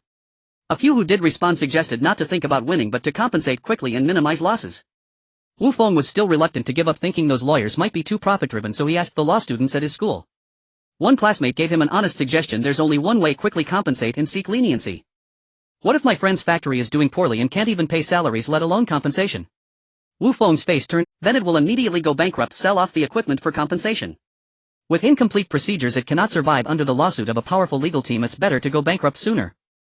Wu Feng finally realized how serious the problem was. Cold sweat broke out on his forehead and his face turned pale. Previously he thought that those without shoes had nothing to fear. But now he realized that even being barefoot could lead to skin being peeled off. Thinking of the factory going bankrupt and potentially incurring debt, returning to a state of poverty reminiscent of over a decade ago, filled him with dread. His roommate, who had been listening to Wu Feng on the phone, shook his head and remarked, "What did I say? Now you know fear, right?" Suddenly Wu Feng stood up and ran downstairs. He hurriedly made his way to the Heian dormitory. He rushed to room 307 and found Lin Xuan bowing deeply as he said, "Lin Xuan, I know I was wrong. I shouldn't have threatened you. Can you please spare my life this time?" Sure, Lei Zhongningji and Sun Baowei were all taken aback. What was this classmate doing? Lin Xuan did not get out of bed, leaning against the headboard playing on his tablet, not even glancing at Wu Feng. He said, "Did you not say you are poor, so poor that you need to rely on Jiang Jinyu's scholarship to survive? Well, I will help you with that. I was wrong, please spare me." Wu Feng suddenly knelt down on the ground. Lin Xuan continued playing on his tablet, saying, "No negotiations, your family's putty factory should close down quickly." Previously, when someone had provoked Lin Xuan, like manager Wang from Qinxiang Pavilion or Xiao Bo and Mabin, since they were only a bit arrogant and did not truly threaten Lin Xuan, he couldn't be bothered to pursue it after they apologized. But this time was different. The other party had threatened him. Moreover, Wu Feng's behavior genuinely displeased Lin Xuan. A flicker of ferocity crossed Wu Feng's face as he said, "Lin Xuan, one should spare others when possible. If you go too far, don't blame me for exposing you on the forum." Lin Xuan glanced at Wu Feng coolly and said, "You can try that. Investigate the consequences of defamation first and then see if your family can afford to pay compensation. I could spend $1 million to take down your factory, and I could spend $10 million on a case against you for defamation. May I ask, how much can you spend?" The ferocity on Wu Feng's face quickly vanished, replaced by a paler countenance. At that moment he deeply realized the gap between him and the wealthy. Lin Xuan said, "Get lost, don't pollute our dormitory here. Moreover, don't bother Jiang Jinyue again, or I have more ways to deal with you. Don't think that you are already in hell."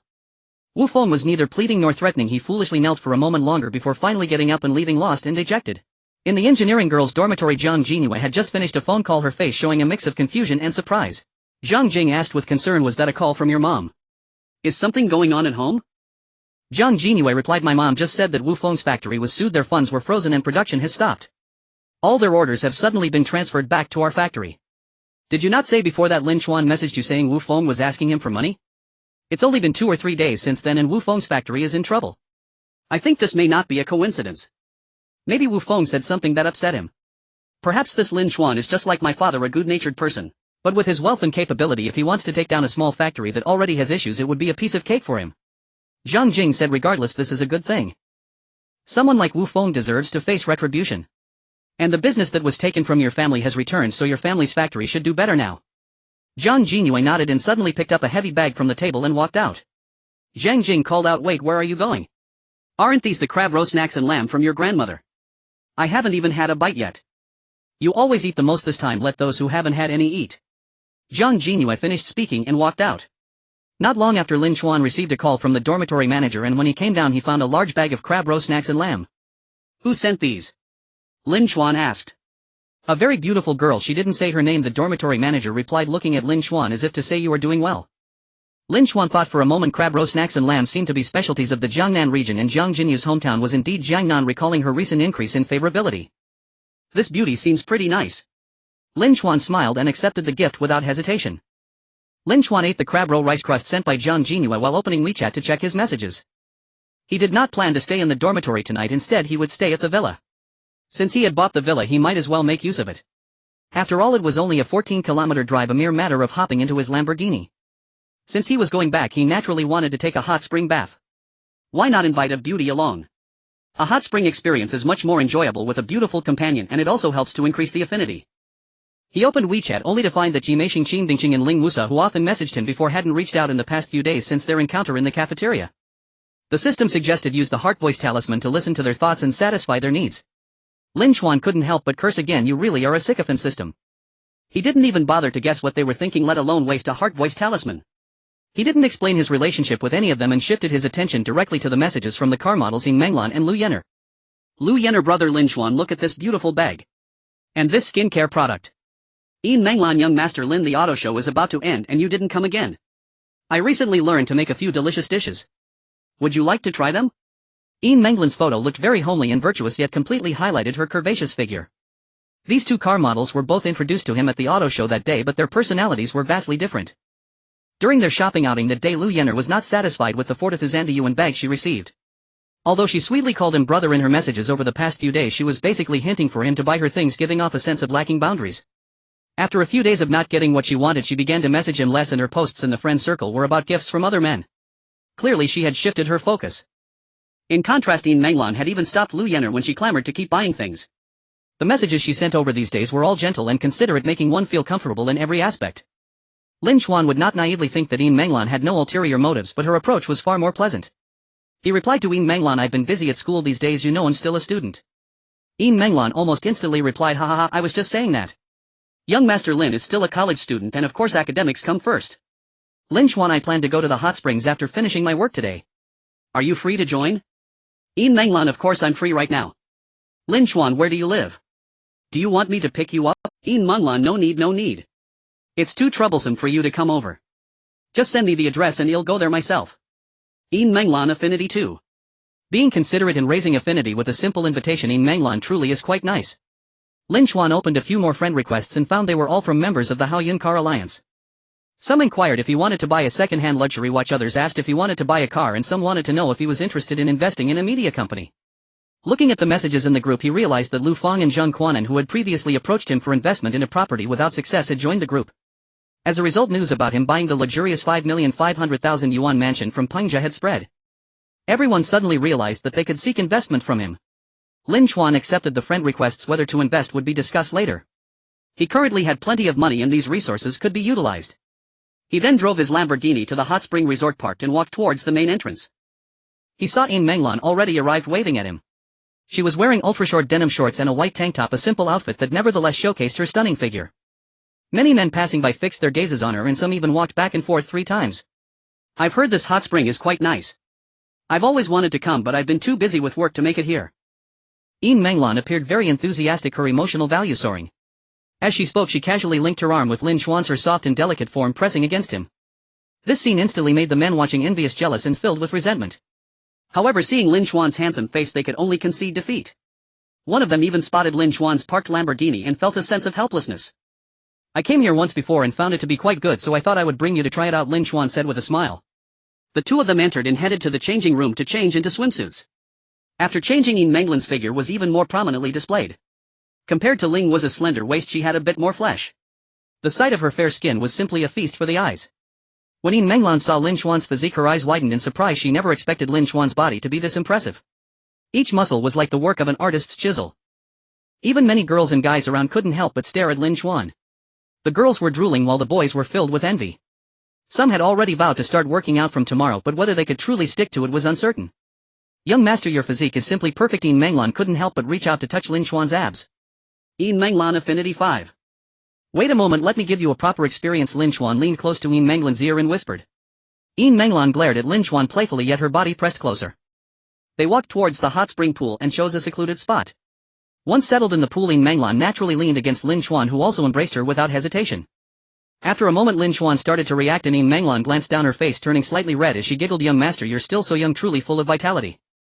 After all, this is a public bath and it's not appropriate to be too reckless. No matter what, they must wait until they return to the villa later. Lin Xuan quickly changed the topic to distract himself. After chatting for a while, Yin Menglan began to gossip. Girls are always so fascinated by gossip. She mentioned Lu Yener and Su Yuting, stating that both had joined the Brilliant Guild and Su Yuting was doing quite well. She already had several big shots supporting her in her livestream. Lin Xuan listened with great interest. After all, both Lu Yener and Su Yuting had given him affinity points and he hadn't met Su Yuting yet. Thinking about the guild suddenly sparked an idea in his mind. Isn't it true that in this society the most beautiful women are found in the modeling circle, the entertainment industry, and the streaming world? Moreover, among those seeking investment from him there was already a media company. Menglan, aren't you interested in becoming a streamer? Lin Xuan asked as if casually. Yin Menglan replied, of course I am interested. The auto shows are only occasional events and relying solely on the auto show salary barely keeps me afloat. If I become a streamer I could earn an extra income, and if I do well my auto show fees would definitely skyrocket. Unfortunately, I streamed for a while but didn't get much attention. My popularity is quite low. However, I'm not very keen on joining a guild. Joining a guild comes with many restrictions and there's no guarantee the guild will promote you. They might assign you to a newbie planning, leaving you to stream on your own. If you want to contract out you also have to pay a penalty. Lin Xuan chuckled. What if someone supports you? Yin Menglan paused, her eyes lighting up as she looked at Lin Xuan. Suddenly she hugged his neck and playfully kissed his cheek, saying, young master, do you mean you will support me? Yin Menglan Affinity 5. Not so fast, it's still uncertain. Lin Xuan had the staff bring his phone over and made a call. Lin Xuan did not tell Yin Menglan who he called. After finishing the call he continued to soak in the hot spring with her, followed by a massage and then a sauna. The sauna was separated by gender. Yin Menglan went to the women's sauna next door. After a moment, Lin Xuan, having just started steaming, was approached hurriedly by a middle-aged man and his subordinates. The middle-aged man, to cooperate with Lin Xuan, changed into swimwear and entered the sauna. He was already in a rush and now he was sweating profusely. Lin Xuan was a bit worried about him overheating and said, Boss Lu, why don't you wait outside for a bit? It's no problem, no problem. Young Master Lin, let me briefly introduce our new Vision Media to you. Lu Tao clearly wanted Lin Xuan's investment and began his introduction. Actually, after finishing the call, Lin Xuan immediately contacted Sanin from Xingxuan Law Firm to help understand the legal situation of New Vision Media and conduct an asset evaluation. He was very satisfied with their last collaboration and planned to continue working with them. Therefore, Lin Xuan already had a basic understanding of New Vision Media but said nothing and patiently listened to Lu Tao's introduction. He wanted to see if this person was sincere. As it turned out, Lu Tao was indeed sincere and even disclosed all recent issues faced by New Vision Media. In recent years, New Vision Media had developed very well but recently faced two major issues. The first was a top male anchor they had signed for a hefty sum suddenly collapsing. As a result, they could not collect the penalty and that male anchor fled abroad with the money. The second issue was that the company was expanding, signing many new anchors, establishing several guilds and spending considerable funds on promotions, causing costs to skyrocket. In fact, if it weren't for the first issue, the second one wouldn't have been a problem. However, with the first issue, the second one could directly drag the company down. Taking too big a step had its consequences. Lin Xuan said if the penalty from that male anchor cannot be collected, it would be a rotten debt. Lu Tao helplessly replied, that's right, it might become a rotten debt. But I can separate this part. Lin Xuan shook his head. How can a company easily separate this? If the accounts get messy later, pursuing legal action would be pointless. How about this? Consider this rotten debt and he'll bear half of it. But in terms of company shares, I want the majority. Lu Tao was stunned and immediately understood Lin Xuan's intention. He could invest, but he wanted to be the primary owner. Lu Tao hesitated. New Vision Media was his brainchild, built from scratch to a valuation of 2 billion with over a dozen guilds and hundreds of anchors. Suddenly being asked to relinquish the position of primary owner was difficult for him to accept. However, he indeed needed funds, otherwise New Vision Media might suffer severe losses. In this fiercely competitive market, not progressing would mean regressing, potentially leading to a long-term downturn. Moreover, looking at it from another perspective, Lin Xuan might be a wealthy heir and having him backing the company would be immensely reassuring. Could such a rich heir spare time to manage the company? Certainly not, he would leave it to others to run. There wouldn't be much difference from previous situations except that more than half the profits would have to be shared with him. Yet with his investment to expand, Lu Tao might still earn more than before. Lu Tao nodded. Young Master Lin, I can consider it, but we need to negotiate the price. Lin Xuan interrupted. As for the price, my lawyer and asset evaluation specialist are on their way. Soon Sinin arrived with her people, and of course further discussions were not held in the hot spring but at Yunlu Mountain residence No. 6. Yin Menglan was awestruck upon seeing the super luxurious villa. Hearing Lin Xuan discussing his investment to become the largest owner of New Vision Media left her dumbfounded. She thought Lin Xuan was merely investing in her, never imagining he would directly become the boss of the media company. The conversation between the two quickly reached its conclusion. Considering the potential rotten debt, Lin Xuan agreed to invest 100 million, acquiring 51 of the shares. Of course, Sinin also helped Lin Xuan add many restrictions in the contract to prevent potential situations where Lu Tao could dilute Lin Xuan's shares through new shareholders.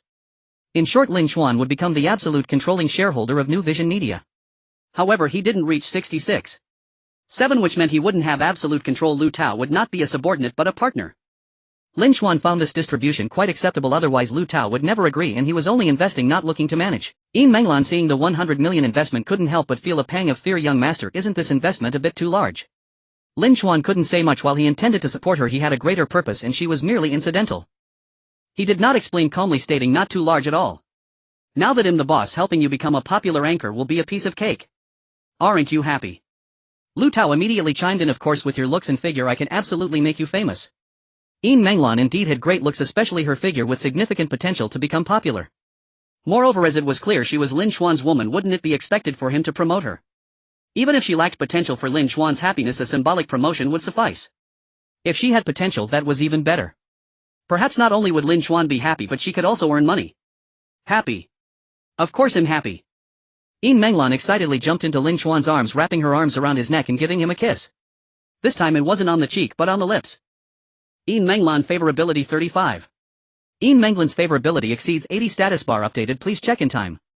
Lin Xuan was momentarily taken aback. It was the first time someone had a favorability exceeding 80, and it was the first time he heard about the status bar updating. He opened the system panel. Name: Yin Menglan, age 22, attractiveness 8. 1 height 169 centimeters, weight 55 kilograms, favorability 35. 82 ex-boyfriends, 2 STDs, none. Lin Xuan was stunned for a moment and clicked on ex-boyfriends. He was shocked to find that it even displayed the exact time of each relationship. The first was at 19, the most recent half a year ago. She had dated 2 boyfriends in 3.5 years. Moreover, it could also detect STDs. Lin Xuan couldn't help but exclaim, although the system has its quirks, it's indeed quite impressive. After signing the contract, Lu Tao, Sinin and the others left. In the spacious villa, only Lin Xuan, Yin Menglan and Aunt Zhang remained. Glancing at the affectionate Yin Menglan, Lin Xuan felt a flicker of contradiction within himself. In fact, Yin Menglan had 2 previous boyfriends and had been intimate with both of them multiple times. This was nothing unusual, after all it is human nature. Moreover, her identity as a car model meant she had been mentally prepared from the beginning. She never considered herself as a legitimate girlfriend. Thus there was no need to overly concern herself with those matters.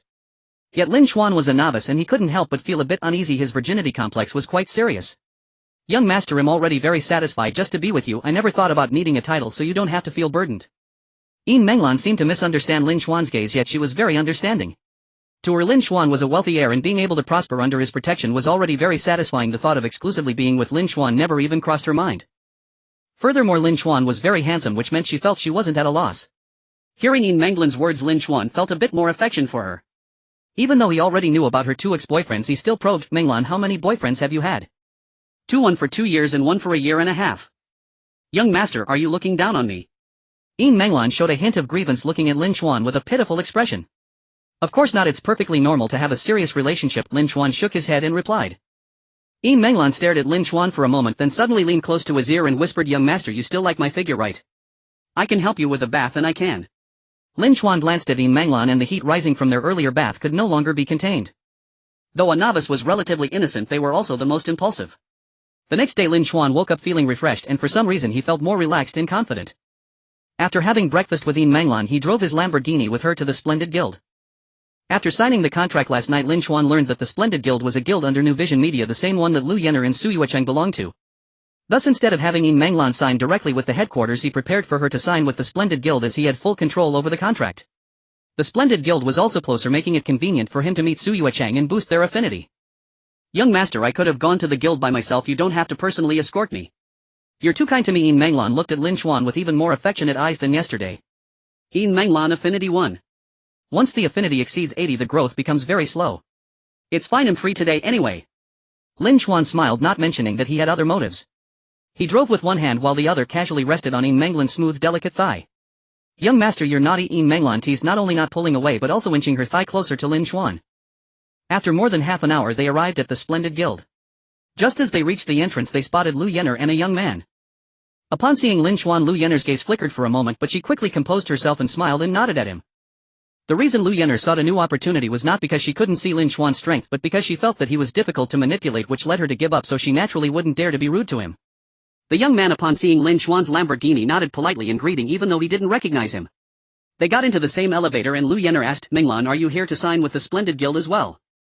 Now that car shows were becoming increasingly scarce and some even no longer required car models, it was becoming more difficult for unknown models to find work. However, car models had a natural advantage and were quite suitable for being streamers. Seeing Yin Menglan here, it was natural to assume she was also signing with the guild to become a streamer. Yin Menglan held onto Lin Xuan's arm without letting go, nodding, yes, I noticed that after you signed with the Splendid Guild you've been doing better and better, so I was tempted. I'm just starting out, nothing impressive. I'm only getting a level contract. Yuechang is amazing, she has an A-level contract. In the live streaming room several big shots, each more generous than the last, Lu Yenner said, revealing an envious expression. She also glanced at the young man beside her as if hinting at something. Hearing this, Yin Menglan couldn't help but glance at Lin Xuan, holding him even tighter. This was because Lin Xuan had already told Lu Tao last night that the contract arranged for her was an S-level contract. An S-level contract, one level higher than an A-level contract, just below the tailor-made contracts for those top streamers. Upon reaching the 12th floor and walking into the Splendid Guild, the hustle and bustle of people in the office was lively. A middle-aged woman with an air of authority glanced toward the entrance. Upon seeing Yin Menglan she started to walk over but quickly froze upon noticing Lin Xuan, then quickened her pace and jogged over. Young Master Lin, why did you come personally? Lin Xuan was taken aback. You know me? The middle-aged woman replied, of course, Boss Lu informed me. My name is Wan Z, you can call me a Z just like Boss Lu does. Lin Xuan said, Sister Z, no need to mind me, just focus on your work. Please arrange Yin Menglan's contract equipment assistant and planning matters for her. Wan Z replied, don't worry young Master Lin, everything has already been arranged. Xiao Qin, come over and take Miss Yin to sign the prepared contract. She said, young Master Lin, please wait here for a moment, and personally attended to Lin Xuan pouring tea and providing water while arranging staff to quickly handle Yin Menglan's matters. Lu Yenner watched the scene completely astonished. Why was Wan Z so respectful to Lin Xuan? Did they already know each other? Logically, even if Lin Xuan was wealthy there was no need to be so deferential, right? Moreover, what kind of contract was Wan Z arranging for Yin Menglan? Why did she seem to mention an assistant? When she signed the contract the guild only arranged for planning. Where did the assistant come from? Not far away a tall beauty with phoenix eyes glanced over. Upon seeing Lin Xuan a hint of surprise and admiration flashed in her eyes. Su Yuechang Affinity 5. Lin Xuan listened to the voice in his mind and glanced around. Seeing the tall beauty with phoenix eyes he thought to himself, this must be her. This time he finally met her. Soon Yin Menglan's contract was signed. Although the contract's details were not disclosed directly. However, immediately after, Wan Z arranged for the best assistant, provided the best equipment and the best planning, causing the on-site staff and streamers to notice something amiss. This was definitely treatment that even an A-level contract wouldn't receive. Lu Yenner was even more shocked, now almost unable to believe it. What she signed was only a B-level contract, and even the already popular Su Yuechang only had an A-level contract. Why did Yin Menglan, who had just arrived, get an S-level contract? The expressions of everyone in the office building changed upon seeing Yin Menglan. She was a newcomer, but one not to be trifled with. Naturally, the way they looked at Lin Xuan also shifted. Those who understood knew that Yin Menglan's ability to secure that contract was largely due to that wealthy young man. Otherwise, a newcomer like her with an appearance rated around 8 but lacking any notable talents would at most have obtained a B-level contract. When Yin Menglan first arrived she was seen tightly clutching a man's arm, and everyone thought to themselves that this woman really didn't know her place, bringing a man along right after starting. Was she not interested in making a name for herself? In this industry, having a man is a major taboo for female streamers. Even if they do have one, they must keep it hidden. There are indeed a few female streamers with boyfriends or husbands who still manage to gain popularity, but they are rare. But now it became clear that she understood her situation. Knowing who was by her side was what truly mattered. Su Yuetan looked at Lin Xuan with increased interest, her feelings for him growing. Lu Yenner also guessed that it might be because of Lin Xuan, and thinking about this possibility made her somewhat irritated. After all, she and Yin Menglan started on the same footing, and one could say she was slightly ahead, having been the first to offer to drive Lin Xuan. Yet now, aside from gaining a bag, she had received nothing, while Yin Menglan had already secured an S-level contract. She hoped the truth was different, otherwise she would find it hard to accept. After signing the contract, Yin Manglan returned to Lin Xuan, wrapping her arm around his. Young master, how do you think I should stream? If I wear something sexy, would you mind? I don't mind. Your attire is your freedom. As long as it complies with platform regulations, there's no problem. However, there's no need to deliberately flirt to attract attention, Lin Xuan replied. Alright, I understand. Yin Manglan quickly grasped his meaning. Clearly Lin Xuan did not see her as a legitimate girlfriend, otherwise a man wouldn't want his girlfriend to dress provocatively. However, she already counted as his woman and should not indulge in flirtation with others. This aligned closely with her mental expectations. Not engaging in flirtation would certainly reduce the number of suitors, but one must know how to make choices. She understood very well that Lin Xuan was her greatest security. Losing Lin Xuan would mean losing everything, while losing a few suitors still left her with Lin Xuan. Wan Zi, listening from the side, quietly took notes, formulating an initial plan for Yin Manglan's future trajectory. Not engaging in flirtation was a significant loss for a female streamer, but it was fine, she would follow the boss orders. Wan Zi said, Young Master Lin, we are about to start a meeting. Since you are here, why not take the lead? Lin Xuan shook his head, saying, I don't really understand live streaming, let alone how the guild operates. You can arrange it without worrying about me. That won't do. How about this, you sit in the main seat and don't have to speak and we'll report our work to you, Wan Zi suggested.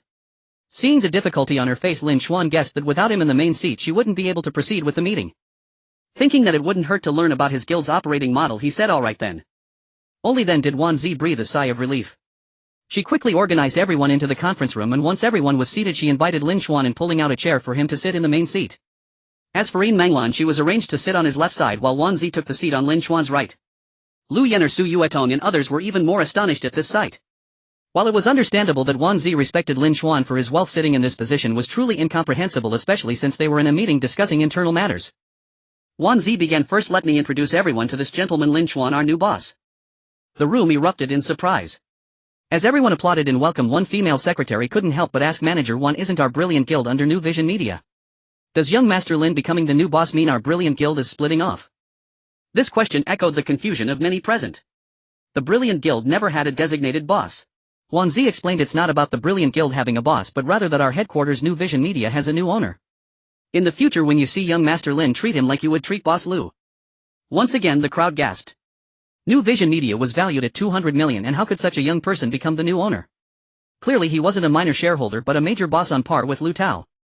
Finally everyone understood why Yin Manglan received such treatment. It was quite reasonable for the new boss woman to have an S-level contract. Su Yueton looked at Lin Xuan with such fascination that it seemed like she was about to swoon. Yin Manglan wore a sweet and proud smile, her vanity being greatly satisfied. Lu Yen'er was left speechless. Her worst fears had come true, and the outcome was even harder for her to accept than she had imagined. Yin Manglan not only secured this level contract because of Lin Xuan, but it turned out that Lin Xuan was actually the new owner of New Vision Media. Her status in the Brilliant Guild was now clear, and S-level contract was nothing in comparison. At this moment Lu Yen'er was filled with regret, realizing that she and Yin Manglan had nearly met Lin Xuan at the same time. Just a few days had passed, and because she had changed her target, Yin Manglan had taken advantage and won Lin Xuan over. If she had focused on Lin Xuan, wouldn't she have had a great opportunity? Had she secured Lin Xuan, it would have been her who obtained this level contract, becoming the future star. Lu Yen'er felt her feelings for Lin Xuan intensify, her gaze burning with desire. She wished to immediately discard the wealthy young man she was with and rush into Lin Xuan's arms. However, she still had some sense, knowing that she had missed the best timing. Lin Xuan had already seen her with another. Perhaps he felt a bit resentful towards her. Now the difficulty of winning Lin Xuan over was countless times higher than before. Acting rashly would only offend the wealthy man she was already with, leaving her with nothing. Lu Yen'er understood, but she was unwilling to accept it. Regret and frustration surged within her, making her want to stomp her feet in dismay. How could she have let such an opportunity to ascend to greatness slip away? And why did this opportunity have to be seized by Yin Manglan? At this moment a strange name echoed in Lin Xuan's mind: Zoe. Name Zoe. Age 24. Appearance 8'2". Height 158 centimeters. Weight 45 kilograms. Favorability 020. Lin Xuan flipped through the materials Wan Zi had placed in front of him, finally connecting the dots. The petite girl wearing glasses sitting next to Wan Zi must be Zoe. She could be considered the hottest female streamer in the guild. Lin Xuan initially thought this trip would reveal multiple beauties rated 8, but it turned out he only found one. It appears that the so-called beauties were all relying on plastic surgery makeup beauty filters, and after so many days of verification he had discovered that these enhancements were not acknowledged by the system. Natural and unadorned beauties are the true beauties. After the introduction, the meeting officially commenced. Although Lin Xuan sat in the main seat, he hardly spoke, entrusting everything to Wan Zi while he listened attentively. He discovered that there were many intricacies in the operation of the guild. After listening for a while he lost interest, realizing that as the boss he only needed to grasp the big picture and could leave these matters aside. Thus he began to feel bored and started playing with his phone. Of course no one dared to voice any objections regardless of how he played. As the meeting was nearing its end the door was pushed open and Lu Tao walked in, directly interrupting without regard for the ongoing meeting. Young Master Lin, why bother with this small guild meeting? If you want to understand the situation, just go to our headquarters. Upon seeing Lu Tao, Wanzi and the others immediately stood up and a thought flashed through their minds: why is Boss Lu here? However, after glancing at Lin Xuan they quickly understood. Clearly Boss Lu was not here for the guild but for Lin Xuan. Lin Xuan however remained seated in his original position and smiled, saying, since you are here it wouldn't hurt to listen. Lu Tao laughed heartily. That's fine, do as you please. By the way, shall we go to KTV later to celebrate our new Vision Media's new beginnings and glorious future? It was evident that Lu Tao was relaxed and happy at that moment, as if he had laid down a heavy burden. Lin Xuan nodded. That sounds like a good suggestion. Sister Z, after the meeting is there anything important going on? If not, let's take the day off and relax together. Wanzi was taken aback, saying there isn't anything particularly important. But the sudden suggestion of a day off was unexpected. This new boss seems quite capricious. Unexpectedly Lu Tao agreed with a smile. If there's nothing important, then let's take a day off and go to KTV to celebrate young Master Lin joining our company. With two bosses agreeing to the day off, it was naturally no problem and all the employees couldn't help but cheer with joy. In such cases taking a day off meant they would still receive their salaries, so why not enjoy an extra day off? Soon the meeting concluded and the group headed to a nearby KTV. Yin Menglan was still clinging to Lin Xuan's arm, appearing delicate and charming. Wanzi, Su Yuding and Zoe naturally joined them.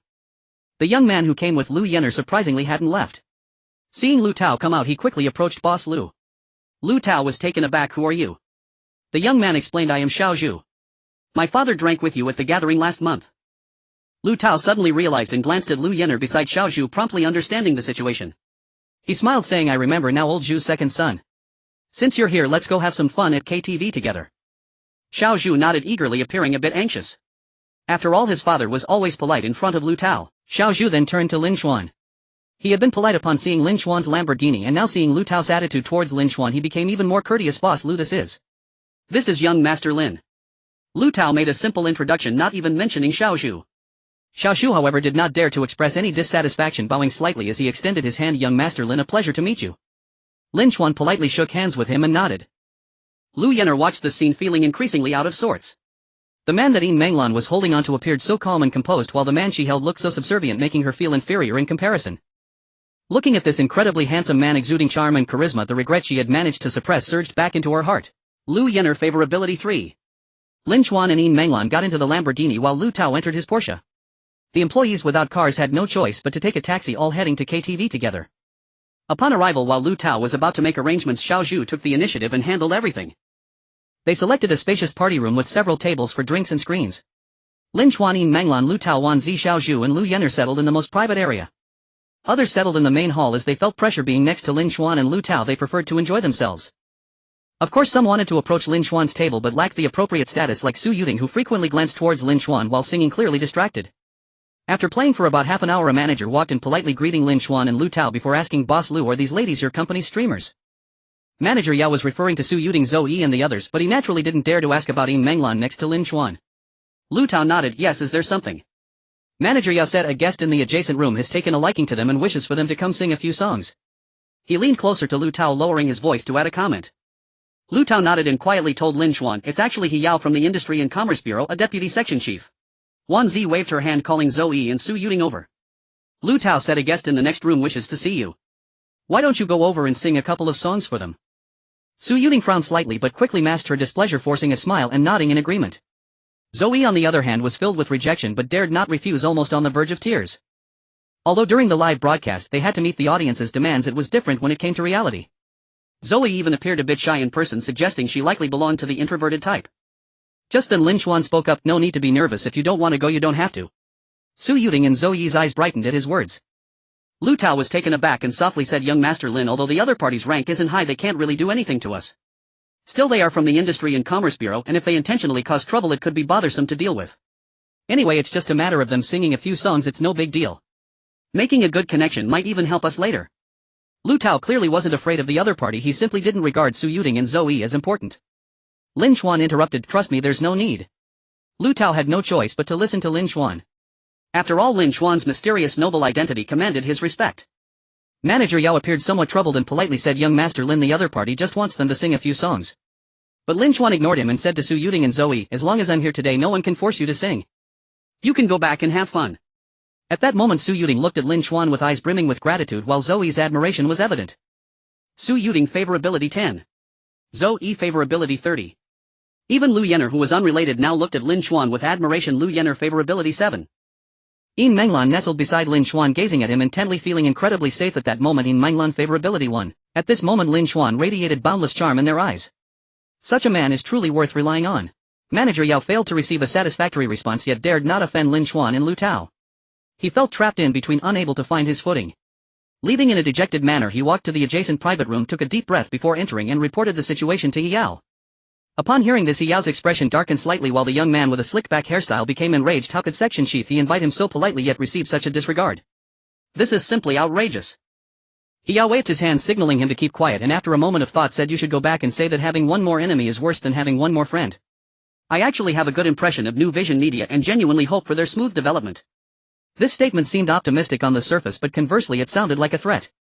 Manager Yao did not dare to delay and went back to relay the message. After a moment he returned. Manager Yao hesitated for a moment and said young Master Lin expressed his gratitude for your recognition but mentioned that their host is unwell and sincerely apologizes. The young man with the slick back hairstyle was about to get angry again but was stopped once more by He Yao. He Yao smiled and said there's no need to be so euphemistic, just convey his exact words clearly. Manager Yao feeling helpless could only truthfully say young Master Lin only said one word, get lost.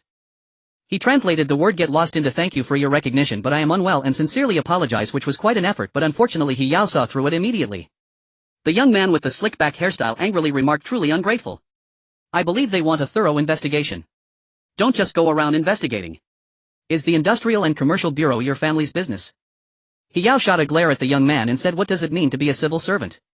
It is to serve the public. Using public authority for personal gain is absolutely taboo. How could one make such a mistake? However, there are indeed many irregularities in the advertising and sales of media companies and it's time to conduct a minor investigation. He Yao stopped the young man not because he disagreed with his approach but because he felt he was too rash. Speaking so bluntly could easily leave a trail of evidence against oneself. A true veteran understands how to speak in official terms, making it sound like they are enforcing the law impartially rather than targeting anyone. In the next private room Lu Tao helplessly said young Master Lin, even if you refuse you could be a bit more tactful. I was planning to go over and greet you but you dismissed them so brusquely. Lin Chuan smiled unfazed. It's my first time here, wasn't I being polite? I have already declined, my attitude is quite clear. If they insist on coming that would be impolite and disrespectful. If the other party does not respect me how can I respect them? Hey, I heard that He Yao is quite vengeful, I need to pull some strings to handle this. After saying this Lu Tao picked up his phone and made a call. Lin Chuan also took out his phone and sent a message to the vice principal. Vice principal, does our school encourage college students to start businesses? Unexpectedly Vice Principal Feng Yan quickly called back, what's this? Are you planning to start a business? Of course we encourage college students to start businesses and there are various preferential policies for them. Lin Chuan replied, I am not planning to start a business, I have already begun. I invested in a media company for 100 million. On the other end there was a loud crash as if something had been knocked over. Feng Yan cleared his throat and said, since you have already invested why are you asking me? Is there any difficulty with the paperwork that you need me to help inquire about? Lin Chuan said there's an Industrial and Commercial Bureau trying to make things difficult for me, a fledgling college student. Could you help me out? Indeed, Lin Chuan sought Vice Principal Feng's assistance. Some people naively thought that the vice principal was merely a vice principal. They did not realize that the principal and vice principals of universities typically hold the ranks of division heads and deputy division. Some top-tier universities even have principals and vice principals who are at the ministerial or deputy ministerial level. The principals and vice principals of Qingbei University are even more impressive. Some university principals after serving for a period return to hold positions such as mayor or governor. As for the vice principal of Jianghai University, he is at the deputy division level, one rank lower than director chief from in the name of the people. Moreover, his credentials are already quite substantial. In a few years if he were to become a deputy mayor it would not be surprising. Lin Chuan had taken all this into account from the donation stage, leveraging his identity as a college student to make a good first step in the transition of money and power. The previous counterattack against the student union was merely a small-scale trial run, the real goal is in society. Upon hearing Lin Chuan's words, Feng Yan chuckled and scolded, what do you mean by being a fledgling college student? There's no need to portray yourself as so weak. Are you still an ordinary college student? However, since you are a student from our school and a distinguished alumnus who has donated 60 million, you naturally should not be maliciously obstructed during your entrepreneurial phase. I will help you inquire about it. Lin Chuan said, thank you Principal Feng. He even omitted the title of vice. After hanging up, Feng Yan called the deputy director of the Industrial and Commercial Bureau. On the other end, a cheerful voice rang out, "Old Feng, what wind blew your call my way? Are you free to come out and play cards together?" It was not surprising for officials to know each other. In fact, they often played cards together. Moreover, the deputy director at the city level is 2 ranks lower than Feng Yan. Feng Yan smiled and said, "There are a lot of things happening at the school right now, so I don't have time to play cards for the moment. After things settle down, let's get together again. The reason I called you is to ask about something. I have a student who is starting a business and seems to be facing some difficulties." After explaining, Feng Yan added, "I'm not covering for my student. If his company truly has issues, it should be investigated and shut down. However, if there are no issues and someone is deliberately causing trouble, I won't sit idly by." The deputy director of the Industrial and Commercial Bureau immediately became serious. "Don't worry, I won't allow any abuse of power under my watch." In the private room, He Yao had just finished a call and instructed his subordinates to investigate New Vision Media when his phone suddenly rang. Seeing it was the deputy director calling, he immediately straightened up. The hierarchy of ranks is division head, division chief, division chief, and deputy chief. He is a deputy chief, so the deputy division chief is his superior's superior. After ensuring everyone else was quiet, He Yao answered, "Deputy director, what can I do for you?" The deputy director got straight to the point. "You are investigating New Vision Media. Have you found any issues with this company?" Hearing this, He Yao was momentarily stunned. He had just intended to investigate New Vision Media. How did the deputy director know? His subordinates should not have started any actions yet, right? Even if they had begun, a busy deputy director would unlikely have noticed. Even if he had, he shouldn't have paid attention to it. Why would he immediately call him and question him? Could it be because of that young Master Lin? Who is he to make the deputy director take action personally? He Yao's face turned pale and he began to sweat profusely. He Yao was instantly so frightened that he stuttered, "Director, please let me explain." The deputy director replied, "I don't want to hear explanations. I just want to know if Xin Media has real issues or if you are deliberately making things difficult for us. The deputy minister just called me inquiring about this matter. If you are abusing your power, do you know the consequences?" The deputy minister. He Yao's face turned 3 shades paler. "It's like this. I received a report about Xin Media, which is why I needed to investigate. If there's no issue, I wouldn't make things difficult. We are the people's soldiers and would never engage in the abuse of public power." The deputy director replied, "That's good, you can handle it as you see fit." He then hung up the phone. This matter seemed to come to a conclusion. However, He Yao's complexion showed no signs of improvement. If he couldn't even decipher the warning in the deputy director's words, he should just quit.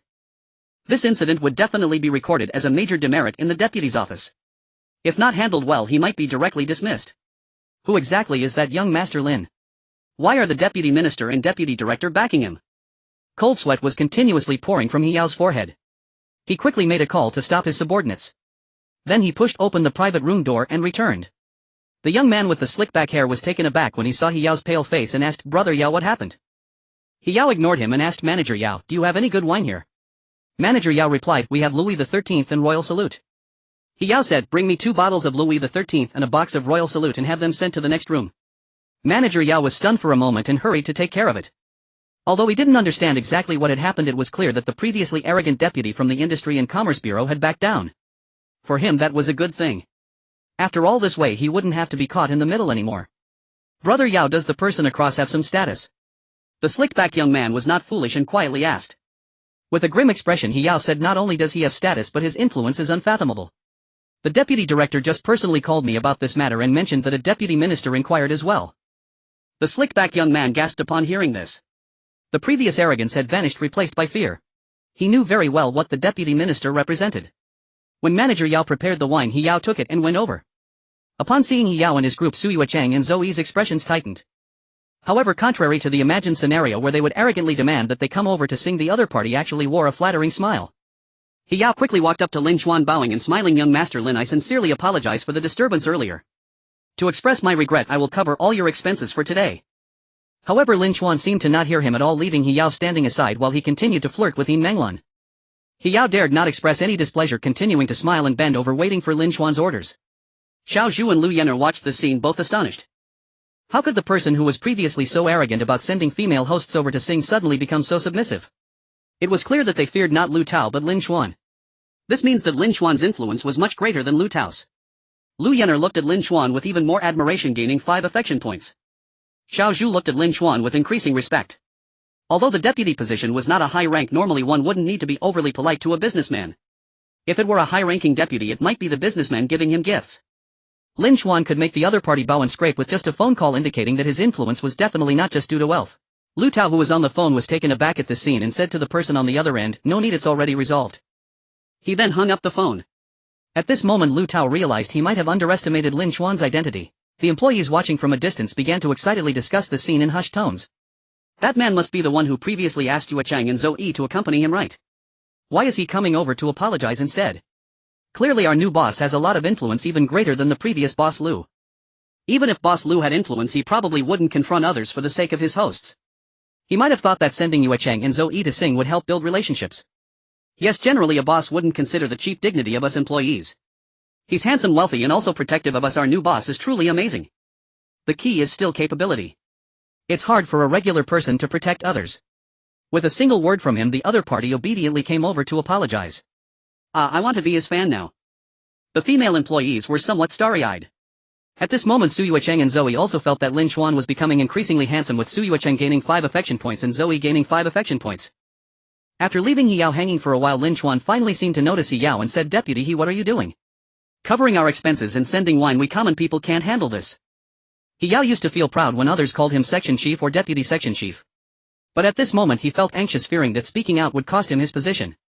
He Yao quickly smiled and said, "Not at all, I come from a common background and now I am just a servant for the people. I apologize for any offense earlier, expressing my regret is also necessary." Lin Xuan said, "You only asked them to sing, how could that be considered an offense? It's clear that Deputy He enjoys singing. Since you're here, why not sing a couple of songs?" Upon hearing this, He Yao's face turned red. Earlier he had asked Su Yuecheng and Zoe to sing, and now Lin Xuan was asking him to sing. Doesn't that imply he was being equated with the female hosts who sold themselves? However, he dared not refute it. If this could defuse the situation, that would be the best outcome.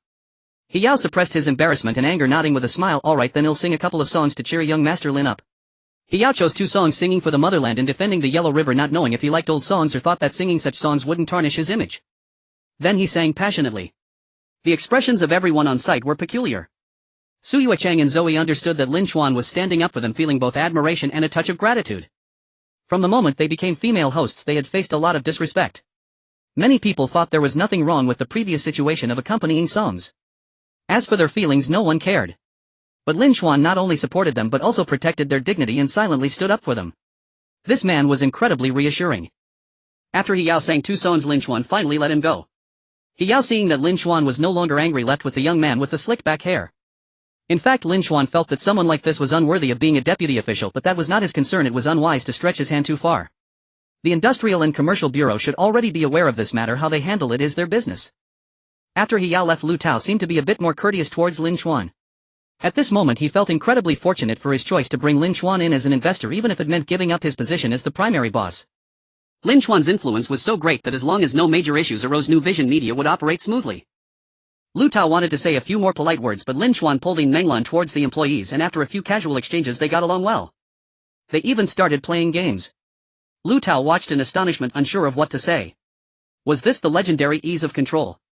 At first the employees were somewhat nervous, after all this was their boss. However, they had a strong liking for Lin Xuan and did not feel repelled, quickly relaxing after seeing his laid-back attitude. After getting excited, someone suggested playing the game suction star technique, where everyone formed a circle and used their mouths to pass a card. If one failed to hold on, their mouths might touch. Menglan was naturally beside Lin Xuan, with Zoe on her other side and another female employee next to Zoe. Although this game was more exciting with alternating genders, Menglan was Lin Xuan's woman and the male employees dared not get too close. Zoe was a popular female streamer and the male employees had to be cautious, while some female employees were less concerned. Unexpectedly, Su Yuedong naturally and proactively stood on Lin Xuan's other side. She casually pulled her female assistant to her other side. Menglan saw the scene but said nothing. She was quite clear and knew she had no right to intervene. In the first round the card was passed well, but when it reached Su Yuedong in the second round she failed to hold it while passing it to Lin Xuan and the card fell. Su Yuteng's lips were about to touch Lin Xuan's, but she seemed to lose her balance and couldn't stop herself. At this critical moment Lin Xuan swiftly recoiled and reached out to gently support Su Yuteng's arm. He casually averted this incident. Su Yuedong stared blankly at Lin Xuan, blinking in surprise at the outcome. Our new boss is not only handsome, wealthy, and exudes a sense of security and charisma, but he is also so much of a gentleman. Su Yuedong favorability 5. However, did Lin Xuan do this out of gentlemanly behavior? Since he began his journey with the system to absorb the favorability of numerous beautiful women, he had already strayed from innocence towards being a playboy.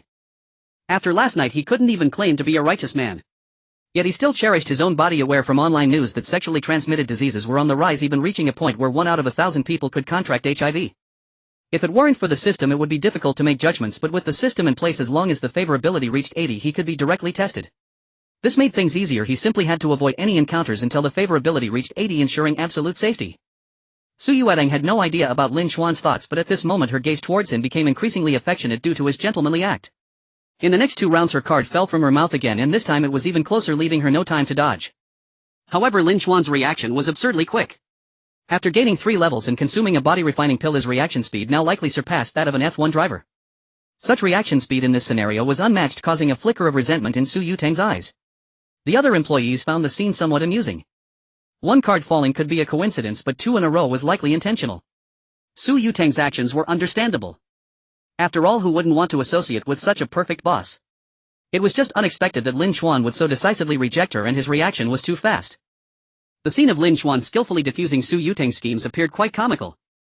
Yin Menglan felt delighted at Lin Xuan's rejection of Su Yuedong. Although she had no authority over Lin Xuan, having just become his woman, she didn't want to see another woman steal his affection so soon. She thought to herself that if Lin Xuan could refuse Su Yuedong, who was even more beautiful than her, was he considering her feelings? Yin Menglan favorability 1. As they played board games next, Su Yuedong did not give up and remained very close to Lin Xuan. However, Lin Xuan did not reject this proximity, as it did not involve any risk of transmitting diseases. This made Su Yuedong, who had just felt a bit resentful, smile again.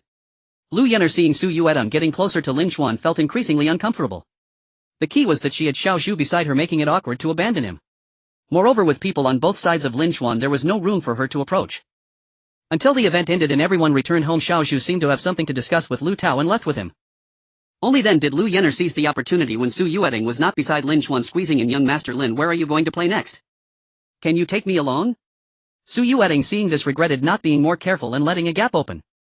Who would have thought that this Lu Yener would seize the chance? However, Lin Xuan clearly dodged on purpose and said, "We're not playing anymore, we're getting ready to go home." Su Yuteng's eyes brightened. Previously, when she kissed Lin Xuan, he also dodged, but that was not disdain, just gentlemanly behavior. Moreover, when she got closer later, he did not dodge again. But when Lu Yener approached, he dodged. That physical motion clearly implied some disdain. Su Yuedong quickly moved forward to occupy the space Lin Xuan had created by dodging, pushing Lu Yener out. Indeed, Lin Xuan felt some disdain towards Lu Yener. After all, Lu Yener had just been clinging to another man. Furthermore, she lacked a sense of boundaries and he did not want to engage too much. He just wanted to be a tool, increasing his favorability. Lu Yener naturally noticed Lin Xuan's disdain, standing there in a daze, her face slightly flushed with embarrassment and anger. But more than that, she felt endless regret. Last time when she clung to Lin Xuan, he had not rejected her. Indeed, the opportunity to associate with a top-tier wealthy young man had slipped away due to her choices. Now she found herself not only inferior to Yin Menglan but even to Su Yuedong, whom she had gotten to know later. Su Yuedong still had a chance to gain Lin Xuan's favor, while it seemed that Lu Yener had none at all. Returning to Villa No. 6 at Yunlu Mountain in the evening, Yin Menglan helped Lin Xuan take an ice bath. Today she further recognized Lin Xuan's status and cherished his protection even more. The affections of Su Yuding and Lu Yener also instilled a sense of crisis in her, making her realize that even if she did not wish to bind Lin Xuan, she must not be careless, otherwise she might end up with none of Lin Xuan's abundant affection. After taking a shower, Lin Xuan scrolled through his phone and discovered a series of unread messages. His 3 roommates were chatting excitedly, inquiring why Lin Xuan had stayed out overnight, wondering if he had a girl with him. They also mentioned encountering Yi Meisheng in the cafeteria today. Su Yuding sent a message with a link. "Young Master Lin, this is my livestream, if you have time come watch me. Of course it's our own place, so no gifts, okay? Otherwise the platform will take a cut. Come to my livestream, I'll sing and dance for you. Of course if you want to watch privately, that's fine too." Lin Xuan replied, "Alright, I'll watch when I have time. Keep it up, I'm counting on you to make big money for the company." "Young Master Lin, do you dislike me? I'm actually quite well behaved." Lin Xuan didn't finish reading and simply closed the message. However, he didn't harbor as much disdain for Lu Yener as he did for Zhang Yan, so he didn't delete her. The last message was from Yi Meisheng. "You weren't at school today, were you out having fun? How did you know?" "Guess." "Lin Xuan, did you see my roommate in the cafeteria and guessed I might be out having fun?" "Not fun, you guessed that. Can't you cooperate a bit and pretend you don't know? But I really envy you third years who don't have to look for jobs. I want to go out and have fun too." If Lin Xuan couldn't even understand this hint, he would have wasted 3 years being a sycophant. Although he resolutely refused to be a sycophant, now some skills could still come in handy. Lin Xuan thought to himself, just right, I also want to have some fun. The whole point of being a sycophant is to enjoy life, right? Although Yi Meisheng is a bit of a green tea bitch, as long as you don't fall for her, she's a good girl. Traveling with her would be very enjoyable. Lin Xuan replied, "I'm planning to go to Hainan tomorrow. Do you have time to join me, senior?" Same old story. Lin Xuan enjoys whatever he wants. He doesn't ask where Yi Meisheng wants to go. If she doesn't go, he'll just switch to someone else immediately. Yi Meisheng, I'm free, let's go together. Do you have a plan? I have a friend who has been there and I can ask her. Lin Xuan, no need, I'll arrange everything myself. Lin Xuan then scrolled through his moments and found that Qin Bingqing had posted saying she wanted to go to a beautiful place and take lovely photos with a good camera. Ling Lusa also posted expressing a desire to drive a four-wheel drive vehicle for mountain off-roading. It was somewhat suggestive, but Lin Xuan couldn't be bothered to guess. He might take it seriously if she privately messaged him, but he ignored the moments.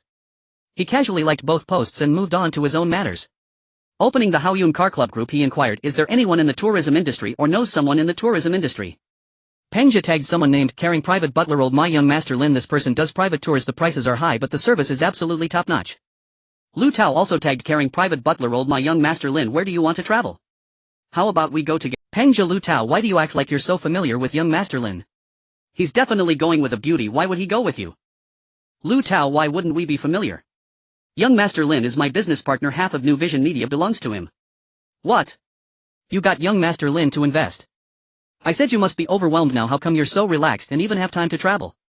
New Vision Media is valued at 2 billion and half of it belongs to young Master Lin, which means he invested 1 billion. Impressive. Buying 2 luxury cars worth tens of millions each, a watch worth millions, and then fully purchasing old Peng's mansion worth more than 50 million. How could that be just 1 billion investment in such a short time? I can only say that's too extravagant. Young Master Lin, are you interested in investing in our factory? Just need 10 million and we'll give you half the equity. Young Master Lin, are you interested in buying a house? I have several nice apartments that are ready to move into. Zheng Quanan and LV Fong, who wanted to pull Lin Xuan into investing in their unfinished buildings, became anxious. No, we first need to find young Master Lin to invest. The qualification to join this club is a luxury car worth 3 million. Apart from a few who sell cars, everyone else is considered wealthy. However, even among the wealthy there are different levels. Many join the club to expand their network. Lin Xuan, who easily invests tens of millions to 1 billion, is undoubtedly the most valuable connection in the group. At that moment an electronic notification sounded in Lin Xuan's mind. Qin Bingqing, affection 5. Qin Bingqing's family sells cars, and thanks to her father's various connections she barely squeezed into this group. Usually she just lurks, only coming out when someone wants to buy a car. At this moment she had clearly seen the messages in the group and was likely shocked even from across the screen. Caring Private Butler Old Ma quickly popped up. Young Master Lin, I've added you, please accept. Lin Xuan accepted the friend request and got straight to the point. I want to travel to Hainan, can you arrange it? Old Ma, of course, nationwide or even worldwide is fine. May I ask what activities young Master Lin is interested in and what's the budget? Lin Xuan, I'm going with a girl, arrange luxury hotels, diving yachts, etc. As long as we have fun and enjoy ourselves, there's no budget under 10 million. Old Ma gasped. He already knew from the group that Lin Xuan was extravagant, but he was still shocked by the no budget under 10 million, after all it was just a trip. Old Ma knew this was definitely a big client. He had to arrange everything well to make a huge profit himself. However, he didn't dare to cheat Lin Xuan. He would charge the appropriate price because Lin Xuan might be the heir of a wealthy family who could easily wipe him out with a snap of his fingers. He doesn't lack money and is willing to spend, but if you intend to cheat him, that's just asking for trouble. Old Ma, alright, I'll arrange everything for you. Where is young Master Lin? I'll send someone to pick you up tomorrow. Lin Xuan, Yunlu Mountain No. 6. The next morning the driver arranged by Old Ma arrived. Sitting in the courtyard patiently waiting for Lin Xuan to finish breakfast. This breakfast was personally made by Yin Menglan. Although there was a housekeeper, she still wanted to show off her cooking skills. I must say her culinary skills were indeed quite good. After eating, the driver drove Lin Xuan's culinan, carrying him away. Yin Menglan was very clear about her position and didn't ask Lin Xuan where he was going. After Lin Xuan left, she didn't continue to stay in the villa. At the entrance of Shanghai University, Yi Meisheng had just arrived when she saw a Rolls-Royce culinan driving up and stopping in front of her. The window slid down, revealing Lin Xuan's handsome face while the driver got out and opened the door. Miss Yi, please get in. Yi Meisheng gazed at the Rolls-Royce culinan before her, momentarily taken aback by the driver inviting her to get in, feeling a bit dazed. How should I put it? It felt like a scene from a drama about a wealthy family traveling. She blinked her alluring eyes and smiled charmingly. So the culinan that everyone discussed in the forum recently belongs to you, Junior. That Lamborghini, could it also be yours? Lin Xuan showed no signs of concealment, casually nodding and saying, yes, that's mine too. Yi Meisheng's eyes appeared even more enchanting as she swayed her waist and gracefully settled into the back seat. At the same time a voice echoed in Lin Xuan's mind, Yi Meisheng's favorability 5. Naturally the driver placed Yi Meisheng's suitcase in the trunk. Junior, who styled your hair? After getting in the car she looked at Lin Xuan's hair and asked. Lin Xuan replied, I got it cut the last time we went shopping together. Today I just casually ran my hands through it. You should hire a stylist, let me help you with it. As Yi Meisheng spoke she reached out to tidy up Lin Xuan's hair. Her movements were gentle like a next-door sister, her smooth and delicate fingers occasionally brushing against Lin Xuan's forehead and cheek. Their bodies were very close yet not touching, a faint fragrance wafting into Lin Xuan's nose. Lin Xuan was instantly enveloped in her warmth, unable to resist the urge to lean into her embrace even though he had long seen through her true nature and knew she was a high-grade green tea, yet at this moment he almost succumbed. He marveled inwardly, this woman knows how to charm. Before long Yi Meisheng finished tidying up, took out a mirror and showed it to Lin Xuan. Look, doesn't it look much better? With your handsome face it would be such a waste if the hairstyle isn't right. Lin Xuan looked and found it indeed looked much better than before. Although it had been cut well during the haircut, not knowing how to style it would still detract from his appearance. He thought to himself that he really should hire a stylist later. Throughout the journey the two engaged in lively conversation, not because Lin Xuan was particularly skilled at chatting but because Yi Meisheng was adept at it. Even if one couldn't hold a conversation, she could make you feel like you were quite good at it. With occasional bits of humor she would laugh heartily, and when you joked she would lightly punch you.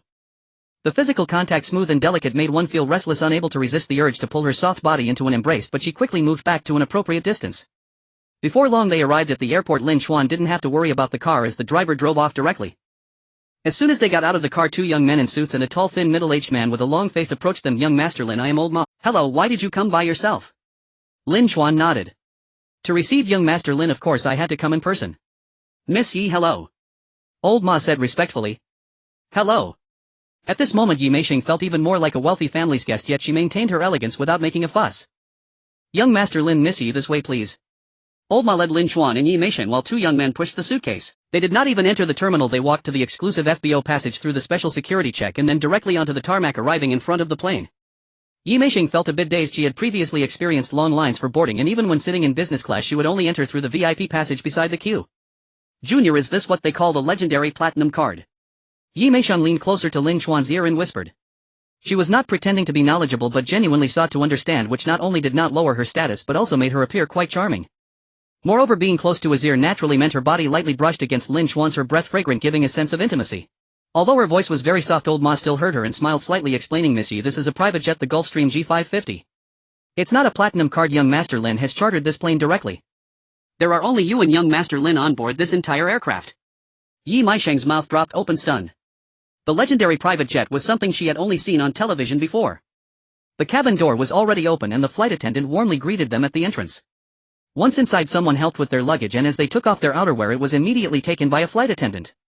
The environment inside the plane immediately brought Yi Meisheng a sense of comfort. Unlike the ordinary planes with rows of seats close together, this felt like a lavishly decorated living room. A spacious area, comfortable sofas as well as tables, coffee tables, TVs and more. Young Master Lin, Miss Yi, what would you like to drink? The flight attendant approached warmly, asking. Orange juice.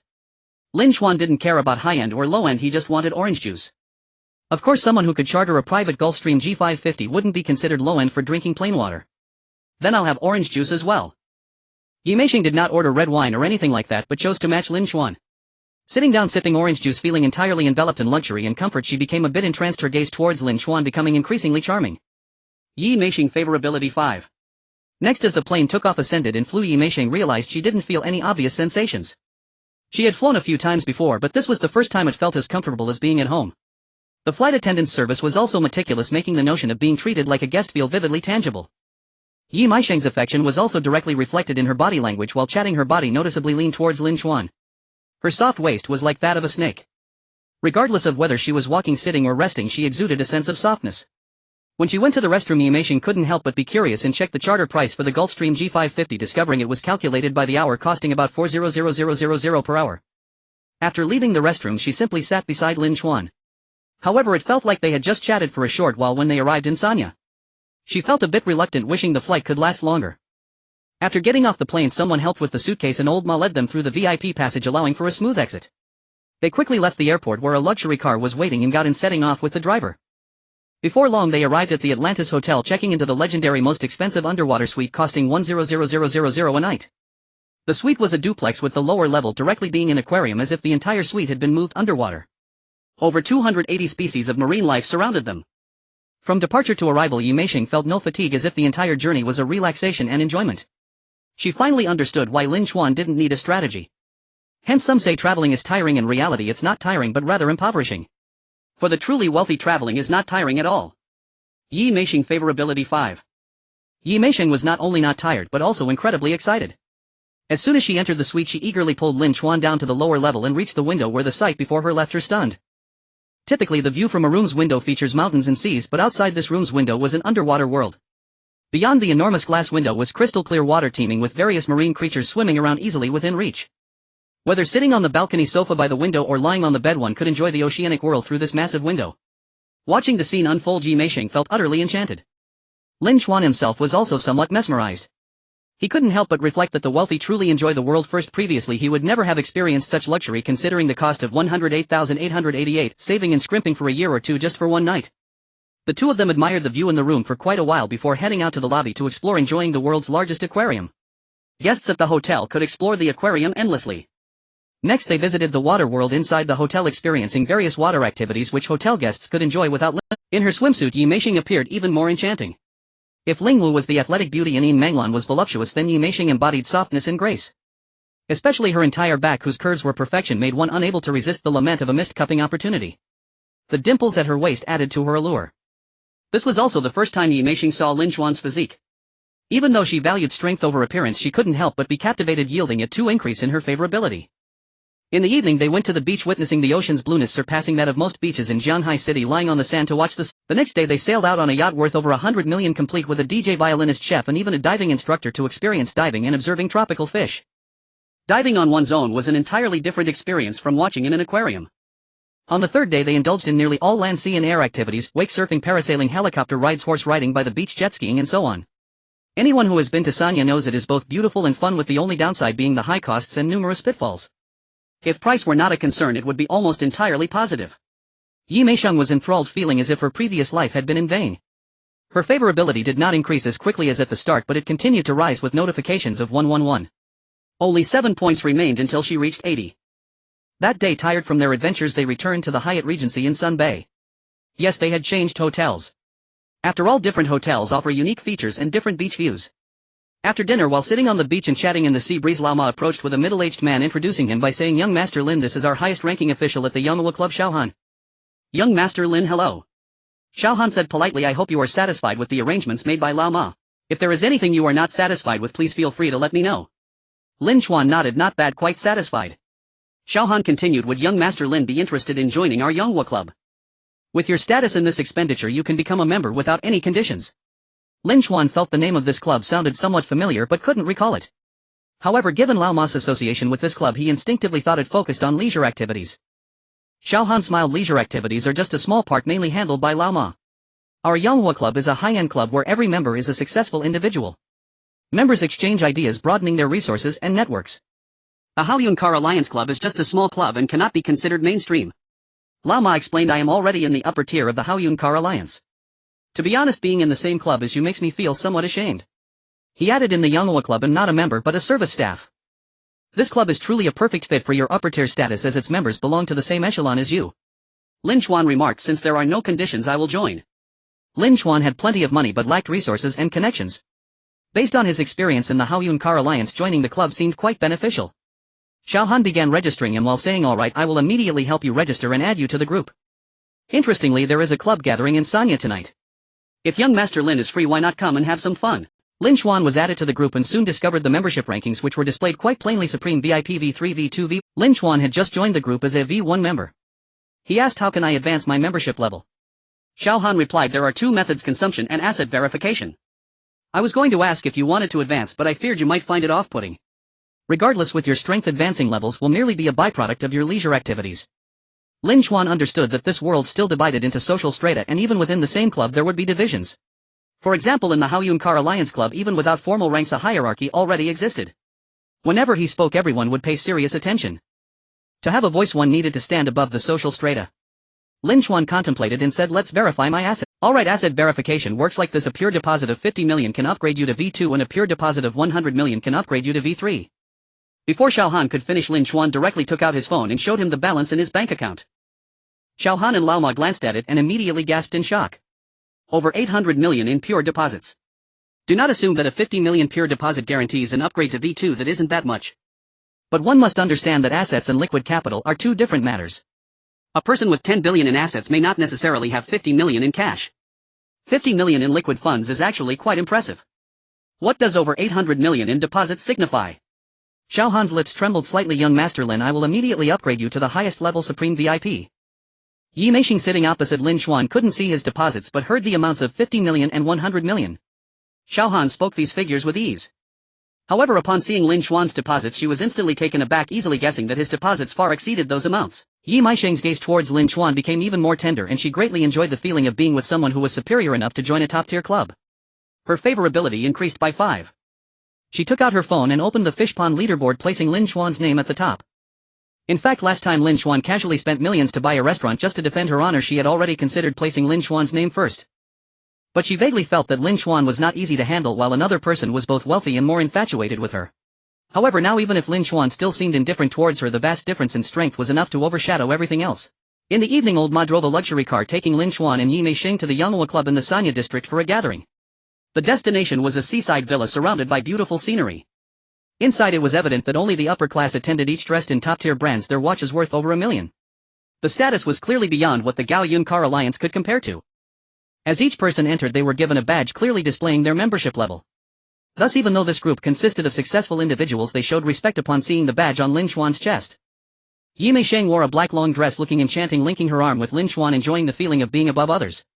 Not far away, a young man with a V1 badge noticed Yi Meisheng's beauty, his eyes lighting up as he approached. He also saw Lin Xuan, not disregarding him. He simply thought that perhaps they could swap women. After all, they were all members of the same club, making negotiations easier. As this young man was about to speak, he got closer and caught sight of the badge on Lin Xuan's chest. His expression changed instantly. How could he dare to flirt, given that he was unqualified to swap women with a Supreme VIP? A Supreme VIP was a rare existence in the entire club, and he never expected to encounter one at such a small gathering. Fortunately, he reacted quickly, immediately bypassing Lin Xuan and Yi Meisheng, moving towards a young man behind them, saying, "Friend, long time no see." The young man looked him up and down, somewhat surprised. "Wait, do I know you?" Lin Xuan naturally became the focus of the gathering, with people continuously approaching to socialize. Many joined the club for networking, and the Supreme VIP certainly represented the highest level of connections. However, unfortunately, Lin Xuan merely responded politely, making it clear that building a relationship was not so simple. A fashionable middle-aged woman grabbed Xiaohan, asking old Xiao, "Who exactly is that young Master Lin?" Xiaohan frowned slightly, saying, "You know the club's rules, you shouldn't inquire about senior members. If you want to know, you can approach them directly." The fashionable middle-aged woman had to give up on her inquiry, while a balding middle-aged man sighed, "This trip was worth it. I unexpectedly encountered a rare Supreme VIP. And the other party is so young, he must be from a wealthy family. It's a pity that he only responds politely. There's no way to build a closer relationship like this." The fashionable middle-aged woman looked at Lin Xuan and Yi Meisheng not far away, her eyes lighting up. Suddenly, the girl seems to have a natural charm, yet lacks any hint of vulgarity, indicating she might not be a nightclub girl, possibly his serious partner. Moreover, she doesn't exude any air of wealth. She likely isn't from an equally prestigious background. Maybe approaching her could be simpler. Checking into a woman beside a Supreme VIP should be manageable. The balding middle-aged man hesitated a bit, feeling that checking into the woman beside a Supreme VIP also carried certain risks. However, he ultimately couldn't resist temptation and took a distant photo of Yi Meisheng for investigation. Many people think that checking someone's background is difficult, but in fact the basic information of ordinary people is quite easy to obtain. In this day and age, information is not very confidential. If you have savings above a certain amount, you'll mysteriously receive many calls about real estate investments. If you buy a house, the next day all the renovation companies in the city will know your name and phone number. Just logging into any website for verification will upload all your information. To put it bluntly, your basic information might only be worth $10. For just $10 someone can sell your information. Wealthy people can spend a little more to obtain information, making it very easy to get Yi Meisheng's details, which quickly reached their hands. Seeing this information, both were stunned. The fashionable middle-aged woman exclaimed, "I guess she wasn't from a wealthy family, but I didn't expect her background to be so ordinary. She has even approached poverty in recent years. How could she possess such grace?"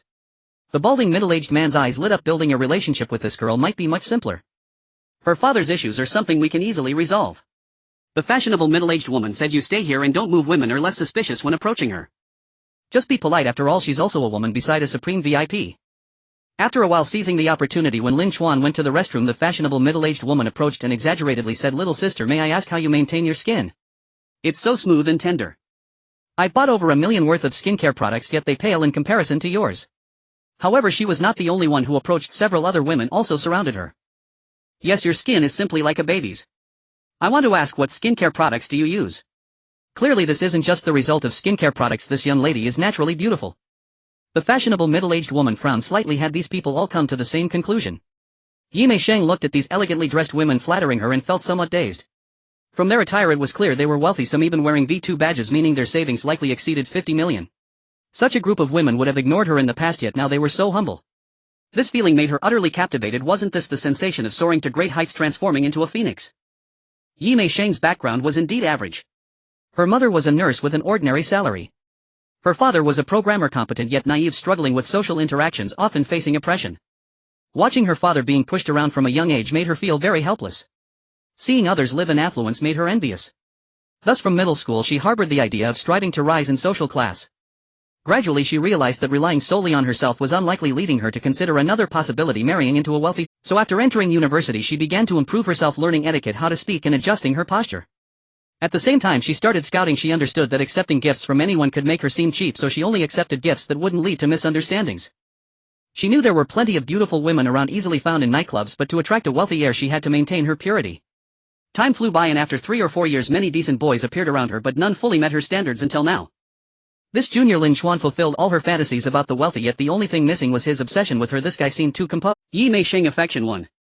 Yi Meisheng was surrounded by people receiving flattery for quite some time.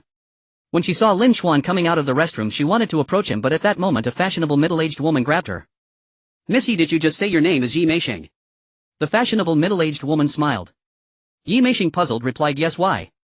I thought you looked a bit familiar. Your father is Yi Hong, right?" Yi Meisheng upon hearing this felt not the joy of finding an acquaintance in a foreign land but rather heightened vigilance. Her father was merely a somewhat capable programmer. Under normal circumstances a boss wouldn't remember him.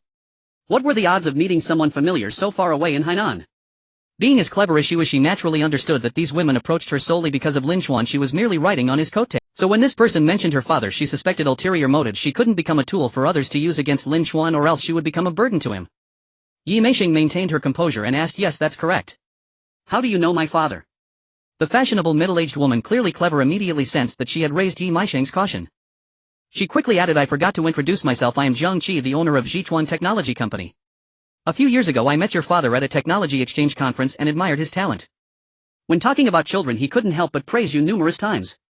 Zhang Qi spoke very wisely, establishing her identity and status and implying a potential connection with a programmer, yet she kept it vague enough for Yi Meisheng to verify nothing. Zhang Qi continued, "I had previously invited him to our company but unfortunately he declined." "Is he still at his original company?" Yi Meisheng, half believing, thought it unwise to offend someone who was smiling at her. "No, he left after some disputes with the previous company." Zhang Qi was taken aback. "What disputes? Wait, I seem to recall hearing someone mention that Fuwei Technology Company sued an employee for stealing company secrets. It couldn't be your father, could it?" Yi Meisheng couldn't help but furrow her brows. Did the other party know a bit too much? Yes, it was true, her father had indeed encountered problems that had persisted for 2 years without resolution. The issue arose when her father clashed with his supervisor at the company and was suppressed, leading him to leave for another company in a fit of anger. He hadn't signed a non-compete agreement, so he thought there was no issue, but soon after the former company sued him for leaking company secrets. Naturally her father denied the allegations and both parties began to hurl accusations in court, but neither had sufficient evidence. Thus the case dragged on endlessly, with the other party occasionally producing some evidence, but the case remained unresolved. While the company could afford to stall, her father's situation worsened with suspicions of leaking company secrets. Who would dare hire him? Proud as he was, he refused to do anything else and stubbornly refused to compromise. Consequently the family situation deteriorated. If not for some previous savings they would have struggled to get by. Seeing that the groundwork had been laid, Zhang Qi, fearful of beating around the bush and causing a negative reaction, quickly said, "From your expression it really is your father. Then don't worry, this matter can actually be resolved easily. That company is still our client, it's just a matter of a phone." After saying this Zhang Qi made a phone call, and it really was just a phone call along with small talk. It took less than 5 minutes. Zhang Qi said, "It's fine now, the issue has been resolved. They won't sue anymore and will help clarify for your father. If your father is willing he can come work at our company." Yi Meisheng found it hard to believe that a problem that had troubled her family for 2 whole years was resolved just like that. She hadn't informed the fish in the pond about this because in her view complaining was likely to annoy others. Moreover, most of the fish lacked the ability to solve such matters. The one who had previously ranked first had noticed the issue and actively intervened, but ultimately couldn't resolve it. After all, Fuwei Technology was also a large company. He couldn't manage that and legal matters depended on the law. So now with Zhang Qi saying it was resolved with just a phone call, she couldn't believe it. She quickly took out her phone and called her father. "Dad, please check if your case has been withdrawn." On the other end, Ji Hong sounded somewhat confused. "It's late, they aren't working tonight and the case hasn't been withdrawn yet. But just now the leader of the former company called me and his tone was surprisingly good. He said they would withdraw the case tomorrow and a public announcement to clarify has already been issued." "Meisheng, what's going on? You mustn't have gotten involved with some older man for your dad's sake." "I just couldn't swallow this humiliation. Even if I had to bear the stigma of leaking secrets I could quit this line of work and deliver takeout to support this family." No, I'm going to deliver takeout tomorrow." Yi Hong seemed to think of something bad, his tone becoming urgent, and it was understandable why he would think so. After all, someone capable of making a large company back down must be a big shot. And as a girl, what right did Ji Meisheng have to get help from a big shot? Listening to her father's heartfelt words, Yi Meisheng's eyes became slightly moist. Although her father was honest and a bit inept, he had never treated her poorly. Yi Meisheng replied, "Dad, what nonsense are you talking about? The one who helped us solve the problem is a classmate of mine. He learned about this matter by chance and lent a helping hand." Yi Meisheng attributed this matter to Lin Xuan. She wouldn't naively believe that Zhang Qi was acting out of kindness. While saying this, she sent over a photo of herself with Lin Xuan. Seeing the photo, Yi Hong finally breathed a sigh of relief. After all, even if she were dating a young and handsome guy like this, wouldn't be a bad choice. Once Yi Meisheng hung up, Zhang Qi smiled and said, "So I wasn't lying to you, right?" "Thank you." Yi Meisheng sincerely expressed her gratitude, even though she knew it was to please Lin Xuan. She then turned her gaze toward Lin Xuan, who was surrounded by other men not far away. She understood very well that all of this was brought about by Lin Xuan. The issue that had previously stumped the number one in the fish pond, which required much time and effort to solve, Lin Xuan managed to resolve with just a phone call, relying solely on his identity and status, with people flattering him. The gap was simply like a chasm. This man was the perfect man in her ideals. Gratitude, admiration and infatuation suddenly surged in her heart, and her gaze toward Lin Xuan seemed to express a desire to devour him. At that moment an electronic prompt sounded in Lin Xuan's mind. Yi Meisheng favorability 5. Yi Meisheng's favorability has exceeded 80. Status bar updated. Please check in time. Name: Yi Meisheng.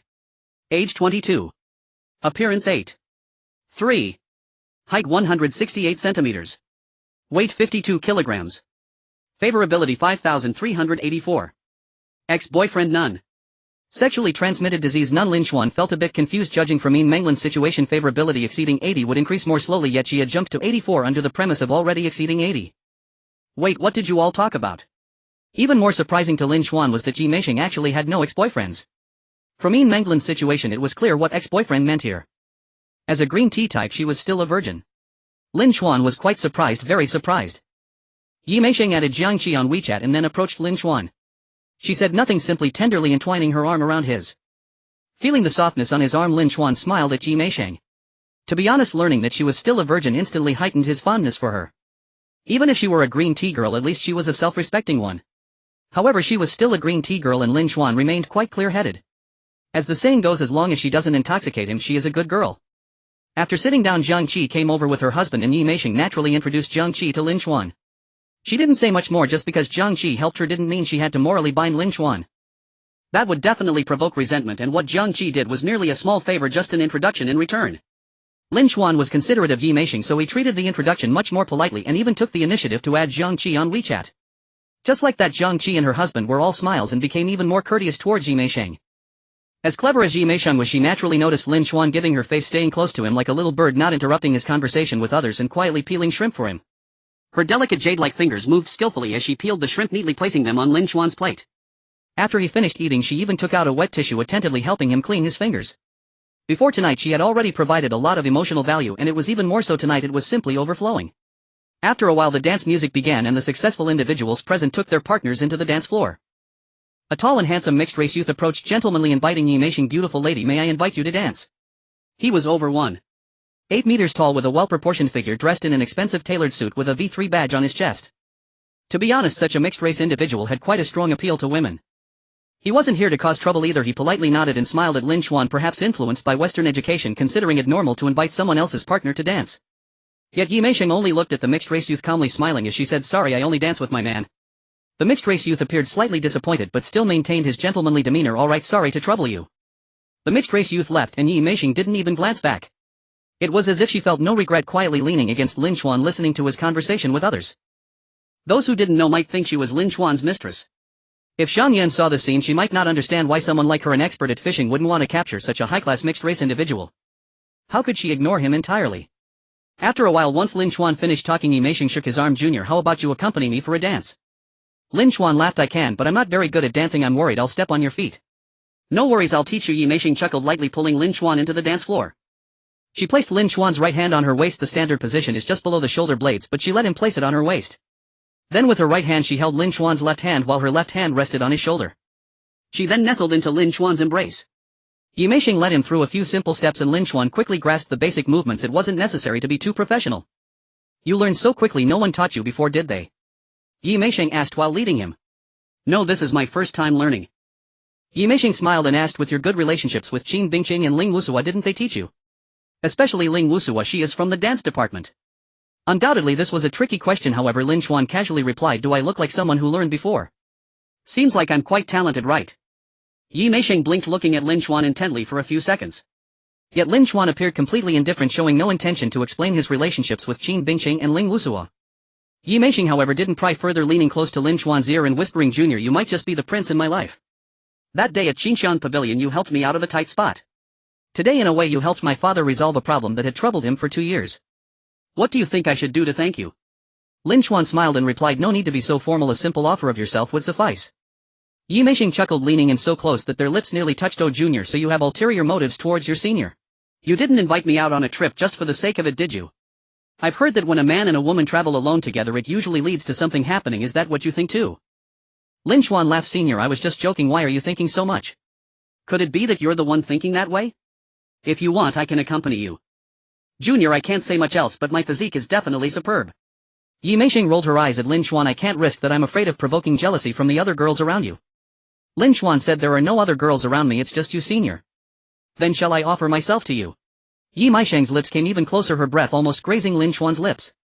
Coupled with her enchanting gaze, she looked like a fairy, utterly irresistible. Lin Xuan instinctively leaned in, but at that moment Yi Meisheng's finger blocked his lips. "Junior, this is my first kiss. If you kiss me you have to be faithful."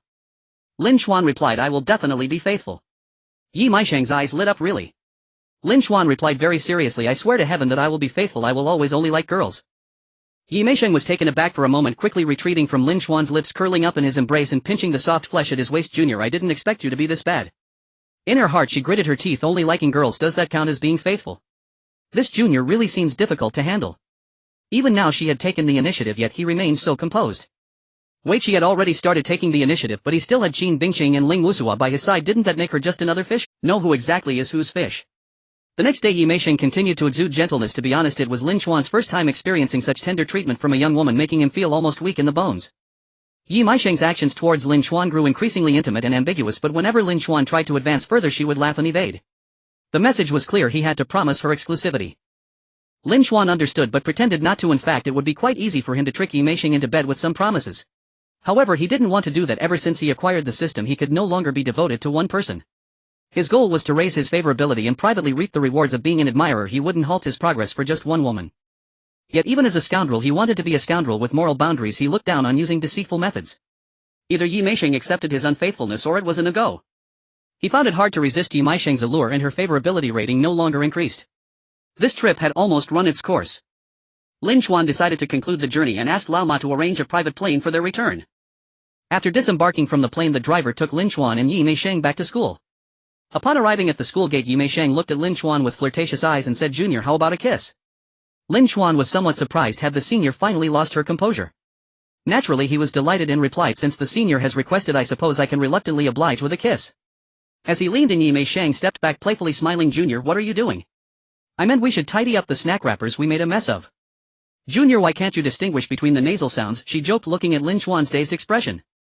Then chuckling she pecked him lightly on the cheek. Before Lin Xuan could react she had already opened the door and got out of the car, waving goodbye to him as she walked briskly through the school gate, leaving Lin Xuan with a swaying silhouette. Alright, so this is how you want to play senior." Lin Xuan had to admit he was a bit flustered. He thought to himself that perhaps he should throw ethics aside and pin her down first. However, morality and reason ultimately prevailed. He instructed the driver to start the engine, planning to head back to the villa. He needed to vent his accumulated frustration on Yin Menglan. Just then his phone rang. It was Lu Junhui calling, and he answered. As soon as the call connected, Lu Junhui's anxious voice came through. "Lin Xuan, Ling Wusa has been bullied." Lu Junhui sounded overly anxious, as if he had bitten his tongue. Lin Xuan replied, "Don't worry, what happened?" Lu Junhui said, "We had planned to go off-roading in the mountains and you said you weren't at school, so we went without you. As a result, on the mountain road a different off-road vehicle recklessly overtook us and scraped against Ling Wusa's car. It was just a minor scrape, but the other party was extremely arrogant. A woman from the other side started hitting people first. How could Ling Wusa tolerate that and fought back? It seems like the other side's tough guys are also about to strike." Lu Junhui explained simply and clearly that a small conflict had escalated into a slightly larger one. Earlier Ling Wusa had indeed posted on social media about going off-roading, but perhaps her meeting with Qin Bingqing and Yi Meisheng made her hesitant, so she didn't send herself a private message. Lu Junhui had sent her an invitation instead. Unfortunately, Lin Xuan was still in Hainan at that time and hadn't decided when to return, so he naturally turned her down. Lin Xuan asked, "How many people are there on the other side?" Lu Junhui replied, 7 or 8 with 4 off-road vehicles. Lin Xuan instructed, "Send me your location and then delay for a bit. I'll be there shortly." After hanging up, Lin Chuan instructed the driver to park the Cullinan and switch to the Mercedes G63 that was originally parked at the school gate. He then opened the Luxury Car Alliance Club group and sent a location message asking who was nearby and has off-road vehicles. I need to borrow a few. A female classmate was bullied while off-roading and needs support. In a regular group, borrowing a vehicle might not get much response, but when Lin Chuan asked, the group immediately erupted. Wow, who dares to bully Lin Gongzi's female classmate? We definitely have to support her. I'm nearby and have a Tank 300. I'm not far either, I have a Land Rover Defender. Pangjia added, Lin Gongzi, did you forget I'm nearby? I have a Jeep Wrangler. How could I be missing from this? I have a Land Cruiser. Lu and Han chimed in, hee, I have a Lexus. Lin Chuan sent the message in the Luxury Car Alliance Club instead of the newly added Yonghua Club for a reason.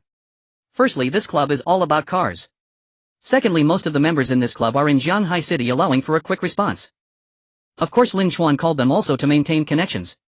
It was previously mentioned that troubling others can actually promote communication as long as the trouble is a small effort. After all, he had plenty of money, what he lacked was connections. He couldn't just chat in the group all the time, sometimes meeting in real life was necessary. This was a good opportunity to host a special club gathering. Old Ma sent a private message, Lin Gongzi, should we inquire in the Yonghua Club? Some members of that club might also be nearby. Lin Chuan thought for a moment and also posted in the Yonghua Club. Although he had just joined this club, having the title of Supreme VIP meant he was valued. The originally quiet group suddenly became lively. Wow, a new Supreme VIP. Just joined and already a Supreme VIP, who is this person? It's Lin Gongzi, I just saw him in Sanya. Female classmate. She should be Lin Gongzi's woman, right? Goodness, who dares to bully the woman of a Supreme VIP? It's a pity I'm too far away to help. Jiang Qi said, it's a pity I'm in Hainan, otherwise I could contribute 2 off-road vehicles for you, Lin Gongzi. I happen to be nearby, I have a Hummer H1. I'm also nearby, I have a Mercedes Unimog. Members of the Yonghua Club were indeed scattered across the country. Although many were powerful, they were still too far away to assist immediately, only 2 were actually nearby. The reason both clubs were so eager was simple, they wanted to take this opportunity to get closer to Lin Chuan. Usually it's hard to build relationships, but now they had a rare chance. You see, Pangjia managed to sell his mansion worth over 50 million just by getting closer to Lin Chuan. His financial difficulties were instantly resolved. Lu Tao's New Vision Media had even bigger problems. Lin Chuan invested over 100 million, instantly solving all their issues. Although they were wealthy compared to ordinary people next to Lin Chuan, they were just poor. Lin Chuan could easily help them out with just a small gesture. He called Old Ma again. Old Ma, can you arrange a helicopter right away? Old Ma quickly replied, sure, I'm at the airport handling the return procedures for a Gulfstream G550 and the plane consultant is right beside me. I can arrange it immediately.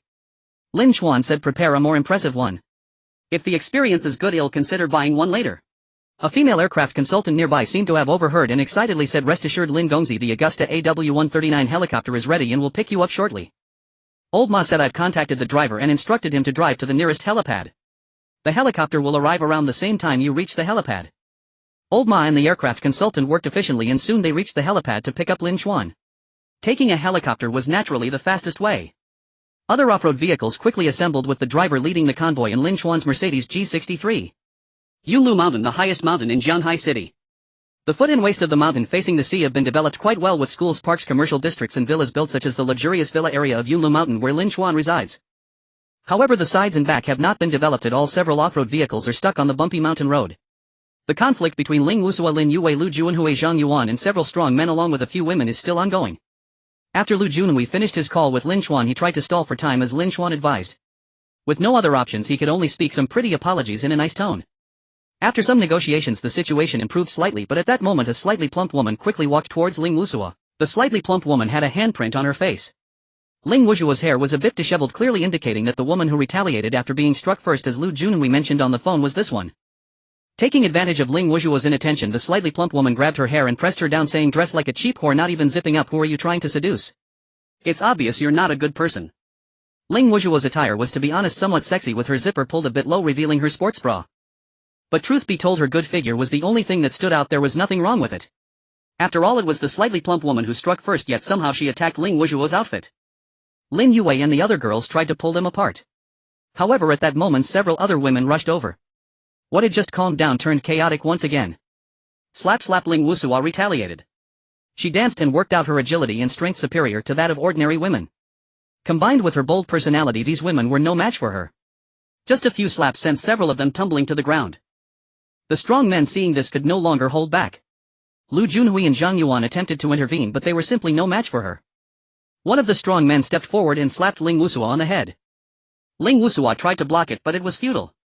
She was directly knocked off balance and fell. The disparity in strength between men and women was too great. When the strong man was about to strike again, Lu Junhui hurriedly rushed over to intervene, saying, "What kind of ability is it for a man to hit a woman? It was you who scratched the car first, don't bully others too much. And let me tell you, this is Lin Chuan's girlfriend. Before you take action, better clarify whether you can afford the consequences."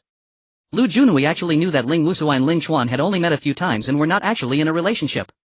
However, as someone with experience, he could see that they had mutual feelings. Therefore he called Lin Chuan, attempting to use his name to protect Ling Wusua. The strong man sneered, "Who is Lin Chuan? Is he something special?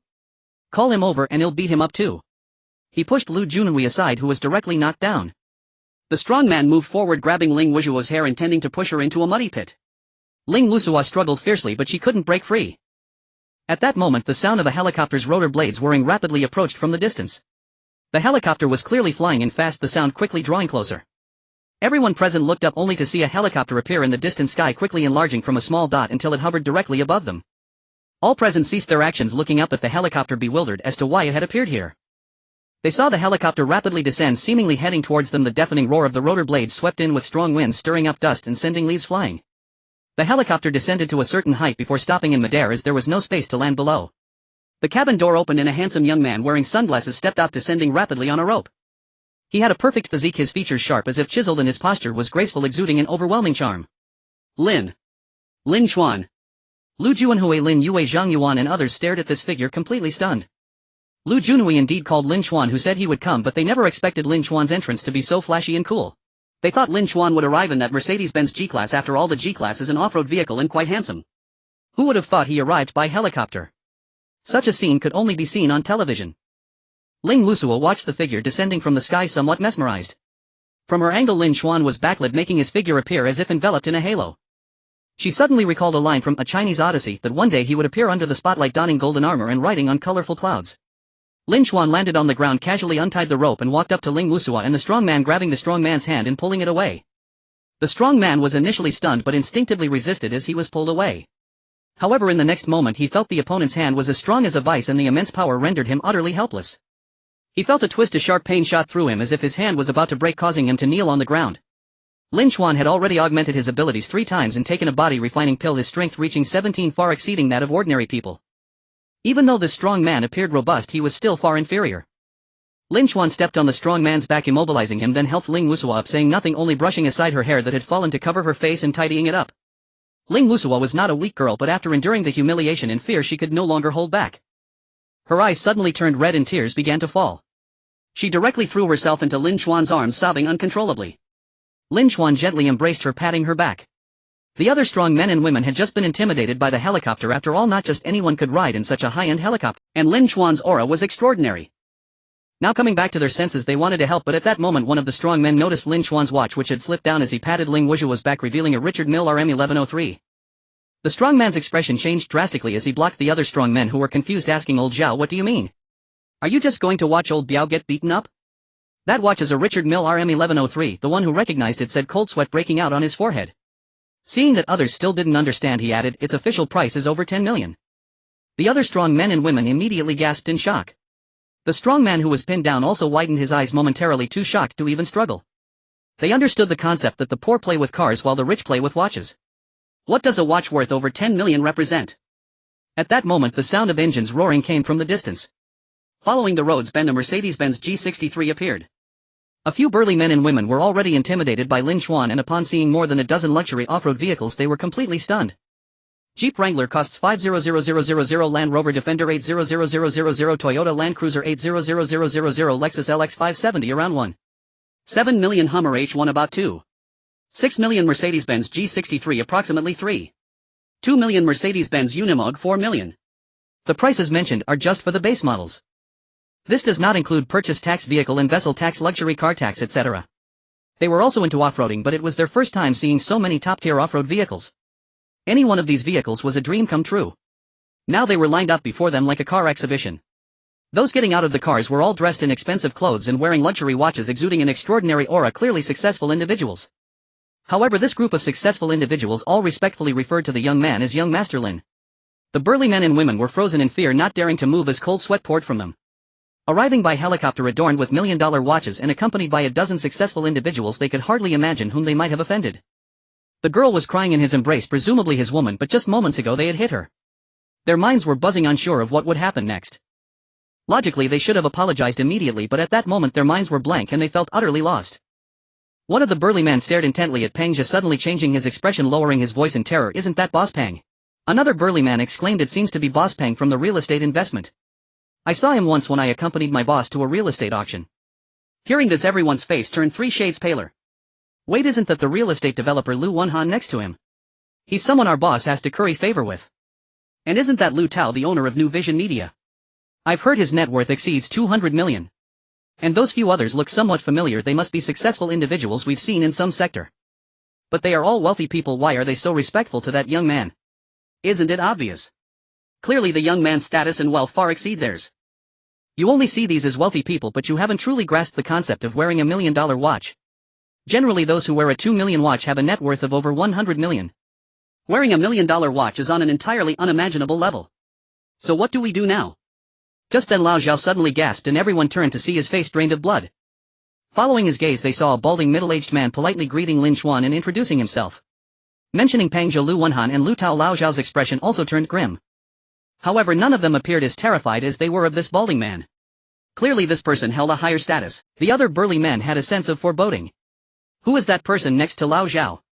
Do you know? Lao Zhao murmured. Mao Cohen, chairman of Suda International Freight Forwarding Company, worth around 500 million. Our boss has tried to curry favor with him several times without success. This Mao Cohen happened to be one of the members of the nearby Yonghua Club, owner of a Mercedes-Benz Unimog. Upon hearing this, everyone turned even paler. Their faces looked as if a layer of white paint had been scraped off. The scene before them was truly beyond their comprehension. Each person on the opposite side was on a vastly different level than them, and with more than a dozen such figures showing such respect to the young man, one could only imagine his status. They stood there in a daze while Lin Xuan remained unhurried, stepping on Lao Biao while comforting Ling Wusa.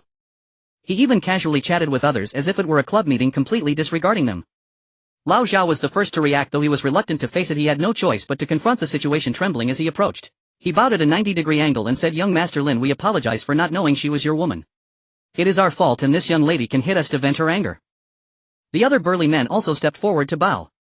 However, Lin Xuan ignored them, and after finishing his conversation with everyone looked at the few burly men. "Were you so confident before because you thought our side was entirely at fault?" Lao Zhao broke into a cold sweat. No, it was our car that was at fault for scratching yours while overtaking. We will compensate for your losses. It was all our mistake. Lin Xuan said, "If it was entirely your fault, then how could you still have the audacity to hit someone? Do you think my woman is easy to bully?" Lao Zhao and the others turned pale, unable to explain. After all, from the very beginning they had no justification. It was purely bullying, thinking the opposite side was easy to intimidate. Who would have thought they had kicked a steel plate? Lin Xuan released his foot and let go of Lao Biao. Lao Biao struggled to get up but did not dare to stand. Instead he knelt before Lin Xuan, a sorrowful expression on his face as he said, "I'm sorry, young Master Lin, it was our fault. I deserve to die, I deserve to die." Saying this, Lao Biao began to slap himself across the face without holding back, the sound echoing. At this moment he realized that the Lin Xuan Lu Junhui mentioned must indeed be this young Master Lin. He couldn't help but feel immense regret, thinking he should have properly understood his girlfriend's boyfriend's identity before acting. Lu Junhui, Li Yue, Zhang Yuan and others had all walked behind Lin Xuan, watching the once arrogant few now so obsequious. Lao Biao was still slapping himself, causing a sense of gratification.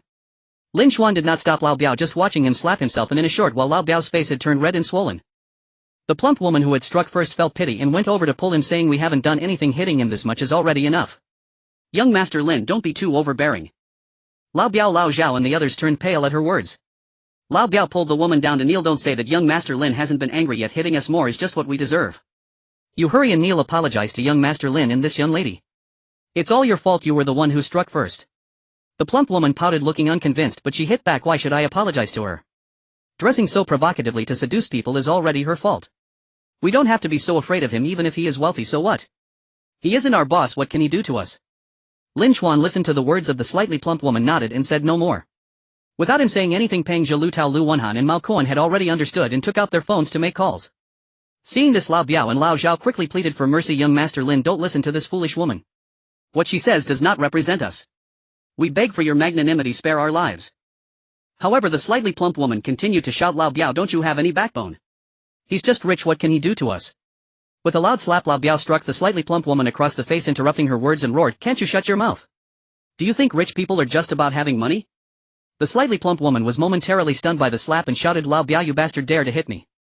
Yet they were still arguing when one of the burly men suddenly received a call. After the call connected, the other side simply said, "You're fired," and then hung up. When he tried to call back, the other side wouldn't answer. Soon after, Lao Zhao and the others received calls as well, and the outcome was the same: they were fired from the company. Before they could digest this, a second call came in. After Lao Biao answered, his father's furious voice erupted from the other end. "Biao, what have you done? Why has our cement order been completely cancelled? When I called to ask, they all said they wouldn't cooperate with us anymore, claiming you offended someone important." Lao Biao's face changed drastically and he didn't even have time to explain to his father. Another call came in. It was his lawyer. Lao Biao had to hang up on his father's call to answer the lawyer's. As soon as it connected, an anxious voice came through. "Lao Biao, what did you do? Did you provoke Ms. Zhang again?" "I didn't provoke her. Why do you ask?" Lao Biao felt an ominous premonition rising within him. The lawyer said, "Ms. Zhang has changed her mind and wants to sue you again." Lao Biao exclaimed in agitation. "Didn't she accept 200,000 for a settlement? Isn't it possible to sue her for extortion if she goes back on it?" The lawyer replied, "She returned the 200,000 intact. She is determined to have you arrested. During this time you must not cause any more trouble or I can't protect you." Lao Biao glanced at Lin Xuan, his face ashen. "What if there's been a conflict?" The lawyer remained silent for a long while before saying, "Why can't you hold back a little? Can this time be settled with money?" Lao Biao looked at the Richard Mille watch worth millions on Lin Xuan's wrist and thought, "It seems not likely." He didn't mention that it was not just unlikely, but the other party could probably casually throw a few million just to sue him. The lawyer said, "Then the problem is serious. If it's one case you might be able to get probation, if it's two you might truly end up in jail." Meanwhile, Lao Zhao also received another call after being fired. Upon hearing just two sentences from the other end, his pupils contracted. "She's crazy. What good does this do her? Exposing our issues, doesn't she fear her husband will make her leave with nothing?" The person on the other end replied helplessly, "Clearly someone has given her enough benefits allowing her to take revenge on you without worries. There's a team of lawyers helping her, so she's not worried about leaving with nothing. Also, your wife already knows about this. Another team of lawyers is helping her, so be prepared for a lawsuit. Given your situation, you probably can't win." The slightly plump woman was somewhat frightened, and at this moment her phone rang as well. She answered and an anxious voice came through. "Daughter, didn't you say this was a legitimate tax avoidance? Why are people coming to investigate us claiming we are evading taxes?" Her family ran a small leather factory mainly doing foreign trade for bags, not large in scale but with decent profits. The slightly plump woman hurriedly said, "I asked Lawyer Wang and that counts as legitimate tax avoidance. We called Lawyer Wang but couldn't get through. Quickly call him to ask. I heard if it's determined as tax evasion the consequences are severe." The slightly plump woman rushed to call Lawyer Wang but no one answered. She made another call only to be told the phone was. The slightly plump woman panicked and quickly called an uncle who had some influence.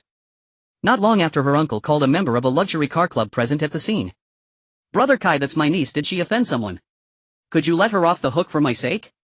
I'll be in Jianghai City tomorrow. Please come to Yulon Hot Springs." The slightly plump middle-aged man standing on the edge shook his head and sighed. "She didn't offend me, but rather someone of much higher status. I advise you not to get involved." "If I may ask, who exactly is it?" The middle-aged man replied, "Let's put it this way, a 20-year-old supreme VIP of the Yanghua Club. Do you understand what that means?" At this moment, Pang Zhe, Lu Tao, Lu Wanhan, Mao Kuan and others stood respectfully beside him. "In this group I am merely a small inconspicuous figure." The slightly plump woman's uncle gasped. He had heard of the Yanghua Club, but its level was too high for him to even qualify to enter. He knew what a supreme VIP was. He had heard that they were all big shots. A 20-year-old supreme VIP, this was the first time he had heard of it. How terrifying must be the financial power backing them. "I understand, thank you for the hint. When I go to Jianghai City I will still invite you to Yulon Hot Springs." When the slightly plump woman called again, she found that her uncle was no longer answering. She finally realized the severity of the situation and sat down heavily on the ground. The other burly men and women also continuously received bad news. A frenzied suppression descended upon them like a storm. Their careers, businesses, connections, status, reputation and families were all instantly destroyed as if made of paper. Lao Biao, Lao Zhao and the others collectively collapsed at this moment. Each looked as if they had lost a loved one. Lu Juanhui, Li Yue, Zhang Yuan and others watching this scene all felt a shock that made their scalps tingle. They had long known Lin Xuan was wealthy, so they thought he could resolve things, but they never expected it would come to this. He didn't even lift a finger. Just one phone call from the people around him was enough to subject this group to a devastating blow that could ruin their lives and fortunes. It was as if he had crushed a few ants. They had heard of the power of money, but this was the first time they had seen and felt it so directly. Ling Wusa, who was resting in Lin Xuan's embrace, had already calmed her emotions. It was just that Lin Xuan's embrace was too comfortable and reassuring, and she couldn't help but take the opportunity to lie there a little longer.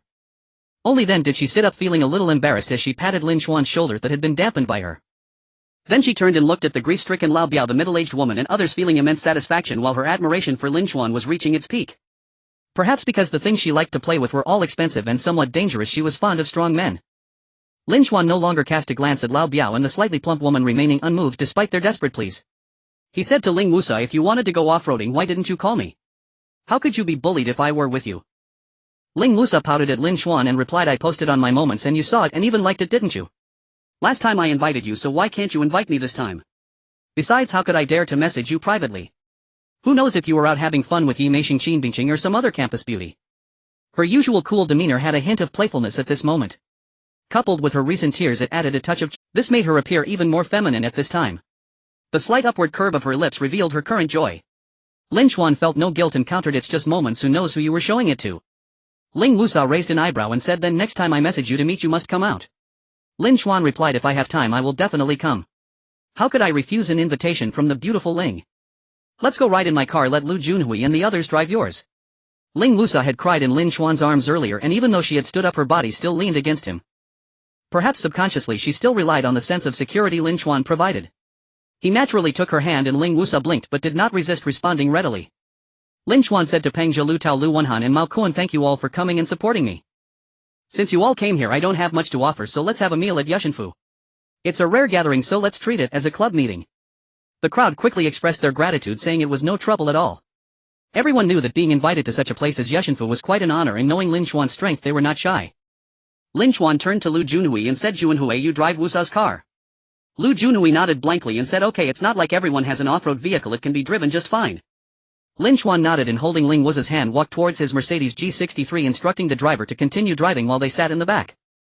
Lu Junhui, Li Yuwei and the others observed Ling Wusa being led away by Lin Xuan. The usual cool vibe she had seemed to lessen, replaced by a more delicate demeanor, prompting them to reflect on how Ling Wusa finally had someone to rely on. However, they were not surprised by this. After all, Lin Xuan possessed qualities such as wealth, good looks, emotional stability and charisma, making him the ideal type for Ling Wusa. This time it was as if a divine hero had descended to rescue Ling Wusa, and it was no wonder she felt moved by him. Zhang Yuan, witnessing this scene, was momentarily stunned, his heart feeling as if it had been twisted painfully. He dared not think too much about Ling Wusa but did not want to see her falling into another man's embrace. Last time when Lin Xuan shared a jet ski with Ling Wusa, it had already made him uneasy. Now seeing Lin Xuan holding her hand dealt him another heavy blow. Zhang Yuan looked up towards the sky at a 45-degree angle, his face full of melancholy, reflecting on how his youth, innocence and dreams of beautiful love seemed to vanish from this moment onward. Suddenly he had an idea, took out his phone and captured the image of Lin Xuan holding Ling Wusa's hand, sending it to Wang Chenyang via WeChat. Such painful matters should not be faced alone. Wang Chenyang meanwhile was walking down the street when he heard the notification sound, took out his phone and opened WeChat. Upon opening the chat, the image that greeted him felt like a heavy blow. He stood there dazed on the street. He covered his chest to alleviate his discomfort, and after a long time he took a deep breath and consoled himself, well, at least if he's with Ling Wusa he can't harm the campus beauty anymore. It seemed that his approach to the campus beauty was really only about learning the piano. However, this consolation didn't seem to have any effect, as Lin Xuan was genuinely holding Ling Wusa's hand, and even if the campus beauty wasn't being harmed by Lin Xuan, what did it matter to him? Moreover, Lin Xuan could continue to learn the piano with the campus beauty while he couldn't even get close to her. 1 hour later they arrived at Yushanfu, where Lin Xuan had already made a reservation, heading straight to the second floor. Peng Zhilu, Tao Lu Wenhan and Mao Kuan could afford to eat at Yushanfu and often did, so they were naturally calm. Li Yue, Lu Junhui and Zhang Yuan, however, were extremely nervous, as they were merely tagging along to enjoy a free meal and felt a bit apprehensive. When one lacks money, it's easy to feel this way, as you worry that if something happens you would have to pay for it yourself. The group was a bit too large and split into 2 tables. Lin Xuan sat with the club members at one table while Ling Wusa remained at another table with her classmates. Yet her thoughts seemed to be elsewhere. Even if the food was delicious, her gaze often fell on Lin Xuan, watching him engage in lively conversation with successful individuals, a smile unconsciously forming on her lips. "Stop staring or your soul will be stolen away," Lin Yue teased, leaning closer to Ling Wusa and laughing. Ling Wusa withdrew her gaze and said, "I only glanced a couple of times, is it that obvious?" Lin Yue rolled her eyes. "Is that what you call a couple of glances? Your eyes are practically glued to him." Ling Wusa, known for her striking and bold demeanor, was not overly shy about being seen through. "What do you think of Lin Xuan?" she asked. "What made you choose Lu Junhui back then?" Lin Yue replied, "There's no reason. If you like someone you just get together." Lin Xuan of course was outstanding, good-looking, wealthy, charismatic, emotionally stable, and could descend like a hero from the sky. He was practically flawless from head to toe. Ling Wusa's smile grew sweeter as she listened. Lin Yue found it amusing to observe the changes in Ling Wusa's expression and said, "But the only problem is he seems to have too many beautiful women around him." "Of course that's normal. Someone as exceptional as him will naturally attract women. If you were to date him it would be quite impressive. No matter where you go you would be the center of attention. However, on the emotional front it might also lead to insecurity, worrying about being tempted wherever he goes. Of course, how to choose is your business. My Junhui doesn't have many admirers, so I don't have such troubles, ha. Ling Wusa, listening to Lin Yue, couldn't help but glance at Lin Chuan again, finding him even more handsome. Ling Wusa favorability too. Zhang Yuan, secretly observing Ling Wusa, felt that the delicious food at Yushinfu had suddenly become hard to swallow. You are the campus beauty, the most stunning one. Usually the boys steal glances at you and you wouldn't even care. How could you now be stealing glances at another guy? At the dining table, Lu Wenhan, Mao Kuan and others introduced themselves to each other. As Lin Chuan said, they treated it like a club gathering. Then everyone began to discuss business. On the surface it was a casual chat, but in reality they all aimed to catch Lin Chuan's attention, hoping their ventures would pique his interest. After all, the financial power of a supreme VIP could easily overshadow everyone else present. Moreover, being a 20-year-old supreme VIP, he was likely backed by a prominent family. Lin Chuan was not particularly interested in investing at the moment, as his primary goal was to build rapport and privately enjoy the admiration of his sycophants. Investing for the sake of investment held little meaning for him. However, he still listened attentively, mentally noting everything, because even if he wasn't interested now, he might find it useful in the future. Among them, Pang Jia spoke about real estate investments. Lu Wenhan naturally discussed real estate development. Mao Kuan naturally talked about freight forwarding. When someone mentioned the Kawasaki 4S store, Lin Chuan's eyes lit up. Boss Tang, do you have the Kawasaki H2 in your store? Most men harbor a dream of owning a motorcycle, and Lin Chuan was no exception. The Kawasaki H2, known as a land rocket, was a dream vehicle for countless men. So when Kawasaki was mentioned, he couldn't help but want to purchase one. Moreover, let's not forget that Ling Wusa liked motorcycles. The Kawasaki H2 would undoubtedly be a magical item for her, likely boosting her affection for him. Her affection level had already risen to 77, she just needed an additional 3 points to break through 80. However, Boss Tang shook his head. There are no available vehicles. There might not be one in the entire Jianghai city. However, if young Master Lin needs one, I will do my best to get it for you. But even at the fastest pace, it might be the end of the year before we have stock. Lin Chuan felt a bit disappointed and said, then I'll reserve one and send you the deposit later. Boss Tang waved his hand. Young Master Lin, there's no need for a deposit when you want a vehicle. After all, this was a supreme VIP of the Yonghua Club. It would be absurd to think Lin Chuan might want to buy but couldn't afford it. At that moment, Chen Lang spoke up. Young Master Lin, how about the Suzuki Hayabusa? We just received a shipment and there's a brand new GSX 1300R available that wasn't reserved by a customer. I can have it delivered to you right away. Lin Chuan's eyes brightened. The Suzuki Hayabusa was indeed impressive, not only visually appealing but also boasting incredible speed. Of course, with speed limits in the country, reaching the maximum speed of 300 km/h held little significance. The main points were its stylish appearance and excellent performance, which would surely turn heads while riding with a girl. Lin Chuan asked, does it have a passenger seat? Chen Lang smiled. Yes, the Suzuki Hayabusa may look like it doesn't have a passenger seat, but it actually does. It's just covered by a fairing that can be removed. Lin Chuan, uncertain about the price, decided on the purchase. Alright, I want one. If it can be delivered now, just bring it. How much is it? I'll transfer you the money right away. If young Master Lin wants it, the total price is 380000 yuan. Chen Lang responded and immediately made a phone call.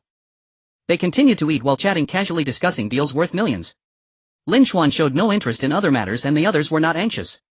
Just being able to get a little closer to Lin Chuan was already very worthwhile. After finishing their meal, they naturally deducted 1 million from Lin Chuan's card.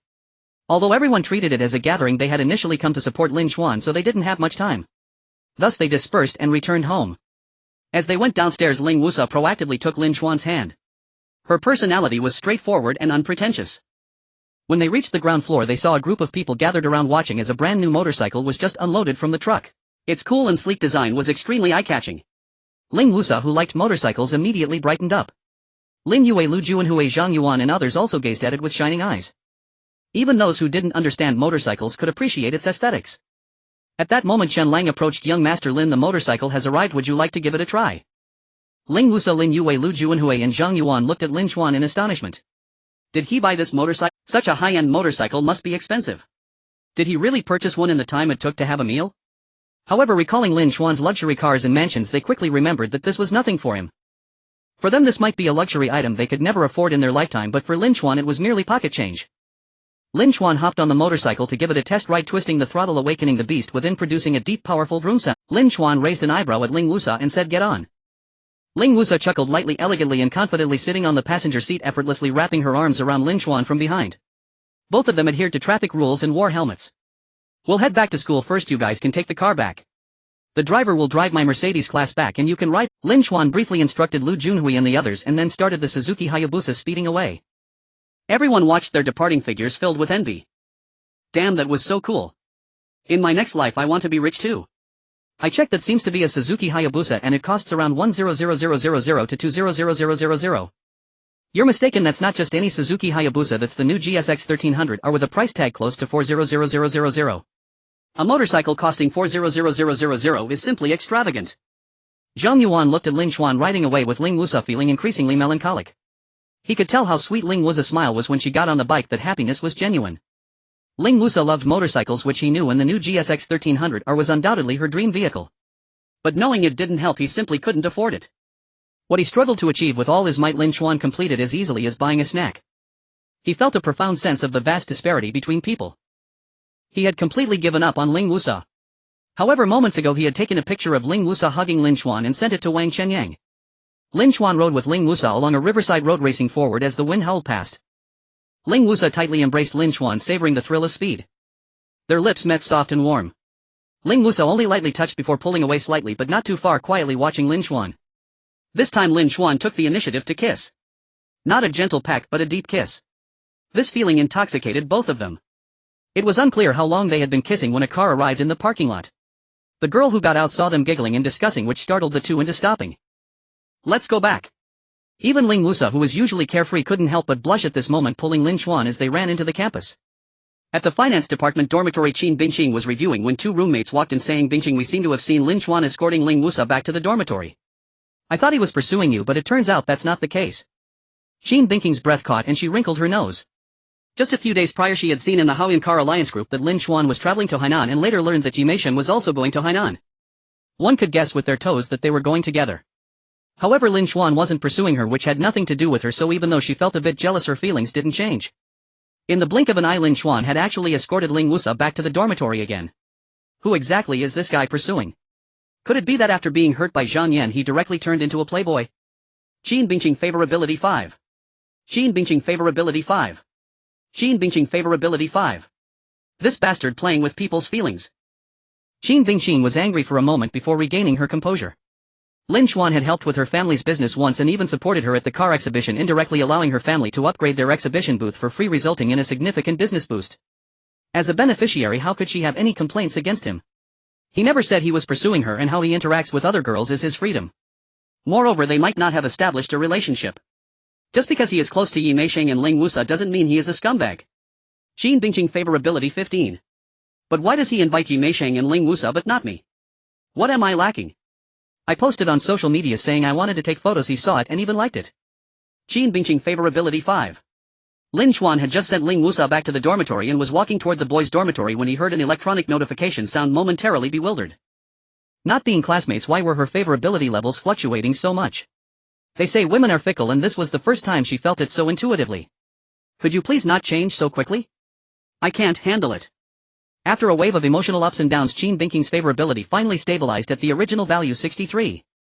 She slapped her face and decided not to think about Ling Xuan anymore. Just then her phone chimed with a notification. Opening WeChat, she was stunned. The message was from Fujing Bingqing, long time no see. I'm in Jianhai City now.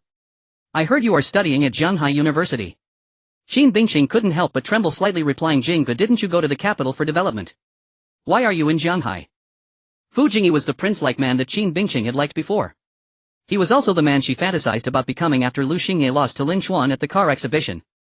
Qin Bingqing had met Fujing by chance during her freshman year when she went to a nearby university. At that time she was captivated by his prince-like demeanor, and as she got to know him she became even more infatuated. She learned that Fujing not only had a prince-like charm but also excelled academically, was the president of the student council, and started a company in college. Thus, like many little fans, Qin Bingqing sought opportunities to get closer, only to discover that Fujing already had a girlfriend. Although she wasn't particularly beautiful, she had a good temperament and came from a well-off family, making them a good match. Qin Bingqing dared not think too much but couldn't control her secret crush, so occasionally she would go to his university to watch him play basketball from a distance, while Fujing treated her like a big brother would a little sister. It wasn't until Fujing graduated and left university that with the passage of time Qin Bingqing gradually moved on. She never expected that after years of no contact Fujing would send her a message at this time. Fujing replied, "I broke up with Xiao Kai. Afraid of being reminded of the past, I want to develop in the capital but plan to make a living in Jianhai. Are you free tomorrow to meet up?" Qin Bingqing hesitated. After all, he was the prince she had secretly liked for years, and reconnecting would inevitably stir her emotions. However, she had already let go and didn't want to rekindle those feelings. Moreover, she felt that Fujing and his girlfriend were really well matched. Jinbingqing Jingdokaier is a good girl and I heard from others that after graduation she helped you a lot in your career. Can't you try to get back together with her? Fu Jingyi, we have completely broken up and there's no chance for reconciliation. I've returned everything she did for me. I'm feeling very down now. Can't you come out to meet me? After hesitating for a moment, Jinbingqing decided to meet him, considering it a way to conclude her past youth. She replied, how far are you from our school? How about meeting tomorrow morning at the Warm Case Cafe? Fu Jingyi, sure, but Bingqing, I can't believe you chose the morning instead of the evening and selected a cafe rather than a more private place. You've grown up and learned to protect yourself. Jinbingqing was taken aback. She hadn't thought much about it. At first glance Fu Jingyi's comment seemed fine, but for some reason she felt a bit uncomfortable. However, she didn't delve deeper. She rummaged through a cabinet and took out a glass jar filled with origami cranes that she had folded herself. Inside each crane was a letter. Since she knew back then that Fu Jingyi had a girlfriend, the letters contained no inappropriate content. They were all blessings and encouragements for his future along with well wishes for him and his girlfriend. She hadn't sent them out before, but this time she decided to bring them along, hoping they would encourage him to regain his spirits. Jinbingqing turned to Sutsue, are you free tomorrow to accompany me to meet someone? Sutsue chuckled, sorry, I have to go to a club meeting. I'll see after I'm done. The next morning Jinbingqing could only head there alone, and upon arriving at the Warm Case Cafe she saw Fu Jingyi was already there.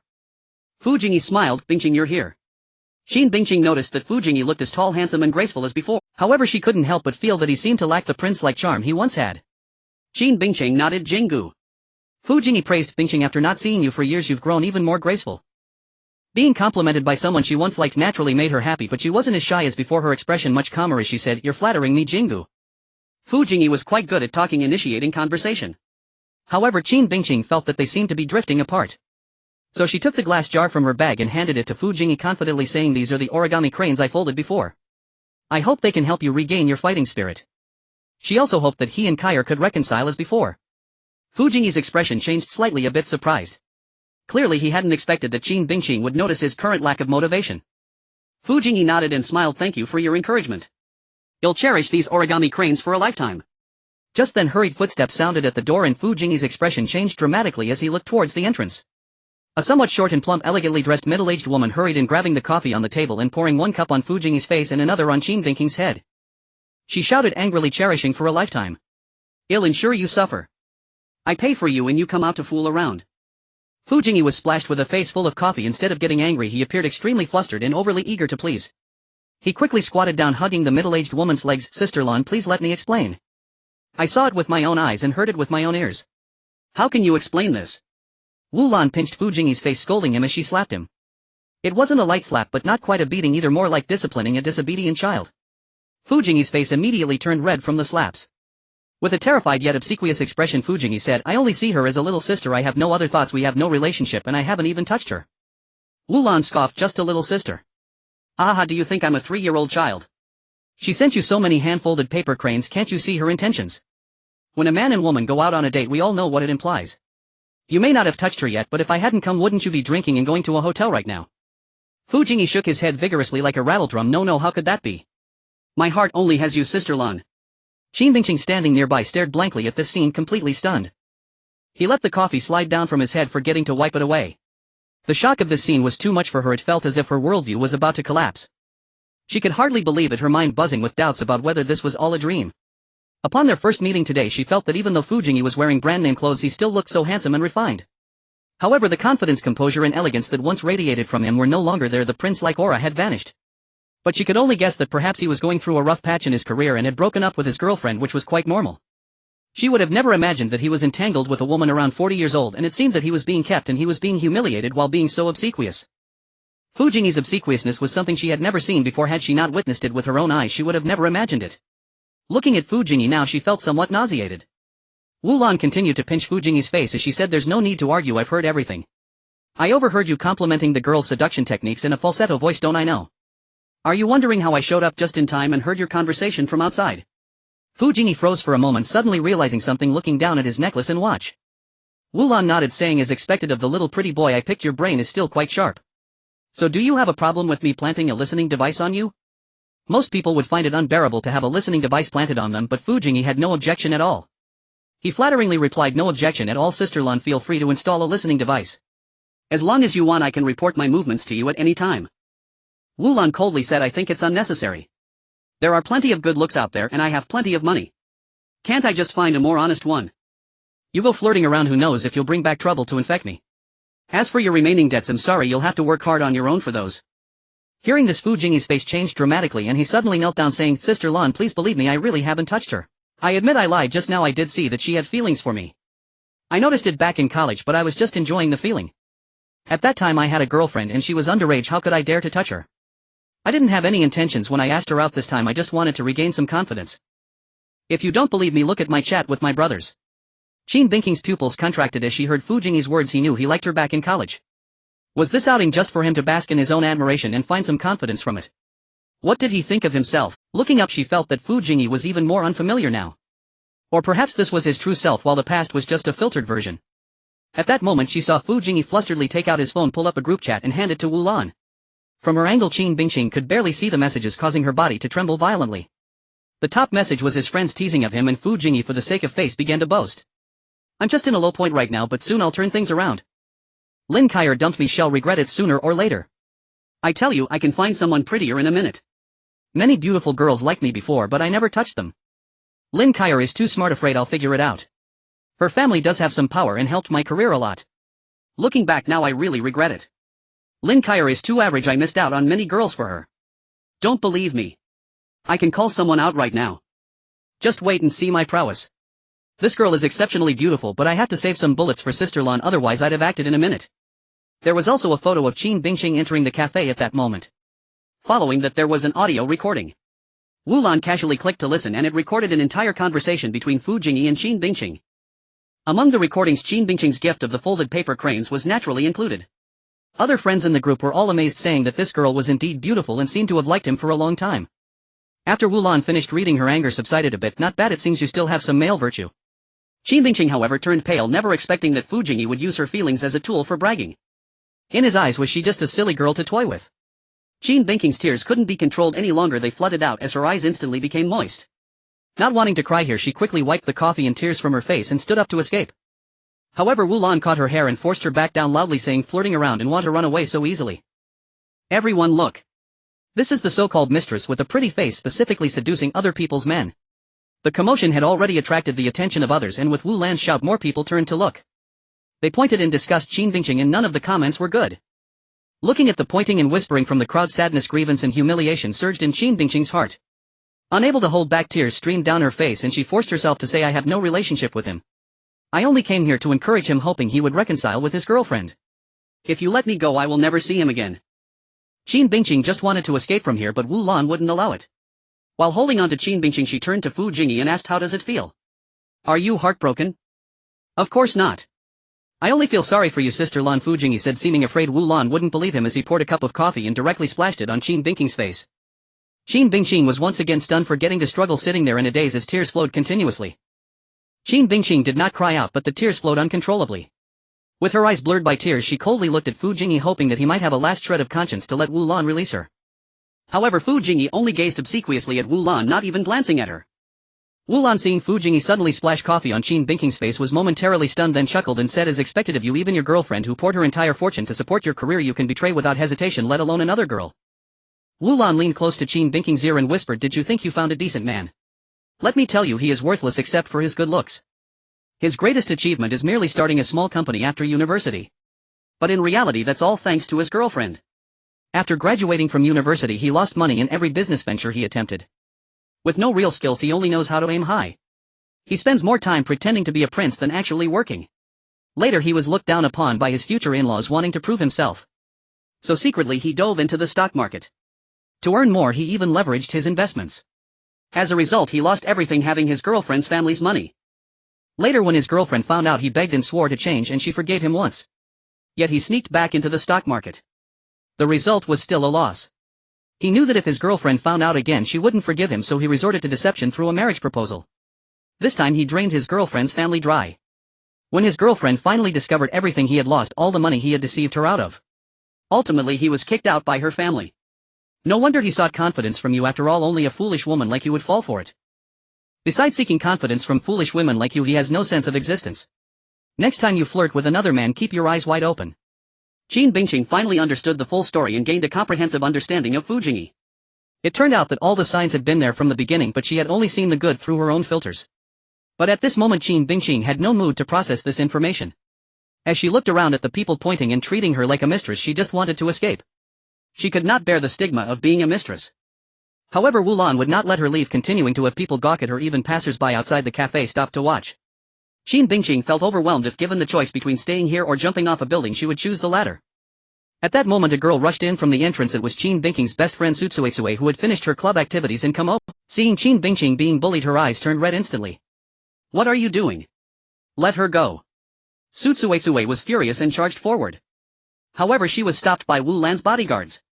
The two bodyguards were tall and strong, standing at 185 meters and weighing 180 pounds. There was no way Sutsuetsue could get through.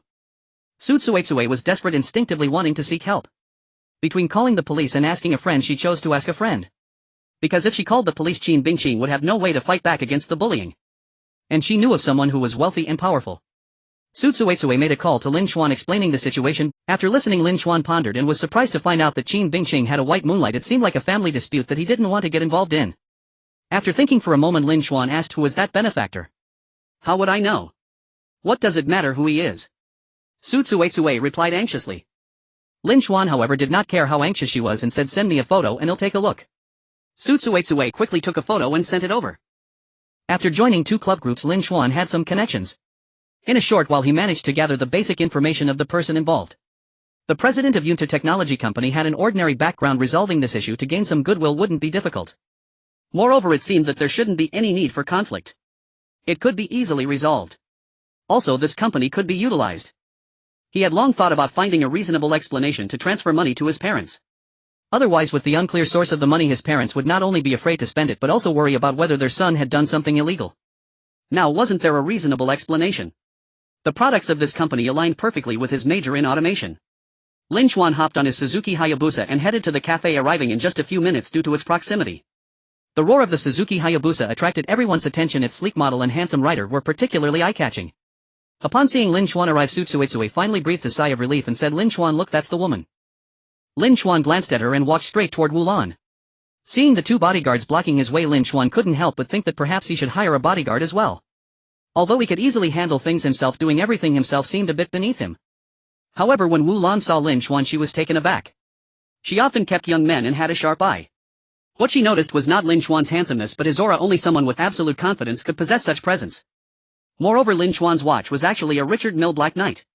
Most people wouldn't recognize it, but she could. Although she was the president of Yunta Technology Company and certainly quite wealthy, she was still far from someone who wore $1 million watch.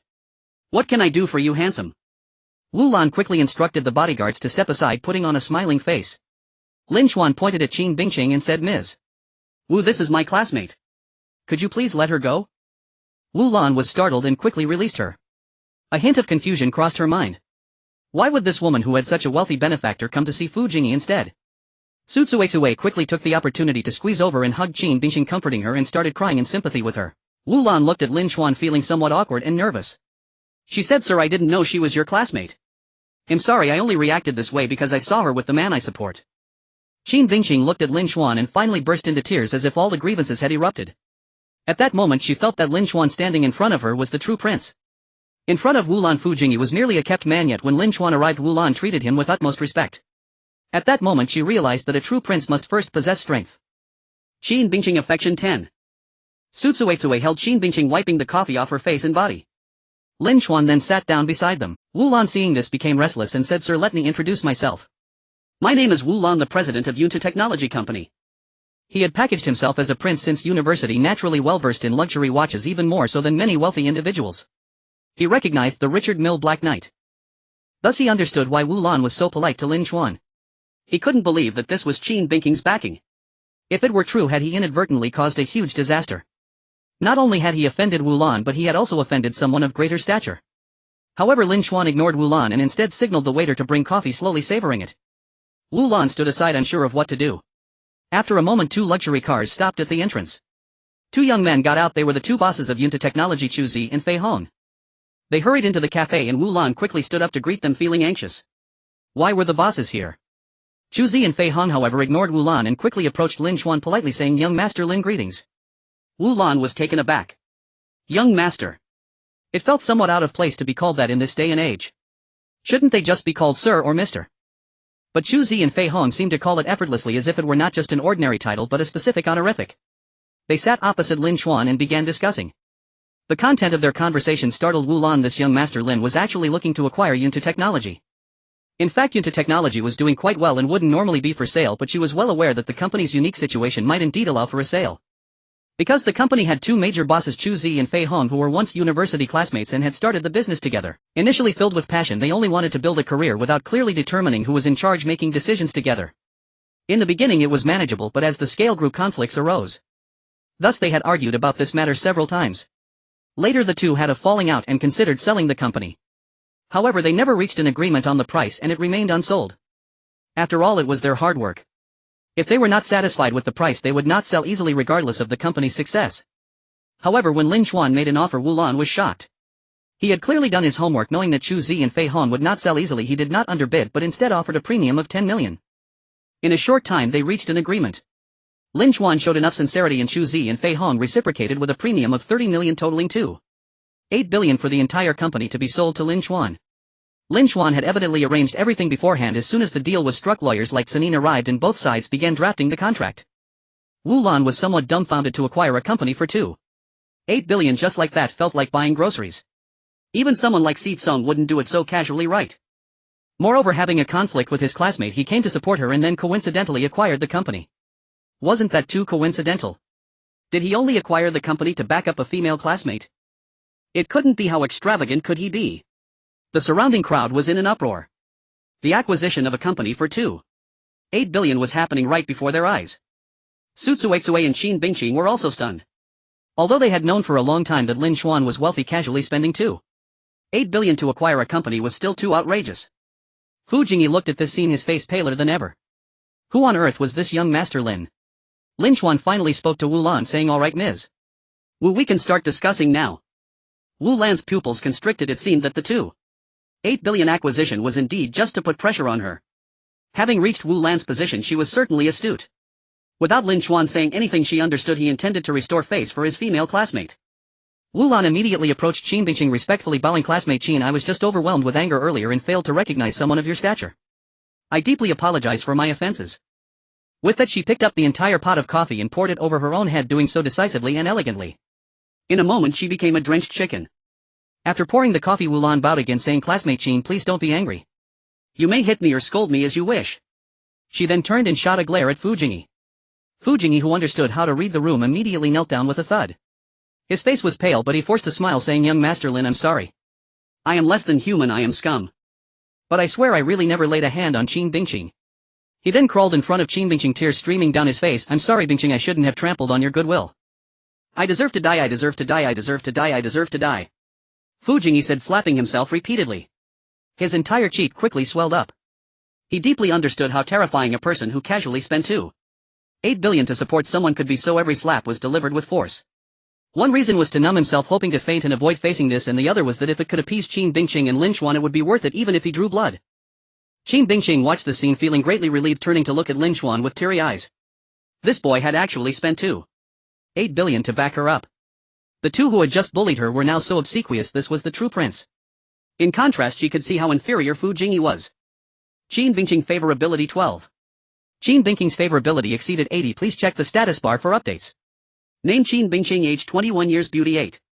5 points.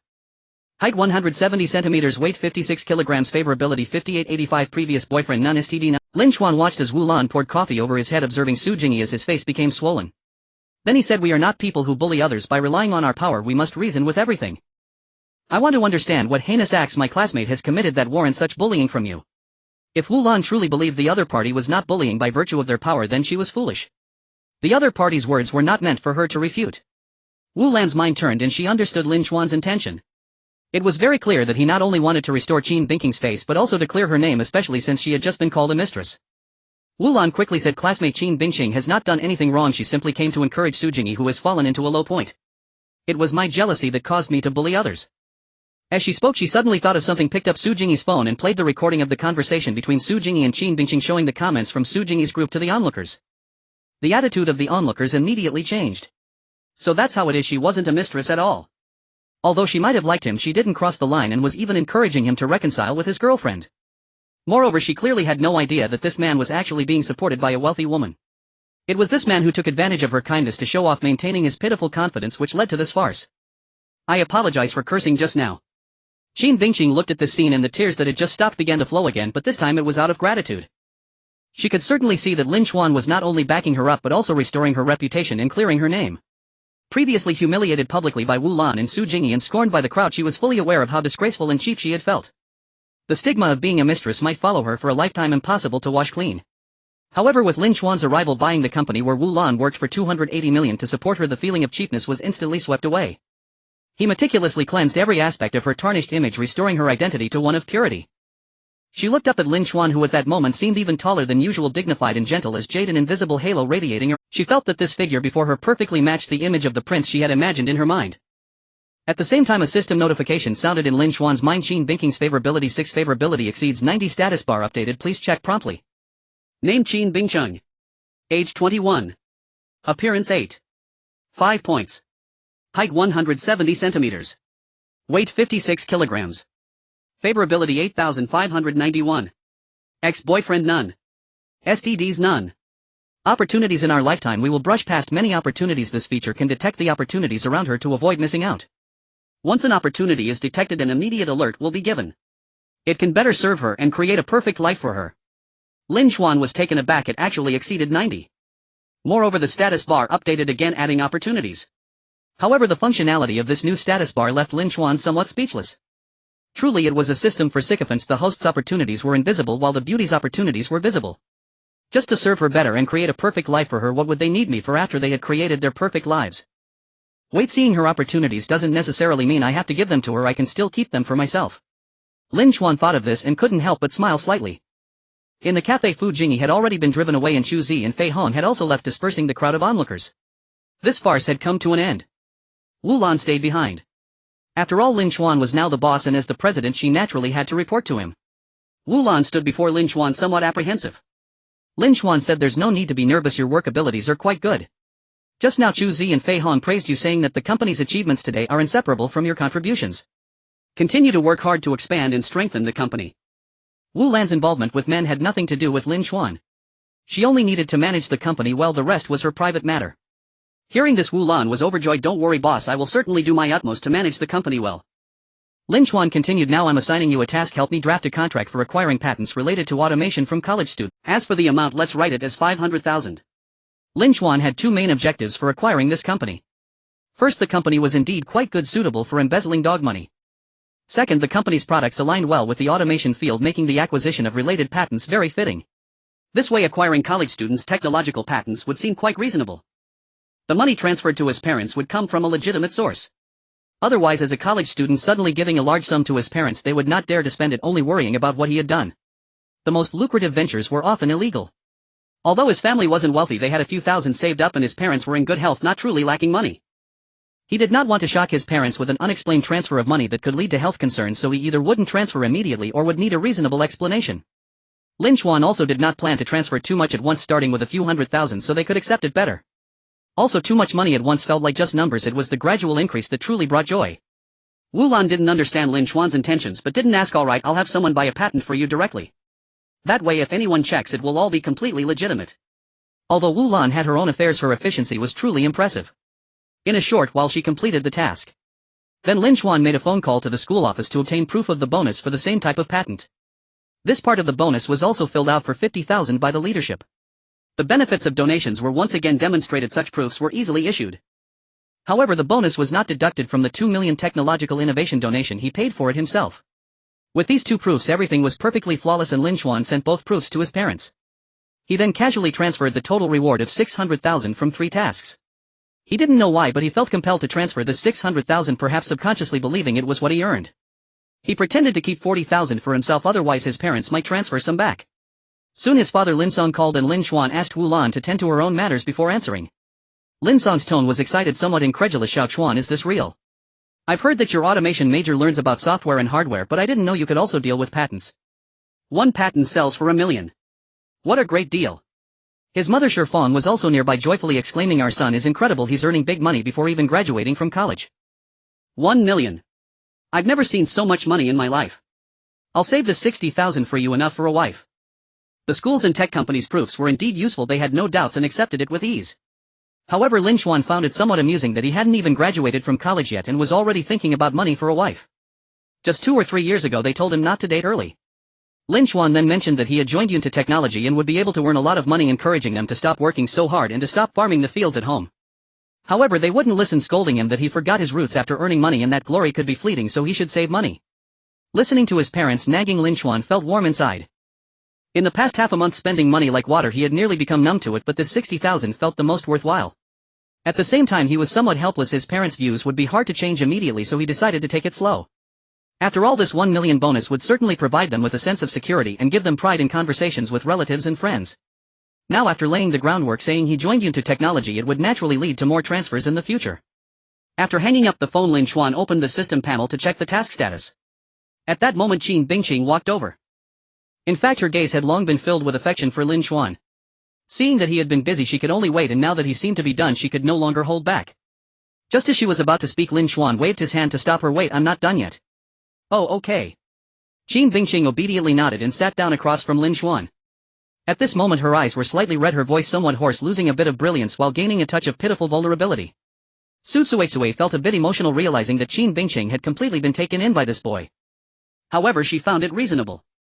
They were unaware of Lin Xuan's true purpose for purchasing Yunta Technology. From their perspective, it seemed Lin Xuan had spent 2.8 billion for Qin Bingqing. Lin Xuan pretended to look at his phone to check the task progress and found that task 4 was already more than halfway completed. He had raised the favorability of 3 beautiful girls above 80, completed in Minglan Yi Meixing Ling Wusa. He had raised the favorability of 1 beautiful girl above 90, completed Qin Bingqing. Now all that remained was a total of 400 favorability. Lin Xuan calculated that he had already increased it by 324, leaving 76 more to go. Lin Xuan thought to himself, I didn't expect to solve the difficult tasks first while the easier ones are left for later. Next, to gain the remaining 76 favorability, he decided to extend his target to the entire university town. With 8 universities in the area, a tour around would likely suffice. After checking the panel, Lin Xuan finally looked at Qin Bingqing. How about it? Are you all right now? Qin Bingqing looked at Lin Xuan with affectionate eyes. I'm fine now, thank you for coming to my aid. You're welcome, it was a small effort. You should go back to your dorm and wash up and get some rest. Lin Xuan said as he stood up. Where are you going? Qin Bingqing instinctively stood up to follow him as she wanted to share her heartfelt feelings with Lin Xuan. She had yet to express her emotions of gratitude and admiration. However, after taking a few steps she realized it might be inappropriate to cling to him, her face turning slightly red. At that moment Lin Xuan said, I just bought a motorcycle and want to explore the university town to see some beautiful girls. He said this intentionally to prevent Qin Bingqing from thinking of him as a prince and harboring any unrealistic expectations. Today he learned that Qin Bingqing had a white moonlight figure and had met alone, even experiencing such incidents. Although Qin Bingqing was still single, he felt he had no right to criticize. She had not crossed any boundaries, even advising Fu Jingyi to reconcile with his ex-girlfriend. However, after getting to know him, she had gone out alone with her white moonlight figure. Men often had a bit of psychological cleanliness, especially now that he was wealthy and rather picky. Thus he had already passed on Qin Bingqing, not planning to steer her toward being his official girlfriend. Moreover, her favorability had already reached 91. Continuing to grow it would be too difficult, and there was no need to grind it out with her. Now Qin Bingqing's only use was for the newly updated opportunities function. After finishing his words, Lin Xuan walked out of the cafe, hopped onto his Suzuki Hayabusa and left in style. Qin Bingqing and Su Tsuetsue stared blankly at Lin Xuan's elegant departing figure, both feeling somewhat dumbfounded. Su Tsuetsue exclaimed in astonishment, isn't there a great beauty right in front of you? Why do you still want to go look at university girls? You just spent 2.8 billion. Like a hero descending, it was evident to anyone with eyes that Qin Bingqing had been completely moved. With just a word from you she would become your girlfriend. Yet you didn't value that, instead opting to wander the university town looking for beautiful girls. Qin Bingqing was also stunned. Lin Xuan had descended like a prince, spending 2.8 billion without reservation. She had already been completely moved, just short of throwing herself at him. She could already envision a loving couple's life shared with Lin Xuan. Yet Lin Xuan had said he wanted to look at beautiful girls, almost as if he was doing it on purpose. Was everything just one-sided on her part? Lin Xuan merely expressed his stance to Qin Bingqing. He didn't actually ride a motorcycle to see the beauties of the university town. This behavior resembles that of a street hustler trying to boost his favorability, which is indeed a bit demeaning. As a billionaire he could certainly use a more effortless and fitting approach. After all the difficult part is already done, only 76 favorability points remain to be amassed, which is quite simple. For someone in his current status there was no need to personally take action for such a trivial matter. He took out his phone and called Wu Lan. Wu Lan was still on her way out. Although she found it a bit strange that Lin Xuan was looking for her so quickly again, she dared not show any negligence and respectfully said, "Boss, what can I do for you?" Lin Xuan got straight to the point. "Find me a meticulous and intelligent female secretary with exceptional capabilities." Wu Lan replied, "Understood, I will take care of it right away." Wu Lan's car parked in the lot as she hurried to the headquarters of Yunta Technology. Entering the office, she instructed her secretary to compile all the secretary profiles available in the company. Soon the profiles were presented before her. As she flipped through the pages, she found herself troubled. The new boss wanted to choose a secretary, so naturally she could select anyone, but the issue was that they all seemed to lack something. The secretary of Vice President Sun was quite beautiful, but regrettably her abilities were rather mediocre and she was too close to Vice President Sun, likely already compromised. Such compromised individuals could not be sent to the boss. Manager Xiao's secretary was capable, but her looks were average. She was older and somewhat overweight. The other secretaries were relatively mediocre. They were fine for working in the company but not quite up to par to follow the boss. "Sister Lan, what are you troubled about?" A woman in her late 20s with a single ponytail, dressed in a fitted professional outfit that made her look clean and capable, walked in. Wu Lan didn't look up and replied, "The new boss wants a female secretary and I'm worried that there isn't anyone qualified enough." Hiring someone new would be too time-consuming. From his tone, it seemed he wanted someone quickly. Although the news of Lin Xuan being the new boss had not been announced yet, it was evident this ponytailed woman already knew. She smiled slightly and said, "Sister Lan, do you think I qualify?" Wu Lan was taken aback and looked up, asking who. The ponytailed woman pointed at herself and replied, "Me." Wu Lan laughed and scolded, "You are a vice president with outstanding abilities and great prospects, yet you want to be the boss secretary. You really want to advance too much." Yue replied earnestly, "Sister Lan, I'm serious." Wu Lan studied Yue's expression for a moment before confirming that she was indeed serious. After pondering for a while, she nodded and said, "Our new boss's status is profound. If one can successfully serve as his secretary, it could indeed far surpass the role of vice president. Even being a CEO might not compare. After all, his assets are likely far beyond just this company. As expected of you, you see through the essence at a glance. Tossing aside the vice president position is quite decisive. You are strong in appearance, emotional intelligence, intellect, experience, and capability. Naturally, you would be top-notch as a secretary. However, you must consider this carefully. If you take the secretary position, the vice president position will not be left vacant for you." Yue nodded and said, "Of course, I will do my best to be a competent secretary for him." Lin Xuan rode his Suzuki Hayabusa around the outskirts of the university town, enjoying the breeze while sipping a fruit drink at a milk tea shop when Yue arrived, walking in with an elegant and capable stride. "Hello boss, my name is Yue. It is an honor to serve you." Yue's introduction was very concise. Lin Xuan looked her over and was somewhat surprised. The female secretary that Wu Lan found was surprisingly beautiful, and with that aura, could she really just be a secretary? She exuded a mature and capable vibe, giving off the impression that she could tenderly care for you while also getting things done efficiently. Lin Xuan nodded. "Hello, please take a seat." Yue sat down on the ground before Lin Xuan, her gaze sweeping across him, and a thought flashed through her mind. He is so young and handsome. Working under such a boss would be a feast for the eyes every day. At that moment a voice echoed in Lin Xuan's mind, "Yue, favorability 10. Name Yue. Age 28. Appearance 8. 2. Height 168 centimeters. Weight 54 kilograms. Favorability 0-10. Lin Xuan felt a rush of joy in his heart. This was indeed an unexpected delight. Originally he sought a secretary to help boost his favorability, but unexpectedly the secretary herself could provide favorability. Moreover, they had just met and it had already increased by 10. Although the initial favorability was generally easy to increase, it was still quite rare to gain such benefits without doing anything. Yue said, "Boss, what do you need me to do?" Lin Xuan replied, "There may be quite a few tasks at the start. I have 3 assignments for you. First, equip my villa No. 6 at Yunlu Mountain with a butler and chef team. There is currently only a nanny and the villa is too large for one person to manage. You can assess how many people are needed and discuss it with the nanny. Secondly, find me a driver and a bodyguard. If they are capable, they can be combined into one. Thirdly, help me create a presence and boost favorability in front of the beauties of 7 universities outside Shanghai University. There is a budget of 100 million. How you use it is up to you. This will serve as a test for you. If you do well, you will stay by my side as a full-time secretary." Yue, being exceptionally intelligent, immediately discerned that the first 2 tasks were secondary. The third task was the key. A budget of 100 million to boost favorability was truly terrifying. This new boss is indeed a wealthy tycoon. Yue, favorability 10. Yue said, "With your charm, boss, gaining favor with the girls is too easy. Even if you do not take action personally, I can still make them like you more. Is a budget of 100 million too extravagant?" Lin Xuan replied, "As long as it translates into valuable assets, then it is not a waste. In fact, it might even be a sound investment that could appreciate in value in the future." Lin Xuan's words were something that ordinary people could hardly comprehend, but Yue quickly understood what Lin Xuan intended to do. He was clearly not trying to shower money on the girls, but rather to show off. Although she did not understand why Lin Xuan wanted to do so, his composed demeanor did not seem like that of an ostentatious person. As a qualified subordinate, she understood the principle of doing more and asking less. Yue wasted no time and immediately got to work.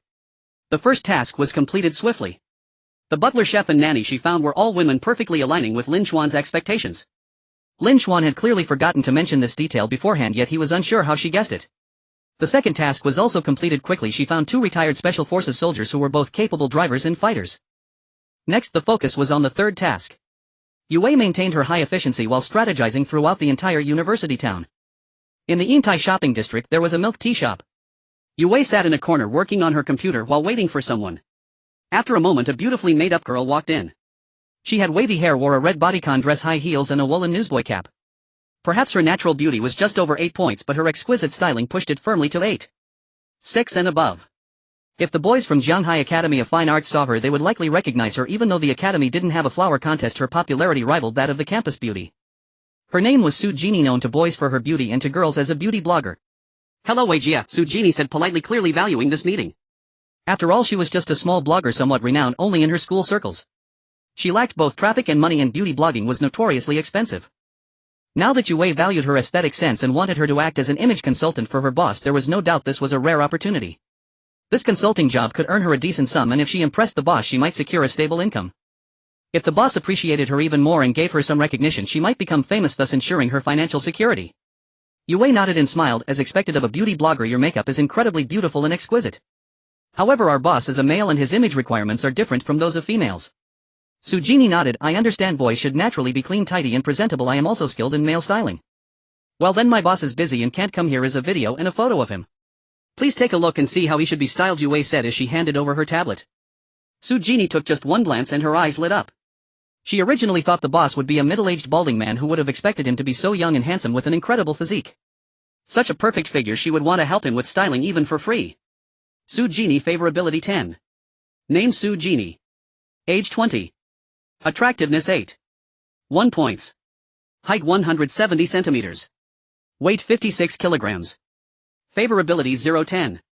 Su Jini exclaimed, is this really your boss? Yue nodded. Of course, how could it be fake? Su Jini asked, then may I ask what is the budget? Yue replied, the boss already owns Rolex, Patek Philippe and Richard Mille. Excluding watches, the budget is about 10 million. If it's really good looking, we can increase the budget. Su Jini gasped.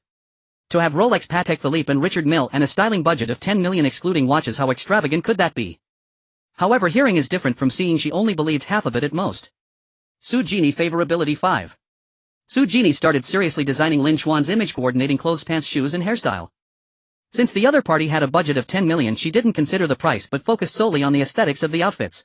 Top luxury brands like Louis Vuitton, Hermes, Givenchy and Balenciaga, custom suits costing close to $1 million and globally limited edition shoes. After finalizing the selections, Yue didn't even blink and bought everything. Some items were bought in several sets. In a short while, a pile of packed bags had accumulated and a line of staff came forward to help carry them. Su Jini was stunned. She had only seen such extravagant shopping scenes in dramas before, but now she witnessed it in reality. This confirmed that this young and handsome boss was genuinely wealthy beyond imagination. Su Jini, favorability 10. In the afternoon, at a small auction. The auctioneer was on stage creating a lively atmosphere. We do have luxury goods in Huaxia, it's just that the average person can't afford them.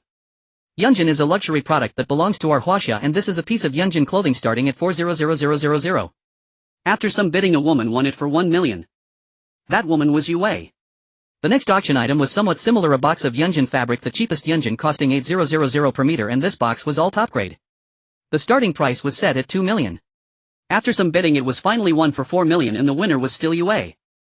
Next came a set of bamboo silk porcelain, a golden Jiufeng crown and a Yunifei feather fan.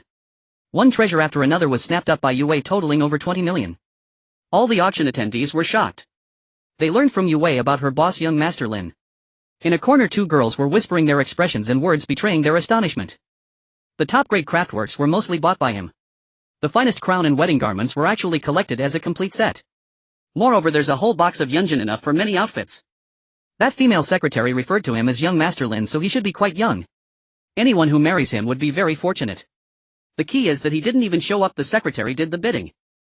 Both girls were dressed in retro tang suits, appearing as if they had come from ancient times. It was evident they were enthusiasts of ancient culture. One of the girls had eyebrows like distant mountains, sparkling eyes, skin whiter than snow and an elegant demeanor.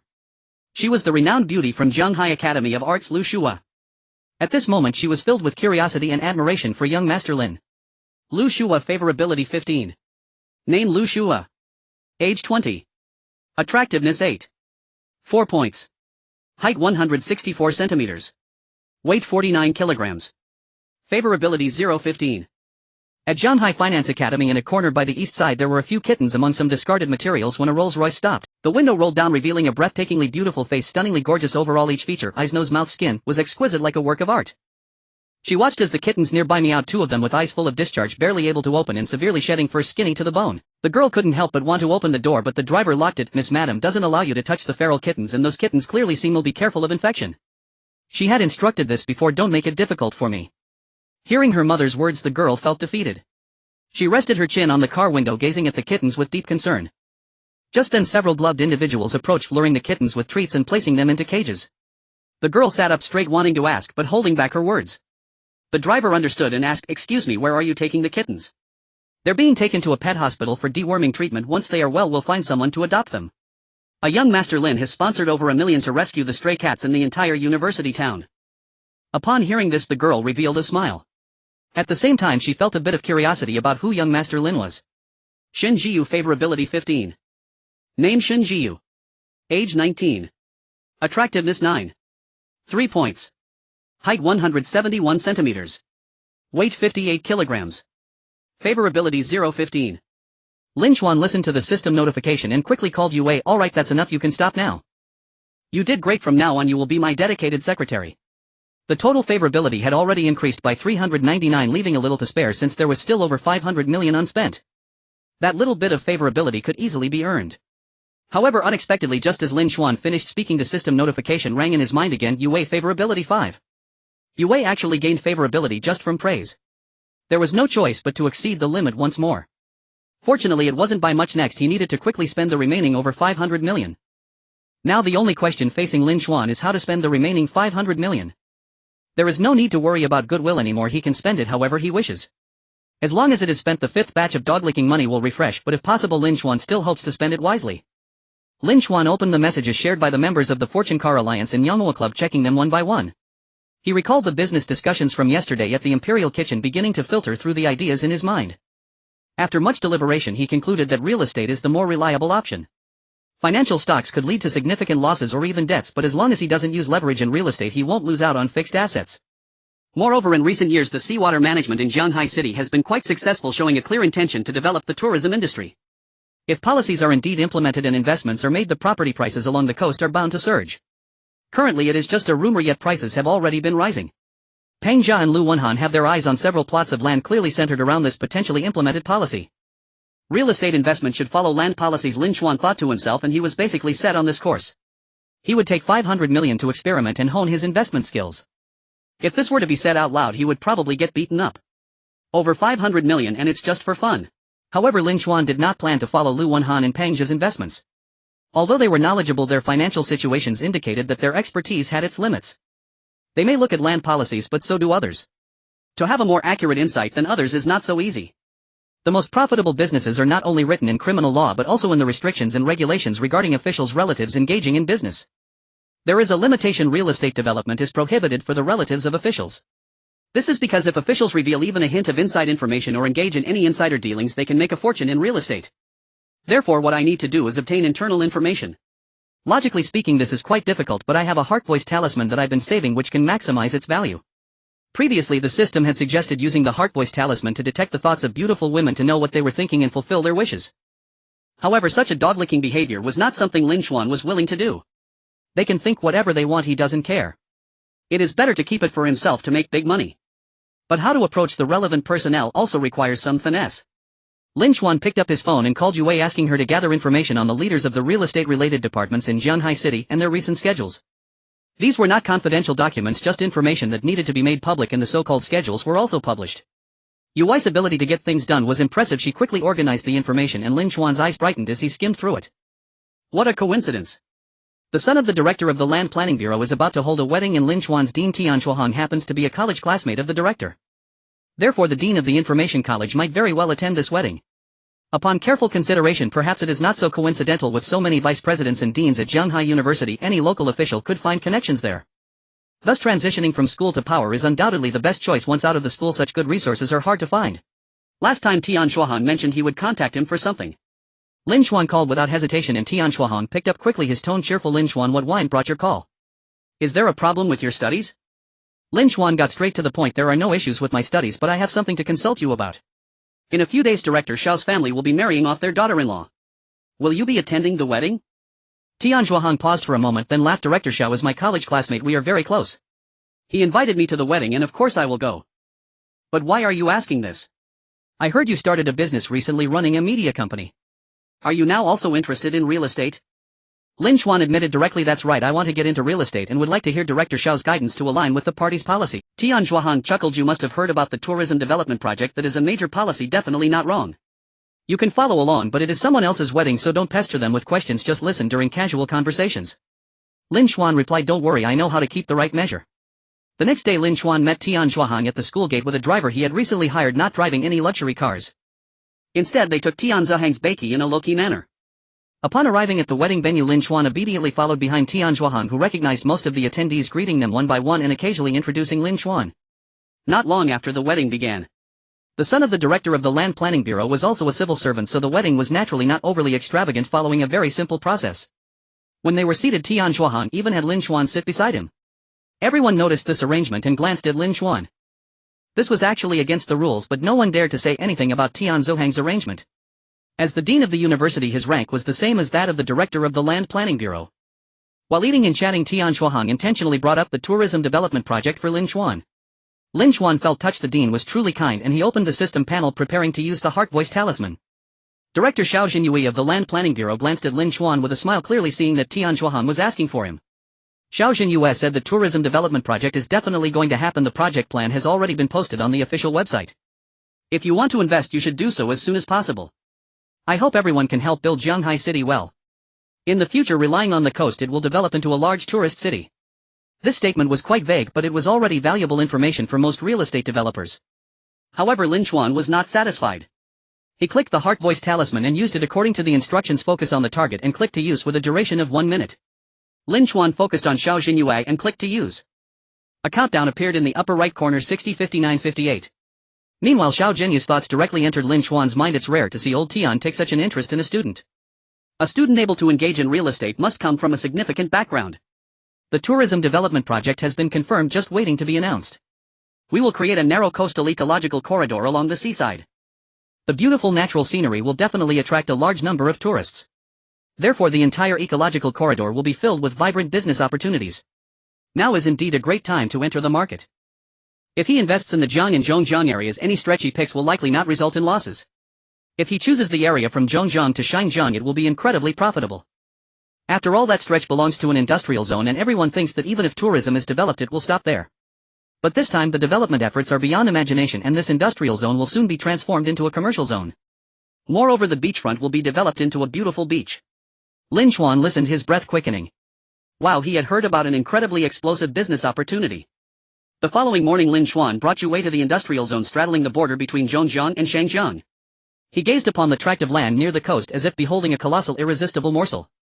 This industrial plot had long been acquired by a single individual. According to original planning approvals, it was slated for large-scale development. Yet the buyer, whether short on capital or simply waiting for land appreciation to profit passively, had neglected substantive investment, erecting only a modest port and a small factory. One could hardly claim he built nothing, yet what he did build amounted in practical terms to almost nothing. Even the authorities were powerless to compel further action. Inside a modest reception room beside the factory, Lin Xuan and Yue met the landowner, a disheveled man reeking of fish, so unassuming that strangers might mistake him for a fisherman. He grinned broadly, revealing a set of prominent yellow teeth. Mr. Lin, acquiring this parcel depends entirely on your sincerity. Lin Xuan remained silent. Yue, reading his intent, stepped forward. Mr. Lu, you originally purchased this land at 200,000 yuan per mu, 300 mu in total, amounting to 6 million yuan. At today's market rate, it barely reaches 250,000 yuan per mu. Lu Yuanzhu interrupted her. Is 250,000 yuan per mu truly fair? And don't forget, I invested in both the port and the factory. My asking price stands at 450,000 yuan per mu. Hearing Lu Yuanzhu's exorbitant demand, Lin Xuan grew even more certain this man was nothing but a land speculator. Strictly speaking, land speculation is prohibited, real estate speculation is tolerated, but land flipping carries serious legal risk. For instance, if one purchases land and undertakes no construction merely awaiting appreciation, the government may reclaim the land use rights without compensation after 2 years of inactivity. Even attempting to sell within 2 years is forbidden unless infrastructure investment reaches at least 25% of the total plan investment. Transferring corporate equity is likewise prohibited. Such maneuvers constitute illegal land trafficking. Yet while restrictions abound, ingenuity abounds still more. Liu Yuanzhu, for example, had erected just enough, a tiny port and a modest factory, to meet the 25% threshold, thereby satisfying the technical conditions for transfer. After all, even those minimal facilities generated modest returns, while reselling the land itself promised enormous profit. After protracted negotiations, Liu Yuanzhu refused to budge below 400,000 yuan per mu regardless of Yue's entreaties. "Boss, shall we withdraw for now? Give me 3 days, I'm confident I can bring it down to around 350,000 yuan per mu," Yue murmured softly into Lin Chuan's ear, shielding her mouth with her hand. Lin Chuan replied calmly, "No need. 40,000 is acceptable. I'd rather conclude swiftly than waste time." His primary concern was policy leakage. If the upcoming regulatory announcement leaked, or worse, was officially published, within those 3 days Liu Yuanzhu would likely refuse to sell even at 4 million per mu. Yue found this urgency puzzling. Was such haste truly necessary? Yet as her employer had decided, she complied without question. Though not yet a licensed attorney, she possessed solid legal knowledge, certainly sufficient to pass the bar exam, though naturally falling short of elite practitioners like Sanin. She promptly engaged Xingchuan law firm. Soon both parties signed the land transfer agreement for 0,000 yuan per mu, totaling 120 million yuan for the full 300 mu. Upon contract execution, title transfer and fund settlement, Liu Yuanzhu beamed with unrestrained delight, his broad grin revealing those unsettling yellow teeth. Lin Chuan maintained an impassive demeanor, though inwardly he rejoiced even more deeply, for if his plan succeeded, the returns would be explosive. Immediately after securing the land, he hurried with Yue to inspect several nearby residential developments. Undoubtedly the most valuable asset was this industrial plot, soon to be rezoned for commercial use, but surrounding properties would inevitably appreciate as well, making them equally viable investments. Before long, Lin Chuan identified Lanting Shi Yuan, a newly completed residential complex, whose sales performance was notably poor, largely due to its distance from the coastline and its proximity to the industrial zone. Even rumors of burgeoning tourism failed to include it. Though technically offering sea views, its competitive appeal remains singular and shallow, lacking supporting infrastructure. Even ocean vistas held little value. The average price stands at 15,000 yuan per square meter. With over 400 million yuan remaining, I could acquire roughly 30,000 to 40,000 square meters, equivalent to over 150 units of 200 square meter apartments. Wait, I calculated using full payment. With a 30% down payment and financing, I could purchase 400 or 500 units.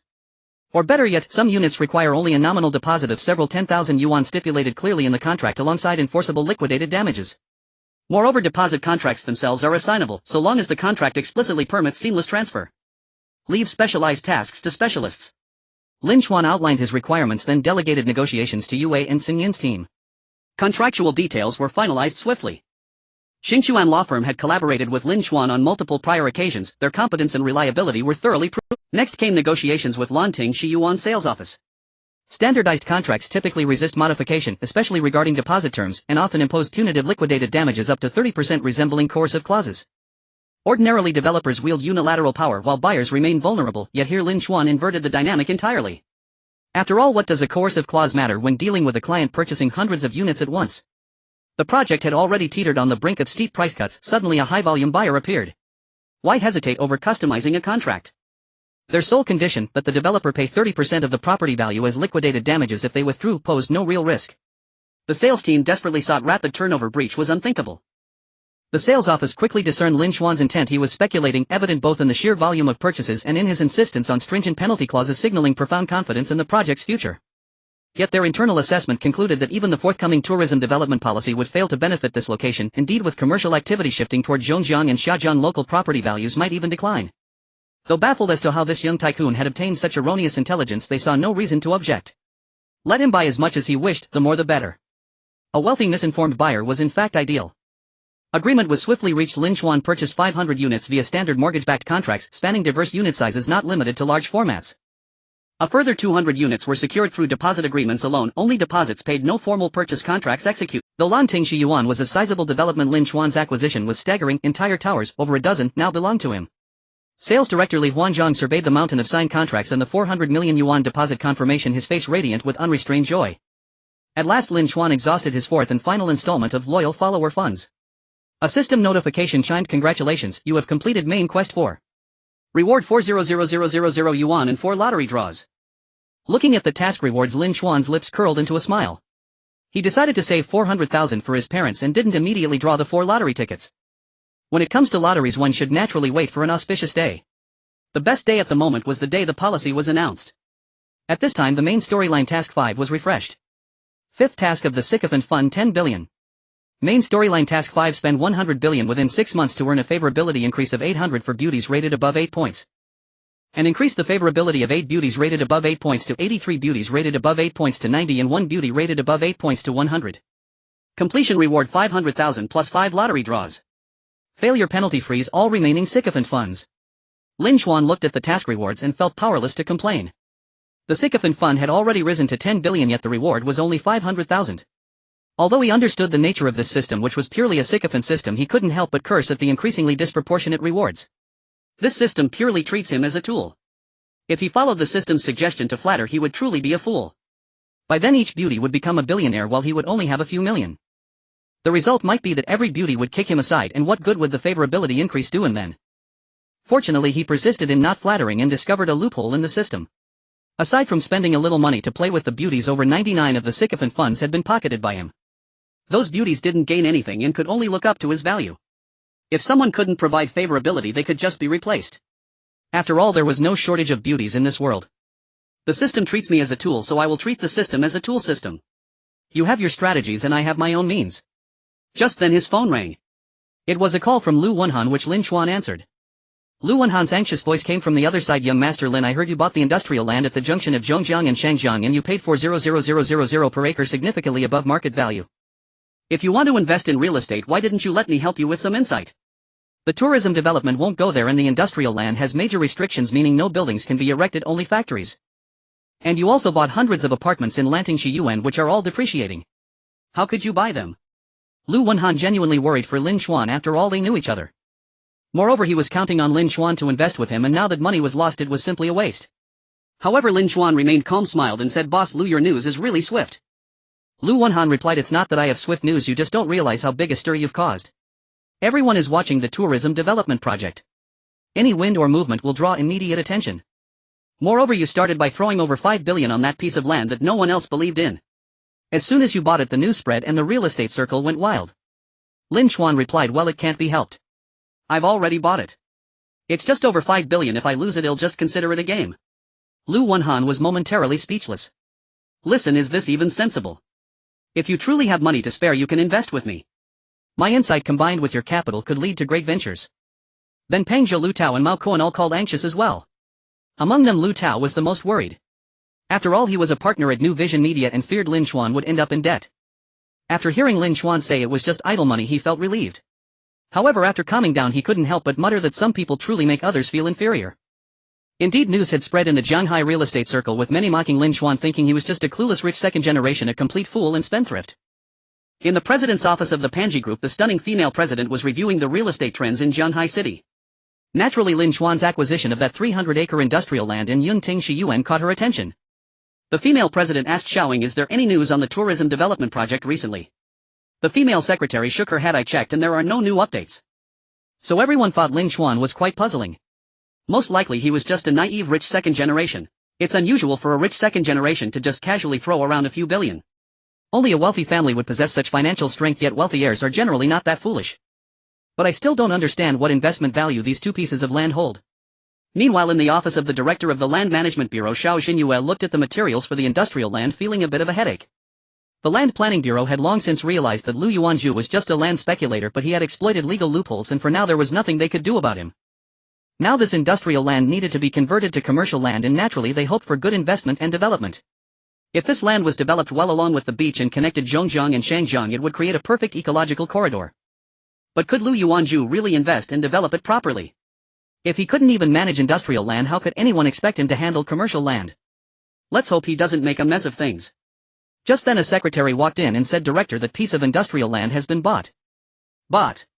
But the tourism development policy hasn't been announced yet and everyone thinks it's a bad investment. How could someone buy it? Xiao Xinyue was taken aback. Xiao Xinyue asked what was the purchase price. It wouldn't be that Lu Yuanzhu had financial issues and sold it at a low price, would it? Who was the buyer and did they have investment strength? Not only was it not sold at a low price but it was also sold at a premium of 400,000. The buyer is a university student named Lin Xuan. Xiao Jinyue was already surprised to hear about the premium sale. Upon hearing Lin Xuan's name he widened his eyes. Wasn't Lin Xuan the student that Lao Tian brought to his son's wedding? How did this guy manage to spot this piece of land? As an old official he was sure he hadn't let anything slip. This matter had not been disclosed to the public and Lao Tian probably didn't know either. So how did Lin Xuan find out? Could he have deduced it from my few casual remarks? Xiao Jinyue couldn't help but take a keen interest in this young man and picked up his phone to call Tian Shuahang. After hanging up he fell into deep thought. It seems that Lin Xuan is a wealthy heir with strong capabilities. If this land falls into his hands it might turn out well. In this case he could make a fortune and I hope he can develop this land properly while making money. 3 days later the specific policy was published on the official website. The entire Jianghai real estate circle erupted. The entire coastal ecological corridor saw a surge in housing prices but most places had already seen a rise based on previous rumors so there wasn't much more increase possible. The most remarkable was the industrial land at the junction of Zhongjiang and Shangjiang. It transformed from the cheapest piece of land in the entire ecological corridor to the most expensive piece. The valuation surged from 400,000 per acre to 4 million per acre almost instantly and it continued to rise quickly exceeding 5 million per acre.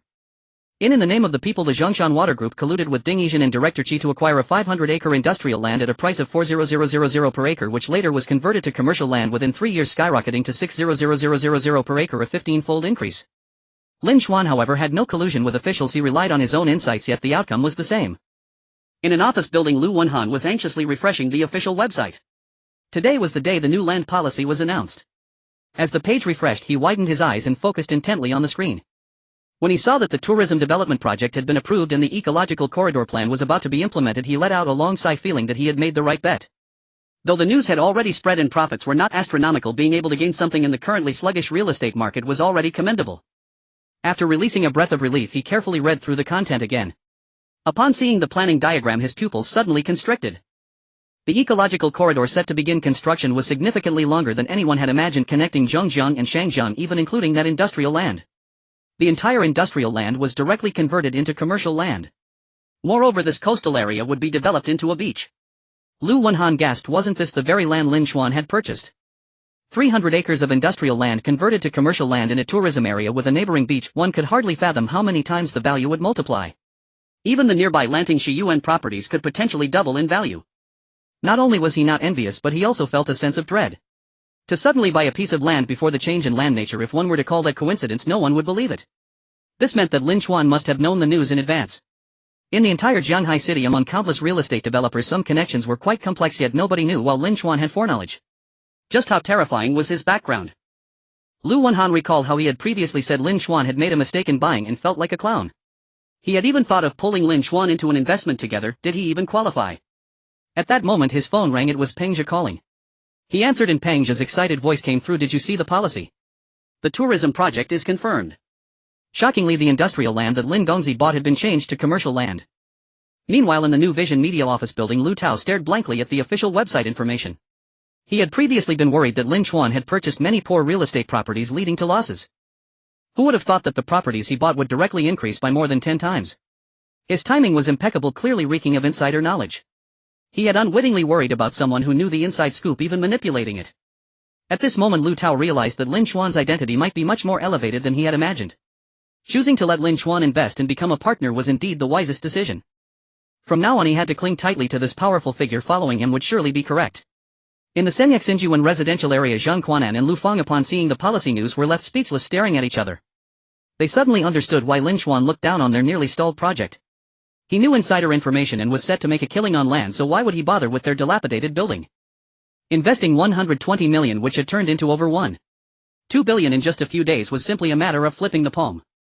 At the Pancake Group building, Secretary Xiaoing hurried into the president's office, handing the tablet to the female president for review. After finishing reading, her beautiful eyes immediately sparkled with excitement. Goodness, this might be the fastest and highest yielding investment I've ever seen. Just who is Lin Xuan? Wu Xiaoyue, favorability 10. Name Wu Xiaoyue. Age 26. Appearance 9. 3 points. Height 175 centimeters. Weight 60 kilograms. Favorability 0-10. The news spread rapidly, causing a huge stir in the entire Jianghai city real estate circle. Everyone was speculating just who Lin Xuan was. All those who had laughed before suddenly became the jesters. Someone investigated Lin Xuan's identity and found that both his parents were ordinary farmers with an annual family income of merely 100,000. They were left dumbfounded. Not only did they not dare to underestimate him, but they felt he was even more unfathomable. In the Lanting Shiyuan sales department, sales director Li Huanzhang sat with one leg crossed enjoying coffee. Previously, when houses weren't selling, he had lost quite a bit of hair, but recently a wealthy investor had directly purchased 700 units. He instantly exceeded his sales target and was about to receive a substantial commission. For the time to come he could relax without worry. At this moment a salesperson rushed in excitedly saying, "Not good, director, something big has happened." "What are you panicking about? I've told you countless times to stay calm in the face of problems. Stabilizing your emotions is essential to handle significant matters." Li Huanzhang took a sip of coffee, speaking leisurely. The salesperson took a deep breath and said, "The tourism development policy has been announced. It's not just developing the lower Jiang and middle Jiang but connecting directly to Shangjiang. The value of our property has skyrocketed and the phone lines are overwhelmed with calls from buyers." Li Huanzhang jumped up in shock, spilling coffee everywhere, his knee hitting the table, nearly toppling it over. Ignoring the pain in his knee, he felt cold sweat drip from his forehead, realizing the gravity of the situation. If the ecological corridor indeed spanned across this community, the housing prices would inevitably soar. Selling 700 units at a low price would be a huge loss. He hadn't done anything wrong, but the developers might not be so reasonable. Before he could think of a countermeasure, the phone rang. Seeing it was the developer calling, he trembled and almost dropped his phone. Meanwhile, in a KTV, Lu Yuanzhu was throwing money at the hostesses, lost in a drunken stupor. He boasted to a few younger brothers, "Come on, enjoy yourselves, I've got plenty of money now." The younger brothers chimed in with flattery. Brother Zhu is incredible, making tens of millions in one go. While others are flipping houses, Brother Zhu is flipping land, it's just too high and too awesome. Brother Zhu, if any business comes up in the future, can you bring us along? I heard the tourism development project is coming, there are many opportunities now. The younger brother said as he opened the official website to look. After watching for a moment, when he saw the design of the ecological corridor, his eyes widened in shock, casting a strange glance at Lu Yuanzhu. The others noticed his expression and asked, "What's wrong?" The younger brother stammered, unsure how to begin, and Lu Yuanzhu kicked him. "Stop stammering like a woman, speak up if you have something to say." The younger brother had no choice but to say, "Brother Zhu, the ecological corridor is much longer than imagined. The land you just sold has now surged from 400,000 per mu to 6 million per mu." Lu Yuanzhu was stunned, taking 3 seconds to snatch the phone. Impossible. However, upon seeing the information on the official website, he had no choice but to believe it. His previously smug expression turned as ugly as a dead pig. Although he technically still made a profit, the psychological blow felt like a loss of tens of billions. "Boss, the policy has been announced." Yue handed the tablet to Lin Xuan, her face filled with shock. To be honest, she had previously been unable to understand why Lin Xuan wanted that piece of land in those houses. She had originally thought Lin Xuan might incur significant losses, but never expected him to gain so many times over. Clearly Lin Xuan's level was far beyond what she could compare. Either his big picture view surpassed her own, where he wielded immense power and knew the insider information. The latter was even more terrifying. Understood. Lin Xuan casually glanced over, already knowing the outcome wasn't anything spectacular. Yue blinked, realizing Lin Xuan's calm demeanor indicated he had long known the inside information. The identity and status of their boss might be much higher than she had imagined. Thus choosing to be his personal secretary might have been the most correct decision she had made in her life. Yue favorability 20. Lin Xuan roughly calculated that the 300 acres of land had appreciated to 1.8 billion, and after subtracting the principal of 120 million, he made a staggering profit of 1.68 billion. To say it exaggeratedly, it was faster than robbing a bank. The properties in Lanting Shiyuan had also increased by more than half. Many houses were purchased with a 30 down payment and some only paid a deposit. With over 400 million in principal, he had already made more than 600 million. At this moment Lin Xuan realized that only with money could one generate more money. He also understood the power of converting power into money. Previously at school he converted money into power, this time it was the reverse and the effect was explosive. Of course there was also the enhancement of the heart voice talisman. He was grateful that the talisman was not used on women. Using it on women would merely be flattering them, but now he had made more than 2 billion. How much goodwill could he buy with that? Moreover, it didn't even require a substantial investment. Yue had already gained 20 points of goodwill. A person named Wu Zhaoyue, whom he didn't even know, had gained 10 points of goodwill. At this time Yue received a phone call and came over to report to Lin Xuan. "Boss, as you expected, Li Huanzhang, the sales director of Lanting Shiyuan, called. He wants to discuss the matter of 200 sets of deposit contracts and is looking for Xingchuan law firm." Li Huanzhang's call at this time left no doubt about his intentions. Among the 500 units for which the down payment had been made and contracts signed, it was too late for him to regret. As for the other 200 sets that had only paid deposits, it seemed that Li Huanzhang was likely to back out. Generally, if a seller backs out after receiving a deposit, they must return the deposit and compensate an equivalent amount. For example, if a 50000 deposit was paid, then the full 50000 must be returned along with an additional 50000. Normally the deposit still holds binding power, as the sales office wouldn't want to incur losses for nothing. However, the current situation was special, as housing prices had surged violently. Even if they had to compensate the deposit, they would still want to breach the contract. Lin Xuan had anticipated this long ago, which is why he included a maximum penalty of 30 of the housing price in the contract. However, just because it was written in the contract didn't guarantee they would pay that much. It would involve legal wrangling. Lin Xuan had thought of this but still proceeded because he had other intentions. He said, "Help me contact the Haoyun Car Alliance Club and the Yanghua Club, those friends who came to support me last time. I've marked them in my contacts. I am someone who pays back every favor. Transfer these deposit contracts to them. Charge 500,000 each and let them handle the lawsuits themselves." Lin Xuan wasn't particularly eager to spend time and effort on this lawsuit, but that didn't mean others wouldn't find it worthwhile. After all, a 120 square meter house had already appreciated by 900,000 and was still climbing. It might increase by another 900,000. Securing the purchasing rights before the price rise for 500,000 was definitely a good deal. Even if they couldn't win the house in court, they would at least receive a significant amount in compensation, and with 500,000 per house they could easily recoup their losses and even make a profit. If they managed to acquire the house, the profit would be substantial. One unit could earn them 1.3 million. 10 units would yield 13 million. Lin Xuan's reputation in the two clubs was primarily built on wealth, but his connections were rather shallow. Now with this step the connections became much stronger, not only repaying a small favor but also creating a significant obligation. A small gesture instantly solidified his network. At the same time, it also showcased to everyone that with just a small favor they could reap huge rewards. When he needed help in the future, they would rush to assist. Upon hearing Lin Xuan's words, Yu Wei's pupils slightly contracted. She was exceptionally intelligent and instantly understood Lin Xuan's intentions. Her boss was young yet possessed a decisiveness that was not something ordinary people could compare to. Yu Wei promptly complied, making phone calls one after another. They were currently at Qingxiang Pavilion waiting for them. Not long after, Lu Wenhan, Pang Zhe, Lu Tao and Mao Kuan rushed over. They were all somewhat excited. Even though Mao Kuan had total assets of around 500 million, he still valued the opportunity to make millions. Lu Wenhan, Pang Zhe and Lu Tao, needless to say, were even more enthusiastic. Lu Tao exclaimed excitedly, "Young Master Lin, is what secretary you said on the phone true? Are you really transferring the deposit contracts to us for only 500,000 each?" Lin Xuan nodded yes. "Last time you came to support, I only treated you to a meal, which hardly counts as repaying a... This time luck is on your side and I'm letting you earn a little. Of course I don't want to deal with the lawsuit, I'm a bit lazy about it." Mao Kuan laughed heartily. "Young Master Lin, you've made at least 2 billion this time, of course you wouldn't care for such small profits." Lu Wenhan remarked, "Just the land alone is nearly 2 billion, future development will definitely yield more. I previously advised you against buying, and that was really unnecessary worry on my part. Since, young Master Lin, you don't value the deposit contracts, then leave it to us to handle the lawsuits."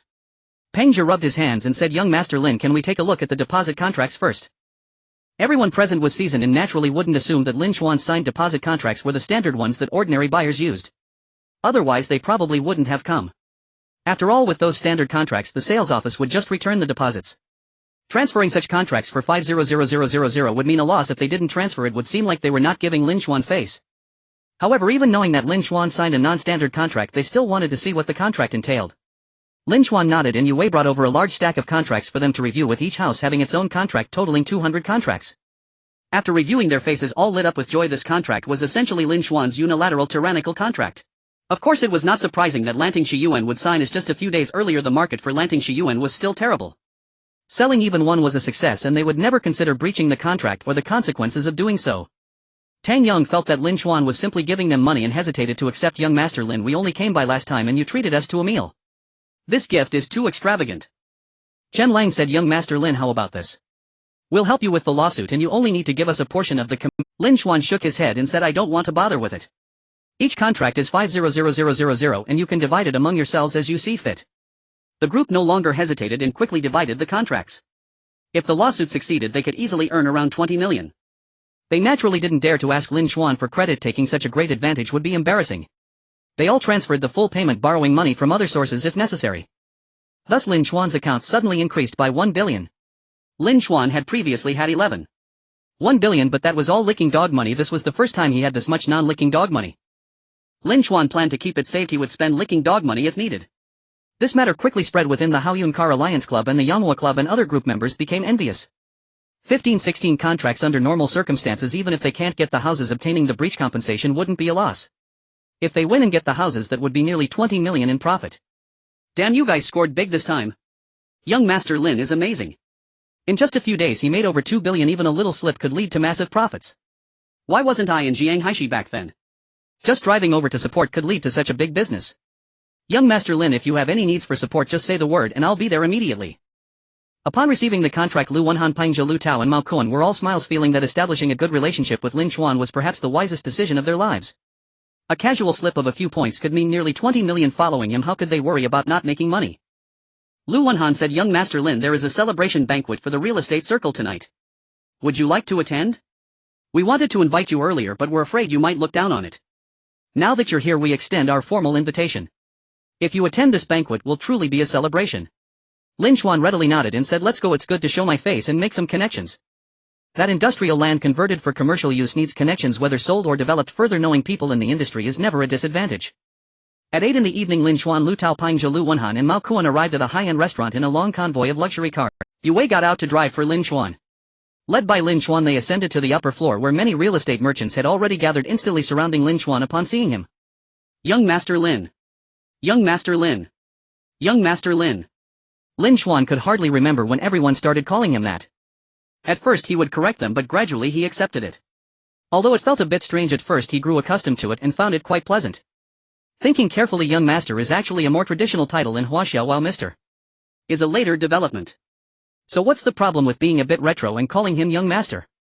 Especially when girls call him Young Master, it sounds particularly nice. One by one they eagerly handed out their business cards, though they dared not give them directly to Lin Xuan, instead passing them to Yue beside him. Yue was very considerate, accepting them all and putting them away. They gradually learned that Lu Wenhan, Pengzhe, Lu Tao and Mao Kuan had secured over 10 houses merely due to their connection with Lin Xuan, presenting a chance for substantial profit. Naturally they wanted to befriend Lin Xuan. Following such a wealthy individual, even a small favor could lead to great benefits. And let's not forget that 300 acres of land is a tremendous business opportunity, whether sold or developed. As long as they could collaborate with him, they would be set for life. If that land were developed properly, it could become the most valuable commercial district in the entire Jianhai city. Young Master Lin, a familiar voice called out. It was Zhang Quanan and LV Fong, who previously sought investment from Lin Xuan for a project on the verge of collapse, their expressions now quite complex. They tried to muster smiles, but it was impossible. The regret in their hearts was simply overwhelming. Previously, when Lin Xuan needed support, they were preoccupied and missed the group message, still not accustomed to interacting with group members. By the time they saw it, it was already over. They initially thought they had merely lost a chance to get closer to Lin Xuan, which wasn't too serious considering that driving him for support was a minor favor that wouldn't yield much. Who could have imagined that such a small favor would lead to a return of nearly 20 million? It was simply absurd. Moreover, they were in dire need of money, leaving them feeling utterly regretful. Lin Xuan nodded at them as a form of greeting. They wanted to say something, but Lin Xuan was soon ushered to the main seat like a star, making it difficult for them to approach. LV Fong let out a long sigh, saying, how could we not notice Young Master Lin's group message at that time? Just a single group message might have changed our fate. Last time we reached out to the wrong person, and this time we missed the message. Is our fate really destined to be like this? Just then a stir arose at the entrance, and being closed, they looked over. They saw a slightly plump middle-aged man being stopped by the hotel manager for an invitation. The man wore a broad smile, attempting to persuade the manager. He waved towards the hotel, seemingly calling to someone he knew. Upon seeing the plump middle-aged man, Zhang Quanan and LV Fong were taken aback. It was Zhao Hong, the boss of a small construction company. Though not well acquainted, they recognized him immediately. After all, during their last visit to meet Zhang Yan, they learned from her that she had left Lin Xuan for Zhao Jun. Initially they thought Zhao Jun was quite a remarkable figure, only to find out later that he was the illegitimate son of Zhao Hong. The impression was too strong, which is why they clearly remembered Zhao Hong. It was understandable that he wanted to squeeze into this event. As a client in the construction industry, he was a real estate developer. Everyone at this banquet had successfully acquired land, and naturally many construction contracts would follow. Even a small contract could revive his struggling company. If he secured a major contract, especially for the land from Lin Xuan, that could lead to an explosive growth. Of course, this was on the condition that he hadn't offended anyone. Zhao Hong's son Zhao Jun had indeed offended Lin Xuan. Just then they saw a balding middle-aged man step forward, seemingly intending to speak with the manager to let Zhao Hong in. The balding man was named Ding Shen, the organizer of this celebration banquet. Zhang Quanan and LV Fong knew him and had a good relationship. They hurriedly approached him and pulled him aside, saying, "Old Ding, I advise you not to let Zhao Hong in." Ding Shen looked puzzled and asked, "What's wrong? Is there a problem?"